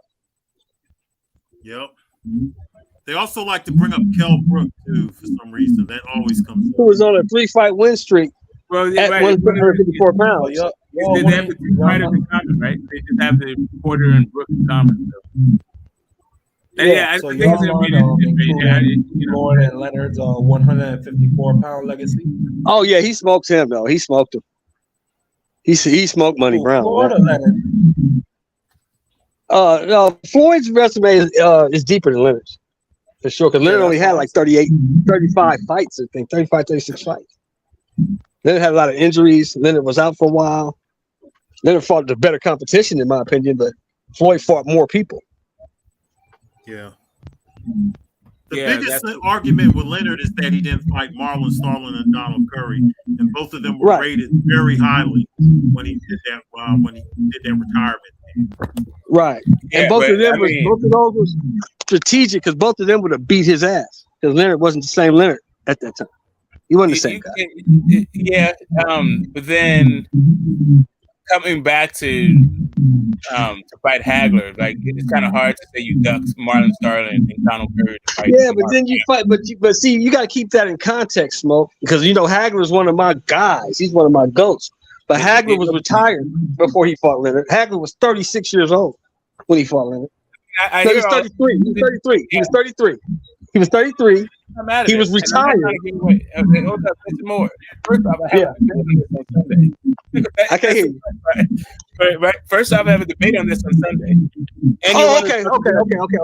Yeah. Let me shut up. That's the first part. But I gotta say, I definitely have some. I'd like to chop up. Yeah. You gotta keep that. Yeah, people bring that up. You're right, though, Smoke. People bring that up, but they don't bring it up in context. Yes, and I'm not saying that it's not even the case. It's just that if you want to start looking underneath that rug, there's a whole lot of exactly. I mean, but he won. I mean, Yeah, he won. He won. I'll say this, and I'm gonna shut up. He won, but he ain't fight the Hagler that fought Mugabe. I'll tell you that. Well, he ain't fight that dude. I mean, after the debate, we can get into that whole. We'll get into that. Yeah, we'll get into that. Yeah. You ain't fuck that dude, but hey. I see what you mean. Trying to do my man's work for him. Say again. I see what you mean with that debate coming up, man. Because you got Leonard and who you BBO. There's a guy BBO. BBO has Floyd Mayweather. Okay. Yeah. Oh, he got Floyd? Okay, yeah. Yeah, so I'm just saying Oh yeah, I remember that. My bad, Spar. I remember that y'all called it. Yeah, he called you out. You want to shut the belt. Yeah, I don't know. Okay. I mean, you want to shut the belt. Okay. We're gonna get it in. What's up, Tremaine? How you feeling today? Happy Friday. Happy fight weekend. And we haven't even got to the actual fight. We get sidetracked on his stupid. I know, we sidetracked with all kinds of shit.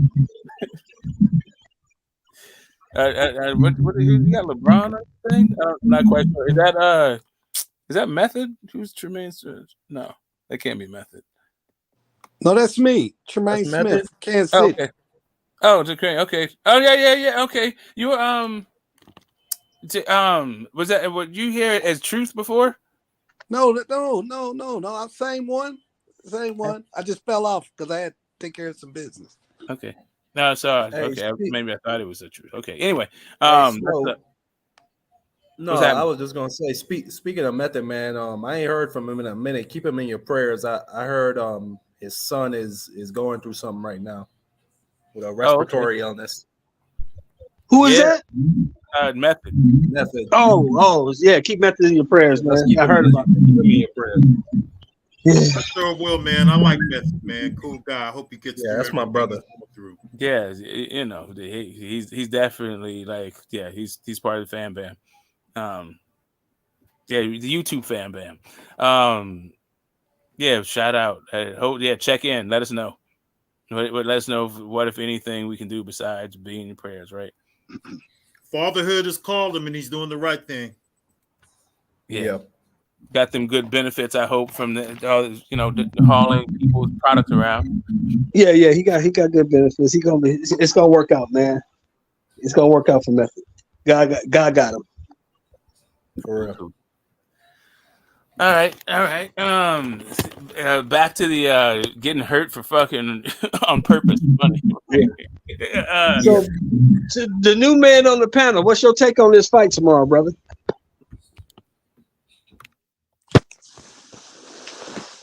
He's talking about Tremaine, who's not new on the panel, who just came back. Yeah, about the fight tonight. Who cares about that shit tonight? Yeah, man. Listen. I hope AB wins, and I hope AB gets the Rolly fight, and I hope he's able to make weight. Yeah, and that is about the only fight that I can think of that I would be interested in watching, like for real. like him fighting a cat. Like, how can you get somebody who's so weak that you want to even watch him fight? Right? Like, I don't really like watching cans go back and forth unless they're on the same level. I mean, that's the allure of UK boxing, right? Like, a lot of those guys are the best athletes. They aren't the most polished boxers, but they give it their all. They give it their heart, and they're on the same level. So it becomes like an entertaining fight, even though the guys aren't very good. And I feel like that's, Rolly and fucking that's Rolly and Bud. Sorry, right now. Hey, bro, isn't it ironic though? Adrian Broner used to call himself the Can Man. Yeah. Now he's a Can. Yeah, he is. In my book, Can. I think Floyd still beats at 47. Yeah. At 47 years old, yeah, Floyd probably still does beat. Yeah, at 47 years old and at 47, and at welterweight. Yeah. Yeah, I think he still does beat AB. I think Floyd beats AB. AB don't show me nothing, man. He don't show me nothing. And I don't want to see that fight. That's the other part of it. I don't want to see Floyd versus AB. I actually do want to see Floyd versus. Because, like, who else is AB going to be? Like, I feel like even as I don't know, Ryan is not that good, but he's better than fucking Rolly. Yeah, I do believe that Ryan beats Rolly. I do believe that. I believe that wholeheartedly. When Rolly got dropped by this other dude, like, come on, man. It's like you got a gift decision against Jackson Arenas of all people. Rolly just got beat by a 40-year-old man, and they saved him. Yeah. I think to be honest, I think Tony Weeks robbed Rolly because it was the 9th round of that fight. I thought Barroso was getting tired. I thought Rolly would have stopped him the right way, but Tony Weeks robbed him. I didn't see. You don't think so, man? I saw Rolly get his ass kicked by an old guy. Okay, I mean, listen, if you want to start counterfactuals, you might as well say, like, why not? Rolly was gonna come back. The momentum was in his favor. Fuck it, why not? It was though. He dropped him, Smoke. I mean, I hear you. Rolly's not very good, bro. It's gonna be hard for me to make an argument to me about Rolly Romero. Is gonna be really hard because he's not very good. Yeah, I'm just saying, as champions go, I don't have Rolly beat anybody that's worth it. Everyone else he can actually even beat a guy, right? I don't even like. Let's say Teofimo, and let's talk. And we're gonna get into the Teofimo Taylor fight, and also like Crossroads fights. And I want to hear like Blood's perspective, the historical perspective on these Crossroads type of fights. Yeah. But I think even Teo, if he's beat the shit by Taylor, he'll still beat Rolly. Right? Like in his very next fight. I think Ryan Garcia beats him. I just don't know. I think everybody who fought for a title beats Rolly. Catterall, Jeremiah Ponce. Steve Spark beats Rolly. Yeah, and people haven't fought for titles. Antoine Russell. Like, I think everybody beats him. So, yeah, I don't like Broner fight. I'm interested in that. Like, and I hate this guy, Smoke. I can't really stand this guy, but I got this guy with the dog beat Rolly. Oh yeah, Montana Love. Yeah, the guy with the bully. That guy, he beats Rolly. Nah, I can't really say that. Rolly's not very good, bro. But they can get some wrestle on. I think Love. I think Montana, all he got is a 1-2 and a straight left hand. That's really all he got in his arsenal. He kind of is working behind the jab a little bit, but he's gonna get over anxious. He's just his Roddy's poker a bit face is chinny, terrible. fellas. Roddy's a bit chinny. a bit. Yeah. That's true. Brody has a belt and he can't really fight. That's the problem. That dude is absolute food. He is a snack. He is walking through hell with gasoline draws. They fucking 140 pounds of veteran, and he has a personality too. Can sell a fight. Everybody wants a piece of Rolly. This Rolly's not fighting. You know what I'll be doing right now if I was Jeremiah Ponce? I'll be trying to move heaven and earth to get a Rolly fight. Oh, that all kinds of English. Like I don't know. I don't know. I don't think Jeremiah Ponce is going to be able to get that. Rolly ain't fucking with that. You couldn't melt Rolly down and pour him on Ponce. Yeah, I'm gonna say this, Sheldon. Huh? Yeah. If AB take care of business like he's supposed to, because he's the legitimate fighter in this situation. I'll be on. If I was him and Don King, I'll be on that phone next week trying to get that Rolly fight. Maybe try to do it tonight after the fight. Hey, Jay Simon, you be calling him in round 6, huh? I'll be like, man, maybe about to get him out of there in 4 or 5. I'll be like, hey, Don, call me on the phone, man. Fuck that. That's a no-brainer.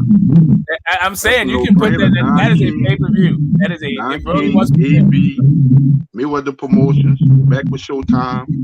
Ooh. Then with Thriller. I was calling the Michael Jackson. I was seeing Thriller. It's Thriller.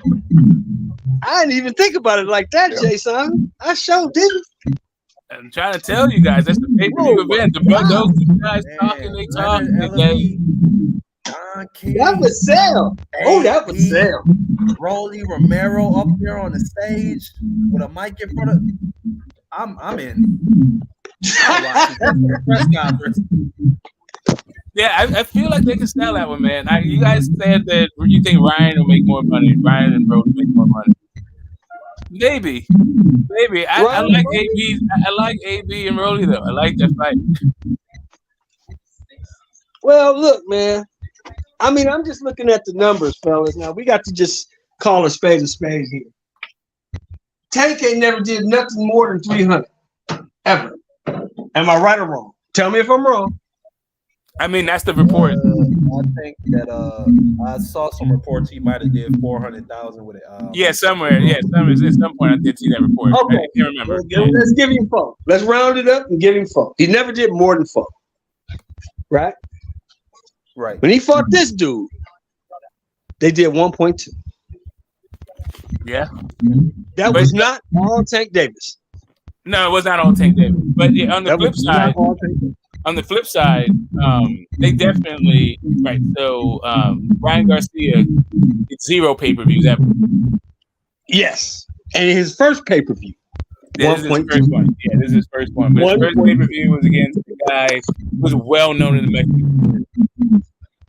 So, but can I ask him a question? Up to him, Ryan Garcia, I think Tank High's numbers was pay-per-view wise was 275. He did that with Rolly. Yeah, they said that like they were talking about what's Gamboa pay-per-view. I think one of those things, like earlier on, one of the early estimates were, those uncorroborated reports, like he did 400,000. That was like a year ago. I think it's like his first one, whichever one that was. Like he was that the Santa Cruz fight? Maybe. No, it was. I can't even remember. Like, probably they're saying 275. I'm just saying, like back in the day, there was one of the first early reports, and it was back when like Fox was still doing their pay-per-view, like when Fox was still putting on shows. So it was like one of these reports at the time. But now all the reports say 200. Now all the reports say what you just said, that he never really cracked 300,000. Was it Pedraza? No, he wasn't pay-per-view against Pedraza. That was he was not pay-per-view. What are you talking about? Tank, like what was this this? Does anybody on the panel? Does anybody on the panel know yeah, what was his Tank's first first headline. His first headline, I think, was Gamboa, or the one after Gamboa. I think it's only been at 35. Yeah, it's only been at 35. Gamboa was a pay-per-view? Either that or it was after. No. His first pay-per-view was Leo Santa Cruz. Gamboa was the first time headline. Leo Santa Cruz. Then it would have been that one. Okay, cool. Then that would have been that one. And he did 225 in the COVID era. Yeah, that's kind of big. Well, no, it's not really big because everybody at home. So that wasn't big at all, to be honest. You sell 225,000 pay-per-views when everybody's locked in the fucking house. That's not very good. Yeah. Yeah, I don't know. Tank can sell. Ryan can sell. I know that AB and Rolly will sell the hell out of that fight. But let's do the Teofimo Lopez, the guys, the other guys.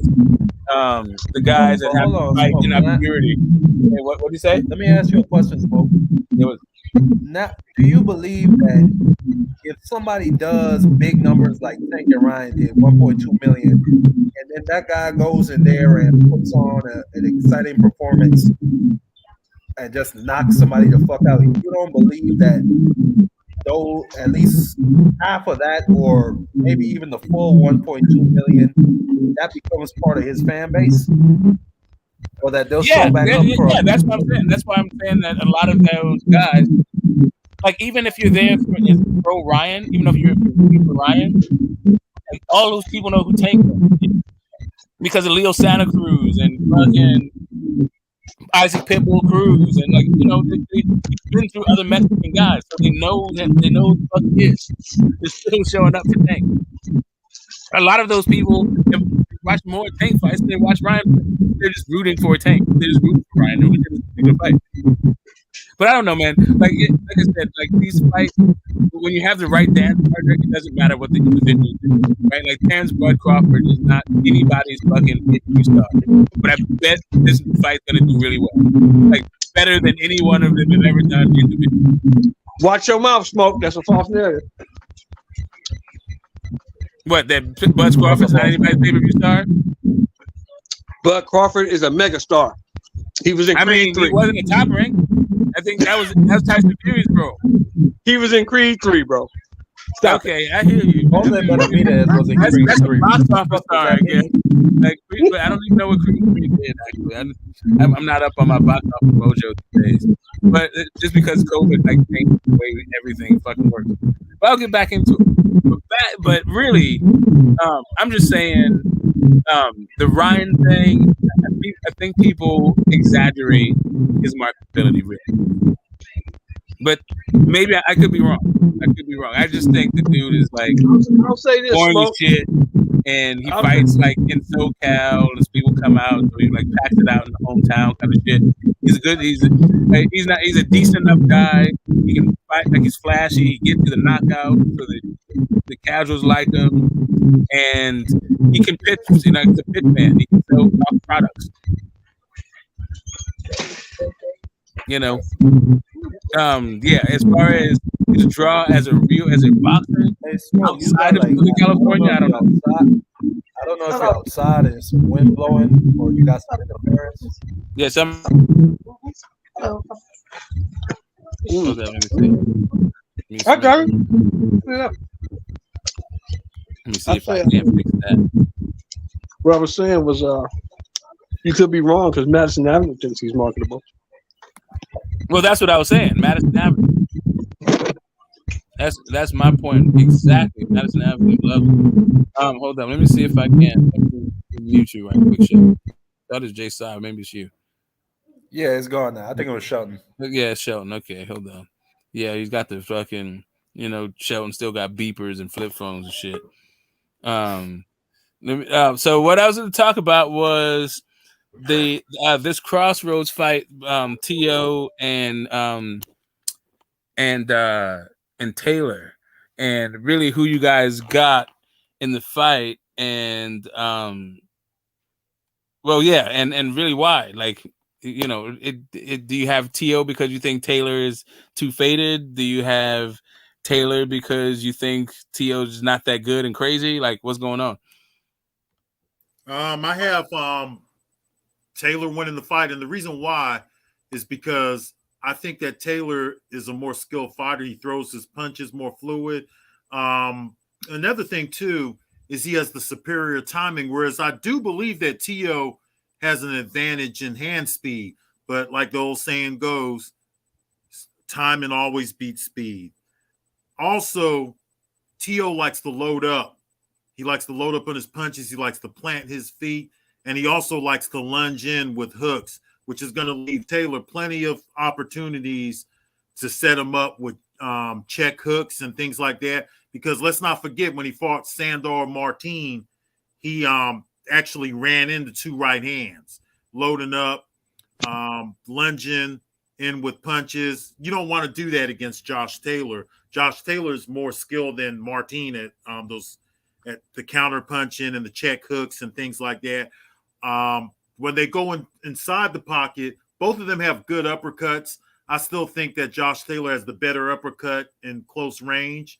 I would give Josh Taylor the superior mid-range fighting due to the timing. Even though I think that Lopez is he's a really good counter puncher and he's got really good speed, I still think that Taylor has the better timing. And I just see Taylor outboxing him and eventually being the bigger guy. I think he'll catch up to Lopez, wear him down.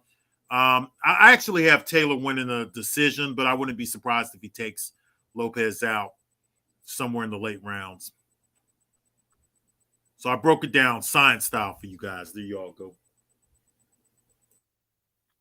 Anybody else that haven't given it a take yet? I know Sheldon Moore has. He said he'd be shocked. Phantom, if you have, I don't remember who you picked. Oh yeah, I can make it real quick. Teofimo Lopez is a delusional lunatic who's still in there playing kids games, and like I think Josh Taylor's taking it way more serious. Like with the Catterall shit, he was still drunk off being undisputed, so he was out partying, doing cocaine and shit. But now he got a nutritionist. He's taking shit way more serious. I think for Josh Taylor, he's seeing it more of how you're seeing it, Smoke. Like this is a crossroads, make it or break it. He said during the little blood, sweat, and tears, whatever the fuck they call it, that I gotta win this fight, or I might have to go. I might have to go to the new. I might have to go to a new drawing board about the shit. So for me, I think Josh Taylor is taking it way more serious. Yeah.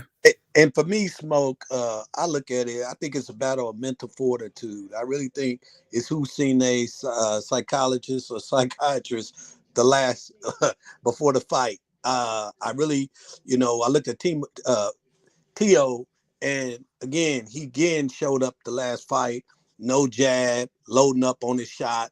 So all you have to do, all that has to be done is just fight a normal, regular fight, and somebody can beat him. So Tio, no, Josh Taylor.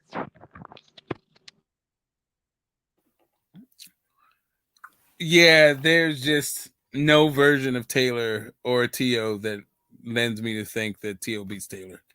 Lunging at you guys gave some of the technical things, but I don't know. Even when it comes to if a guy is having success, the ability to make adjustments, like we've seen Taylor, get whatever, like outfought. A guy turns up his intensity, any kind of these. We've seen him get outboxed, and then he makes the proper adjustment to basically just win the fight and get the victory, right? Put Ramirez on his ass after Ramirez came back and was just a demon shot out of a cannon.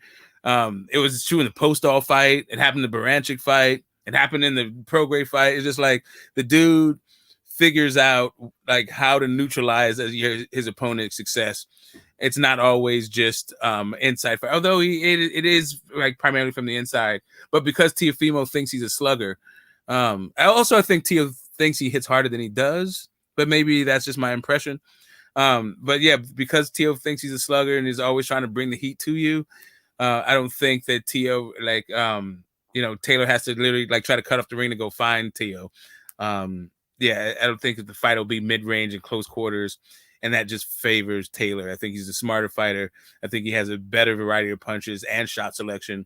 The timing that you guys talked about, the actually composure in the fight to not just try to go for broke and use your intuition or your instincts or whatever, your reflexes. I feel like Teofimo is a very instinctive fighter and doesn't what is it?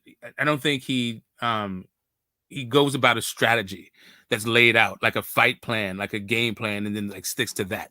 I think he just tries to talent his way through every situation. Talent and maybe condition his way through it. And I don't know. I think Taylor's too good for that. Yeah, I got Taylor winning that fight. But these guys are trying everything to like get out of the spotlight, right? I mean, out of the shadows. Like it's not just a Crossroads fight. The styles, I think it on paper mesh really well for a fan-friendly kind of clash. And I think it'll be a fun fight to watch that almost nobody will watch. Are you guys getting the sense that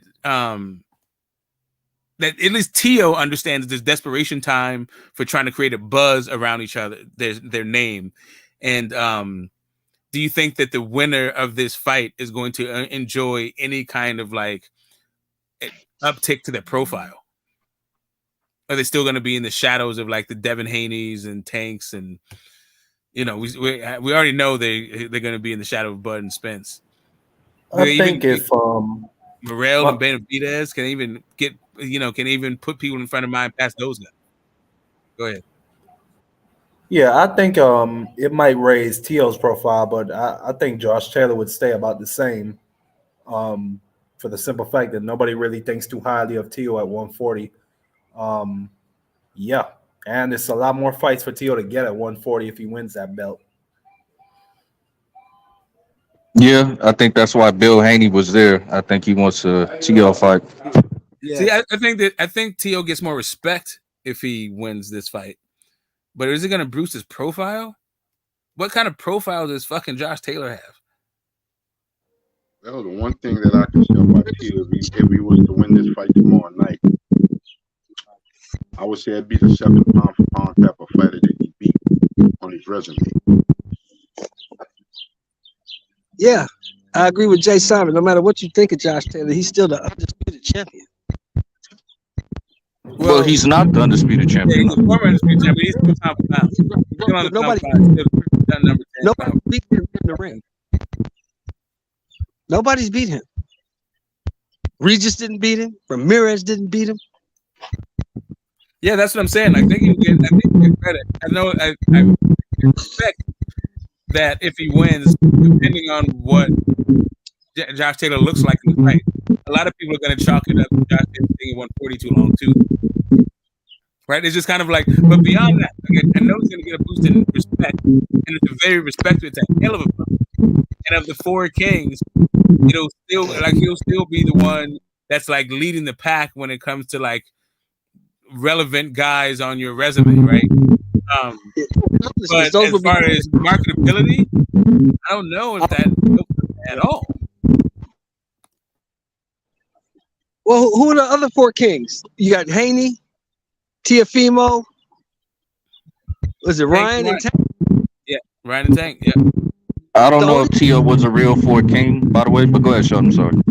No, that was when they said that was the new when they came out with the only four kings.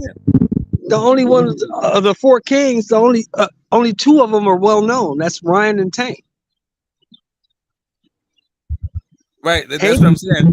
That's what I'm saying. The other guys got to get it through fighting, right? That's what I was about to say about this thing. Like, I look at it like this. Prior to Teofimo losing and moving up, I didn't look at Ryan as a king. I still don't. I never have. You still. I didn't at that short stance. I didn't look at Devin Haney as a king until he became undisputed. It was still somewhat Tank. It was Loma. It was Teo. Now that fourth person I want to plug in is debatable. Because at 135, Teo did beat the guy at 135, which was Lomachenko. I'd like to plug Shakur Stevenson in there in that 4 Kings. Yeah, it's just right? Yeah. So I think that Shakur is more deserving than Ryan, but Ryan is the guy that put the butts in the seats. He's the guy with the 20 million Instagram follow. Like he's the the golden boy guy. And at the time, he was the guy that was projected to be a champion. Now it just seems that like Shakur at that point, Shakur was fighting at featherweight. Like how the hell are you gonna be a 4 King down there? Yep. You know what I mean? So, but now he's at lightweight. Ryan turns out to be fool's gold. Maybe he always like I don't know. It's hard to it's hard to say. But if Ryan could come back, I don't know, man. Like I can. Here's a question: do you think Shakur will ever sell like Ryan Garcia? No.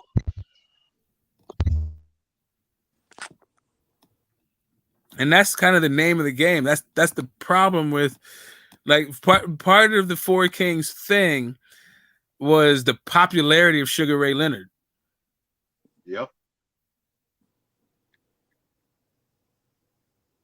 You know what I mean? The like popularity of Sugar Ray Leonard and the iconic status of Roberto Duran. You can't compare those guys to the older guys because the older guys were blasted on television every fucking weekend. Yeah. No, I'm not even doing that. I'm not even comparing it. I'm just saying that the reason why we got to be because all of those dudes were marketable because it was blasted all over television. But it's different now, though, Sean. You got social media. I said, even with social media, you got two guys. Your phone is terrible. Unknown. They don't know them. Hey, Sheldon, do me a favor. Hey, Sheldon, do me a favor. We're getting like you're like on CB or something. Can you get National to come back? I will let you just pop out and pop back on. I think it's because he's sitting outside. Yeah. Well, Sheldon always got that feedback thing going on. Yeah. So anyway, that's right. So we're what the hell were we just talking about?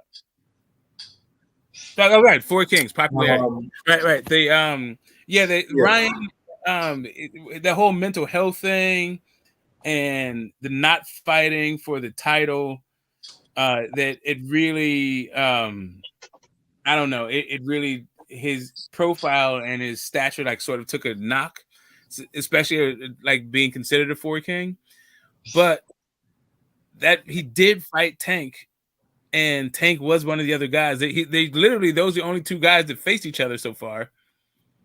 And it was a huge fight, even though nothing was on the line other than this whole like social media thing, darling thing, like who's number but one. the original 4 Kings were not dubbed the 4 Kings until they all faced each other. So it's kind of hard to compare them at this early stage to the 4. Yeah. They started right. I thought were they the 4? I thought it was they started to talk about it when after the Duran Leonard fight. No, they had already fought each other before they started calling them. Yeah. Duran Leonard. You must mean the second Duran Leonard fight. Yeah. Okay, yeah, maybe so. Maybe the second Duran Leonard fight, because what was that, 88 or 89? Maybe so then, but before then they were not called the 4 Kings before they had all fought each other. Yeah, and then also you also had the 5th King, right? Would it be Wilfred Benitez? Wilfredo Benitez? They tried to fit him in there, yeah. And I guess that's where Shakur is now. Hagler didn't fight Benitez though. Yeah, no. So Devin and Teo need to fight. Is that what I'm hearing basically? It's at Teo and they all need to fight. Teo and Ryan need to fight. Devin needs to fight. Like they just all need to fight. Hold up a second. How the hell did Knockout just show up on my shit? What is going on here? Hey, Knockout. Bro, I'm here. What's good with you, Smoke? What the hell? Yeah, that's me. What's up, bro? Yeah, salute to you and everybody. Salute to you and everybody on the panel, man. It's me, bro. Yeah. Okay, you just on Extreme Yard is like, okay, we know you guys are cool, or maybe I you saying you ain't let me up? No, I didn't even know you were backstage. Okay. Oh shit, I got pulled like that and shit. I own a minority. I own a minority Extreme Yard, bro. Oh shit! Now I see Tony reviews. Okay, hold up, Tony. I was just about to say that, Smoke. We might have some action here. Okay, ain't no action. Tony cool, bro. I hope Hope he gets his computer shit together and everything. I make light, bro. Yeah, I make light of something that may be serious. But it was not my computer, so I get to joke. But anyway, what's up? It is what it is. Shit happen, Again, hope his system is all good, and shout out to everybody that came through and got that bag and got that bread. But bro, I mean, just real quick on what y'all were talking about, like, you ain't gonna find a bigger Tank Davis fan than me, and I love all them young fighters. I just get uncomfortable when we compare them to the real Four Kings, bro. Like, they got to put in more work, man. Like, and that's really all I got on it in terms of what the conversation y'all was just having, man. I can't, like, none of them, bro. Not one of them. Like, no disrespect to him. I know it's a couple of, Shakur, he got him 2 division titles and shit. Devin Haney undisputed. Teofimo Lopez former unified. Tank Davis got the popularity, 2-time 1 division champion.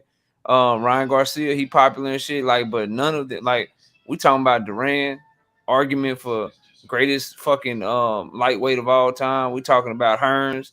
We talking about Hagler, the greatest middleweight of all time. Maybe you could argue for Carlos Monzon. And then you talking about Ray Leonard, bro? Like, nah, bro. I don't even feel comfortable comparing them, bro. Like even putting any of them in the same breath with those guys, bro. And that's my overall take on it. That's all I got on what y'all talking about, bro. You know what? And we talked about this earlier, and sorry if it's put you on the spot. I know, but we have you here, and it's part of the. I'd be remiss to not bring it up. The YouTube boxing community has been a buzz since you came out with the fucking even the TKO debate series was really exciting. But then when the tournament happens, blew the lid off the thing. Everybody was talking about it. Everyone tuned in, at least was part of it. Right, and we just wrapped that thing up, and the final round, the championship round, I was lucky enough to be a judge in it, and so were you. And it went down to the last round, and even then, it was a split vote. Right. My question to you, as the person who put it all together, and given your specific vote, since we didn't do the generally. And shout out to Dub wherever he is. I'm not quite sure what's going on with him, but prayers go out. Hopefully everything's cool. He good, bro. He was sick. Okay. He didn't want to be put on the spot. You know what I'm saying? I tease him. Maybe he ain't know enough about Ray Leonard and shit, man. You know what I mean? So maybe he recused himself a little bit. I don't know, but he good. He popped by the show yesterday. He good, bro. Okay.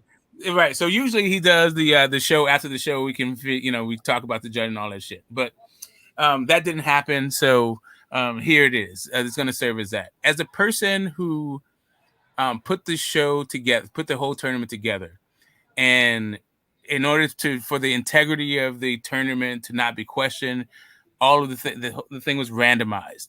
So you didn't get to choose who it is you were arguing for. At the end of the debate, your vote went to Boxologist because you said the quote that he had, the quote that Boxologist put up there, where Moni Brown said Ray Leonard was his quote. Give me a second, Smoke. Give me a second, Smoke. My wife calling me. I'll be right back, bro.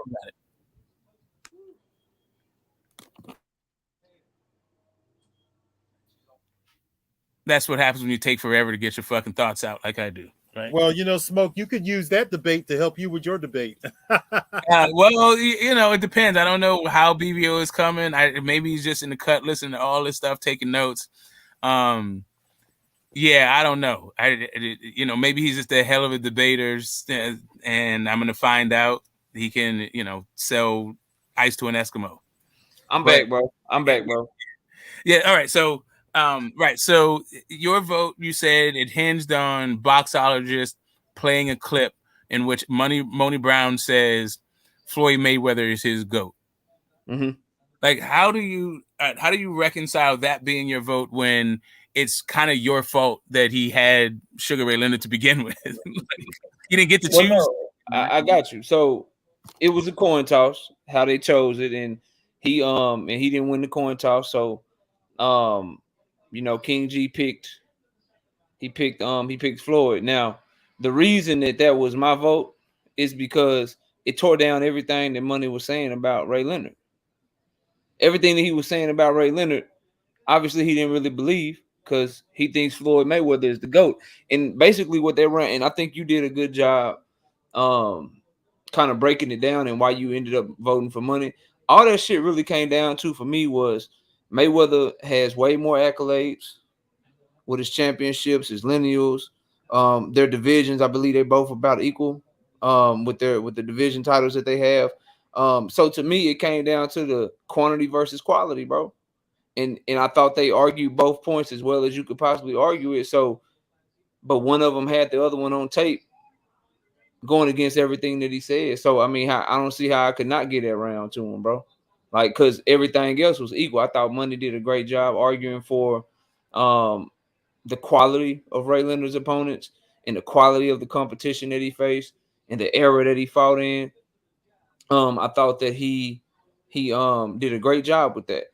I thought that King G, I mean, he had the accolades, the number of champions that Floyd fought, the number of titles that he won, how many different decades he was champion in. So it just came down to, because we all know Ray Leonard fought better competition. But we all know that Floyd Mayweather, you know what I mean, accomplished more. So it just came down to that last thing. And then remember, part of that shit is delivery. The fact that King G did such a great job, you know how hard it is, bro. It's $850 on the line, bro. And Money had him on the ropes a lot. To say that shit for last like that, bro, and make that shit the last thing that the judges hear, bro, I thought that shit was brilliant, fam. So that's why I voted. So you know what I mean? It's a 50, like you right, bro. Like Money may have been in a bad position or whatever, but that's why the shit random. You know what I'm saying? That's why it's a coin flip. Like I didn't control that shit, and that's what I wanted people to know, bro. Cause I know people get skeptical and shit. You know what I'm saying? Knockout an Earl Spence fan or knockout ain't gonna be fair. Well, I want everybody to go back and look at the bracket. There was no Earl Spence and Terrence Crawford topics in that motherfucker. Cause I know I'm a judge, bro, and I'm not gonna do no shit to nobody like that. Go look back at the bracket. There's no Gervonta Tank Davis topics in that motherfucker. Cause I know that, because I'm holding my integrity to a high regard. So what I hope people got out of it, bro, is that whether we agree or disagree on boxing topics, bro, my shit gonna run thorough. My shit gonna run with integrity. And if you cooking, bro. I ain't no King G from a can of paint. Money gave my first shot on motherfucking YouTube. He one of the first people to let me up on the panel, bro. Real shit. He one of the first people to ever let me cook when I had like 50 fucking subscribers, bro. Like that's my bro for real. We talk for real behind the scenes. And I voted against him because I thought he lost, bro. So we ain't on that type of time, bro. And you know, but to get back to your question, I just thought in the round where both of them argued so great and argued their only place they could go, because the only place that money could go was the quality of Ray Leonard's competition in the era that he fought in. The only place that King G could go in that third round was the accolades and the accomplishments of Floyd Mayweather, bro. And they both went where they went and did it so beautifully, but one of them dropped that bombshell, bro. So you got to give it to him. So that's it, bro. That's the question. Yeah. That's what's up. So now we got that out of the fucking way. I actually am debating that topic on Sunday. I told you last week. So I got a big one. Which side you got? I got Sugar Ray Leonard. I format a little bit different. Crazy thing is, if I was debating I choose Ray Leonard too. Yeah. I don't know. Like that was his idea. Like he said, Nah, I I got said Floyd. nothing. Yeah, he's like, I got Floyd, and then like he's like Floyd's a GOAT. I'm like, okay, hold up, Muhammad Ali's my GOAT. I don't think you want to do Floyd versus Muhammad Ali, do you? He's like, no. Like, okay, hold up. All right, like, what about Sugar Ray Leonard? I don't think you want to do that either. Yeah, I do Sugar Ray Leonard. Okay. He wanted that. That's what he wanted to do. So Yeah, that's what you know they gonna lean on them 22 world champions, but that to me that's kind of a fraudulent argument. Hey, you're a judge, man. Yeah, I'm gonna shut up. I'm gonna shut up. I'm gonna shut up. I'm a judge. I'm gonna shut up. I'm gonna shut up. You got your personal we already thing. know what Sheldon. Yeah, if you're judging, you might not want to say that. They're gonna tell you. You know what I mean? Yeah, I mean it is what it is. If you can judge it, and it's all you judging the debate. And here's our format. I'm just judging the debate. They're gonna come at you regardless, OG. Yeah. Like yeah. You know, because I get it. Because like you were saying earlier, I was fucking with you when you had like 39 subscribers. You know that. GTS, man, there's a lot of places that you can lean to win that debate. That's all I'm gonna say. Yeah. We're gonna leave it at that. Yeah. I mean, listen, and that's the thing about debates. There's so many things you can do to win, and so many ways that you can lose too. I mean, actually, it doesn't even matter.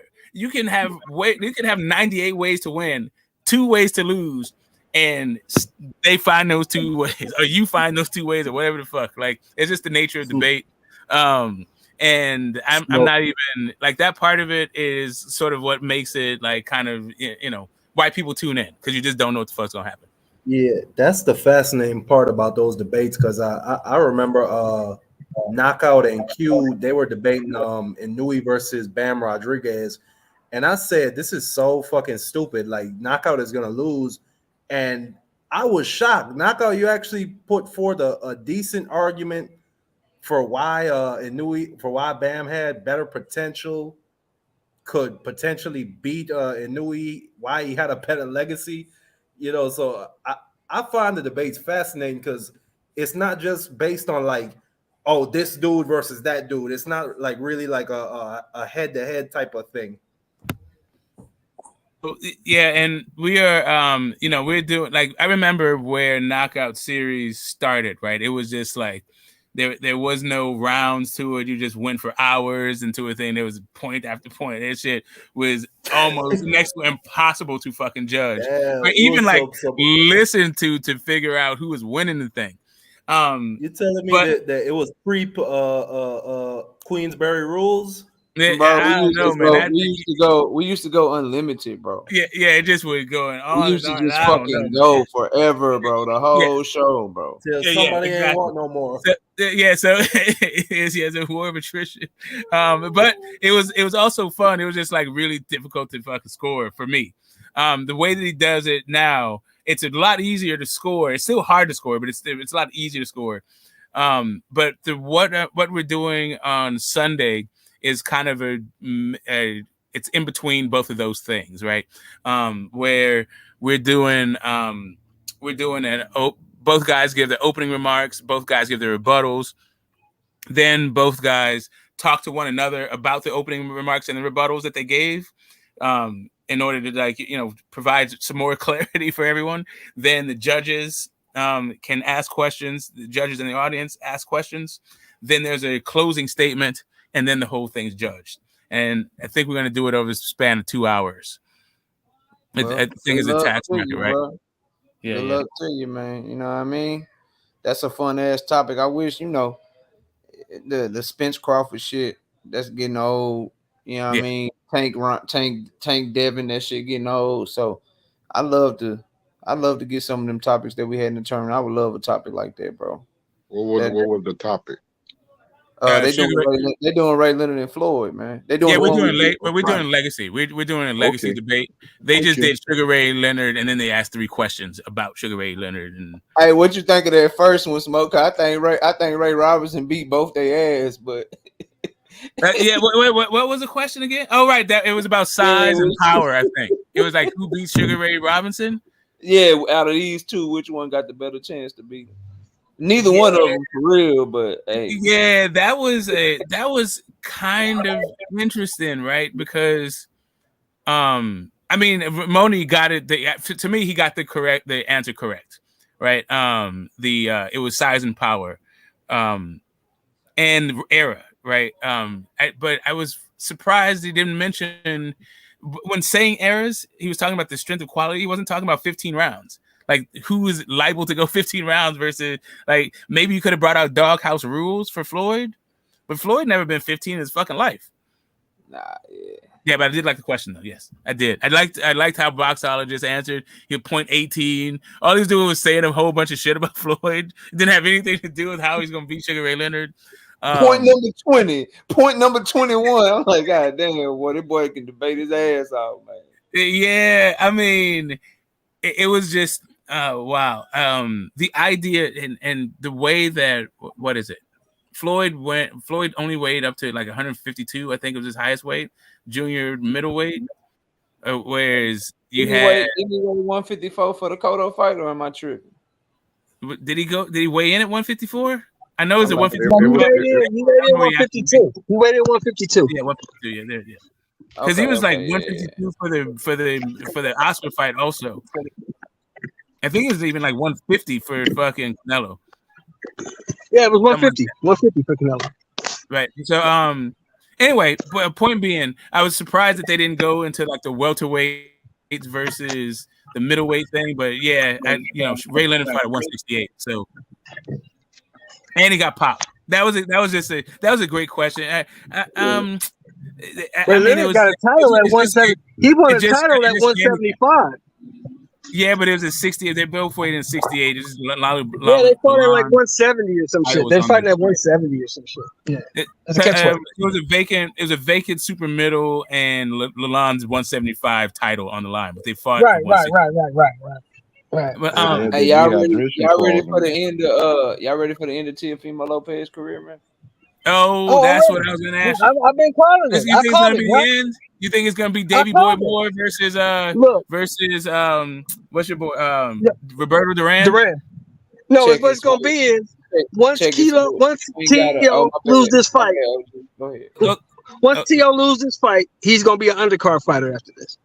Damn. See, the thing is, Smoke, man, like, we can break down all the skills and all that, and everybody up here great at doing that, bro. But when your mental gone, dog, when your mental fucked up, bro, like, it's hard to like, I think the moment, because I know Josh Taylor a dog in that ring, bro. I think the moment that Teofimo face any adversity, bro, he gonna fold, dog. And his daddy gonna fold. That's the thing too. Like, he ain't gonna be getting no good instructions from nowhere, bro. He gonna be in that bitch by himself, getting his ass beat on by this big ass dude that's bigger than him. And I don't know if y'all seen the weigh-in. Josh Taylor back on his shit. This is that in shape Jose Ramirez. You know what I'm saying? Baranchek, post-all Josh Taylor, and he just nasty. He a dog, bro, and he a road warrior. Like, when he didn't perform well, he was fighting in Scotland against Catterall. When he had a tough fight against Regis, that was over in the UK. But when he crossed that motherfucking pond, bro, and you bring him over here to America, he always rise to the occasion when you give him some motivation. So you put him in New York, in Teofimo hometown, where it's gonna be some people cheering for Teofimo. He gonna turn up, bro. He gonna turn up on that boy. And Teofimo still talking about he was undisputed. He's still talking about that they robbed him and shit. His dad is still acting crazy and shit. Like, bro, it's not gonna end well for that young man, bro. Let me ask y'all this. What the fuck is Teofimo gonna do? What is Teofimo gonna do when Josh Taylor hit him coming off the break? When he uppercut his ass coming off the break. Do you think when he stepped on his foot? When he hit him with a rabbit punch? When he hit him in the kidneys? What's he gonna do? Because he's never been done like that. But he's gonna get done like that Saturday night. You don't forget shit. Bob Aaron, like, all right, bet. So you said all that shit, and then you went over there trilling and shit. You try to make me look bad. All right, bet. No problem. I got something for your ass. Yep. Well, this is what Leonard Ellaby been saying for years. He said that the old man will get the last laugh. I'm gonna feed your ass to Josh Taylor. That's what I'm gonna do for you. Mm-hmm. You went over there and lost them belts. Yeah.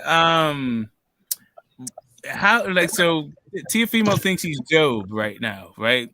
That's what he says. That's what he likes himself to. The trials of Job. Yeah, he's like, you know, lost his wife, lost his child, yeah, lost his belt.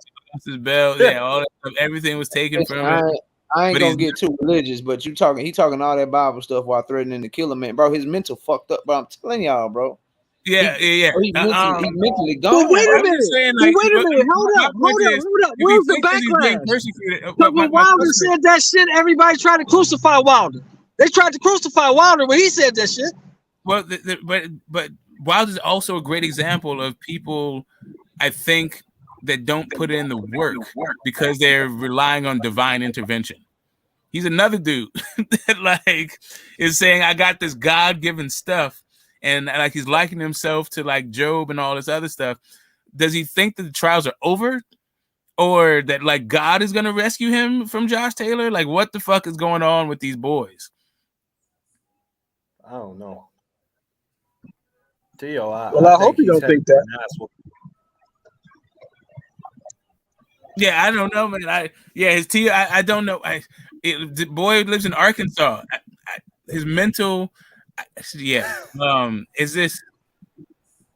I am concerned for him. I gotta be honest. I don't know if he's just trying to sell it. Like, this doesn't even seem to be a good way to even sell a fight. He seems like he's doing Bobby Fischer with the fucking Russians. Like he's playing crazy so you don't get a bead on him or something. But this is gonna be. I think. But what I say to OG Shelton, though, bro, about the shit you asked about Wilder, bro. I'd say this: number one, Wilder was on the Breakfast Club, a much bigger platform. That's point one. But number two, like, the only thing I would have an issue with is that if you were criticizing Wilder, but you're not criticizing Teofimo, I'd have an issue with that. But if you're criticizing both of them, then do your thing. But for me as a fight fan, bro, I don't give a fuck about none of that shit. Because at the end of the day, while Wilder may have said that, bro, he was willing to actually go in there and stand on the shit that he said. Teofimo is saying that shit, and he's actually willing to go in there and he's standing on that shit. Like, hey, I'm gonna try to kill you, but at the end of the day, he's stepping in that ring and he giving Josh Taylor a chance to kill his ass too.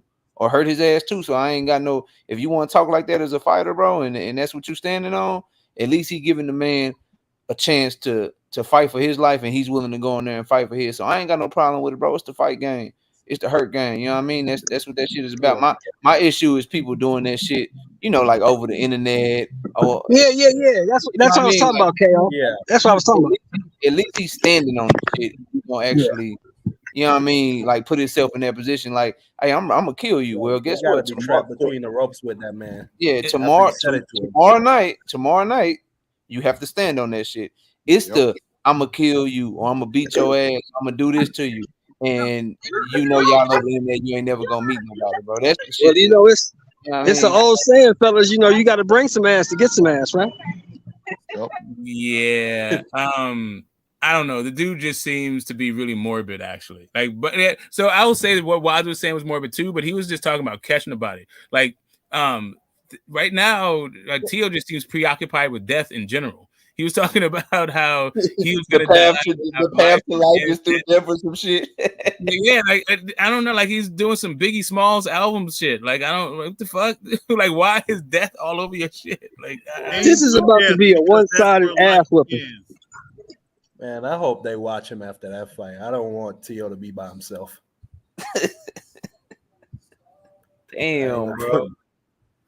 Damn, it's like this is gonna be a one-sided ass whooping. I'm interested in that fight. I want to see the young kids, Xander Zayas on that card, Bruce Shushu Carrington on that card. Like, it's a good card, bro. Is Zayas the actual co-main for fighting an 8 round? I think so, but he fighting somebody where they ain't trust. They think the dude trash because it was supposed to be his first 10-round fight, but the committee said, nah, this dude garbage. So they knocked it down to 8 rounds. So I think he is. I think he is the co-main. Nah, I'm dead ass serious. That shit was scheduled for 10 rounds, and then that BoxRec updated that shit this week. They moved that shit down to 8 rounds. Like, nah, we ain't letting you fight this motherfucker for 10 rounds. We give you 8. Man. Not approved. Okay. Wow, that dude was talking cash shit at the press conference. I thought he was like a decent little fighter or a veteran or something. Nah, bro. When they drop them rounds on your ass like that mean the commission like, man, you lucky we letting this fight go on, bro. You really ain't like that. Nah, for real, that's what that shit mean, bro. They like, man, you lucky. And sometimes they won't let you fight at all, bro. If they think the person trash enough, they'll be like, nah, bro, you ain't finna fight this motherfucker because we ain't finna kill nobody on our watch, bro. It's this dude Ronald Cruz he fighting, man. Yeah. So for me, as far as like when I think of Crossroads fights, I typically think of like old dudes and young dudes, like passing the torch kind of things. But this fight seems to be a guy who's still a champion, undefeated, pound for pound dude, not that old, versus a guy who's like, coming to his prime, sure, but kind of a name. I don't know. It seems like he's a name, but then at the same time, he's fighting in a 5,000 seat theater. Like, how does this fight like stack up in your mind when it comes to like Crossroad fights? Do you guys think Crossroads are like the way I think about it, like kind of pass the torch thing, or is it just like, two converging careers kind of thing, or just career points? Man, I don't think it's a Crossroads fight. I think it's an example. Like, don't fuck with me, and it's coming from Bob Arum, bro. Ain't shit Crossroads about this shit, man. This is I'm feeding you to somebody that I know gonna beat you. Cause we know, like, bro, keep it a buck. Josh Taylor love to promote the Tyson Furies, the Josh Taylors, the fucking Vasily Lomachenkos and shit. He love to promote them motherfuckers, bro. So when he giving them an opportunity, it's for them to shine, bro. And Teofimo is on his bad side. This is get your ass the fuck away from my promotional company. You talked all this shit. You were supposed to be this and be that, and you fucking let me down. You lost them goddamn belts, and now I had to try to give Devin this deal to get them motherfuckers back. I still couldn't get them back. Fuck you, bro. I'm finna feed you to this goddamn Scotland monster in a motherfucking skirt, and you gonna get your ass whooped, bro. Like he does nothing. He does looking at him at 140, bro. He brings nothing to the table that will give you any indication that he can handle Josh Taylor at his peak. And he catching Josh Taylor off a bad performance, highly fucking motivated where he's in his best scenario, where he loves to come over here to America and fuck Americans up. All right, bro. Good luck with that. So let me ask you this: what happens to Josh Taylor should he lose to Tio in this situation? Oh, then he ain't nothing like what I thought he would. But I'm just saying for his career, but not even just in your mind. He'll get another opportunity. I mean, shit, Lomachenko lost to motherfucking Salido, bro. He'll get another opportunity. Tyson Fury went in fucking, you know what I'm saying, went on cocaine binges and all this shit, bro. Josh Taylor get another opportunity. He ain't nothing gonna keep him. He'll get another chance. It'll be his first loss too. He'll get another opportunity in a heartbeat, bro. Yeah, I think Tio actually wants to fight Josh Taylor because he's got a belt and it's probably a fight he's been looking forward to having. To be honest, but that's just how I see it.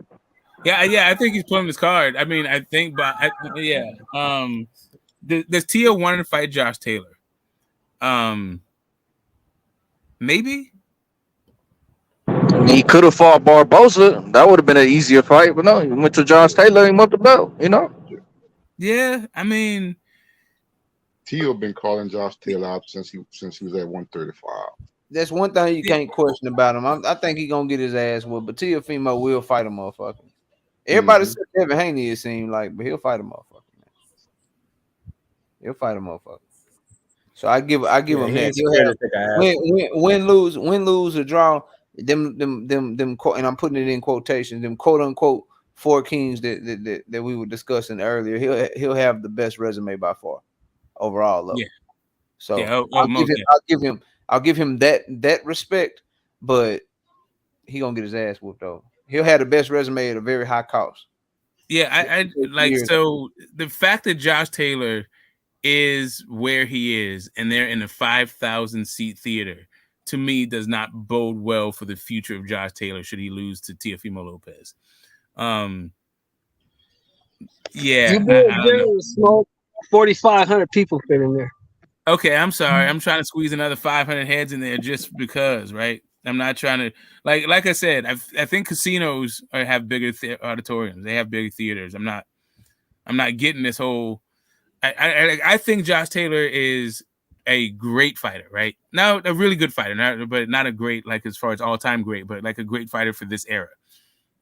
But he doesn't seem to be gaining any traction, and that Catterall fight seems to really the luster is just been locked off of his star. I just don't know what kind of draw he is. Losing to Tio, I think, is a really big deal for his career. I mean, do you think Josh Taylor comes back and like rematches Regis if he loses to Tio? No. Exactly. I think that's the play. He ain't never got a gonna fight backup plan. Regis again. Yep. I don't think he ever gonna fight Regis again. But Regis is at Matchroom. So what? You're gonna release Tio? I mean, you're gonna release Taylor because Tio beat him and he Taylor's doesn't sell. not at Matchroom. Taylor's a top ranked fighter, ain't he? Yeah, that's what I'm saying. Like one of these dudes, it seems like something's got to go, right? This is like Bob just trying to figure out who the fuck is at the bottom of the roster. Teofimo already said this is his last fight. You know what Bob do to people on their last fight? Yeah, but Bob is getting payback, Smoke. Bob is putting him in there with Taylor because Bob knows what we know. Taylor gonna beat the shit out that boy. I mean, listen, I'm just saying, if you're playing your guys and you're playing both guys, right? You're like you're going. You're probably saying, right, so Tio's gonna lose this fight, and you can be certain about that. But then you had your bet. What happens if Tio should win this fight? If Tio wins this fight, then what do we do with Taylor? That becomes my very next question. Like Barbosa, that's not interesting. You know, like what the fuck? What does Top Rank have as far as 140 pounders? Who is on the 140 pound roster at Top Rank? Who's the top guy besides Taylor? I don't know. They have Zapata. No, Ramirez. Ramirez is out the leaving. They're not going to do the next fight is Devin. Yeah, but Devin is not. That's Top Rank. Fight. So you think? So Devin signed. Tio win. Bill Haney was there. He said out his own mouth, "Don't tell me I didn't come here for no reason. Y'all gotta win." What the fuck going on, nigga? Wait, hold up a second. What? You were going in and out, and you we heard win and a bunch of vulgarity. you want to restate that, fam? Can you hear me now? Can you hear me better now? Hold on, shit. I was saying that. Yeah, that's the next fight, bro. But if Taylor loses, then Devin's gonna fight Taylor coming off a loss. Devin's gonna fight Tio. No, but I'm saying what's next for Taylor if Tio wins? I don't know.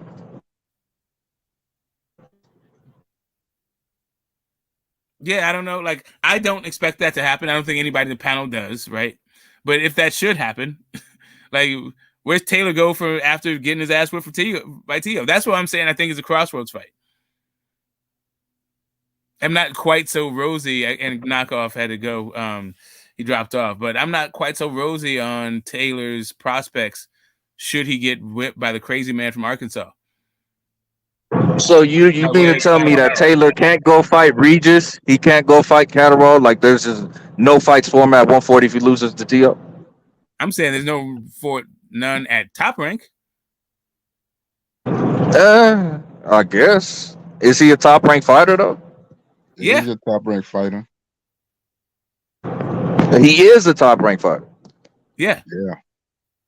Okay, I thought maybe he had his own promotion over there in the UK and they just, partner with Top Rank. Yeah, it's the same thing with the same thing they had with Tyson Fury. Yeah, Frank Warren and them. The same thing they have with Monster Inoue. Like his fights are on Top Rank. They're on ESPN. He's a Top Rank guy. He's their American distributor. Right. But that's what I'm saying. Is that exclusive? Does that mean he can't go to another network? I'm just saying that it doesn't seem to bode well for his prospects at Top Rank. That's all. Oh, okay. So at Top Rank, there's really no inventory over there, anyways. All there is fucking. Yeah, that's Tio. what I'm saying. That's what it seems like. These are the bottom rung guys to figure out who gets promoted. Like somebody got to go. Or maybe it's not even a bottom run guy because maybe that's Barbosa. Because somebody got to get. Someone's getting fed Barbosa.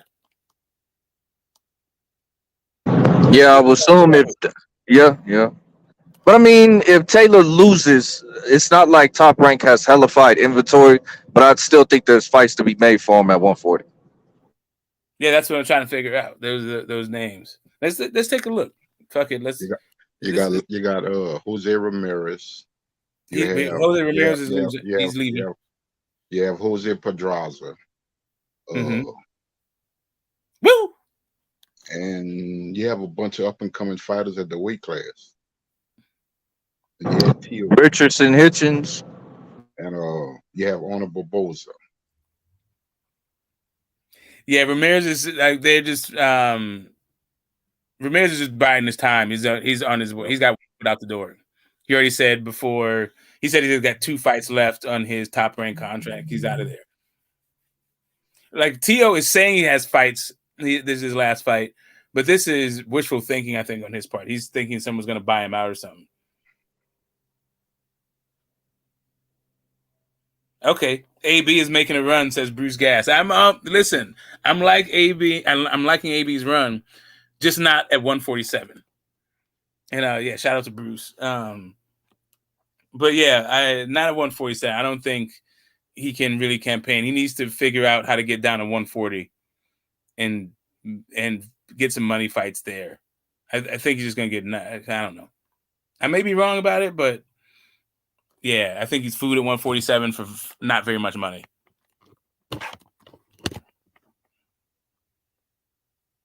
I'm gonna start promoting a Rolly versus AB fight if AB wins.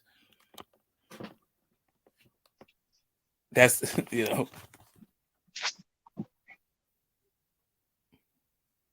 let's see.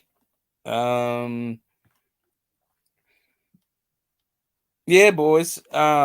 This is. I mean, I'm looking at the undercard. So yeah, just a bunch of showcase fights. What's on the docket for next week? Do we have anything big coming up outside of the fight tomorrow?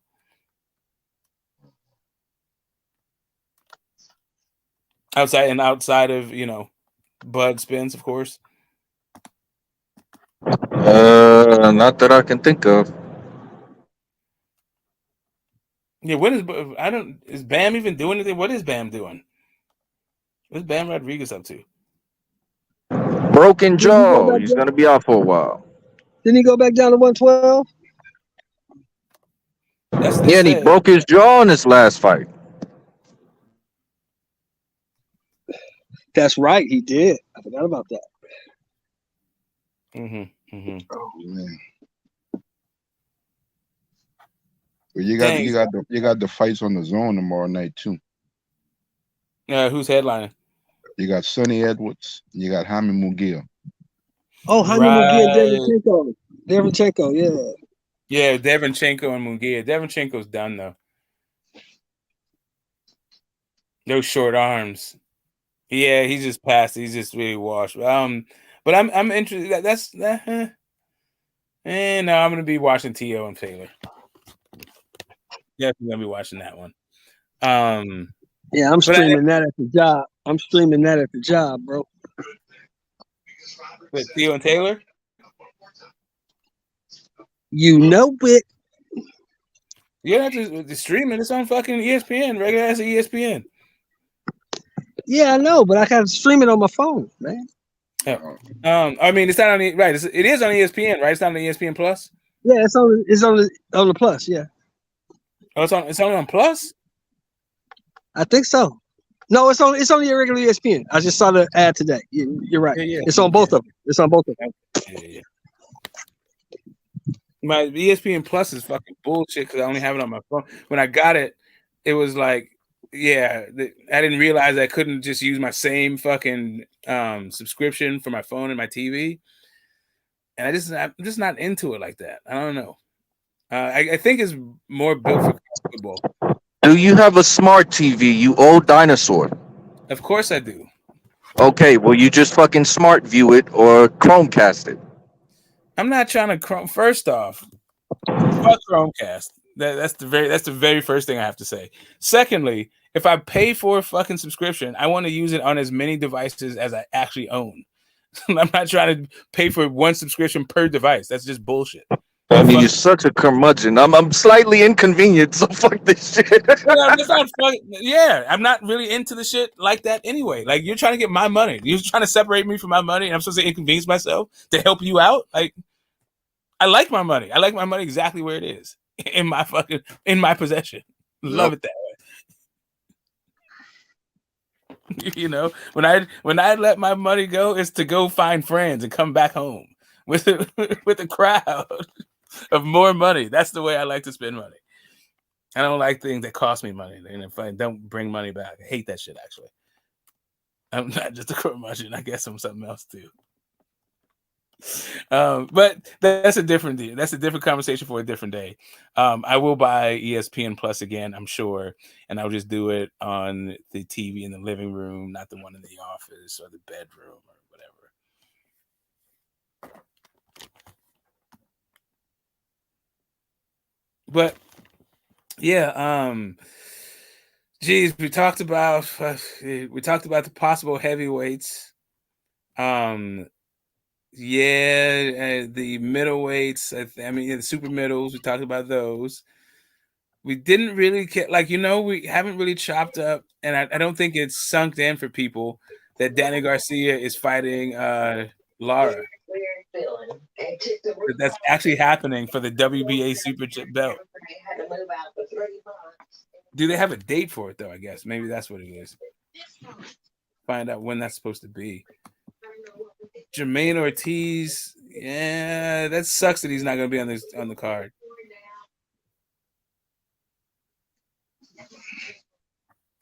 Okay, let's find out. When is unless somebody knows when the fucking Danny Garcia fight is. No, okay, I'll look it up. I don't think it's been officially scheduled yet. That's the issue. Oh, it's just been ordered. I thought it was. Yeah, I just looked at his box rec. It's not showing up, so you know. Okay, yeah, cool. All right, so that's just one in the works. It's still cooking. We got Tank. We know what. I guess we didn't discuss Tank. Tank has downturn and is off the out of the ring issues. I don't really have much to say about Tank and his outside the ring issues. Anybody want to have anything to add? Yeah, I think he's got to do his time. He did the crime, so he'll be back. But I think Devin Haney wishes he was in the cell with Tank right now, teaching him the Quran and working out with him. I think Devin Haney looks up to Tank, but he's got to be a better example for his a better role model. You know what I mean? This is starting to feel a little bit like ancient Rome with Carthage. Hey, we have to beat Carthage every day in the morning. Like, I got it. You're not a big Devin Haney fan. Like, when talking about Devin Haney, we're talking about Tank. You don't have to bring up Devin Haney as if Devin Haney is talking about Tank or Devin Haney gives two shits about Tank. I don't know where this narrative comes from. Like, Devin Haney pushes a guy, all of a sudden he's pushing him to be like Tank. Everybody's slapping the shit out of each other in fucking press conferences, but Devin Haney's only doing it because Tank did it. Like, I guess.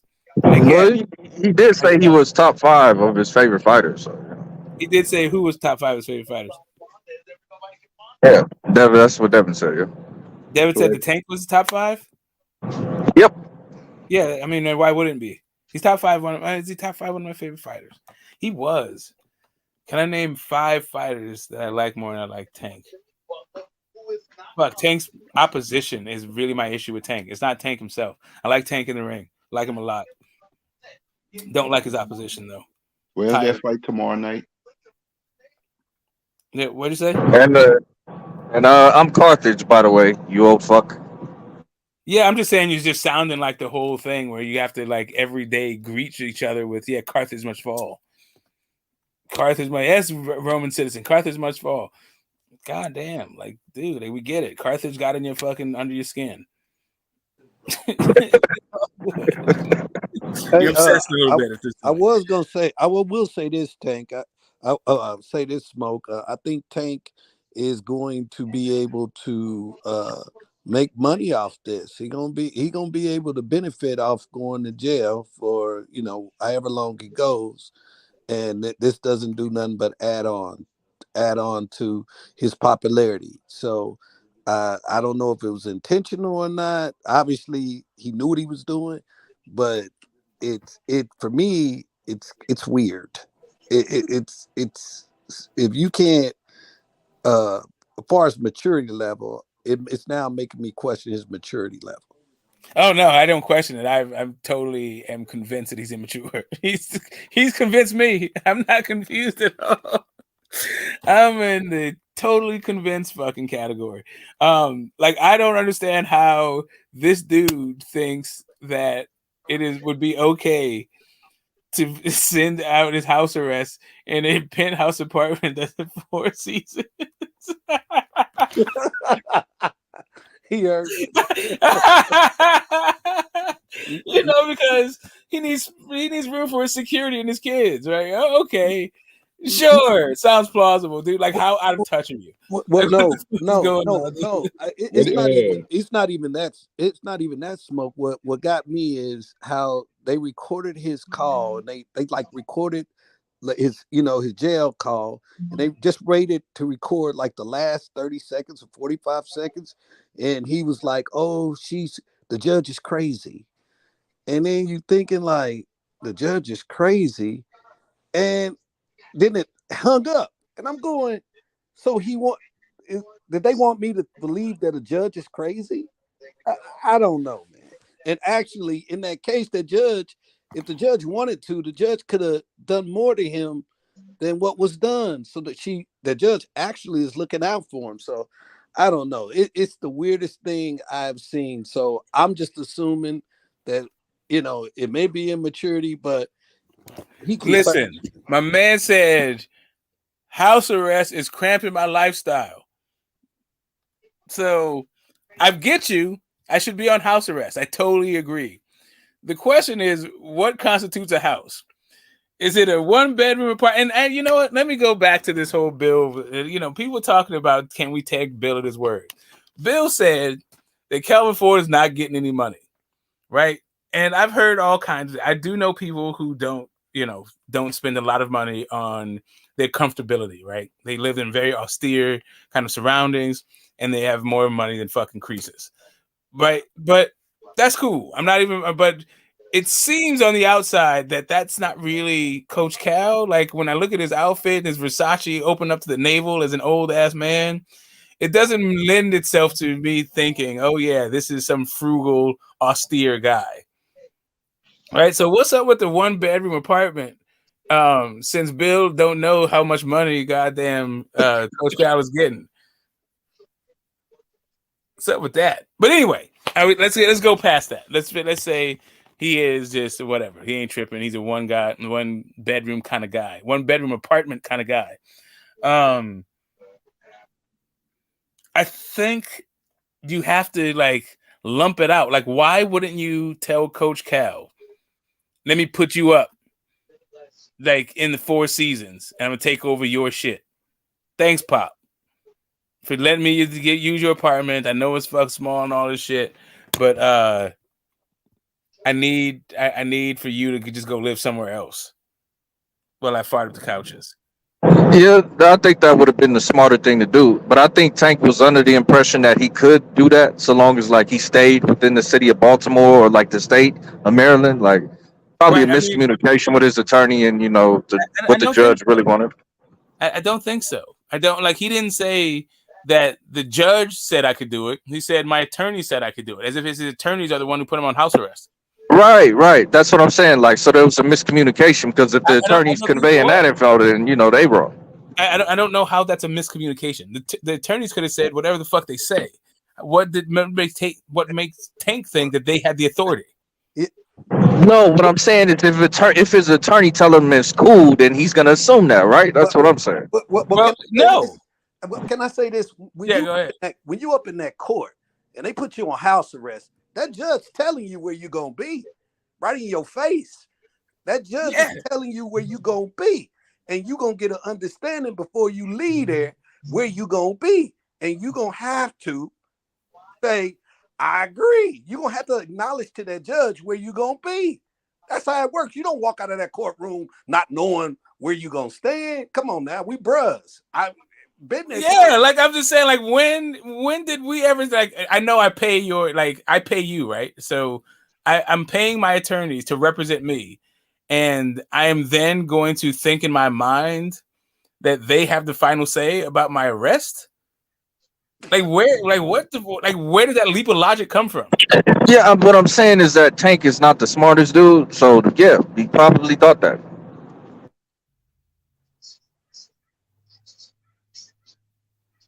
Yeah, so nobody told him that the judge was the one locking him up, and it's the judge who is going to be the one releasing him. Oh, I'm pretty sure that if you have an attorney you hired, right, to handle all that, and then you go to them and say, hey, is it cool if I get this condo and I could do my house arrest here? And they're like, yeah, that shouldn't be a problem. You know, it's not like you got the fucking judge on speed dial, bro. You know what I'm saying? Right. So what are you gonna say to your okay? So if let's say that's me and that's Tank, right? I just had that conversation, and now I'm in jail, right? Am I going to get a different firm to sue my old firm for not telling me that they needed to get a judge to sign off of it? Like, how do you proceed with that thing now that you're in jail because you thought your attorneys could supersede a judge's order because you're not sophisticated enough, smart enough to understand? Well, you sit down and do your little 60 days. You know what I'm saying? Like, No, but it's not a big deal. I'm just saying you paid probably a pretty penny. I'm gonna say that he paid upwards of $100K for that defense, right? Like that was not one of those $5,000 retainers situations that went to trial, all that shit. Like he paid, that was 6 figures worth of fucking legal representation. Yeah. My thing is this, Smoke. Yeah, go ahead. I'm paying you to be my representative, and whatever I bring to you, you bring back to me. What is the first question is? Because you like Phantom said, he's not the smartest screw in the room. Tank. What is my parameters per se with this house arrest? Because I was on house arrest, and sometimes it's handled different. All depends your lawyer, all depends your judge, and the parameters that was drawn up. You know, and I like saying, for example, I didn't think the drug that I was taking was on the list as a PED,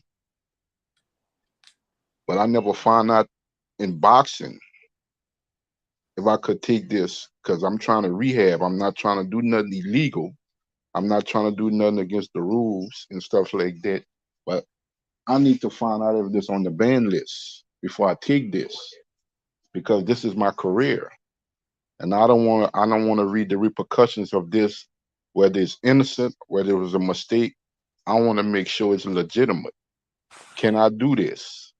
And his lawyer should have been able to, well, look, let me find out. Let me do my due diligence because you're already on house arrest. Let me see if it's okay.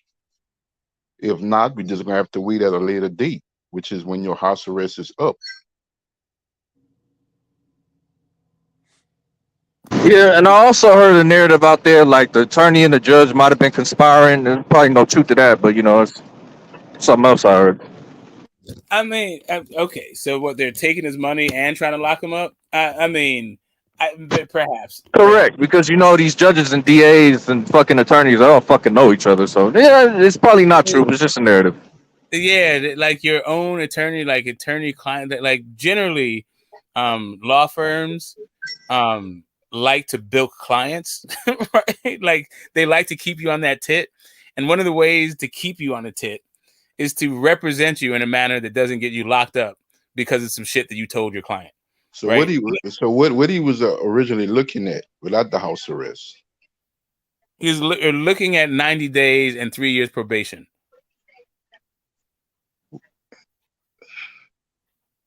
With or without the house arrest, even if he just said, you know what? Yeah, with house arrest is 90 days house arrest with 3 years probation.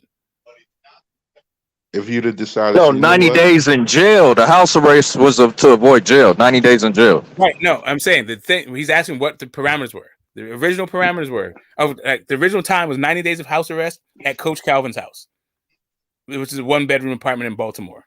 he wanted to live. I guess Tank lives in Florida, and they wanted to do it there. They're like, no, you have to live in the community that you were. The crime wasn't committed in Florida. Right. So yeah, they could do it in Baltimore, the community that the crime was committed in. Right. So. Yeah, he was already trying to be a line stepper. He's like, I'm Tank. Don't you understand? This is just a little like minor traffic violation. Why you guys asking me to do this thing? What do you want me to stay in a 1-bedroom apartment? Don't you know I'm Tank? Don't you know my security detail and my kids? I need to get like, I'm not gonna go crazy. I'm not gonna get like a mansion, in I guess off the Potomac. There's another area in fucking Maryland. Tank don't have a house in Baltimore. Yeah, apparently. Well, he does now. He bought a fucking condo at the Four Seasons. What I'm saying is the money that he done made so far and stuff. He never bought him a house. No, he hasn't bought a house in Baltimore till now. He had no residence there, like no state residence. Okay. And his mom, where she located in Florida too? I don't know. Who knows? Yeah, I think she still might be in B-more though. Like she work out there. What the hell was he doing in Baltimore? Like it becomes a question. Like what the fuck? I don't know, man. It's just baffling to me. I'm surprised he could have had a house. He makes enough money. He could have a house in Florida or Baltimore. It's like it's a really simple question. Did the judge sign off on it? Well, obviously not, because if he did, he wouldn't be in jail. I mean, it's really weird to just be like, "Oh yeah, my lawyer told me." Like, okay, I mean, your attorney, yeah, okay, all right, whatever. I guess dumbass nigga, man, because if you're gonna sit there and you're gonna say something about the judge and all of that, you still got to do 3 years probation. You still gonna have to go to the fucking judge court again and answer to that judge again. So I wouldn't want to be out there talking about the judge and shit, because what if he violated his probation down the line? Guess who we got to show up in front of? The same motherfucking judge. So that's stupid, man. Just serve your little time, man. Shut the fuck up. Don't nobody care about all this shit. Do what you got to do, because nobody care about none of his money and shit like that in the court. There's the court order in place. Abide by the fucking court order, man, and stop with all the motherfucking crime. I know all kind of niggas who under court order right now. They got to do what they got to do. Who is he any different? Just because he got some money? Abide by the fucking court order. Shut the fuck up about the judge, because you might have to appear in front of that judge again. Yeah, but that's kind of one of the benefits of having money is, kind of like you can have advantages in the legal system based on how much representation you can afford. So maybe he had, ineffective representation that wasn't communicating shit properly to the nigga that he cannot move from Calvin Ford's house. Yeah, I just don't buy it. Right? I just don't. You'd have to be not as good an attorney to have $100,000 case, like a 6-figure case, like in order to to misrepresent what you can do, the terms of your house arrest, to misrepresent that to your client, you have to be totally incompetent. Yeah, that's kind of true. That's why I'm saying, Smoke. They're supposed to be his legal team. What is my parameters? I know what the judge gave me as a sentence, but what is my parameters while I'm on house arrest? Yeah, what are they? You my lawyer. It just sounds like he doesn't take responsibility. Yeah, all of that shit's in the court order, man. It's all in the court. I know a lot about court, and all that shit's in the court order. All he got to do is read the court order. If he can't read, get the judge, his attorney, to read him the court order. All of that shit was arranged in the court order, man. If there was some kind of discrepancy in the court order, he wouldn't be where he at right now. Right, but the thing is, he went to his attorney for the information. That's what I think the problem is, and they probably told him what he wanted to hear, which is, yeah, sure, you could buy that condo and go live there, Tank, and he fucking did. He went to jail. That's not what your attorneys do, though. Your attorneys don't typically. Then his attorney fucked up if that's the case. Yeah, but I can tell you, that's just not how you're saying, Phantom. But he got to be a man. He got to be responsible and make sure that that's what's on the court order. Yeah, that's what I'm saying. How hard is it for him to read the court order? Them things are usually like 2 pages long. I'm gonna tell y'all straight up. Sometimes these judges are incompetent. Sometimes these attorneys are incompetent, bro. I had an attorney who had to relegate what the legal definition was to a judge, and had to get a clerk to change their minute orders because they were ignorant of the law in their case. In my case, you know what I'm saying? Yeah, that's fine. That's not incompetence. That's the way the system works. Actually, that happens all day, every day. What I'm saying, would it be incompetent, is to be misrepresenting to your client what the terms of their house arrest is. Like that, at that point, like even let's say that that's what happened to you, that they said this is what your attorney did. It still reflects poorly on you because it sounds like you didn't ask. Did the judge sign off of it?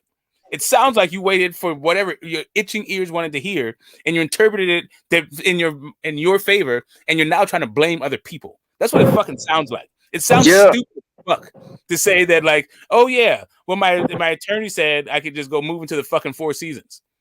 Really?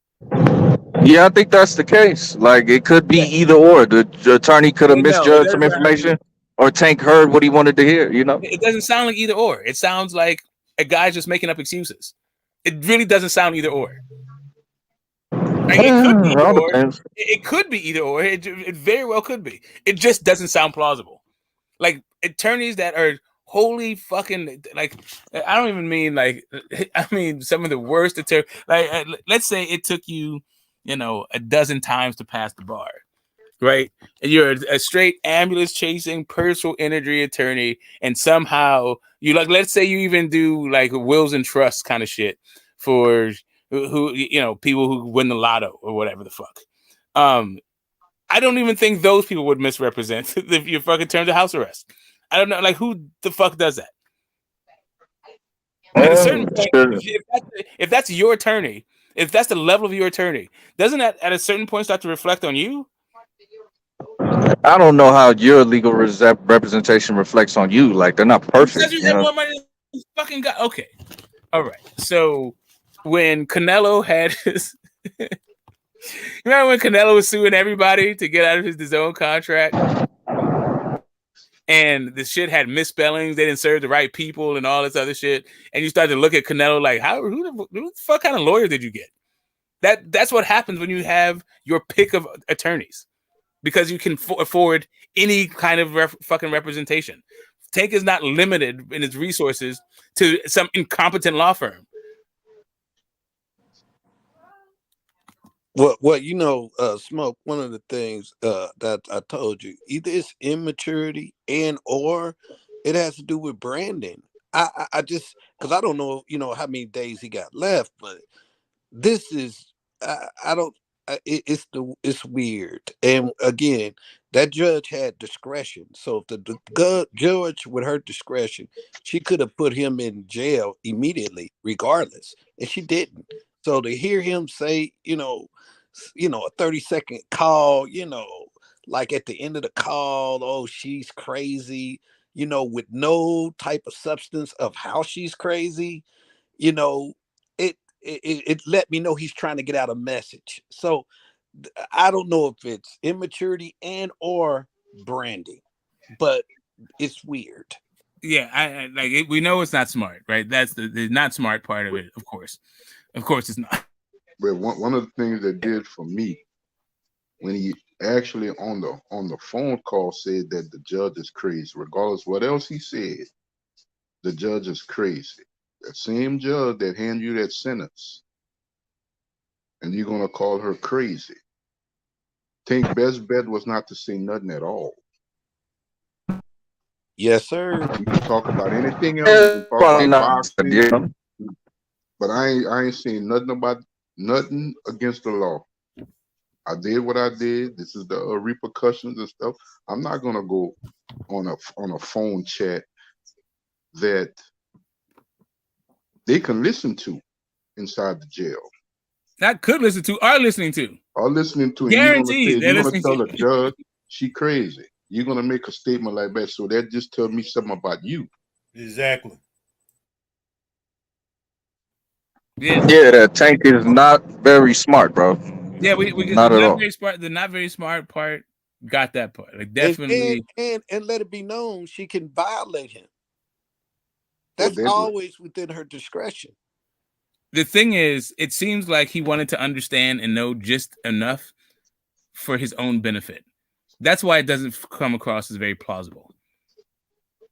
All Tank knows. Well, it's hard to say that because he was doing it for those 30 days. You know what I mean? Like he was staying at the place. I don't know how long he was staying there. He might have been there for 15 fucking minutes. Smoke. Where did they catch him? Like he was supposed to be at Coach Calvin's place, right? And they caught him where? What happened? In his penthouse, 4 Seasons, fucking $3 million. Hey man, ain't nowhere in the world you got something on, you on house arrest and you think it's okay to go to 4 Seasons. I ain't seen nobody do that. No, he bought the condo. No, that's not. You're not understanding. The dude bought I don't know nobody. He bought a penthouse at the fucking 4 Seasons and moved there because Coach Calvin's place was cramping his style. And he didn't just tell the people. I'm sure he got a probation officer or something, right? Hey, I don't know. He just now his lawyers handled all that for him. So he had no PO. Come on, yes, he do. Come on, man. I don't know the guys he paid. He's got to have a representative. He do. To check on that. It's not the attorney's job to check. It's the PO's job to do that. Thank you, and that's why I know. That's why I don't want to just say it. I'll wait. I just think it's branding. I mean, that end of calls calling the judge crazy and then the call cutting off. Why didn't you record the whole call? Why did you wait for 30 seconds and then just say the judge is crazy? Like trying to get people's sympathy and all that. Man, I'm like, man. Because that's what I'm saying. I think the dude, like, it's immaturity, yes. And we all know it's not smart. But I think he's just out of touch. I think he's absolutely disconnected. I think he has a different thing. He thinks shit works different for him. I think he thinks he can drink and drive, have accidents, go away from fucking accidents, no fucking problem. Like, he doesn't realize that what happens to regular people who do shit like this. Well, the thing about it, Smoke, how I look at Devonta Tank Davis, he's an excellent fighter. He done did good for himself to see what his upbringing was. He's a star in the sport. He's very well known. I just think Tank is just ghetto. Bottom line, all the fame and all the glamour and all the fritz can't cover up his self still being ghetto. Yeah, but the ghetto dudes, man, they can evolve and adapt and figure out how not to get caught up by them people, especially on some entitlement shit. Like the ghetto, you're supposed to be not worthy, right? But this dude is just like, I guess that's it. He's always, you can't hold me down. He's always got to be on 10, right? He make is no matter how many pay-per-views he sells, if he don't let that mentality go of being ghetto. Damn. See, here's the thing about here, and I want to break this down because I feel like the ghetto gets some fucking bad rap. Because the ghetto is also where communities come together and love one another and support. Like, there's a whole bunch of ghetto shit that happens that is great, right? But like this thing, I think you're trying to get at also is where the ghetto comes in. But I think it's something more than that. I think maybe you're talking about the inferiority complex where you won't let anybody, like you're untamable or some shit. Like nobody can tell you shit. Is that what you mean? Like hard-headed? Can I say this? I mean it not the fact. The fact of being ghetto as poverty. His mentality is ghetto, in my opinion. But let me say this, Smoke. Like, I think I look at where you going with it, Smoke, is where I'm at. Okay, I think what the media has done is took ghetto and made it what they want it to be.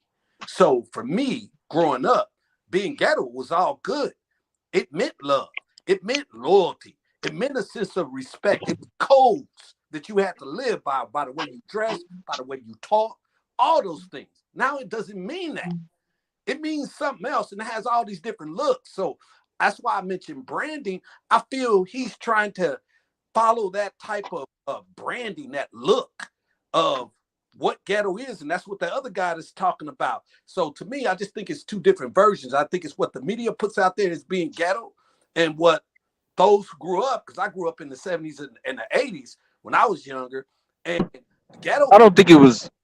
Ghetto was. I think maybe it's ignorant, right? He's just fucking ignorant, like ignorant. Part of being ignorant, like that old cliche. You can take a person out the hood, but can you take the hood out the person?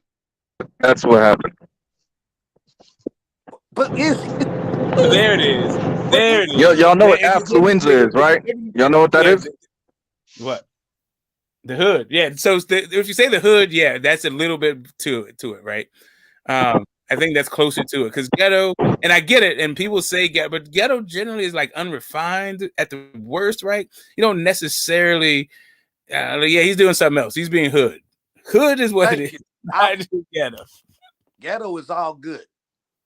It can be. It can be good and bad. Like I understand like how it could work, but there's something else that's happening. Anyway, go ahead. So overall, I was just when I heard that, I just felt like he ain't got the right people around him, because to do that on that call, and he knows I don't know if everybody who have people who've been in the system know you don't get on a phone call like that and be talking like that. That's reckless. And knowing that can come back on you, because he's gonna have to go back before the judge after he done, with his little time right now. And so he got the wrong people around him. That's just my view of it, because I talk on the phone to some of my people all the time, and I have to make sure that I'm thinking every time I talk. I got to think of what I say and how I say it when I'm on the phone with them, when they call me. So for him to do that, I was kind of disappointed for him at the level where he's at. He deserves better for himself, and that's just me. Yeah, I'm not trying to drag the man while he's down. It just happened, and we hadn't discussed it. So yeah, I hope he comes out and gets it together. At this point, I think my man's sense of entitlement is just off the chain. I guess it makes me understand like why people feel like Devin Haney should be doing all this shit for Tank, because Tank fosters everybody must kiss my ring kind of attitude, and I guess he did that shit to the wrong person in the wrong situation. Yep. Because I'm just like, literally the 4 seasons for your house arrest, homie. That's what you're doing. Like, even if you were to say, I bought a condo, right? Even if you bought the $3 million condo, let's put the price tag out there too. Let's say you bought a $3 million condo and you went there. I think it still is way better optics than the 4 seasons. I'm actually going with Tremaine on this one. This might be some branding. How the fuck do you go to the 4 seasons and buy a condo to do your house arrest there? What the fuck, bro? That is hood as fuck. That is ghetto too. That's ghetto. And You go to the 4 seasons. What the fuck? I don't know if that's ghetto. Like I said, I think it's more affluenza.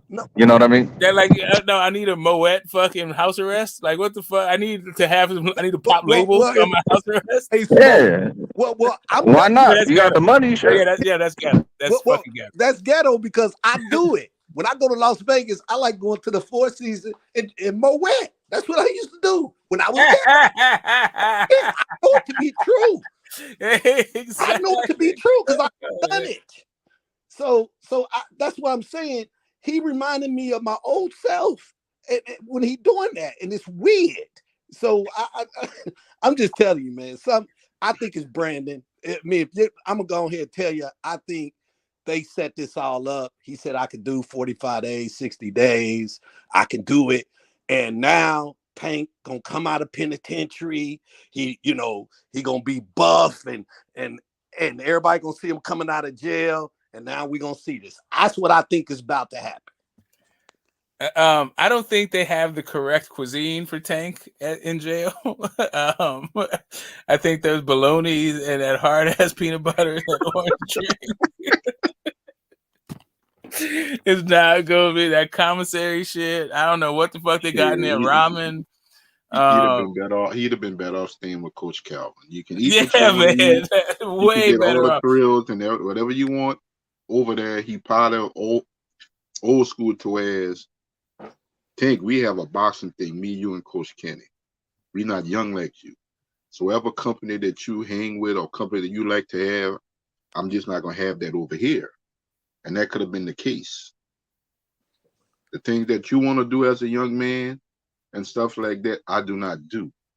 But you still have your freedom and stuff like that. We take care of you. Matter of fact, Coach Calvin is a cook. Listen, I'm just saying, when it comes right down to it, all I'm saying is, couldn't you have saved a lot of money by just renting the surrounding apartments? Couldn't you save yourself a whole lot of time, energy, and aggravation by just hitting up the neighbors and like buying this shit out for 3 months and sending them on vacation? You spent $3 million on a fucking condo, but whatever, it don't matter. I guess that's an asset. But let me add this. What would you have done that for, though? What would that have done? You wouldn't have violated the judge's fucking order, right? And then you could have had room for your kids and all that shit. Apparently, he didn't have enough space for a security detail and his children. Oh, I see what you're saying. Okay. Yeah, rented out a couple more fucking apartments in that building. Like, what's up with that? Man, let's do it. But we got Boxologist joining the channel and the panel for the first time, doing his victory lap. The champ of the TKO first annual debate tournament is here. Yeah, and I think he's gonna bless us with some words. How has it been? Have you gone to Disneyland, champ? Hey, man, I'm feeling like a king, champ. I'm feeling like it's King G, man. It is Dr. Boxologist now. You know, I got my doctors with that one, bro. How you doing, man? How everybody doing? So far, so good, Dr. King. Glad that you're back with us. Hey, man, you killing me with that Dr. King-ish, man. Hey, Smoke, man. I gotta holler at you, bro. I got to holler at you, fam. All ears. I gotta ask you something, bro. Uh-huh. I know you was a judge in that championship round, bro. Yes. I gotta ask you, bro. In the first round, was you trying to fix it, bro? Like, was you trying to fix that round? Like, was I trying to give him the win? In the discussion about who was more likely to beat Sugar Ray Leonard. Yes. Either who's likely to be Sugar Ray Robinson out of Sugar Ray Leonard? Yes. And what was the main point that you had that gave him to him? I remember what you said on the chat. I just want to make sure it's consistent. Yeah, did I say size and power? Because that was initially the argument. You said that what you said was the coldest thing he said. The coldest thing Money said was that he said his dad would beat Leonard. I mean, that his dad said Leonard would beat him, and he beat his dad. That was a line. Remember you said that? Yes, I said that was a line that stood out to me. But the reason I gave him the round was because of the size and power argument, not because of a line. Like, I'm not one of the guys that was like drawn by. Because you was like, because one thing you said, you was like, man, that was the coldest. That was like the coldest line of the whole round. And I wanted to ask you. I like that line. Okay, because I was gonna ask, because I'm like, you know what? If it's the power, okay, cool. You know what I'm saying? But if it's because of that line, yeah, I was like, bro, if it's because of that line, I'm like, man, I wanted to do Smoke. No, that's not true. Like, his dad never said that Leonard would beat his son. He actually said the opposite. He actually said Floyd would whoop Leonard's ass. Did you know that? No, right. So here's the thing. Like, I wasn't for me, those kind of rhetorical devices aren't arguments, right? They're just stuff to say. Like, you gotta. Yeah, you know what? Hey, what's crazy is I agree. I agree with you, man, and I agree with you so much. I don't even think, like, when somebody say something like that and you don't know that to be a fact and it sound like hearsay, because that's really what it was. It was just hearsay. He just saying that. I feel like that shouldn't be nothing to be brought up in a deliberation of a round. You know what I mean? And I was just asking that because I didn't hear you bring out like all the points, because I made a lot of points of technical points of how he beats him, and all he just said was power. And you a boxing enthusiast, and you know you need more than power if you're gonna beat a Sugar Ray Robinson. You feel what I'm saying? No, it was size and power. It was that's what I meant. And for size and power, and the way, that's how I encapsulated it. But we're talking about guys who fought at middleweight, at least, versus the guys who didn't, right? Like, you're talking about guys who but we're talking about. So that's what right. That's but what remember, the argument was, and that's why I gave him the round. But the thing saying when he said his daddy said he couldn't do, like the way he said it was really a rhetorically effective fucking line, right? It just was. Yeah, I got you. The same way yours was really rhetorically effective when you said that when you played the soundbite of him saying that Floyd Mayweather is his GOAT. What I think is a rhetorically effective device. It's not really an argument. Yeah, well, that's really to discredit anything that he says. So it was a strategic maneuver.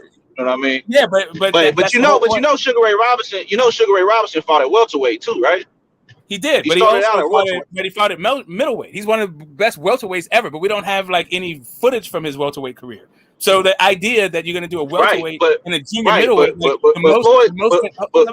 me get it out. The most Floyd Mayweather ever weighed was 152 pounds. Like Sugar Ray Robinson went on a hellified fucking streak. Like what, 80-something fucking fight, 90-something fights at like middleweight. No, I'm not. Yeah, no. It was just the size and the power. It wasn't that thing. Okay, yeah, I understand that, but 148 to 160, that's middleweight, right? 148 to 160. That's the true middleweight. That's what he called. Well, I mean, it was the original. Like, I mean, if you want to go back to let me finish. 1909. Yeah, sure.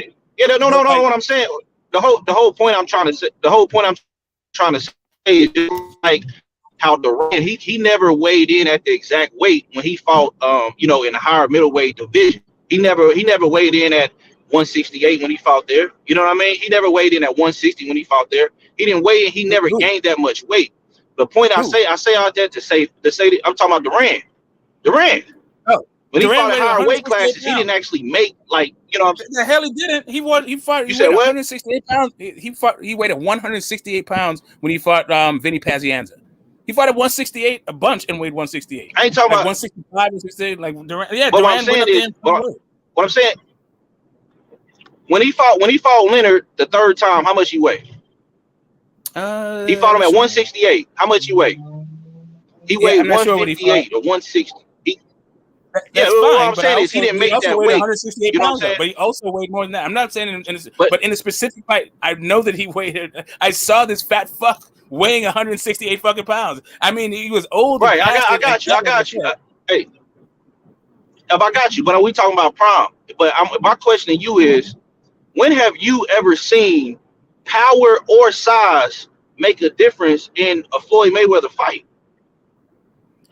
Okay, that was the problem with the idea. Your whole thing when it comes to Floyd Mayweather is and I'm not even going to go into this thing because I actually have a debate about this on Sunday. But Floyd Mayweather. Yeah, I know. I was wondering. I'm curious why y'all picked that topic, but that's weird. But don't use our points. So it came about. You can find out, like, if you go into our thing, it came about organically last week. The dude just showed up, wanted to debate somebody. Floyd was his guy. We went through a series of guys to go against Floyd. It turns out it was Sugar Ray Leonard. I didn't even know that's what was happening. Knockout had that as even a subject, but then Knockout came on the stream later on and said it. I was like, oh, wait a minute, I got a debate on this whole thing. Like, anyway, so for me, it is an issue of this. When you want to talk about who on Floyd's resume was a speed or who would be speed and power, right? Like, if you could tell me who I could liken to Tommy Hearns on Floyd's resume, then size and power. Size and power. That's what I'm saying. Yeah, size and power. That's what Tommy Hearns is. Size and power. If you can tell me, I'm just asking you. Like straight up. I'm asking you straight up. Who on Floyd's resume do you think is the approximation of Tommy Hearns? Who would be that guy? Okay, at the time of the fight happening, just like at the time of the fight happening with Leonard, we didn't know how good Thomas Hearns was going to end up, right? Just like we didn't know how good Leonard was, just like we didn't know how good Floyd.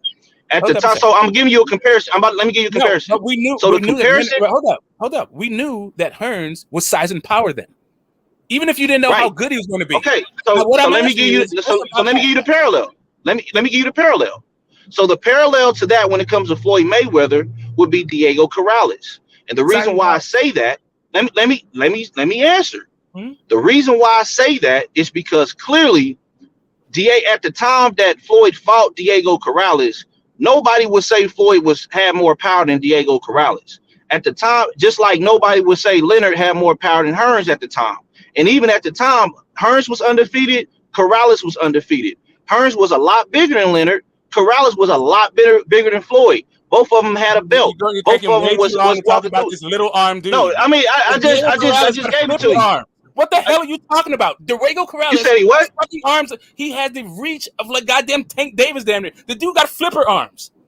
Bro, like, we ain't talking about. You said, bro, no, like you said size and power. You said size and power. Is he? Hold on. For the you hold on a second. Do you think is he bigger than Floyd Mayweather? Yes or no? Hold on. Wait. Is he bigger than Floyd Mayweather? Yes or no? Just answer that. Oh, okay. Is he bigger? Wait a minute. Wait a second. Hold on a second. Is he bigger than Floyd Mayweather? We talking about size. No. I ain't talking about no arm length. I ain't talking about no arm length. I'm saying, is he bigger? Part of size. Bro, Sugar Ray Leonard has a shorter arm. Hold on, wait. Sugar Ray Leonard has a shorter arm reach than Floyd Mayweather, and he still has size and power over Floyd. So that doesn't mean anything. That's a weak point. I'm asking you a question, bro. I'm asking you a direct question. I'm answering a direct question.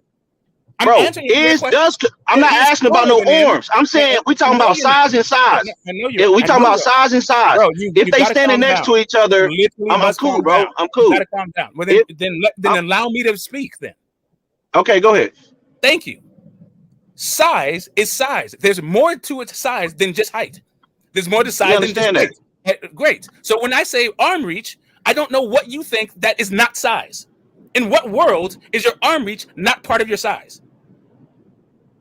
Bro, we talking about size in totality, not just how long your reach is. And arm reach is part of it. Right. So okay. So since arm reach is part, are you going to say Floyd Mayweather has a bigger size than Sugar Ray Leonard? Is that what you're going to say?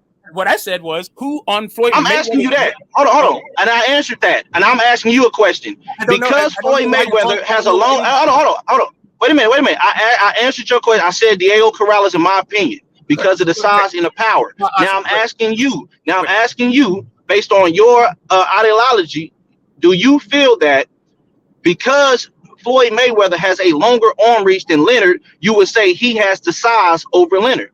Is that what you're saying? Do I think that Tommy Hearns has? Floyd got the size over Leonard? That's what I'm asking. He has part of his size reach over it when it comes to arm reach, but there's other parts of his size that he does not. Because when you try to parse out size, when you talk about size, you could be talking about several different things, right? It's not like I'm talking about ring IQ. I don't know like I said size and then start talking about ring IQ. Like whatever the hell it is that you're so turned up about. When it comes right down to I'm not turned up about it. It comes right down. You're playing semantics, bro. I'm asking it straight up. Why? Okay, so get the smoke. If you're not playing semantics, on my own shit, bro. Like, please. I'm just trying to go ahead, bro. Goddamn. I appreciate it. Thank you for like letting me host my own shit. Like I was saying, when it comes to the size of Diego Corrales, if that is your closest approximation to Thomas Hearns was a 5-division champion. That's because of how small the fuck he was and how much he could get down to. And this is during the same day weigh-in too. That was a literal testament of the fact that this dude is like over 6'1" in his goddamn arm reach and his punching power. If you think that Diego Corrales is the closest thing to that, and therefore you can extrapolate, and you're going to question me about my size and power when it came to Sugar Ray Leonard's ability to fight Sugar Ray Robinson versus Floyd Mayweather's. That's not what I'm doing. That's not what I'm doing. Because I'm not confused about this rabbit hole. I know where this started from, and I know what we're talking about. So I'm not confused by these, whatever the hell it is. Like all of a sudden, arm reach is not size. Whatever. All I'm saying to you is when it comes to Hitman Hearns, that guy fought a light heavyweight and beat a Hall of Fame light heavyweight guy. That was a huge dude. Whether or not we knew he was going to be as good as he was, okay, fine, fair enough. But how big the fuck he was, we knew that shit. Okay, so who did Floyd beat? I mean, who did Corrales beat before he got in there with Floyd?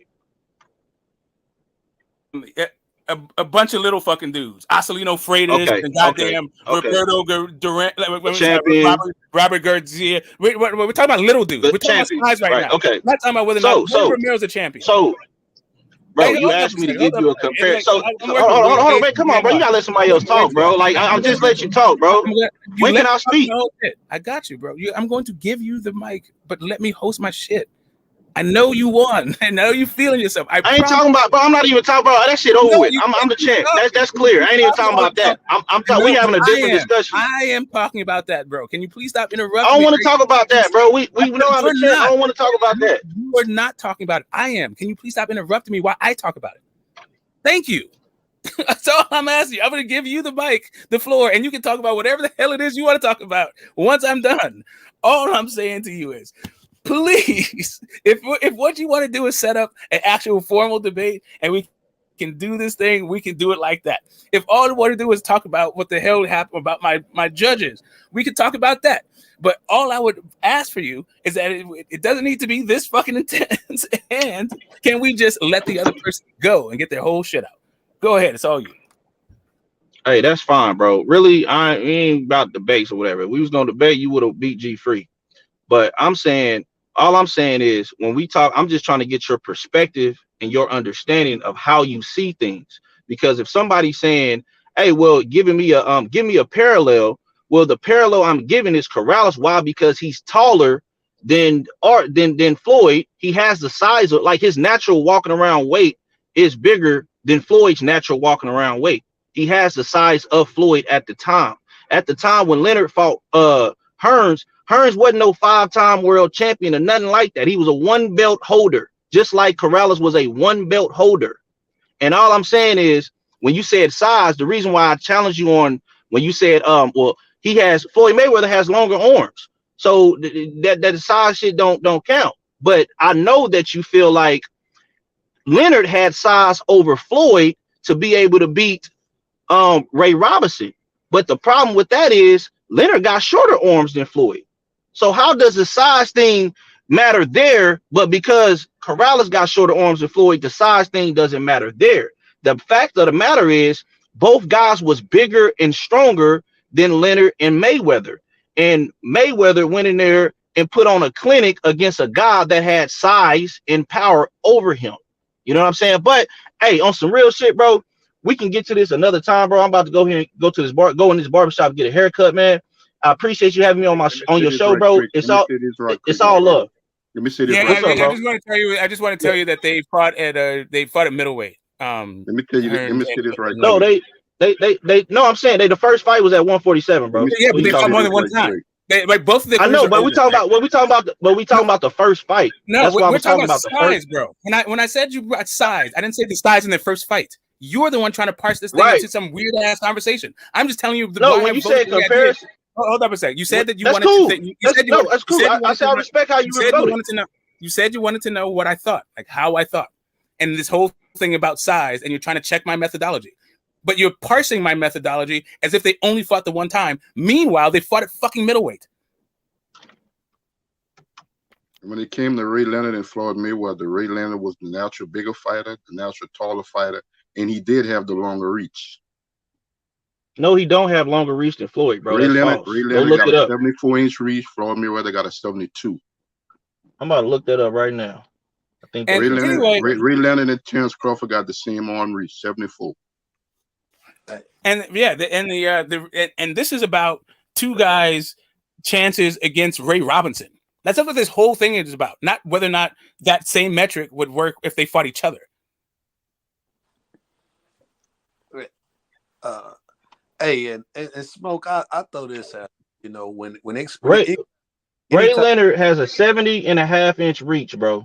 Just for the guy that bro, go to BoxRec, it'll tell you exactly what his shit is, bro. Just go to BoxRec, it'll tell you exactly what it is. He has a 70.5-inch reach, a 70.5-inch, and when you go to Floyd shit, and Floyd shit, he'll tell you that Floyd got a 72-inch reach. So, like I said, brother, no disrespect, but your facts is wrong. But hey, man, all blessed to the panel, bro. I will be listening on the side, bro. Like I said, I gotta get this haircut. Yeah, that's what's up. Get that haircut, get that fade up, and then if you don't want to keep hiding behind that D-free shit, and you actually want to see if you can step up to the big time, right here. Don't act like triangle theories fucking work. Go ahead. What's up, people? Yes, Smoke. You know, one of the things I'll say, you know, that I try to stay away from when we start getting back into the 80s and you know the Sugar Rays and the Benitez and Roberto Duran and all them and it's like, it's about level of competition and competitiveness. And I think everybody should recognize that everything has been about branding more than level of competition. So 1 minute they want to say, hey, they selling out, they, all this 1 million pay-per-views, and this fighter has this much this big audience. But then they want to come back and say, well, they fought this fighter, and then try to compare that fight like Corrales, comparing him to Hearns is just not even a comparison, right? He's no. I watched both of them fight, and so it gets to a point where they start trying to minimize what somebody has already watched. I watched that in the 80s. So you can't minimize it. You only can add on and make it better, right? In my mind. Hey man, come on, man. Diego Corrales is from my side, my neck of the woods. Like I was like that fight. I was on pins and needles about that. Like Floyd has fought two guys that were some of my favorite two of my favorite fighters, and was rumored to fight a third. Right, the Paul Williams fight. I wasn't trying to see that fight. I wasn't trying to see the Sugar Shane Mosley fight, and I wasn't trying to see the Diego Corrales fight. And we didn't get the Paul Williams one. We did get the other two. In the Diego Corrales fight, like my man, like shout out to Chico, but the guys had goddamn Andy Ruiz arms. Like he had to only do his work up close. Have you seen a fucking Diego Corrales jab? If you don't get the fuck out of here with that Tommy Hearns thing, my man was able to go through 5 divisions. Yet Chico Corrales got through what, 2, 3? Did he even fight at fucking? Did he even fight at 140? And Smoke, the one thing I'll tell you, when you seen them fight in the 80s, I didn't know who was going to win. I didn't have a clue. You could just cheer for your guy at that moment. And then what you loved about them when they were fighting, because the level of competition, you start liking the other fighter even when they lost or they won against your favorite fighter. And that's why they were called the Kings. Because when I seen Roberto Duran and I seen what he did to my Sugar Ray, I became a Duran fan. I loved Duran throughout his career. And I just don't think that today, it's just, I'm not going to utilize those fighters to make fighters today better than what they are. Either you're going to fight the highest level of competition, or you just going to make money and then fight them on the back end, when they're not at their peak. And so whichever one you want to do, like you said, don't parse it with me, because if you're going to fight somebody at your peak or you not. I can see it as a fan when you at the best, what I think you're at the best that you can be. If you don't fight a fighter for 3 or 4 years, and then all of a sudden 8 years after that, y'all fight, I'll watch it, but I'm not putting it on you. I'm not going to look at you and view that fight as a great fight for you. So that's just me as a fan. I think a lot of fans that aren't really educated, they confuse arm length with arm reach, right? The length of your arms is just the length of your arms, right, from your shoulder to your knuckle, right? That's how long your arms are. Reach is when it's basically your wingspan, right?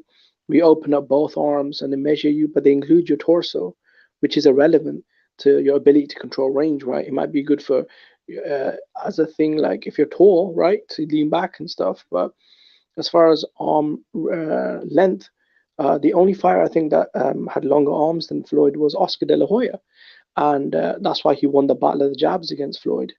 I think to compare Diego Corrales to Tommy Hearns is embarrassing, and I think it actually discredits your opinion as any kind of intellectual or boxing historian. I mean, no offense to Diego Corrales, he was okay for his time, but in the grand scheme of things, he's fucking irrelevant. A good fighter, but B+ for the most part. I mean, what has he really done? I mean, the guy's claim to fame is a trilogy with Castillo. I mean, come on, you can't compare that to fucking Tommy Hearns, bro. It's just that's it. That's what I was saying. It's like, okay, with size and power, if that's not relevant, then when did size and power ever matter for Floyd's guys? Floyd ain't fought no goddamn Tommy Hearns equivalent. Get the fuck out of here. Like, when does that matter for Floyd? It didn't matter for Floyd because Floyd didn't fight guys like that. Yeah, but Tommy was athletic, powerful, tall, long, with boxing skills that wins Floyd, and in his prime. When is and fuck? Ray was the underdog. I guess you could say Canelo was bigger than Floyd. I mean, he was. He's like he weighs more than Floyd. Like, that's the thing about size. You can be referring to a bunch of different things. But like, you wouldn't say that like he's the Tommy Hearns equivalent. Like, I mean, maybe you could, I guess. Yeah, but Canelo didn't really have like. So with Canelo, he had size and he had good power, and but he did not have the kind of athleticism or the height or the longer arms or combined with the skill set. Because Ray had to deal with so much. He had to deal with the punching power and the reach. Yeah, like, didn't really have it's like, what does size and power matter to Floyd? Like, what? Huh? Okay. Yeah. You do realize these are not the same stratosphere when you're talking about the size and power that Leonard had to deal with versus the size and power that Floyd had to deal with, right? Like, yeah, when Ray came out of a 3-year retirement, he moved up in weight as the underdog, coming off a career-ending injury to fight Marvin Hagler, who was an all-time great middleweight, unified champion, the Hall of Famer. When Floyd came out of a 3-year retirement, he fought Juan Manuel Marquez, the dude moving up from lightweight, So, like, great fighter, but it's not the same. I don't even know, man. I don't know how Diego Corrales even reached his fucking pockets. Like, he probably had his motherfucking pockets on the back of his shoulders or some shit. Like, man, the fuck? He's never getting the change out of his pockets. Fuck that shit. Dude, get out of here. You got to take his pants off first. Hey, Smoke, I want to just commend you for the debating. There's no way I could get in debates like that. I get too emotional because it's like you tearing down the history of boxing to me, because I only can go off what I've seen, and to be able, like it said that boxing, we got to watch that every week, every Sunday, and you sitting there literally as a young person and you watching this and you listening and you hearing, and then someone tells you 10, 20 years later, hey, what you watched? That really Hearns wasn't Hearns. And you're going, what? No, Hearns was Hearns. I know who Hearns was. And I know about his power. I know about his jab. I know about him. So I don't know how you do it, Smoke, but speed. I mean, my man wanted to. It's kind of fun because I don't know I don't know why he came in thinking that was going to work. Like, fucking Diego Corrales. Okay, Chico. Yeah. Nah, bro. Sorry. I got you. I got it. It's all good. It's all good, but there's levels to this shit. Yeah. I mean, Marcus Maidana is no Roberto Duran, is he? So, I mean. Absolutely not. Absolutely not.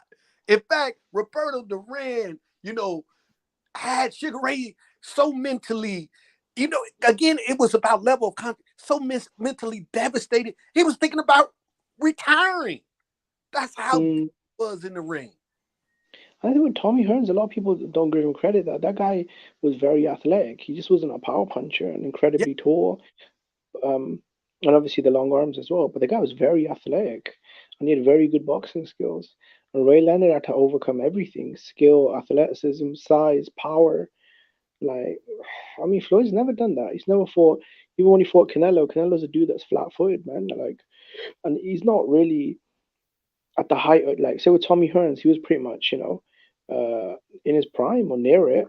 I mean, Ray was the underdog in that fight by a lot of people's estimations because of the tough fights he had with Roberto Duran. Same with Marvin Hagler, This is a guy, Ray Leonard, that looked completely washed up in his last fight 3 years ago before he retired, and then he was coming back, moving up in weight, and off of a career-ending eye injury. I mean, most people thought Ray was going to get killed against Hagler. People literally were afraid for his physical well-being in that fight. They thought Marvin Hagler was going to rip his head off. Yeah, they literally had an ambulance nearby. They had an ambulance on standby in the fight. So I mean, it's just it's not the same. And just going off what you said, when I was a fan and I was watching that fight, I was so scared for Sugar Ray. I was scared, and when I start seeing him, and then I start seeing him do the flurries in the corner, and then I seen him take a punch, I said, Sugar can win, and I started cheering, and so that's how scary it was. It was my uncle. He's like an old boxing head, and he told me that back then Marvin Hagler was a massive, like the population thought Hagler was going to destroy Ray Leonard. Literally had an ambulance on standby. Ray looked terrible in his fight before the layoff, and jumping in up in weight to fight, He said, "Prove myself before I challenge the champ." Okay, first off, I didn't challenge you. You came up here to challenging me. I'm just saying, I don't know why you're so hyped. It seems like you're looking for a chink in the armor so you can pounce. It's all good, bro. Like, if we debate ever, it's good. We can debate. Enjoy your victory. You're always going to go down as the first guy in the tournament knockouts tournament. Yeah, man, like enjoy the whole fucking thing. But just know, if you coming for me, I'm not like this ain't knockout shit where you can just say whatever the fuck you want and everyone's gonna go like, ooh, like it's a fucking rap battle. Like I don't give a shit about that stuff. Like, yeah, go do that shit. Go play fucking be all sizzle, no steak somewhere the fuck else, dude. We're delicious and nutritious over here. Hey, have you ever considered like for a segment like doing a fighter, like we could start at the 70s or start in the 80s, whatever, get the top fighters and talk about their top 10 best opponents, so that everybody, so we, as we have discussions, we can truly appreciate and value all fighters, not just today's fighters. Because sometimes I think we can get stuck. Because I know when I have basketball group, and it's like this thing like, okay, if I wasn't there, then it didn't happen, right? And so that people can get how everybody can have a comfort level with all fighters, because I think we're all fans at the end. So I just throwing that out. I think it's really tough, when people talk about Sugar Robinson, and I know a lot of the old heads, they consider him the greatest. But for me, it's really difficult for me because a lot of his career wasn't really well documented as far as film. Yeah, it's tough to find really good fight footage of him, and then a lot of the. So when Knockout was on here saying Ray Robinson would beat the shit out of Sugar Ray, I don't know, man. At welterweight, if they fought, I really can't comment on that. So I kind of stay sort of. Most of my knowledge comes from like Ali and post Ali. I don't really go anything but behind that. Obviously, there's a lot of footage, like Joe Louis and Rocky Marciano and stuff, but anything before Muhammad Ali's era, I mean, I don't really know too much about that, to be honest. Same for me. Yeah, it's weird. I like eras, and so I dip in and out of different divisions for different eras, into different eras, and I like fighters, but I'm also just curious and interested in fighters, right? So yeah, I'm not I hope I don't come across, I don't act like I know everything about every fighter in every era that ever happened. Like I don't claim to be that guy, and I don't feel like I present myself that way either. But when it comes to like these kinds of fucking debates, like the big guys, the like people that you should know, like ATGs, like most ATGs, I know how to fucking mix and match for like the last 100 fucking years, like most for the most part. And guys that I actually grew up watching, like I watched Sugar Ray Leonard and fucking Floyd Mayweather's when they were fighting. Like I watched both of these people, so it's kind of like, yeah, I don't know. It is what it is. I guess that's a historical thing. I like the Sugar Ray Robinson. I'm not as up on his career as a lot of people in YTBC and his opponents and all that shit. But I've never said I was a Sugar Ray Robinson expert or that was my guy. Like, Sugar Ray Leonard, my guy, Muhammad Ali's my guy, Oscar's my guy. Like those are the like people like fucking that. Yeah, I wasn't really a Larry Holmes fan. I wasn't really that much of a Thomas Hearns fan. I was a Sugar Ray Leonard fan. I wasn't much of a Mike Tyson fan. I was a Lennox Lewis fan. Oh, that's interesting. Okay, that's really interesting.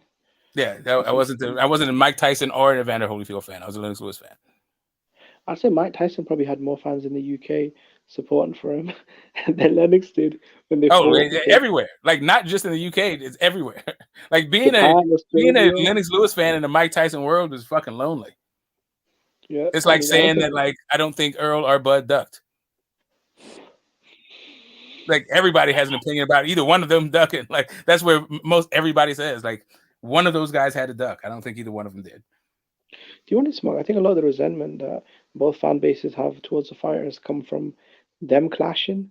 So a lot of the hatred that they've had from bad experiences with Errol Spence fans or with Bud fans, they take that out more on the fighter, you know, because both dudes, I'll be honest, man, they're pretty chilled, they're pretty laid back. I mean, they don't really give you too much of a reason to hate them as far as personalities.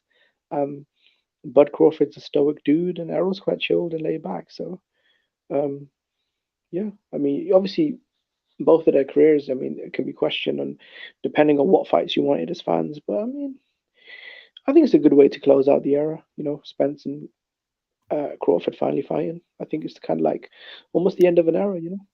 And then whoever's left can fight the ghost of Keith Thurman. Yeah, the ghost of Keith Thurman. I'd like them to fight either Ennis or Virgil Ortiz. If Virgil Ortiz beats Stanionis, so the winner of that. IB is saying I gave money around just because King G mentioned Guerrero when he cooked on hella opponents. I didn't understand that. Oh, I see what you're saying. You're talking about the third round. All right. So, like I said, it was a.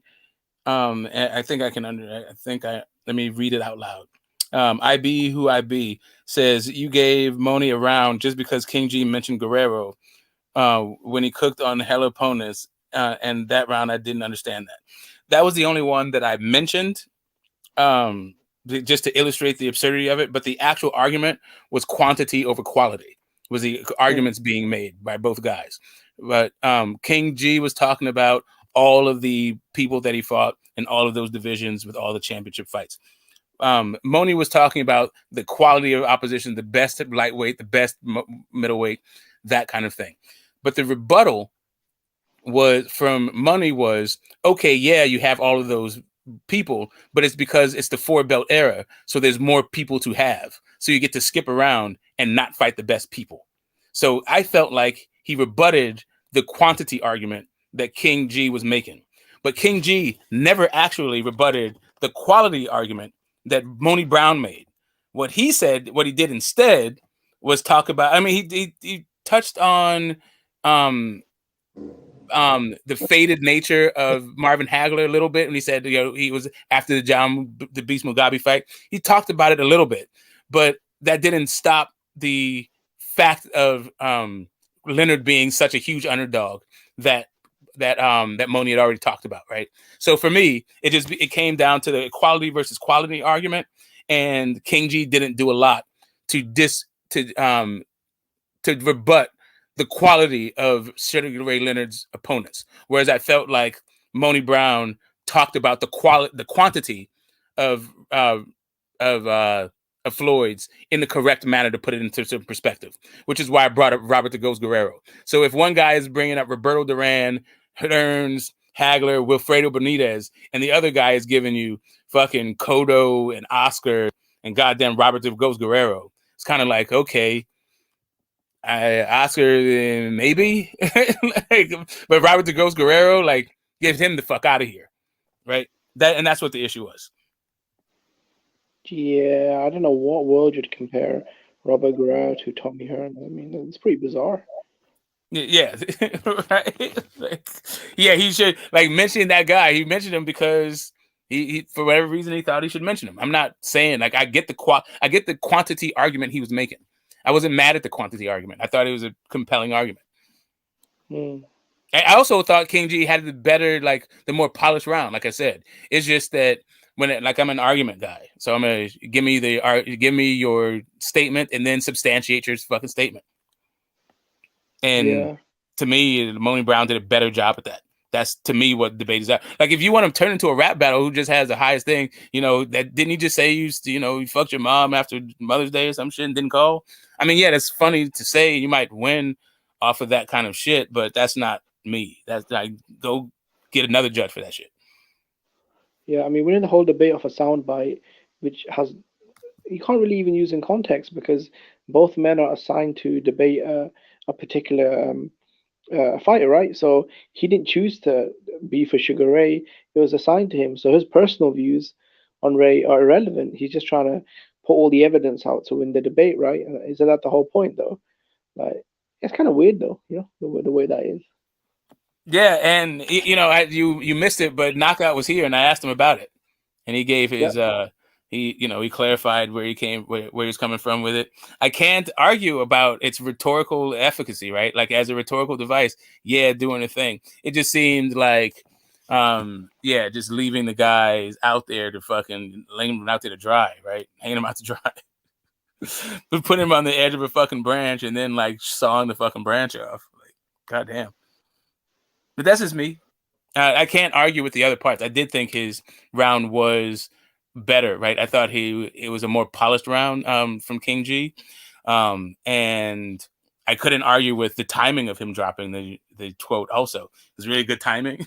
And that's what Knockout was looking for. So yeah, it's kind of like someone will give you a really intellectual lecture on why they should run for the mayor of your city, and then the opposition will come across and he'll just say, oh, that dude's a bitch, I'm way better than him, and the crowd starts cheering and says, yeah, let's ignore all the great points the other dude made. Just start playing the dozens.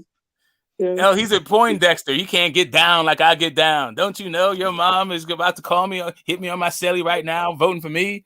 Like, okay. I took his girl. I took that guy's bitch, and the crowd goes crazy. Yeah, that's. And I'm not saying it's not entertaining. I'm not saying it's a wrong way. Like you shouldn't do that thing. I'm not saying any of that shit. Do you? If that's what you like, it exists for us. So we all get to like some shit. But if you ask me who wins the debate, you gotta. You're not just gonna do a whole bunch of smoke and mirrors, and I'm gonna forget what the fuck we're talking about. Smoke, you were around during both eras.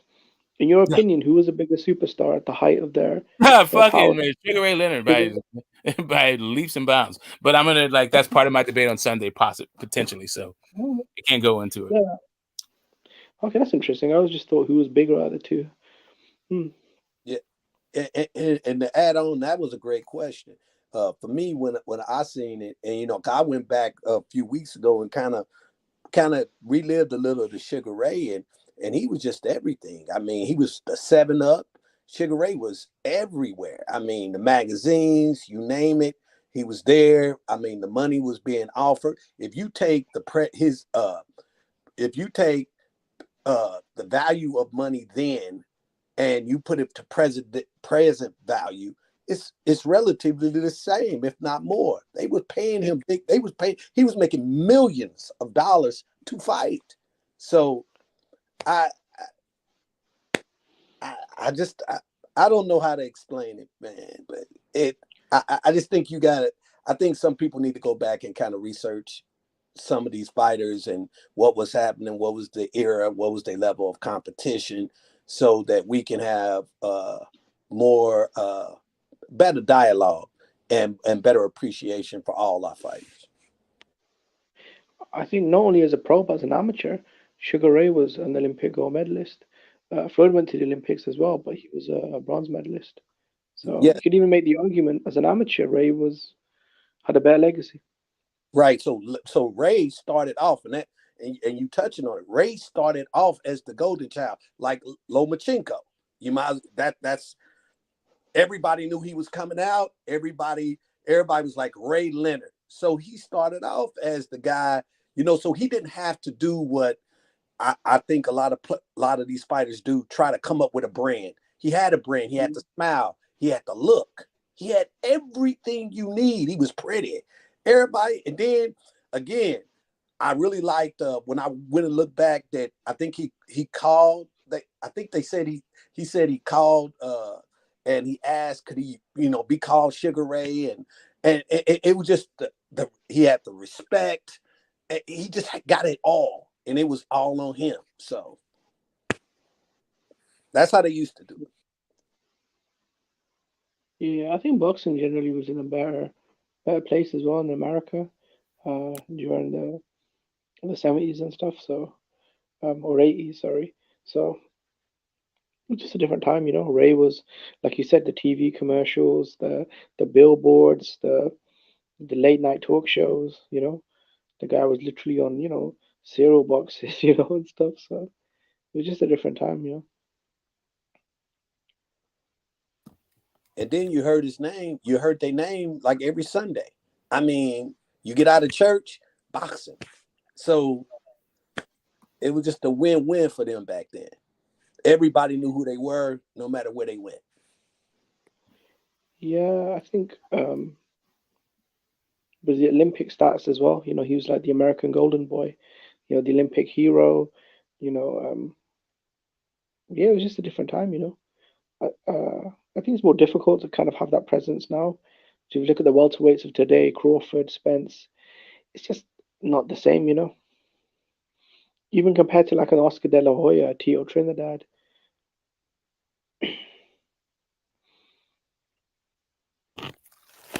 Yeah.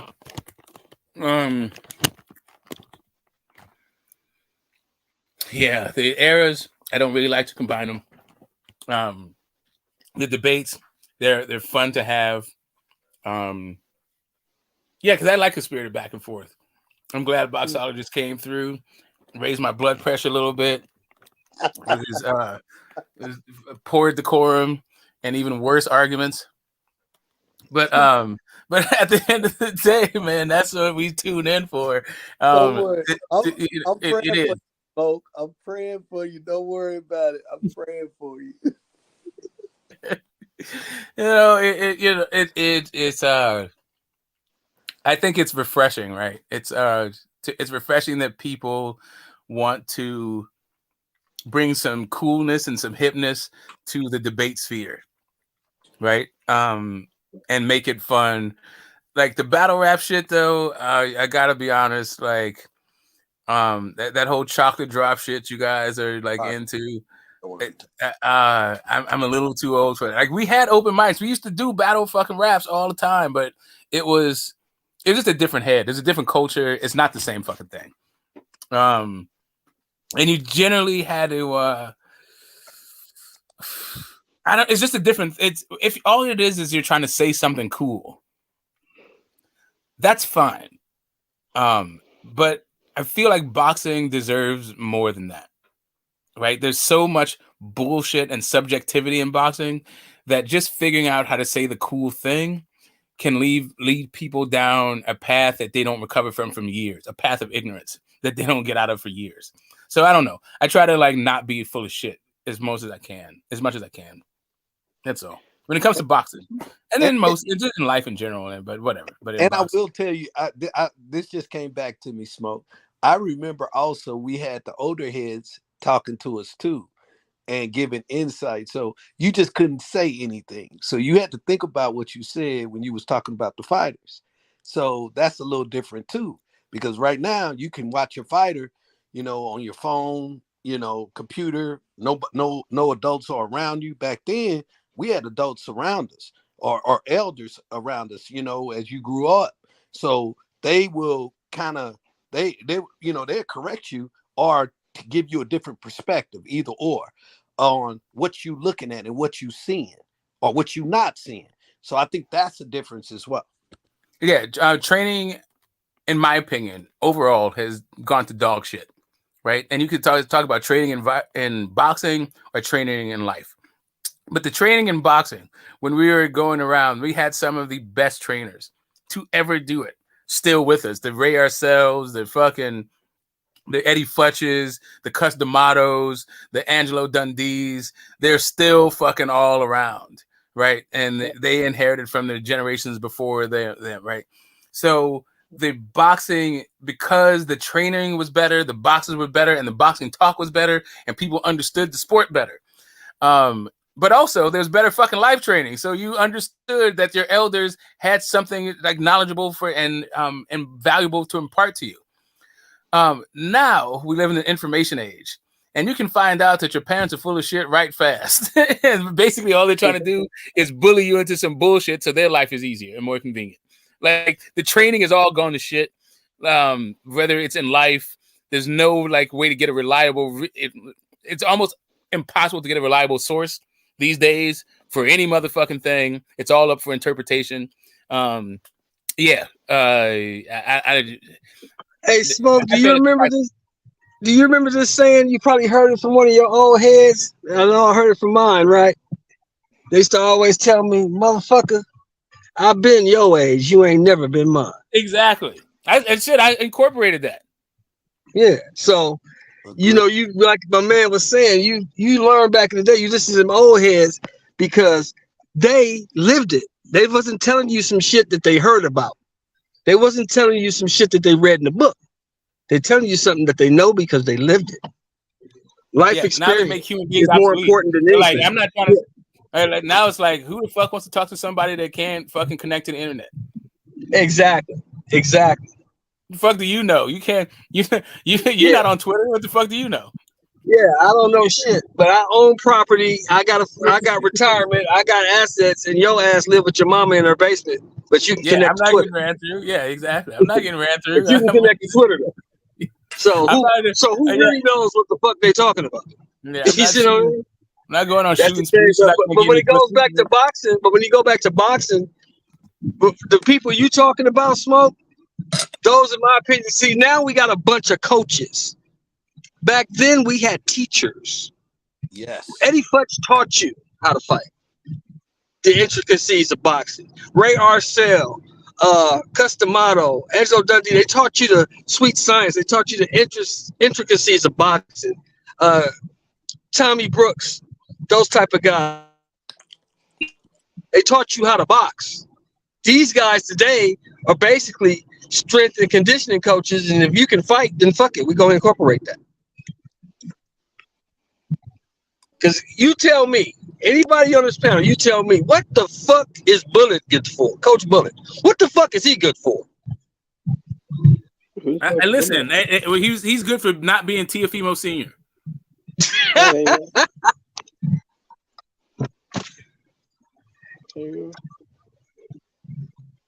I mean, you got Coach Bullet and this other coach this and coach that. Them dudes don't know shit about boxing. In my motherfucking rest in peace, Roger Mayweather voice. You don't know shit about boxing. Yeah, I think Emmanuel Stewart. Enough. I know Freddie Roach is still alive, but no disrespect to him. But I don't really consider him like an elite level active trainer anymore. So for me, there's really none, man. I mean, I'm looking around in the world. I mean, you got Robert Garcia. He's all right. Outside of him, I mean, he's a good trainer. Robert Garcia is good. You can't take away from what Derek James has accomplished. He's pretty good. You can't take away from what he's accomplished with those guys. They're just good at what they do. Everybody knows so it's good for a guy. Yeah, they're good at what they do. But taking several guys all around to the mountaintop, man, come on. Yeah, no one does that anymore. Yeah. Being able to like game plan for what your opponent does best and take that shit away, and being able to exploit that fucking thing. Hey, Smoke, was you on the panel when we interviewed Tommy Brooks? Remember what he said about the game plans? No. Tommy Brooks said, we asked Tommy Brooks, well, how do you implement a game plan for a fighter? He said, look, when I'm training a fighter, he got two game plans. You don't want to give him too much information because you don't want to confuse him. We got plan A and we got plan B. If plan B ain't working, you go back to plan A. That's it. And then when I tell you to not do plan A or plan B, when I say you need a knockout, then it's go for what you know and what it's going to be. Go for what you know. That's it. He said the problem is you can't give these guys too much information because you got to rely on your training, your muscle memory, and your IQ in the ring. If you constantly trying to think, you're not letting your punches go. You're not getting off.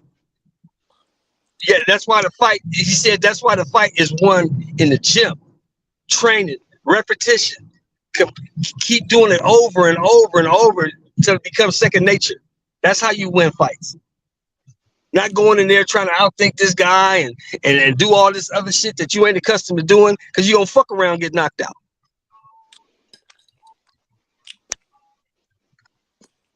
Yeah, it's like the old saying, the harder you train, the easier you fight, you know? Exactly. The harder you train, the easier you fight. The fighting part is fun. You win the fight in the gym. That's where the hard shit is. I don't know. They used to say, I don't know if your old people said this, but mine did. Hard heads make a soft behind. And yeah, it seems like Teofimo Lopez. Say that again, Smoke. You broke up. You broke up. Say that again. I said, yeah, my old people used to say a hard head makes a soft behind. Right? Every time. Hard head makes a soft ass. Every time. Yeah. And I think that's what Teofimo is suffering from right now. I think that's what we're about to find out tomorrow. That this dude is hard fucking headed. We don't want to understand what the fuck everybody sees. It's all a conspiracy and people trying to discredit his brilliance and all that shit. I think he's about to get tore up. And I see what I see, Jimmy, is I see that nobody around Teofimo Lopez tells him the truth. Like they tell him what he wants to hear. Yeah. They don't tell him the truth. Well, his girlfriend, his wife or baby mother was telling him the truth. You can't have a baby. She was telling him, I'm not fucking with you no more. You're crazy and I'm getting away from you. Yeah. That's what she told him. Yeah, but when she was in that ring, he was asked for that baby. She said, no, you can't have it. No, I'm not giving you this baby because you're a nut. You're a nut job. I'm not giving you this kid. So you're fucking nut job. That's embarrassing, man. Like from the but here's the thing though, Jimmy. You don't know what he's done or what he said. We don't know what their relationship is like. We don't know what that dude does at home. We just see the wild shit he does on TV when he's doing interviews. You don't know how that weird motherfucker acts at home. See, here's what I think. Right? Like straight up, like people saying, and he might be unhinged, he might be bipolar, he might be having a psychotic break, whatever the fuck. I think he's just on some alt-right shit. Not to say those people aren't alt-right. Those aren't unhinged people on some psychotic breaks. But I'm just saying that this dude alt-right? Did you say alt-right? Yeah, that's what I think he is. I think he's a fucking Trump supporter. I think he's a QAnon dude. That's really what I think of Theo. Like when it comes right down to it, that's what I think of when I see him. You went there with it, son? Yeah. You went all the way there with it? Yeah, he's a conspiracy fucking nut. He's now all of a sudden he's right wing, like conservative religious, and his woman is taking the right, like he's on some red pill. The woman's taking all my shit. Like, yeah, I just think the dude's like he's an Andrew Tate fucking loving Jordan. I'm not ready to go that far. I don't think the kid is that. Oh no, hell no. He's a Trumpist, all that shit. Like black people, all that shit he's doing right now. It's some goddamn intellectual dark web shit. That's what I think he's on. I think he's on some Kanye West shit. I bet you if you ask him about Jews, you'd hear some him and Paulie probably fucking hang out. Look, I'm looking. I ain't gonna go that far, Smoke. Now you trying to take that shit to another. I don't know about that. Do I really need to show you all of his Trump quotes while he's praising Trump? Like, do I really need to do that? No, I mean, it could be, man. I think the guy literally thinks, like, he likens himself to what happens when God and Satan decide that they're going to become gamblers over the faith of some like righteous man. That's how he sees himself. Who, Teo? Job. Yes. Oh, Teo thinks he's Job. Oh, he thinks he's Job in the Bible? Yes. Oh, man's tripping. Okay, yeah, he needs some help. Yeah, the trials of Job, bro. Yeah, exactly. You ain't had no boils. You ain't had no boils. You haven't had no. Ain't nobody made you ill and you almost died. Nobody killed your kid. Come on, man, stop it, man. No, he's also right. He's red pilled though, right? The women are taking everything, taking my kids, and then the G-Wagon. She just took my G-Wagon. What else was he on? He's already talked about, like, you know, if Top Rank wants the blacks, they can have them.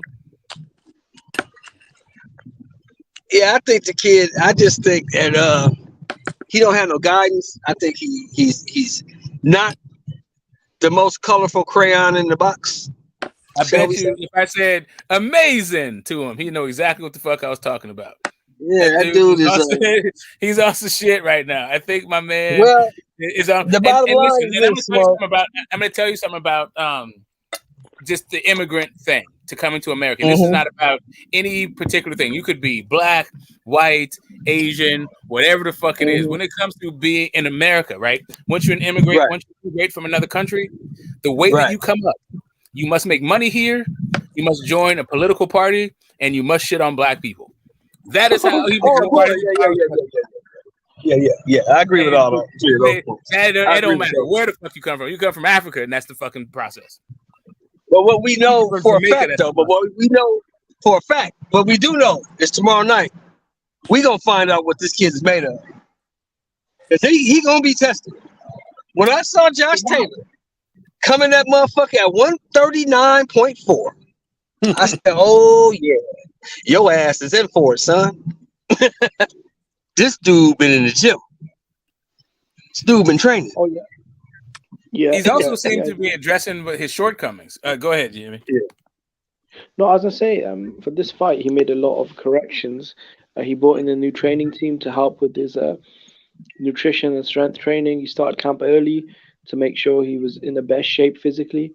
And I think we're gonna get a really good version of Josh Taylor. But what happens if he actually does pull off the upset win? If Teofimo goes in there and gets a win and looks good, what does it do for his career if he becomes a champion and gets the belts?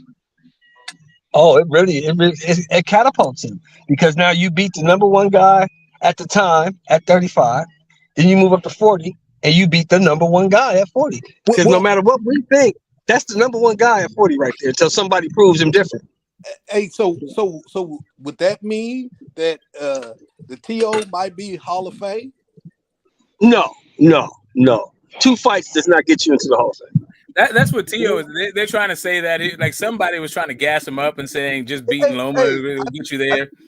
I think you fell for what I'm saying. The way Tio thinks, he would call himself a Hall of Famer after that.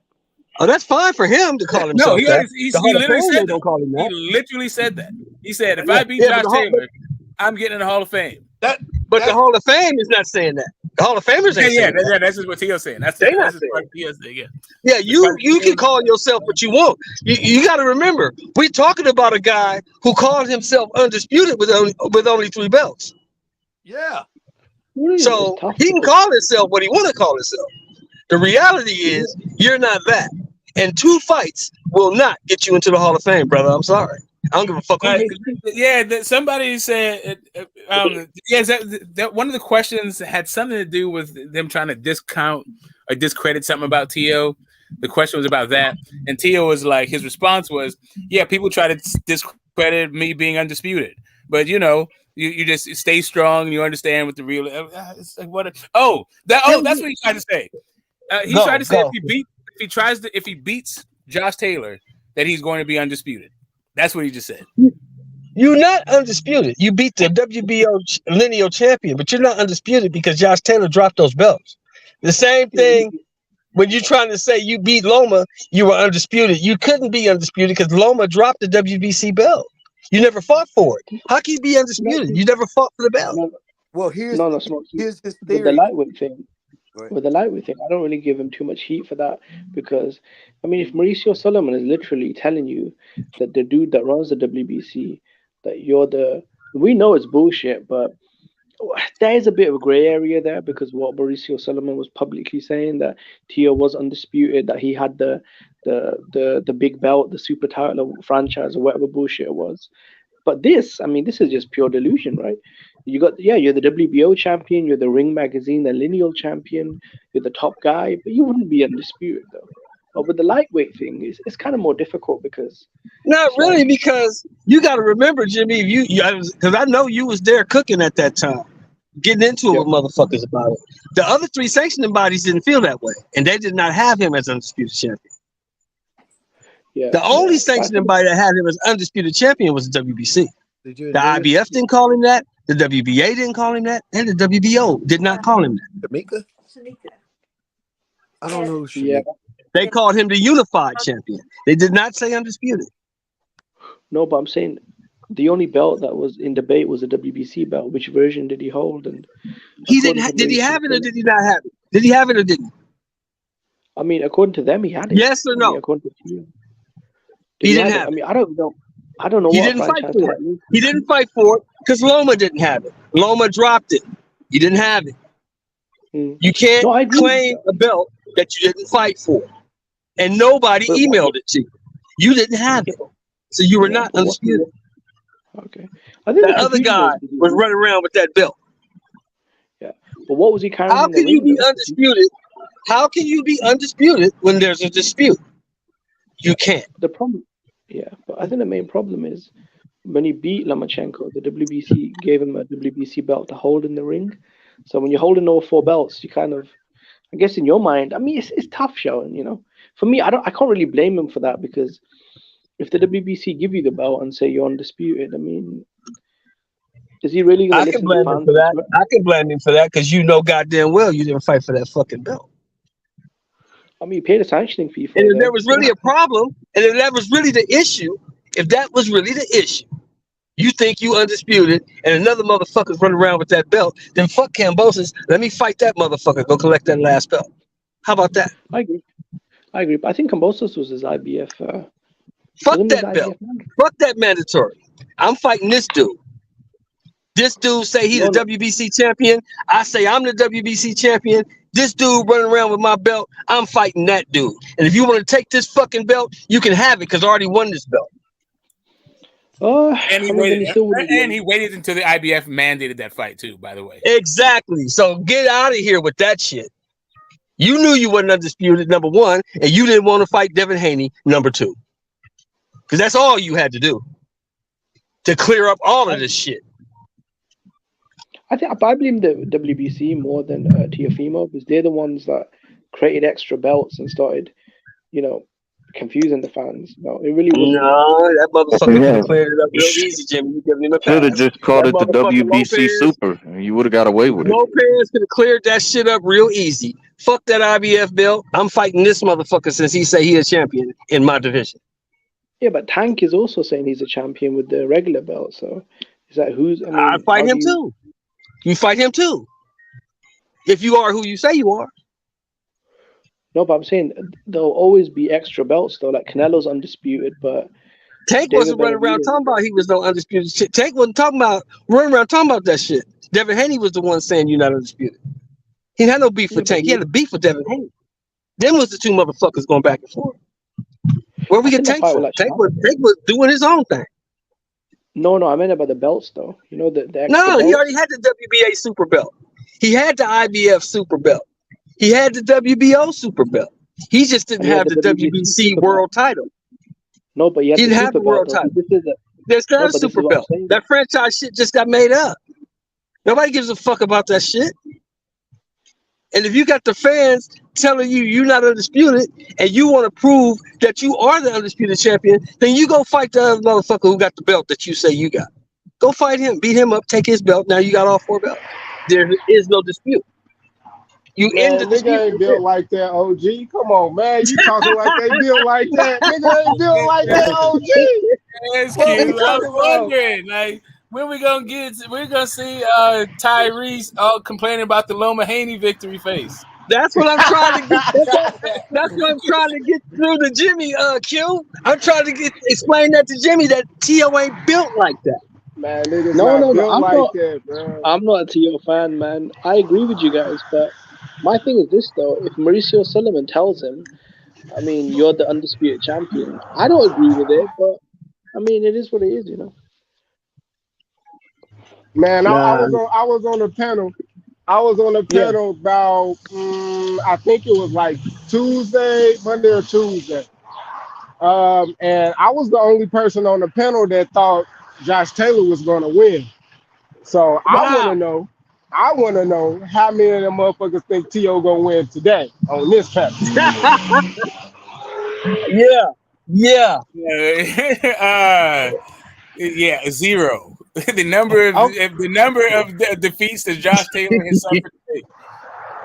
Okay, I was just checking, man. I have to check. When you saw that weigh-in, when you saw Josh Taylor coming at 139.4, what did you say? Bro, man, I've been telling niggas that weight is nothing, bro. Josh Taylor, like, this is the thing, bro, and this is something that's hard for me to understand. Like, usually when people are do bad, you know, they look terrible on the scale, and they come out and they admit to it. Like, yeah, bro, I look bad on the scale. I wasn't being disciplined. I'm drinking all that, and he said, I'm gonna be on point this time. And people still like, man, I don't know if Josh Taylor's gonna be draining himself. Like, nigga, he told you he not doing that shit no more. Now, on the flip side,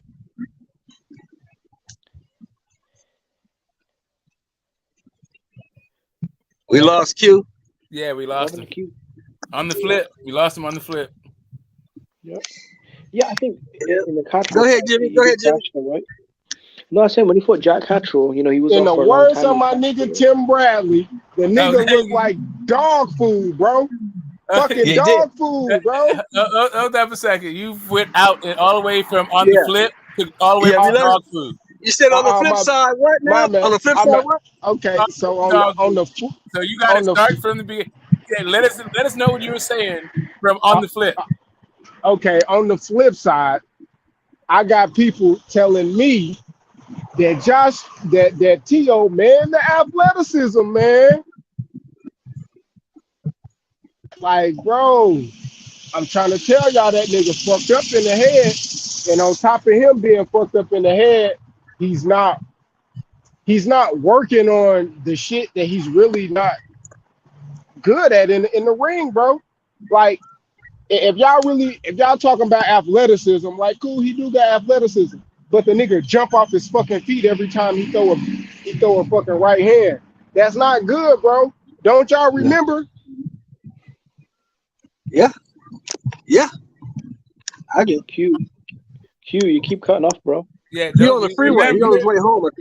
I don't know what we're supposed to be remembering right now, but Q's gonna come in. He's gonna come back. Like, I remember. Come on, man. He's talking about getting dropped when he got dropped by Martin and when he got dropped by Cambosis because his base wasn't solid. Bro, you went out after, okay. I don't know if you, hey, Q, you went out after. I don't know if you guys remember. Yeah. My bad. Somebody keep texting me and it's turning my shit off. But I don't know if y'all remember, man. But the nigga got his ass. Jose Ramirez got his ass dropped by doing that same shit T.O. have not fixed. He's right.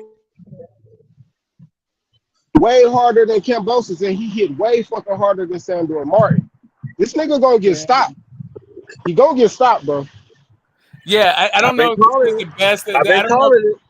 Yeah, this is not the time in your career to be the smaller man against arguably the biggest puncher. Like, I don't know, man. Like a guy. Like, I'm not saying that Josh Taylor is as technically brilliant as Lomachenko, but I think that what he does, how he fights, is as good as fucking Loma, and is actually more dangerous than Loma. And Josh Taylor got way. And Josh Taylor got he got a way better game plan. Yeah, this is Josh Taylor comes into every fight. Wait, I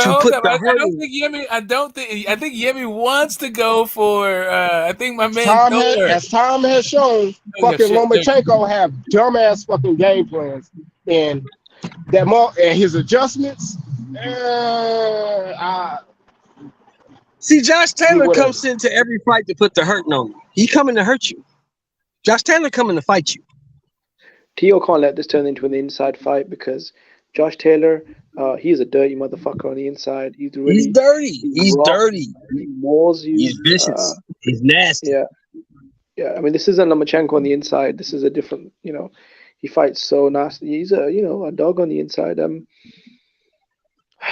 You know what? The closer this fight gets, the more I'm starting to feel that Josh Taylor is actually going to beat the fuck out. Josh Taylor gonna knock this dude out, man. He gonna beat this dude out. Probably knock him out.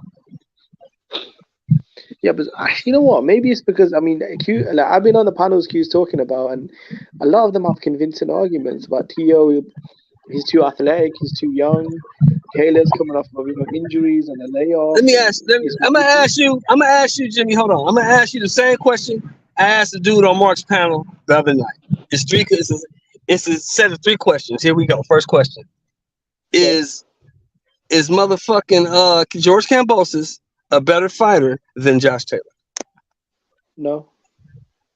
Is Sandor Martin a better fighter than Josh Taylor? No. You struggled with them dudes. Josh Taylor gonna put the hurting on you. Yeah. That's true. He gonna hurt you. I don't know. The more y'all talk about it, I'm kind of edging towards T.O. with this whole Christian crusade he's on. And, you know, he might be looking for revenge against the heavens. He might be a man on a mission, bro. I don't know. You know what else you do, Phantom? You put your money on T.O. too. Phantom smarter Let's not than go that. too far, bro. Phantom smarter than that, man. Everybody knows. I like Everybody knows you got hell, you got heaven, and you got human in between that.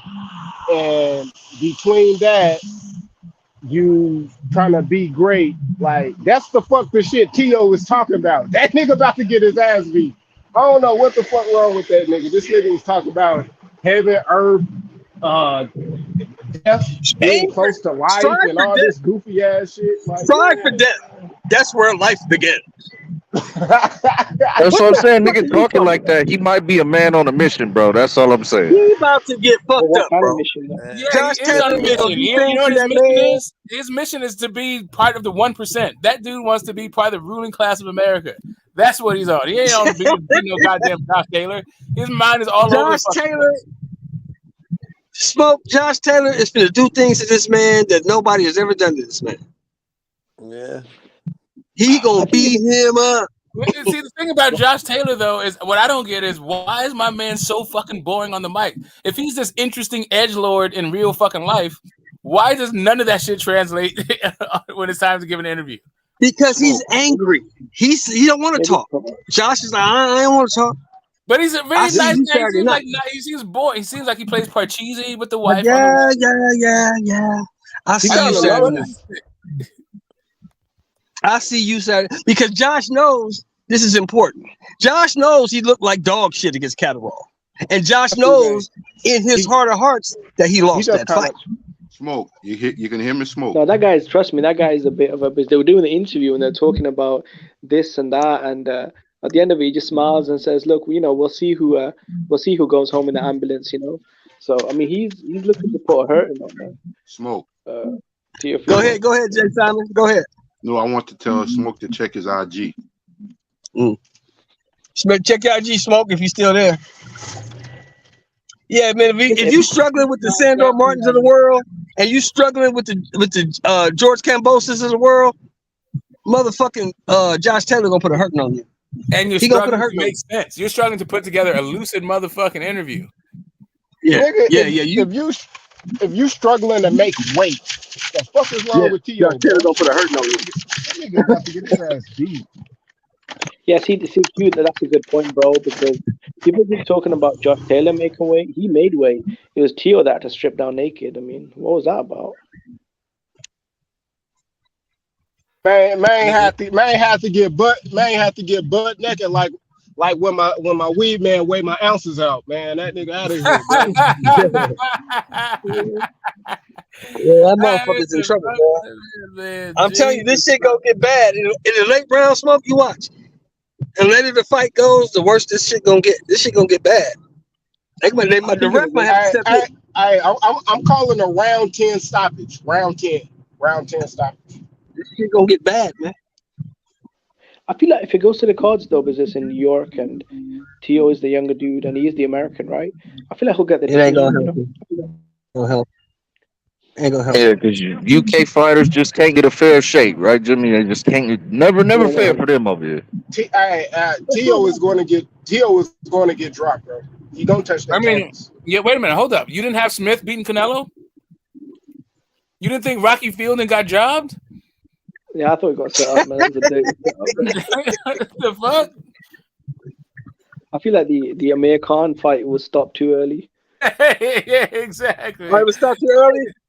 Why they didn't give him enough hours to wake up, Jimmy? Damn, Amir Khan. I thought Amir Khan stopped the fight his damn self. I thought he died. I thought he was dead. Yeah. I thought he died. Yeah. That's how I killed him. I killed him. So there goes Khan. He's dead. I'm looking forward to this. Canelo caught a body. Yeah, bro. Canelo actually went over to check if he was still alive. Yeah, he hit that motherfucker hard. Man. He hit that motherfucker. I was very hard. surprised. I gotta say, I was very surprised that Caleb Truax was able to lift the titles off of fucking James DeGale. But I don't think it was a robbery. I don't think it was about the American at that point. I just think James DeGale was that. Like, you guys just got to do better, man. I don't know what the fuck happens that you think you're so good over there, and then but fighting a bunch of domestic guys. I just don't get it. No, Truax. I think James DeGale was kind of past his prime. To be fair, I don't think it was a robbery. He was supposed to retire off that shit. He was supposed to go off into the sun. Yeah. In that case, by using that logic, right? If they always rob the UK fighters, how come they didn't rob Kell Brook? Should have robbed his ass too, right?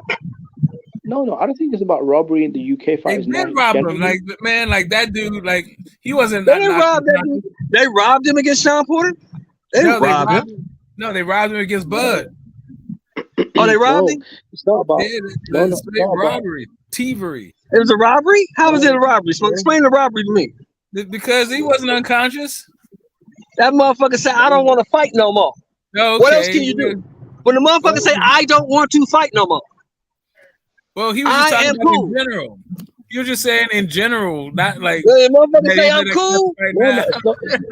No. Hey, when the motherfucker's coming to finish you off, look, Smoke, when the motherfucker's coming to finish you off, right, and you stick your head outside of the ring, I don't need to see that. Oh, you don't. You just needed some fresh air, man. That's all. It's a little rank. You good. Phantom is trying to take it into a place I'm not taking it to. I'm not saying it's a UK, US thing. I'm saying generally as a foreign fighter, even if a Russian comes to the UK, right, and he fights, I don't know, a British champion who's a big star in London, right? I mean, is he really going to get the fairest shake on the cards? Probably not. Same with Stephen Fulton when he's going to Japan. If that fight is close, it's not like an American versus a UK thing. It's just like a home. No, I think it's the UK versus the world thing. I think the UK runs like that and thinks everybody else does as a result. Yeah. The UK is like that shit. You motherfuckers are homeless and like a bitch. That's what it is. I mean, Cambosa's got that. Cambosa's got that win over what's his bull name? Teofimo. Nah. The other dude. The dude. You talking about Lee Selby? Lee Selby. Yeah, Lee Selby. Yeah. He got the nod over Lee Selby split decision. Damn, y'all just missed a hell of a heavyweight fight on this Adrian Broner shit. Nigga. It was two fat niggas going at it, bro. Y'all missing out. Okay, you can't even tell us one person's name. You're saying we missed it. Okay. I know you ain't named now one person. Who we missed fight? He don't know. Two black sumo wrestlers, nigga. Two heavyweights. Oh my bad. I wouldn't say I'm missing Rock it. versus Biggie Smalls. That was Chubb Rock versus Biggie Smalls. Bro, this 400-pound nigga just got put on his ass outside the ropes, bro. Shit was hilarious. Yo, this is crazy. This looks like it's at a high school gym, man. This is actually crazy. No, wait a minute. Who's broadcasting this fight? Fight TV. Fight TV. Wait a minute. It's on pay-per-view? Oh, right. Somebody did tell me $12. If $12. Fuck Yeah. I'm gonna cop that. I'm gonna cop that when I get to the house. I'm on my way home right now. I'm buying that. Yeah. $12. Damn, man, I already dropped I'm already $2K in a hole for fucking Bud and Spence. Hey, Smoke. Got my fucking what? Hey, this how I'm gonna do it. Hey, Smoke, send me $6 on Cash App. OG Sheldon, get your holler at me. Shit. Yeah, I heard that, dude. Listen, I wasn't talking about watching Adrian Broner for free. The $12. Look, you ain't missing shit. If you pay me $12, then I would watch it. You know what? What kind of pay-per-view is $12? I mean, that's a bit what's that, £9? I'm trying to tell you, I have better shit to do than watch it for free. $12. Yeah, hey, I ain't gonna lie, that's pretty cool, man. And if we can get pay-per-view fights for $12, hell, Yeah, you can. If it's Adrian Broner versus your local chiropractic. That's how you do it. Yeah, I thought he was a lawyer. No, whatever. Hey, Q. I got one for you. We talked about this earlier. I got one for you, Q. In shape, motivated Adrian Broner versus Rolly Romero. Who wins? Rolly. I'm gonna take Rolly. Rolly beats AB? AB not gonna let his fucking hands go, bro. I don't know, man. I think even this AB can be Rolly. The thing about that, he's not gonna let his hands. You got a point. But Rolly Romero ain't no Marcos Madonna, none of them fighters who do let their hands go. I think Rolly throws punches, but you can see those punches a mile away. I mean, OG though. Did we not see Tank damn near have his hands in his pockets? Look, I just seen an old motherfucker. You're right. But an old motherfucker beat the shit out of Rolly for 9 rounds. I just saw that. I just watched it. The thing about that, AB is a bigger fighter than Tank Davis and stuff. And AB do have some pop on his punch. If that old ass man was put Rolly on his ass, I know AB can. I mean, and I don't even think the old man could beat AB. I don't think we saw the other night. That old motherfucker we saw the other night was trash, and he was fucking Rolly ass up. I don't think AB can make 140 pounds. Like he weighed in at 147, right? Yeah. Now that I can give you that. That I can give you.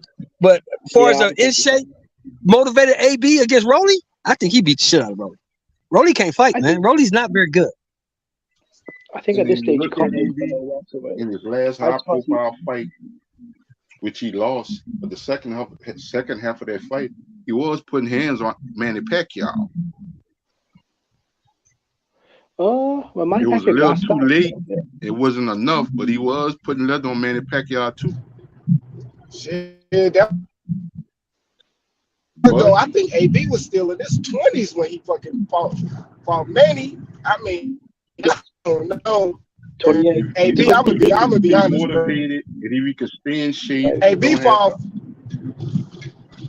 I just don't have no faith in Rolly. Rolly just ain't good. Too good, man. I think where he's at right now, a Subaru, Matisse, and a Regis, and them guys. Oh, they'll kill Rolly. They'll put Rolly in the hospital. But Rolly Romero, all AB got to do is be focused and stay in shape for a guy like that. Now Regis and Matisse and them other guys, no. But Rolly, all you got to do is be in shape. That's it. Yeah, Regis, like Jay Simon said, Regis and Matias, they send Rolly to the hospital. They send AB to the hospital. They send AB to the hospital. But Rolly, AB can beat him. See, Q, what you said actually kind of made sense. I just listened to the quote. What you said was there's heaven and there's hell and there's man. That what you said makes sense. What this fucker just said is there's earth and there's man, and that's where you get to. Yeah, he said some goofy. Hey, Smoke, that nigga goofy as shit. Hey, me. Hey, yo, he said, hey, yo. Hey, Buddy said that shit on everything. Niggas in the barbershop was like, what the fuck is this nigga talking about, dog? That nigga Marky Dan text me like, hey, yo, I think this nigga smoking crack. Oh, man, I'm like, oh, shit. Nah, he ain't smoking crack. That's not what crack is. He on Adderall. He might be on Adderall. Nah, I mean, he's pretty like his speech pattern wasn't sped up, right? He's not on any sort of methamphetamine or any kind of stimulant. But it's not fired. I get what's happening. Is it a sedative? It's not a sedative. It's something. His brain, his thought process is fucking off. You have man, you have earth, you have man in between, and that's where you get your. What the fuck did this dude just say? I gotta put it on. You know what? I'm putting this shit. You gotta hear it. And shout out to Jay Side, who's on the fucking panel right now. Send it to me on Insta. But listen to this. You got man and you got earth. Let me ask you this. Let me ask you this, Q. Listen to this for a second. Go ahead, bro. Can you hear? Okay, hold up. Can you hear it? I do have one. I just made it up yesterday. I think it says, "Aim for death." Can you hear it or not? Yeah, we can. Yeah. You hear it without you talking, Jesus. I think it's a good one. You aim at death, that's where life begins.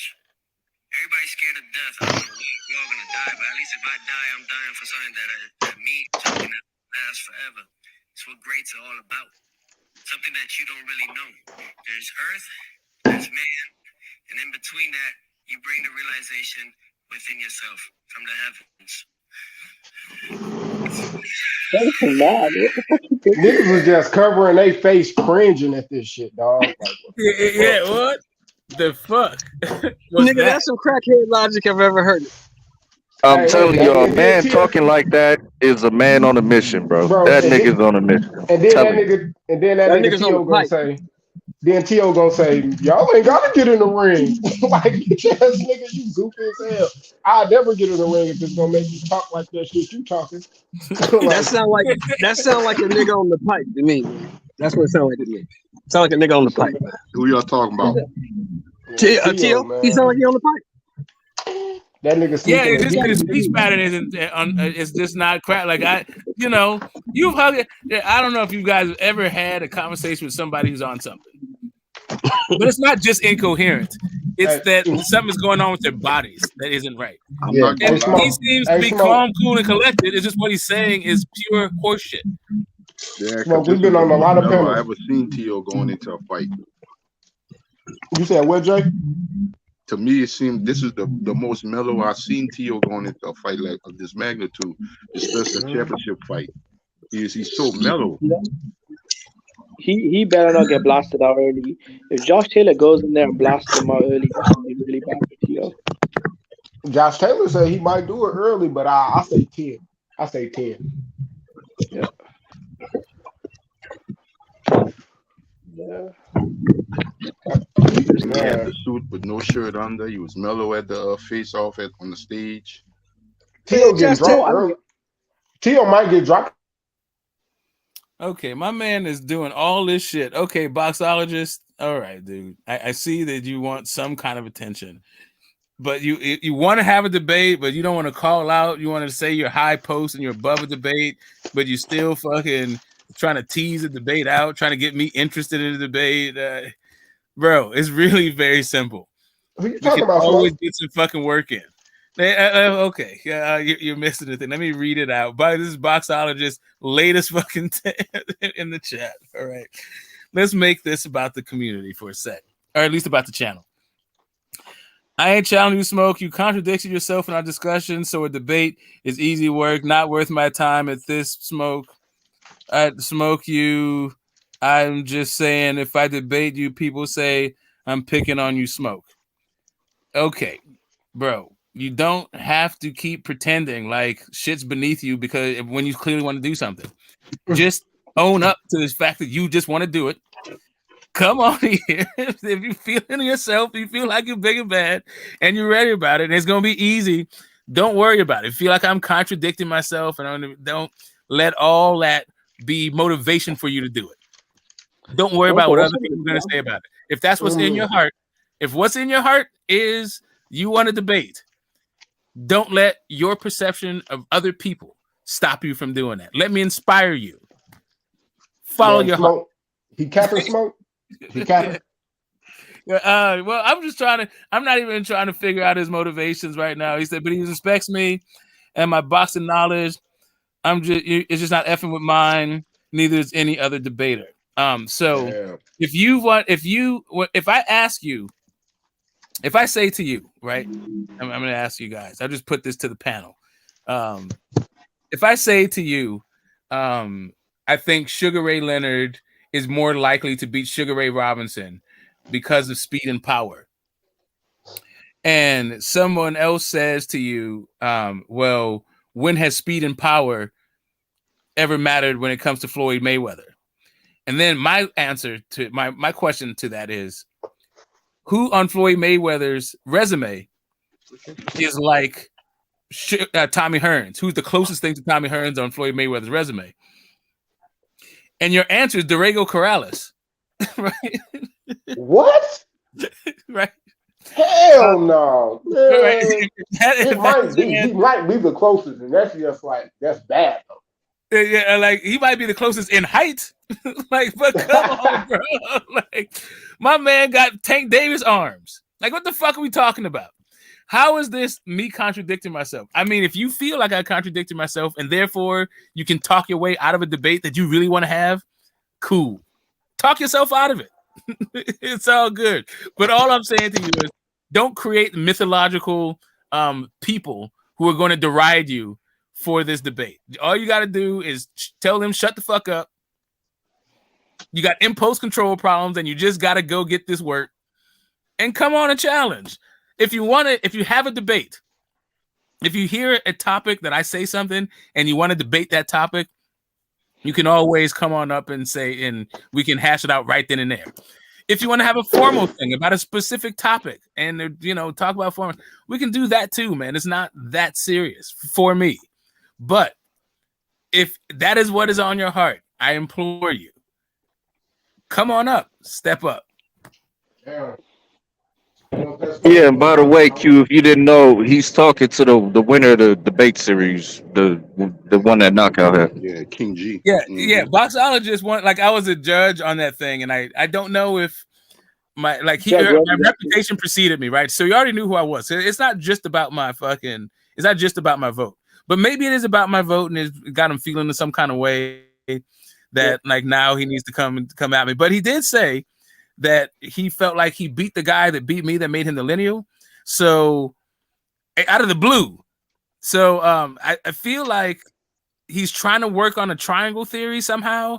Like he's trying to hide behind D-Free or mythological people that he brings up in his mind in order to talk himself out of a debate.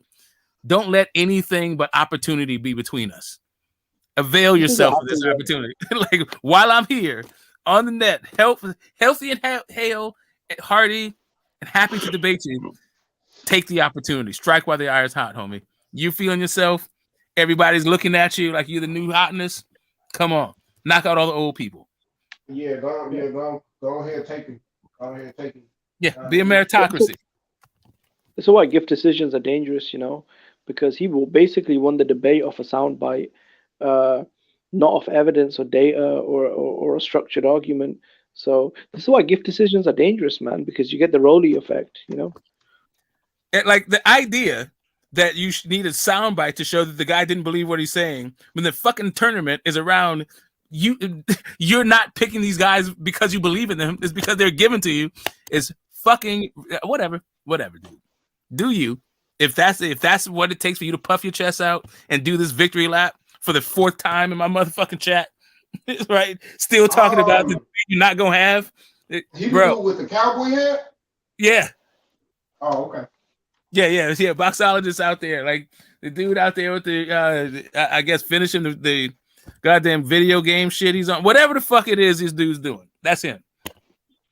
But I implore you, bro, just set it up. Whether it's like I said, even if it's just a point we happen to disagree on in the moment, like whether or not this is a crossroads fight for Teofimo and Josh. Or if you have something more structurally, like I will definitely. Like I'm already doing the Sugar Ray Leonard and Floyd debate, but yeah, we can figure out some other 2 people or some other weight class or whatever the fuck if that's what you want to do. Don't trip. Who you debating doing that, Smoke? BVO. Damn, I got BVO. He about to get his ass cooked. Yeah, he's picking Floyd, and these young guys, man, they come out here and they just listen. If there's just a bunch of young guys in the chat that also are as misled as you, then you might have a choice. You might have a chance. You might be able to say like, I don't know, yeah, that's something. You fuck my sister at prom. I don't have a sister, but maybe that's enough for you to get the fucking votes from your friends and your peer group. My peerage is a little bit different. You got to do something. You got to kick some game out your mouth, not just say some flashy shit. So let me ask this. So if let's say you win the debate with BVO, right, and you did debate with King G next, would that be like undisputed lineal? Like, would you establish the lineage there with that? With that one? Well, it is for undisputed at the round table, so I'll be. It is all the belts are on the line for BVO. BVO is tuna. Um, BVO, my God, that's my bro. And I've never seen him debate. Right. So he showed up last week. I didn't know about him like that either. He showed up last week. He was like, I couldn't tell if I should take him serious or not. Then he started being disrespectful. Not very disrespectful, but like, shit talking disrespectful. Like he really wanted to work. I'm like, okay, fine, let's do it. Then I went to my, I subbed to his shit. I went to his channel and my man was talking about how Ryan Garcia was going to beat Tank and like how he was going to get pied in the face if Tank fucking lost. And I'm like, is this really what we dealing with? And then I went from that to another super dog shit boxing. I'm like, okay. I mean, I don't know what the fuck you guys are on right now. Man. Tell him I got BBO, man. Yeah, man. He funny as hell though. So remember. Yeah. Why does everybody think they just take on Smoke? Why do you think that is, Smokey? Do they see weakness in you or something? I don't get it. Well, because I think that I am not one of these people that's trying to like. I didn't grow up. So my the rap battles of my day are different than the rap battles of today. Like the rap battles of yesteryear, I don't know. They still had this rap battle thing to them, but they just weren't as respected, right? Like if you did a rap battle, if you did a battle rap that got real respect, it's because the whole song and you tore down somebody of note. It wasn't just because you did like some slam poetry thing and disrespected somebody's fucking girl. Like that's, I don't know. But these dudes that grew up with this rap battle shit the way it exists today, I feel like because I'm not into that type of shit, that I won't get the nod from these fresh judges, these new, these new era, this new generation judges that just see my way of looking at the thing is like outdated. That's my point. That's what I think is happening. Was that my man King G, the boxologist like, in the chat? There's a bunch of fucking casuals out there. Yeah, it was. I mean, was that my man King G, the boxologist in the chat? Yeah, it was. Yeah, he's back in the chat, man. He's back. Oh, he coming from the title, Smoke. Smoke, he coming from the title. I don't know. I thought he had the title, but I feel like that's what I'm saying. Is it undisputed lineal with y'all two? If that's the next debate after, I think it is, bro. Yes, Hey, yes. I'm gonna be honest, man. The judges, bro. Right. I've been watching these debates, bro. You don't say that, Q. No, I'm gonna keep it a bean. I just gotta keep it a bean, bro. Some of these judges do gotta tighten up. Like some of them, I feel like really be confused with judging sometimes. Like sometimes, like they bring in account how certain things okay, I'll put it like this. So sometimes you would get a person, they do their whole round. Say they do their round and they leave something out. A judge can't take away points for somebody not putting something in their round. If the other person that they're debating doesn't acknowledge it, it's just done. Like you can't be like, oh man, you didn't say this, and this, so you're gonna take away from their round. You can't say that. Now, if the opponent said, oh well, you didn't mention this or this, and this, then yeah, I could take away from your round because obviously the opponent knows that. But you just can't be like, oh well, he really didn't do this, so I'm gonna have to take that. Like, no, bro. It's a debate. So basically, what you saying, Q. So basically, what you saying, Q, is the judges must be well versed in the topic. Yeah, I just feel like sometimes the judges just kind of be off, and then like this is something I haven't spoke on, but since we on Smoke Channel and we just talking about debating, bro. When Smoke and Zone was on there debating, bro, oh God, they fucked up that debate, bro. Like I'm gonna be real. I'm gonna be real, bro. Niggas was gaining up on Smoke, like Smoke this, Smoke that, bro. Smoke really didn't say nothing wrong. You really got to get the confusion with the judges. Like, bro, understand, like, yes, resume is a part of the thing, but on God, we literally talking about the legacy. Like, legacy living on, what it is. Yeah, resume is included. But they was getting confused with Smoke was saying. And then I seen they was trying to say, like, oh, they didn't. Oh, we said this, and that, bro. And they was lying on Smoke. Like, I looked at the community tab, and the shit they was saying was supposed to be in the community tab was not in the community tab. And they sitting there saying Smoke a liar, and I'm literally reading that shit like y'all. That shit y'all saying Smoke lying about, you didn't put in the fucking community tab. So it was kind of crazy, bro. I'll be honest, like, so like little shit like that. Judges do got to be keen on just certain shit. It did seem like I say 2 out of 5 of those judges was confused. You know, and that's too many if we talk about judging and shit. So I mean, it do got to be a little bit better, but I mean, it's just trial and error getting through it. So I mean, I already got in the ring. Did my thing. I'm gonna be honest.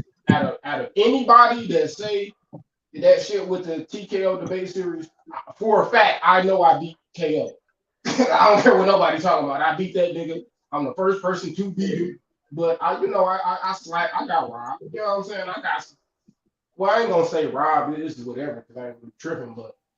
Right, and that's see, that's probably the thing. why I wouldn't do another debate if, like, you know, we all picking a judge. Me and the opponent, we gonna sit down and agree on this shit. Like, I ain't doing no more debates because I don't like losing. I'm coming to cook the shit out of it. I ain't doing none of that weird ass shit. I ain't all leaving it in the person's hands. Yeah, we can hear you, Jonathan. Can you hear Q? I kept going in and out. Man, I just heard some fire. No. Q was breaking down the judging and why, but like why for me, like the wins and losses aren't really that important for me. Like I don't think I lost a debate. I don't think Knockout beat me. I think it was just whatever. It is what it is over there. I don't think D3 beat me. I know for a fact fucking Zone didn't beat me. Like that shit. Him talking about he beat me is goddamn weird. Sounding like Loma over there, bro. Sounding like Loma. I'm just telling you. Like right now, like the one on Zone channel was crazy. I'm just saying, like, I don't even know how if the other person ends the debate, how that means I lost. When the other person stopped it. And, like, I'm sitting there, everybody saying, hey, let's go on. Now that we got it under control, you're like, nah, it's over. It's a fiasco. And I won. Like, what? Yeah, I don't agree with that at all. That kind of looked like a troll operation to me, bro. I'm keeping it at it. But that's just my opinion. It wasn't a troll, but it was just, bro, at the end of the day, like, like the judges still gotta understand, like, bro, it's a legacy debate.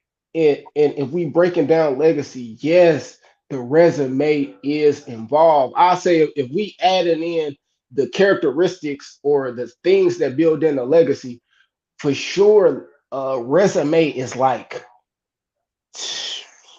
25 to 30% of legacy. Depending on who you fight, it could be more. But if we got it split in categories, like we talking about your resume, we talking about the influence that you had and how people mention your name as far as the modern times of boxing, that's a legacy. Like all of those things are kind of included in that. Resume ain't going through all of that shit. Like, and some of the things Smokes was saying was straight legacy shit. Fucking gazelle punches, motherfucking Emmanuel Stewart, how he felt about Rocky Marciano and that poster that he got in the fucking Kronk gym. Like, bro, that's legacy, like, you know what I mean? And they was trying to brush over it like there was a small part because Zone was talking about who Jack Johnson fought and this and that, which ain't nothing wrong with it. You know, it's still up for debate, but like legacy, like they was kind of confused about that. Yeah, that's what I'm saying. Like, here's the Too thing. convoluted, bro. What Way did too you just say? convoluted. Here's the issue. So here's Go ahead, the Smoke. issue. Go ahead, Smoke. Go So ahead. Go ahead. here's the thing. So if you were to say to me, hey, let's have a debate on who has the best resume between Jack Johnson and Rocky Marciano, who's gonna agree to that conversation? Like, nobody. Right? But if you say, hey, let's have a legacy debate, and then you try to make it about who has the best resume, now you snuck in a different conversation, right? You said you're going to debate about one thing, but you switched it to make the debate about something else. Yeah. I agree with that because you Right? can't you can't have a resume debate with Rocky Marciano and Jack Johnson because most people. Rocky Marciano resume trash. I'm just trying to tell you, like, Low key. Rocky, listen, man, fuck all that. Number Rocky one. Balboa, like, you can, like, pick the trashiest resume you can think of, right? And they got like, a better resume than Rocky. They got a better resume than Rocky Balboa. But Rocky Balboa's legacy is better than all those fucking dudes. Right. Exactly. That's what I was trying to say. You can't really compare Jack Johnson's resume to anyone because Jack, you most people, there's not a boxing fan really. There may be one or two who even know who Jack Johnson fought. Yeah, I mean, and that's the thing. I was totally ready to, and that was kind of what I was saying. Like, and that's not what I said. That's literally what I was saying. I was like, what in the fuck relevancy today? What is the legacy of Jack Johnson beating Philadelphia Jack O'Brien?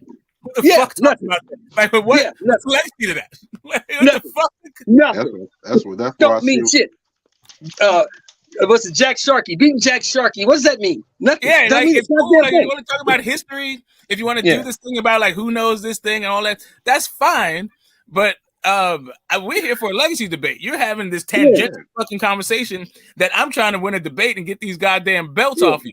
So I'm not gonna let you talk about. That's why. I'm not gonna let down a primrose path. I'm not going off topic just because you're off topic. Fuck all that. Now, if you want to talk about the impact, I don't think you were ever meant to win that debate, Smoke. Keep it honest. If you want to talk about impact on the sport of boxing, though, yeah, you can use Jack Johnson because Jack Johnson's impact on the sport of boxing is damn near unmatched. Yeah, but you talking about you could have done first black thing. You could have done the money. You could have done how much money he made. All this legacy shit that Jack Johnson has. Him being fucking Philadelphia Jack O'Brien is not that. I mean, you can maybe start talking about like Hall of Famers on the resume, and that's kind of. But even that is like, but what's the impact of those Hall of Famers? Nah, it's like Jeffries, the Jeffries fight. That's like, you know what I'm saying? Like, that's the legacy shit. Like, beating that nigga ass in Australia, taking short change and having that motherfucker get all that cheese, the attendance, like whooping his ass so bad they had the police come in the ring with a pistol and stop the fight. That's the legacy. Yes, that's legacy.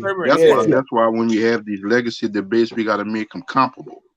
I told Kale when he made when he came up with the topic, who would win in the legacy fight, Sugar Ray Leonard or Floyd Mayweather? I said that's an unfair debate. Because for one reason, welterweight wasn't Floyd's best weight. Sugar Ray Leonard was a natural welterweight. Now, if you want to make the debate or the argument, Sugar Ray Leonard versus Ray Robinson, because Ray Robinson started at welterweight. Right. There you go. If you want to say Duran versus Floyd, or Alexis Arguello versus Floyd at 130, 135, now that's more comparable because they're all around the same natural size. Ray Leonard was too big. Was too great of a fighter for Floyd Mayweather. To Floyd Mayweather, yes, he's not losing to Floyd Mayweather. Wasn't his best weight. Yeah, he's not losing to that guy. He's beating that guy up. I mean, it's hard. I'll be honest. It's hard for anybody to win. Like, bro, all they got to say, bro, the Four Kings alone, bro. Pick one of them. Pick the one that you think was the sorriest out of there. And he gonna beat Floyd. And he will beat every nigga on Floyd and every nigga on this fucking resume. Yes. Point every nigga. The reason why I said Roberto Duran, because he was the smallest out of all the group. Out of all the kings, even Benitez, he was the smallest. And they ain't All close, those guys man. didn't start at 130 or 35 pounds. They all started at high weight classes. Yeah, It was it's hard, bro. naturally 2-3 divisions bigger than Floyd Mayweather. Yeah, But I And can't. he you was also got to great. remember, y'all also got to remember this though. It's hard to debate with people who started watching boxing in the era of Floyd Mayweather. Man, bro, that's man. I hate to say it, Because that's bro, all but they know. That's all they see. They think Floyd is the best, but he's the best that they have seen. yeah, it is. But there's some people, Floyd, like even okay, I'll put it like this: even older people, like in the shop, because in the barber shop, I got the TV. Y'all hear me? Yeah, I got you now. So in the barber shop, I got the TV right in front of my station. All I watch is boxing.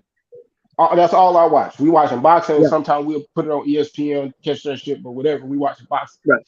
Most of the people, even older, all they know is Floyd, and like some of the ones that do know older fighters, like it's a period where they wasn't into boxing. So Right. say like when we talking about Sugar Ray and all of them, like Tommy Hearns, they remember them, but they was younger. That's them young watching it. And Yeah. Skip, like they probably watched the big fights, the big Mike Tyson fights, and some Roy Jones shit in the meantime. But they Right. skipped all of that, and then Floyd, they was watching Floyd fights, like when they got back into boxing. So Floyd is real big, like when it comes to people when they think about boxing. A lot of people just think Floyd or they think Mike, Right. so it's like a big gap between like that late, like the 90s to like Floyd, Money Mayweather, like after fucking Oscar De La Hoya. Cause I was watching, I was watching fucking Oscar De La Hoya and who was it? Was it Vargas? Who the fuck was I watching? I want to say it was Vargas. A dude came in. He like, who is that? Is that Oscar De La Hoya, daddy? I'm like, no, nigga, that's Oscar, nigga. But they're like, oh, I just remember him fighting Floyd. I'm like, this nigga. You know what I mean? So it's kind of weird, bro. Yeah, A but see, lot of when you're people don't know. talking to cats like me and Jay Simon and Smoke, we watch shit. We was watching shit like Y'all know that shit. Y'all know that. Yeah, shit. we was watching shit like need to check you out, Tony the Tiger Lopez versus Silvio Pedrosa, them type of guys. We was watching that type of shit. We was watching Montemero Paez. People don't even know who that was. Jorge Paez was a beast. Yep. Yeah. People don't even remember it, dude. Yeah. Because they wasn't watching boxing back then. They wasn't watching Sean O'Grady. They wasn't watching motherfucking Ray Boom Boom Mancini. Oh they man, I watched that motherfucking. I had the whole fucking shop watching that goddamn Arguello and Boom Boom Mancini. Boy, that shit was nasty. That shit but was people lit. don't know about that. So you can't compare. You can't tell these people how great these dudes were when they don't even know who the fuck they are. Yep. Yeah, bro. They have no idea who these people are. It's like Floyd. It's like Floyd, and no niggas can't fuck with Floyd. I'm like, bro, Floyd. I like Floyd, but sometimes like them niggas think I don't like Floyd. But I just be trying to tell them that Floyd is not the best boxer to get in that motherfucking squirrel circle, bro. Man, Floyd would have had many niggas better than him, bro. Floyd would have had major issues with Snake Man Escalera. Alfredo Escalera would have gave Floyd problems. Man, Floyd would have had problems with the nigga that beat his daddy ass. Floyd would have had problems with a lot of guys. Why would they have problems with Zuma Nelson? He had problems with Salvador Sanchez. He had a problem with a lot of Salvador Sanchez. He would have had problems with guys in his own era. We don't have to go outside of his era. It's not like Floyd fought everybody's era. Like, what I'm saying, Smoke, and you understand this when they start making these mythical matchups that's uncomparable. Yeah, that's what we telling you all the time. At least match current guys with past guys around the same weight class. You can't. Don't know. How you gonna match a 12-round fighter against a 15-round fighter who fought in 6-ounce gloves and had over 100 And fights? then you're gonna match You can't match you're gonna match a guy who won a championship at 175. I think Floyd would have beat Costa. No. Yeah, I think he would have beat him, but I mean, he didn't fight him. So what he had? Can I see Costa giving Floyd problems? Yeah. Yep.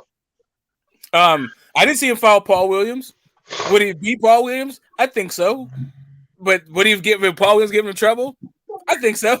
Right? Who is a fighter? Who is a fighter? Who is a fighter in Floyd's era who you think could have beat him? Up here. Get up here. Who do you think is a fighter in Floyd's era who could have beat him? Oh, the only guy that he was attached to that I don't think Floyd would have beat, he was attached to fighting, was Winky Wright. I don't think Floyd would have beat Winky was too big. Winky was too big. Yeah, he wouldn't have beaten Winky. They were supposed to fight. Yeah, Winky was too big. Yeah, he wasn't beating Winky. Everybody else, I think he would have probably beat Triple G, although I give Triple G a good shot at it too. But yeah, Winky Wright, definitely I'm picking Winky in that fight. I think Whoa. You say who would have beat Triple G? You said Floyd would have beat Triple G. I think Floyd would have been Triple G. No, Triple G is too big. But his feet just aren't good enough. I think Floyd would have been able to beat him with he did knock Floyd into the fourth row. Maybe. That's what I'm saying. Like of the two guys, and also it was mostly Triple G. They got just weight calling out classes Floyd. for a reason, Smoke. They got weight classes for a reason. I got it, but it's not like Triple G's a big middleweight. But anyway, my point being is that Triple G was the one calling out Floyd. They weren't really in talks to have a fight. It was just Triple G out chasing, right? But Winky Wright, they were actually in talks. They were actually in talks to fight Winky Wright. So is he beating Prince Nassim? Yeah, hell yeah, he's beating the shit out of Prince Nassim. Nassim was too small and not good enough. Prime for prime, is he beating Roberto Duran? Not at all. Exactly. There you go. All right. Hold up. If they fight 3 times, how many times does Floyd? At 135, 0 times. 0 times. He don't beat none. I think Floyd could have got him once, bro. No. At lightweight? Yeah. No. I give Floyd versus Duran at lightweight. Oh, fuck no. What? If they fight 3 times, you don't think Floyd could win 1 time? No. If they had a trilogy, man, I think Floyd could beat Sheldon don't think nobody can beat the old fighters, bro. Don't even ask that nigga, bro. I understand what you're saying. No. So wait. So I'm saying 3 times in a vacuum, not 3 times Roberto Duran partying and shit because he beat Floyd Mayweather and the whole world loves him. Now he's like talking about shit. Hey, Sheldon, let me ask you this. Line them up prime for prime in a month. They fight 3 times in a month. Back in the day, old school shit. No, he don't beat Roberto. No. All right, that's never been Floyd. 3 times in a month ain't never been Floyd ever. Ask your question. Floyd used to fight a lot in his early career. That nigga fought like 19 times in 2 years, bro. But hey, Sheldon, ask your question. Yeah, ask your question. Ask your question. I'm trying to get it out. Hold up, Q's still trying to get something out. Okay. Yeah, I'll put it like this. The reason why I think Floyd could beat Duran maybe 1 time is, I mean, fuck, he gonna use his feet at least one of them fights. Like, man, I ain't gonna be able to match this dude toe for toe. I'm gonna have to make him chase me a little bit. I think he can pull off 1 win. Okay. Oh, okay. What's your question? I see how that could translate at welterweight, but at lightweight, like there was no slacking on the mackin for Duran at lightweight. There was no party to bro. Panama shut down. They shut down the entire country for this fucking dude for a week, right? Just to celebrate this dude beating the fucking Sugar Ray Leonard. Right, and then they made him come back and fight again in like 6 months, kind of shit. Like, there's no. But he wasn't disciplined, so that was that's like that guy that doesn't want to track you down and doesn't want to do the work and is undisciplined. I can understand how you could in your mind then project that to maybe Floyd could do it 1 time, but that was not Duran at fucking 35. That was Duran moving up 2 divisions. Yeah, and getting a whole bunch of money. What's your question, Phantom? Does Tank beat Ken Buchanan? Probably.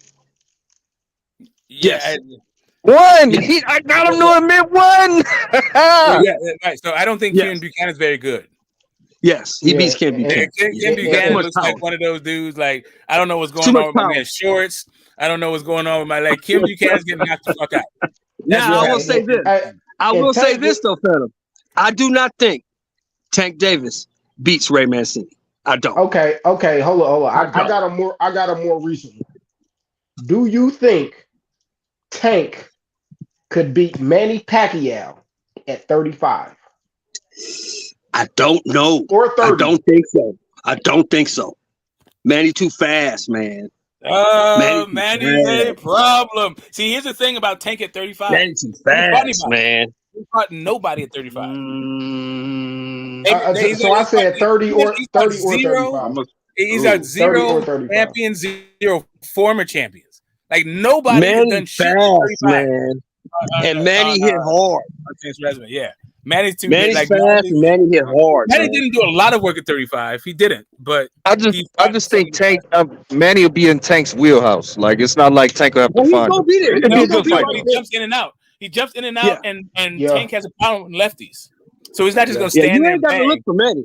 You right, Phantom. You ain't got to look for Manny. He gonna be right there.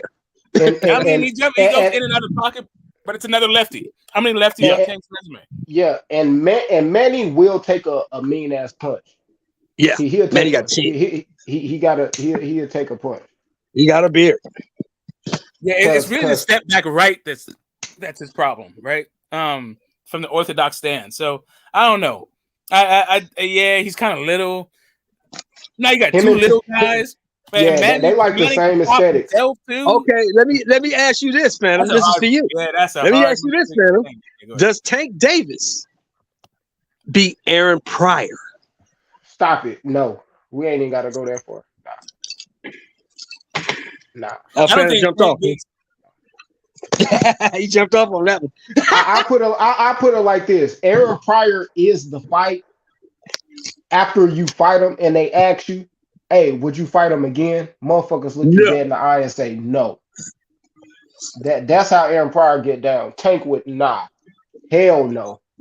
Tank ain't beating that. What was the question, Sheldon? I don't know. Like Tank versus Julio Cesar Chavez. Tank versus Julio Cesar Chavez at what weight? 140. Damn. Nah. Chavez. Yeah, I think Chavez at 140. Did you hear my question? Did you hear my question, Phantom? Phantom, did you hear my question? Was that the question? No, my question was, does Tank Davis at 140 pounds beat Aaron the Hawk Pryor? Aaron Pryor 140. No. Hold up. Does he beat Arguello? Ooh, I don't know. I don't think so. I'm gonna be honest. He won't even step in the ring with them at 140. That's what I'm saying. Like, bro, he's doing fucking catch weights for Ryan Garcia. What are we talking about? Alexis I don't think he fucking with Arguello. Going on Arguello and stuff. Do y'all see him having a chance with Sweet Pea? Bro, Arguello? Hell yeah. You talking about Tank? Bro. No. Tank and Sweet Pea? Yeah. No. Hell no. Sweet Pea beat his ass. That's a good fight, but Sweet Pea beat his ass. Sweet Pea too slick. Sweet Pea too slick. That's basically saying, can Tank beat Shakur right now? Like, if we taking it to the modern times, like it's kind of like that. I don't think so, bro. I don't think so. First off, it's not the same thing. But the other part of it is, I think Tank. I don't think Shakur nor Tank can see Sweet Pea. Neither one of these dudes. No, that's fact. Neither one of them. That's fact. Neither one of them. Neither one of them can beat him. And that's for real. The thing about those guys that we named, they was all battle tested. Yeah. They all was competitive. They all fight each other. They was at the top of their game. Hey, okay, so y'all tell me this. How many of them? Because that's still 47. I'll say this. Can any of them beat Buddy McGirt? No.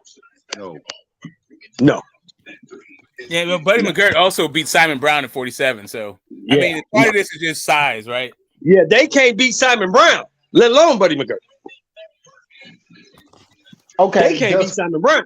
Okay, so does Floyd Does Floyd beat the Oscar De La Hoya that Sweet Pea fought? Yes. Yes. There is no version of Oscar that could beat Floyd. But that's an easy one. You gave him an easy one, Q. Yeah, I don't think. Yeah, there Oscar, is no version of Oscar that beats Floyd. No version. I mean, I was just asking because some think the old Oscar was a close fight. No, it was. But the old Oscar, you see how deep he had to get through to get past Ike Corte, who wasn't even pumping his jab as much. Like, I don't know, man. Like, nah. Yeah, for Oscar get hit too much. And he's not fluid enough. He's just not fluid. Yeah. Like even herky jerky ass goddamn Yeah. schizo Sugar Shane He Mosley hit too much. was too slick Floyd for beat him. Okay. So answer me. That's this too one stiff. then. Like really, at the end of the day, Oscar's too goddamn stiff. Does my bad. Coughing. Does Winky Wright versus Oscar? Who wins that fight? Winky. Prime Winky? Yeah, he's a monster. And Oscar could have fought Winky at 154. He didn't. Yeah. Yeah, Prime Winky was a monster, man. That's why a nigga had to go to France to get fights. Prime Winky versus Prime Camacho. Oh, he a He'll murder Camacho. He too big. He too big. He too big for Camacho. He too big. Camacho's best weight was 130. Yep. 130 was his best weight. Now, that's the fight you need to try to line up. Prime Hector Macho Camacho versus Floyd Mayweather at 130. I got Macho Camacho. Yeah. I got Macho Camacho. He was a bad motherfucker at 130. Yep. At 130. All right. What about Barrera and Camacho? Prime for prime. Who? Marco Antonio Barrera. Versus I got Camacho. Camacho too fast on that one. I got Camacho too fast. He too fast. He too fast. What about Morales? Too fast. I like the replay, but yeah, I got Camacho on that one too. He too fast. What about Marquez? He's too fast. He's too fast. Like you're gonna go through all of them. You're gonna Livingstone Bramble. You're gonna go like what the fuck? Now here's one for you. Vinny Pazienza. Here's one for you. Now here's somebody that that you could line up.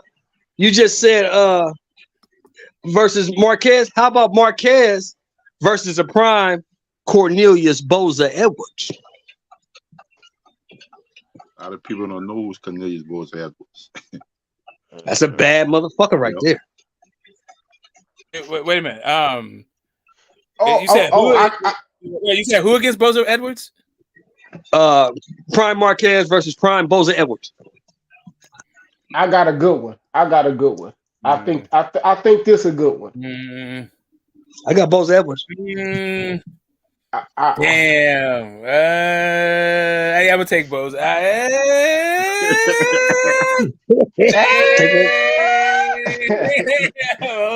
I'm taking Cornelius Boza Edwards. Go ahead, Q. Yeah, I think I might take Boza too. He's just a little bit too stiff. Although I do like how slick Marquez is, but he's still a little bit too stiff. Yeah. Go ahead, Q. You got a good one. Damn. Okay. I just got to see because right now the Winky Wright undefeated. So, what do you think about him facing Carmen Basilio? Carmen Basilio? Basilio, my bad. Middleweight against Ray Carmen Basilio versus Winky Wright. Versus Winky Wright. I got Carmen Basilio. I got Carmen Basilio. I got Carmen in that one. They both did I got good. Carmen Basilio. 154 and 160. Yeah, I got Carmen Basilio. Yeah, I got Carmen. The onion farmer. Yeah, I got Carmen Basilio in that fight. Yeah, Winky's a bad man, but Carmen was something different. Yeah, he's a tough guy. That's that's. He's just I got one for you. Since we on the Winky was Wright, a little I got bit one for negative. It didn't have like a lot of output either. Yeah. I think he's gonna get outworked. I don't think he can hurt him. I don't think he can divert what Carmen's gonna come do. Yeah, I don't know how he's gonna stop Carmen. I got one for you. At middleweight, right?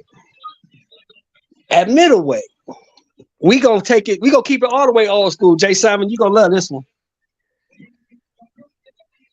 Carlos Monzon at middleweight.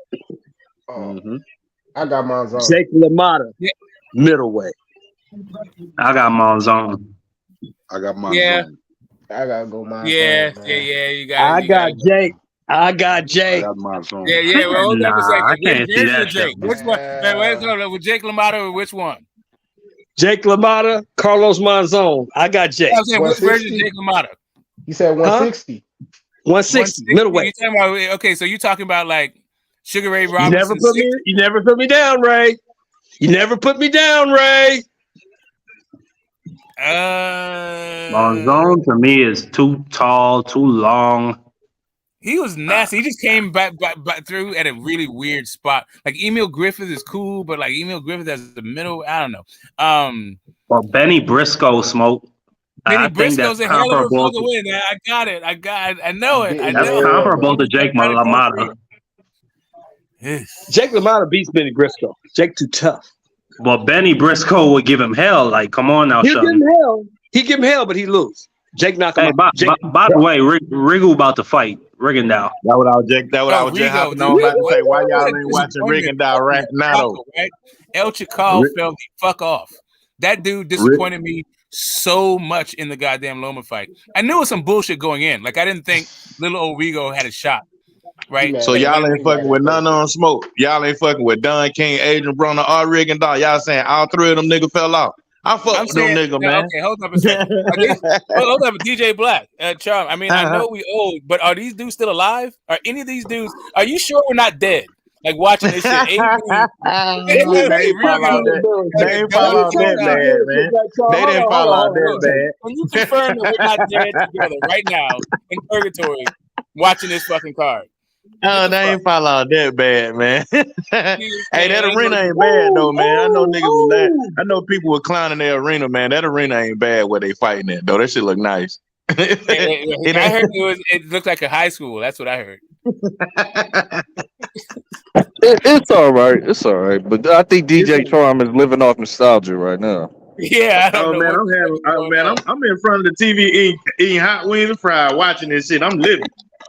Yeah, nah. Yeah, you don't understand. I used to love fucking Rigo. Like, goddamn. Yeah, I fuck with Rigo, I fuck with AB, and I fuck with Don King. I'm like, shit, man, that's some cool shit, man. That Casimiro fight, man, that is not like the double whammy, right? The Rigo, not the Loma fight and the Casimiro fight. I can't fuck with. I like AB. I haven't been able to fuck with AB in forever. And when the fuck has Don King put on a card worth anything? Like. He bad. He said he had to sit down. He was just spitting the game smoke. He said he had to step back. He had to analyze, see what was going on for right now.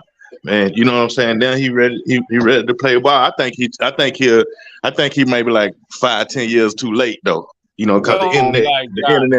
He got the paper. He got the paper and the knowledge, but yeah, go ahead. He got the paper and the knowledge, but I think he's just a little too late though. Right. I mean, so you got right now. This is what a Don King card would look like in 2023. I think we would get Riddick Bowe versus Lennox Lewis. Right. I think we get. What else we get? I think we get Cosby versus Floyd. Same card, by the way. Same card. Still fire as fuck. Right. I think we might get something like who else can we throw on that motherfucker? We may be able to get even a who's gonna round this thing them off? niggas was signed with him. Don King got a bad stigma on him. I don't think them niggas was signed with him. Maybe we can get Nonito versus Donnie Nietes. Maybe we get one of those. I don't want to see that smoke. The question is, do you think you're still alive if you see that shit? Aren't you in a nursing home? That's like you in a. I got a guy. You in an alternate universe. Yeah, those are old ass fucking fighters. Old ass fight. The shit's fucking expired, man. Like maybe we can get Loma versus Mikey Garcia. Not in the old folk, huh? Yeah, like, come on, bro. We're not alive anymore if we get in these fights. Shit, maybe we could get Foreman versus Larry Holmes. You never know, Smoke. Hey, you heard what Mikey's trying to do. You heard what Mikey's trying to do, right? Elaborate, Sheldon, because I heard something too. Elaborate, please. Mikey's trying to get into that police academy. Again, that's what he said when he's trying to leave top rank. Yeah, he's trying to get in that police academy. Trying to become a cop? Okay, hold up a second. I thought he owned the race circuit. Why the fuck would you become a cop? That's what he said he's always wanted to do with his life. You're right, but okay, hold up a second. Does he really want to get? Okay, I can't fault the man for that. Yeah, no, hold up a second. I just wanted to get the optics of it all. Like, how is it that you come from your mansion, drive in your $400,000 sports car to the station, then get into a black and white? And okay, let me ask you this. On the same vein. How are you the undisputed heavyweight champion of the world? Was doing it. Those Shaq was doing it. You're right, though, Mr. Phipps. Yeah, and you dropped the belts, right? You're the undisputed heavyweight champion of the world, and you dropped the belts and say you're gonna join the Marine Corps. How do you do that? Well, because at that point, what you're doing is what you'd like to do is kill somebody and get away with it. Right. And like a whole lot of somebody's, right? You want to do some mass murder. Didn't you go to basic training? Wait, you joined the Marines. But then you join the Marines and you go to basic training and you get chaptered out in 2 weeks. How does that? Oh yeah, that's because reality check. That reality check. What the fuck? The reality check don't bother you. You're going to be the one about it. That's what happened. Yeah. So don't say that Mikey's tripping because people do weird shit all the time. He can get his $400,000. I think Tiger Woods tried to become a Navy SEAL. Yeah, right. So Shaq, Shaq was a police officer. No, Shaq was a sheriff. He was one of them sheriffs that come evict you too. That come sit the shit out on the street. Yeah, exactly. He wasn't riding a beat. He did that thing to get a badge and did the flop it out to be Shaq. No, but that's a political office more so than really like you an actual cop. And he wanted to help people. And he wanted to help people, right? Like Shaq wanted to be the guy that the police like get kittens out of the fucking tree. He really wanted to be a fireman, but fucking he wanted. I think Mikey got that police gene. That's what I think. Exactly. This dude has been talking about being in police for fucking ever. But now he's a multimillionaire. Who the fuck? Like how? That's what I'm saying, Smoke. Like the man owns a racing circuit. Like how you gonna be a cop and he could go to be a race car driver promoter? Like I don't get that. But think about one of them little small towns though. You know what I'm saying? He could start off at one of them small towns. I'm just looking at a bigger picture. He start off at one of them small towns. Just some type of little deputy. He moved up to captain, then he run for a little office. Chief of police. Be a deputy out in San Jacinto or some shit out in Emmett. Why not? Because once he become chief or captain or some shit, he can run for a bigger office. You know what I'm saying? Yeah, run for mayor, run for Congress. Who took the worst fucking job totally beneath them once they retired? Who was it? Like right now, I got Floyd Mayweather. I got Floyd Mayweather becoming a billionaire and then opening up a strip club. Like to me, that is the most ridiculous fucking change. Wait. How about Joe Louis becoming a greeter at a casino? No, but he was. Man, that was some bullshit, man. That was a bit. They wanted to humiliate that man. But that's because he was broke. That was because he was flush and he could do whatever the fuck he wanted. Right. That's true. Yeah. That's true. But hey, Smoke, Floyd Mayweather say he made smart investments. Yeah, I guess he made smart investments. He got a hell of a team. Them hoes wasn't one of them though. He got a hell of a team. He made smart investments. Yep. My money's making money while I sleep. Right. Yeah, and he's got money in his dressers and all that other shit just because he got the money room. I'm not mad at all of that shit. All I'm saying, can't be mad at Floyd though. Floyd got money. Floyd is all rich. I'm saying to you is, you do not need $1 million to open a strip club, much less $1 billion. I mean, you don't know his vision for the club, Smoke. Maybe you know what I'm saying? You don't know his vision for the club, though. My homeboy been to that club. He say he talked to some of them bitches in there. Them bitches say all them tips they get, Floyd take all the tips and he write them bitches a check. Right. Because it go like this. If so, say for instance, I invite you to the club, Mr. Shelton. I'm gonna give you 1,001 to throw. That's just for the front. Now, them chicks, once they rake that money up, I know how much money I gave you because I just brought it out the back. Give me that money back. Girl, that ain't your money. Exactly. Them bitches say he write them bitches a check. You don't get them bitches that money they make on the floor. Man, when I found that game out right there, man, I was like, man, these niggas be in the strip club because I'm in Atlanta and it's a bunch of that shit be going on. I thought most of them athletes be coming to the club throwing their own money, man. When I got behind the velvet rope and was seeing that shit, I'm like, this nigga just gave this nigga NBA player, man. He just gave this nigga $2,000 to throw, man. Come on, man. Exactly. And them bitches, they bag up all that money, they take it to the back, they count it, they back and give it back, right? and they get a check. Yeah, right. And then the next nigga come in, he want 101. That's what like they already got it set. I'm like, come on, man. These folks got they got a whole game, you know. And I'm glad that I did get to see it. That's what I'm saying. Yeah, they got a whole game going. I can understand it. If what you're trying to do, it's like a real estate play, right? Like you're really just trying to franchise strip clubs. And you're trying to be the strip club king of America, right? Like all 4 towns in America that gives you strip clubs, you got strippers in all them motherfuckers or whatever. However many places you can have them, that's worth the fuck, right? And guess who got the biggest strip club in Vegas? Then? Guess who got the biggest strip club in Vegas? You'll never guess. Who? A wrestler? Wrestler, the Godfather. Yeah. Yeah, like I'm just saying, like it's not like if you got $1 billion, why are you gonna be like the 3rd best strip club in Vegas? Like, what the fuck are you? Because the Godfather got that shit sold up. He got it on lock. He got that shit on lock. Anyway, whatever. Maybe he was just making money like that. I feel like you're probably doing better with your interest rates off of those great investments. Like he's doing better. He's doing better when he goes take these bullshit fights against them fucking pizza delivery guys. Yeah, and then think about people that come from towns like mine, that come from Atlanta, come from Miami, and you go to Vegas and you want something to do, and the only thing you really know how to do is go to a country ass strip club. Shit, that's all you get that little money. Yeah, that's all you know. That's all you know. Yeah, the chicken strips. Like for instance, Oakland, no strip clubs, none at all. If I want to go to the strip club, I gotta go to San Francisco. There's no like strip clubs, like they got the, we got the Tenderloin, we have Thoroughbred, like it's one of the spots for strip clubs and the sex industry. However, the surrounding areas, Berkeley, Richmond, they don't fucking strip clubs. No, they ain't having that shit. They ain't having that shit. For real? They ain't having that shit. They don't know. They want that shit in their community. They don't want that shit in there. No, they ain't giving you a license. It's like suburban.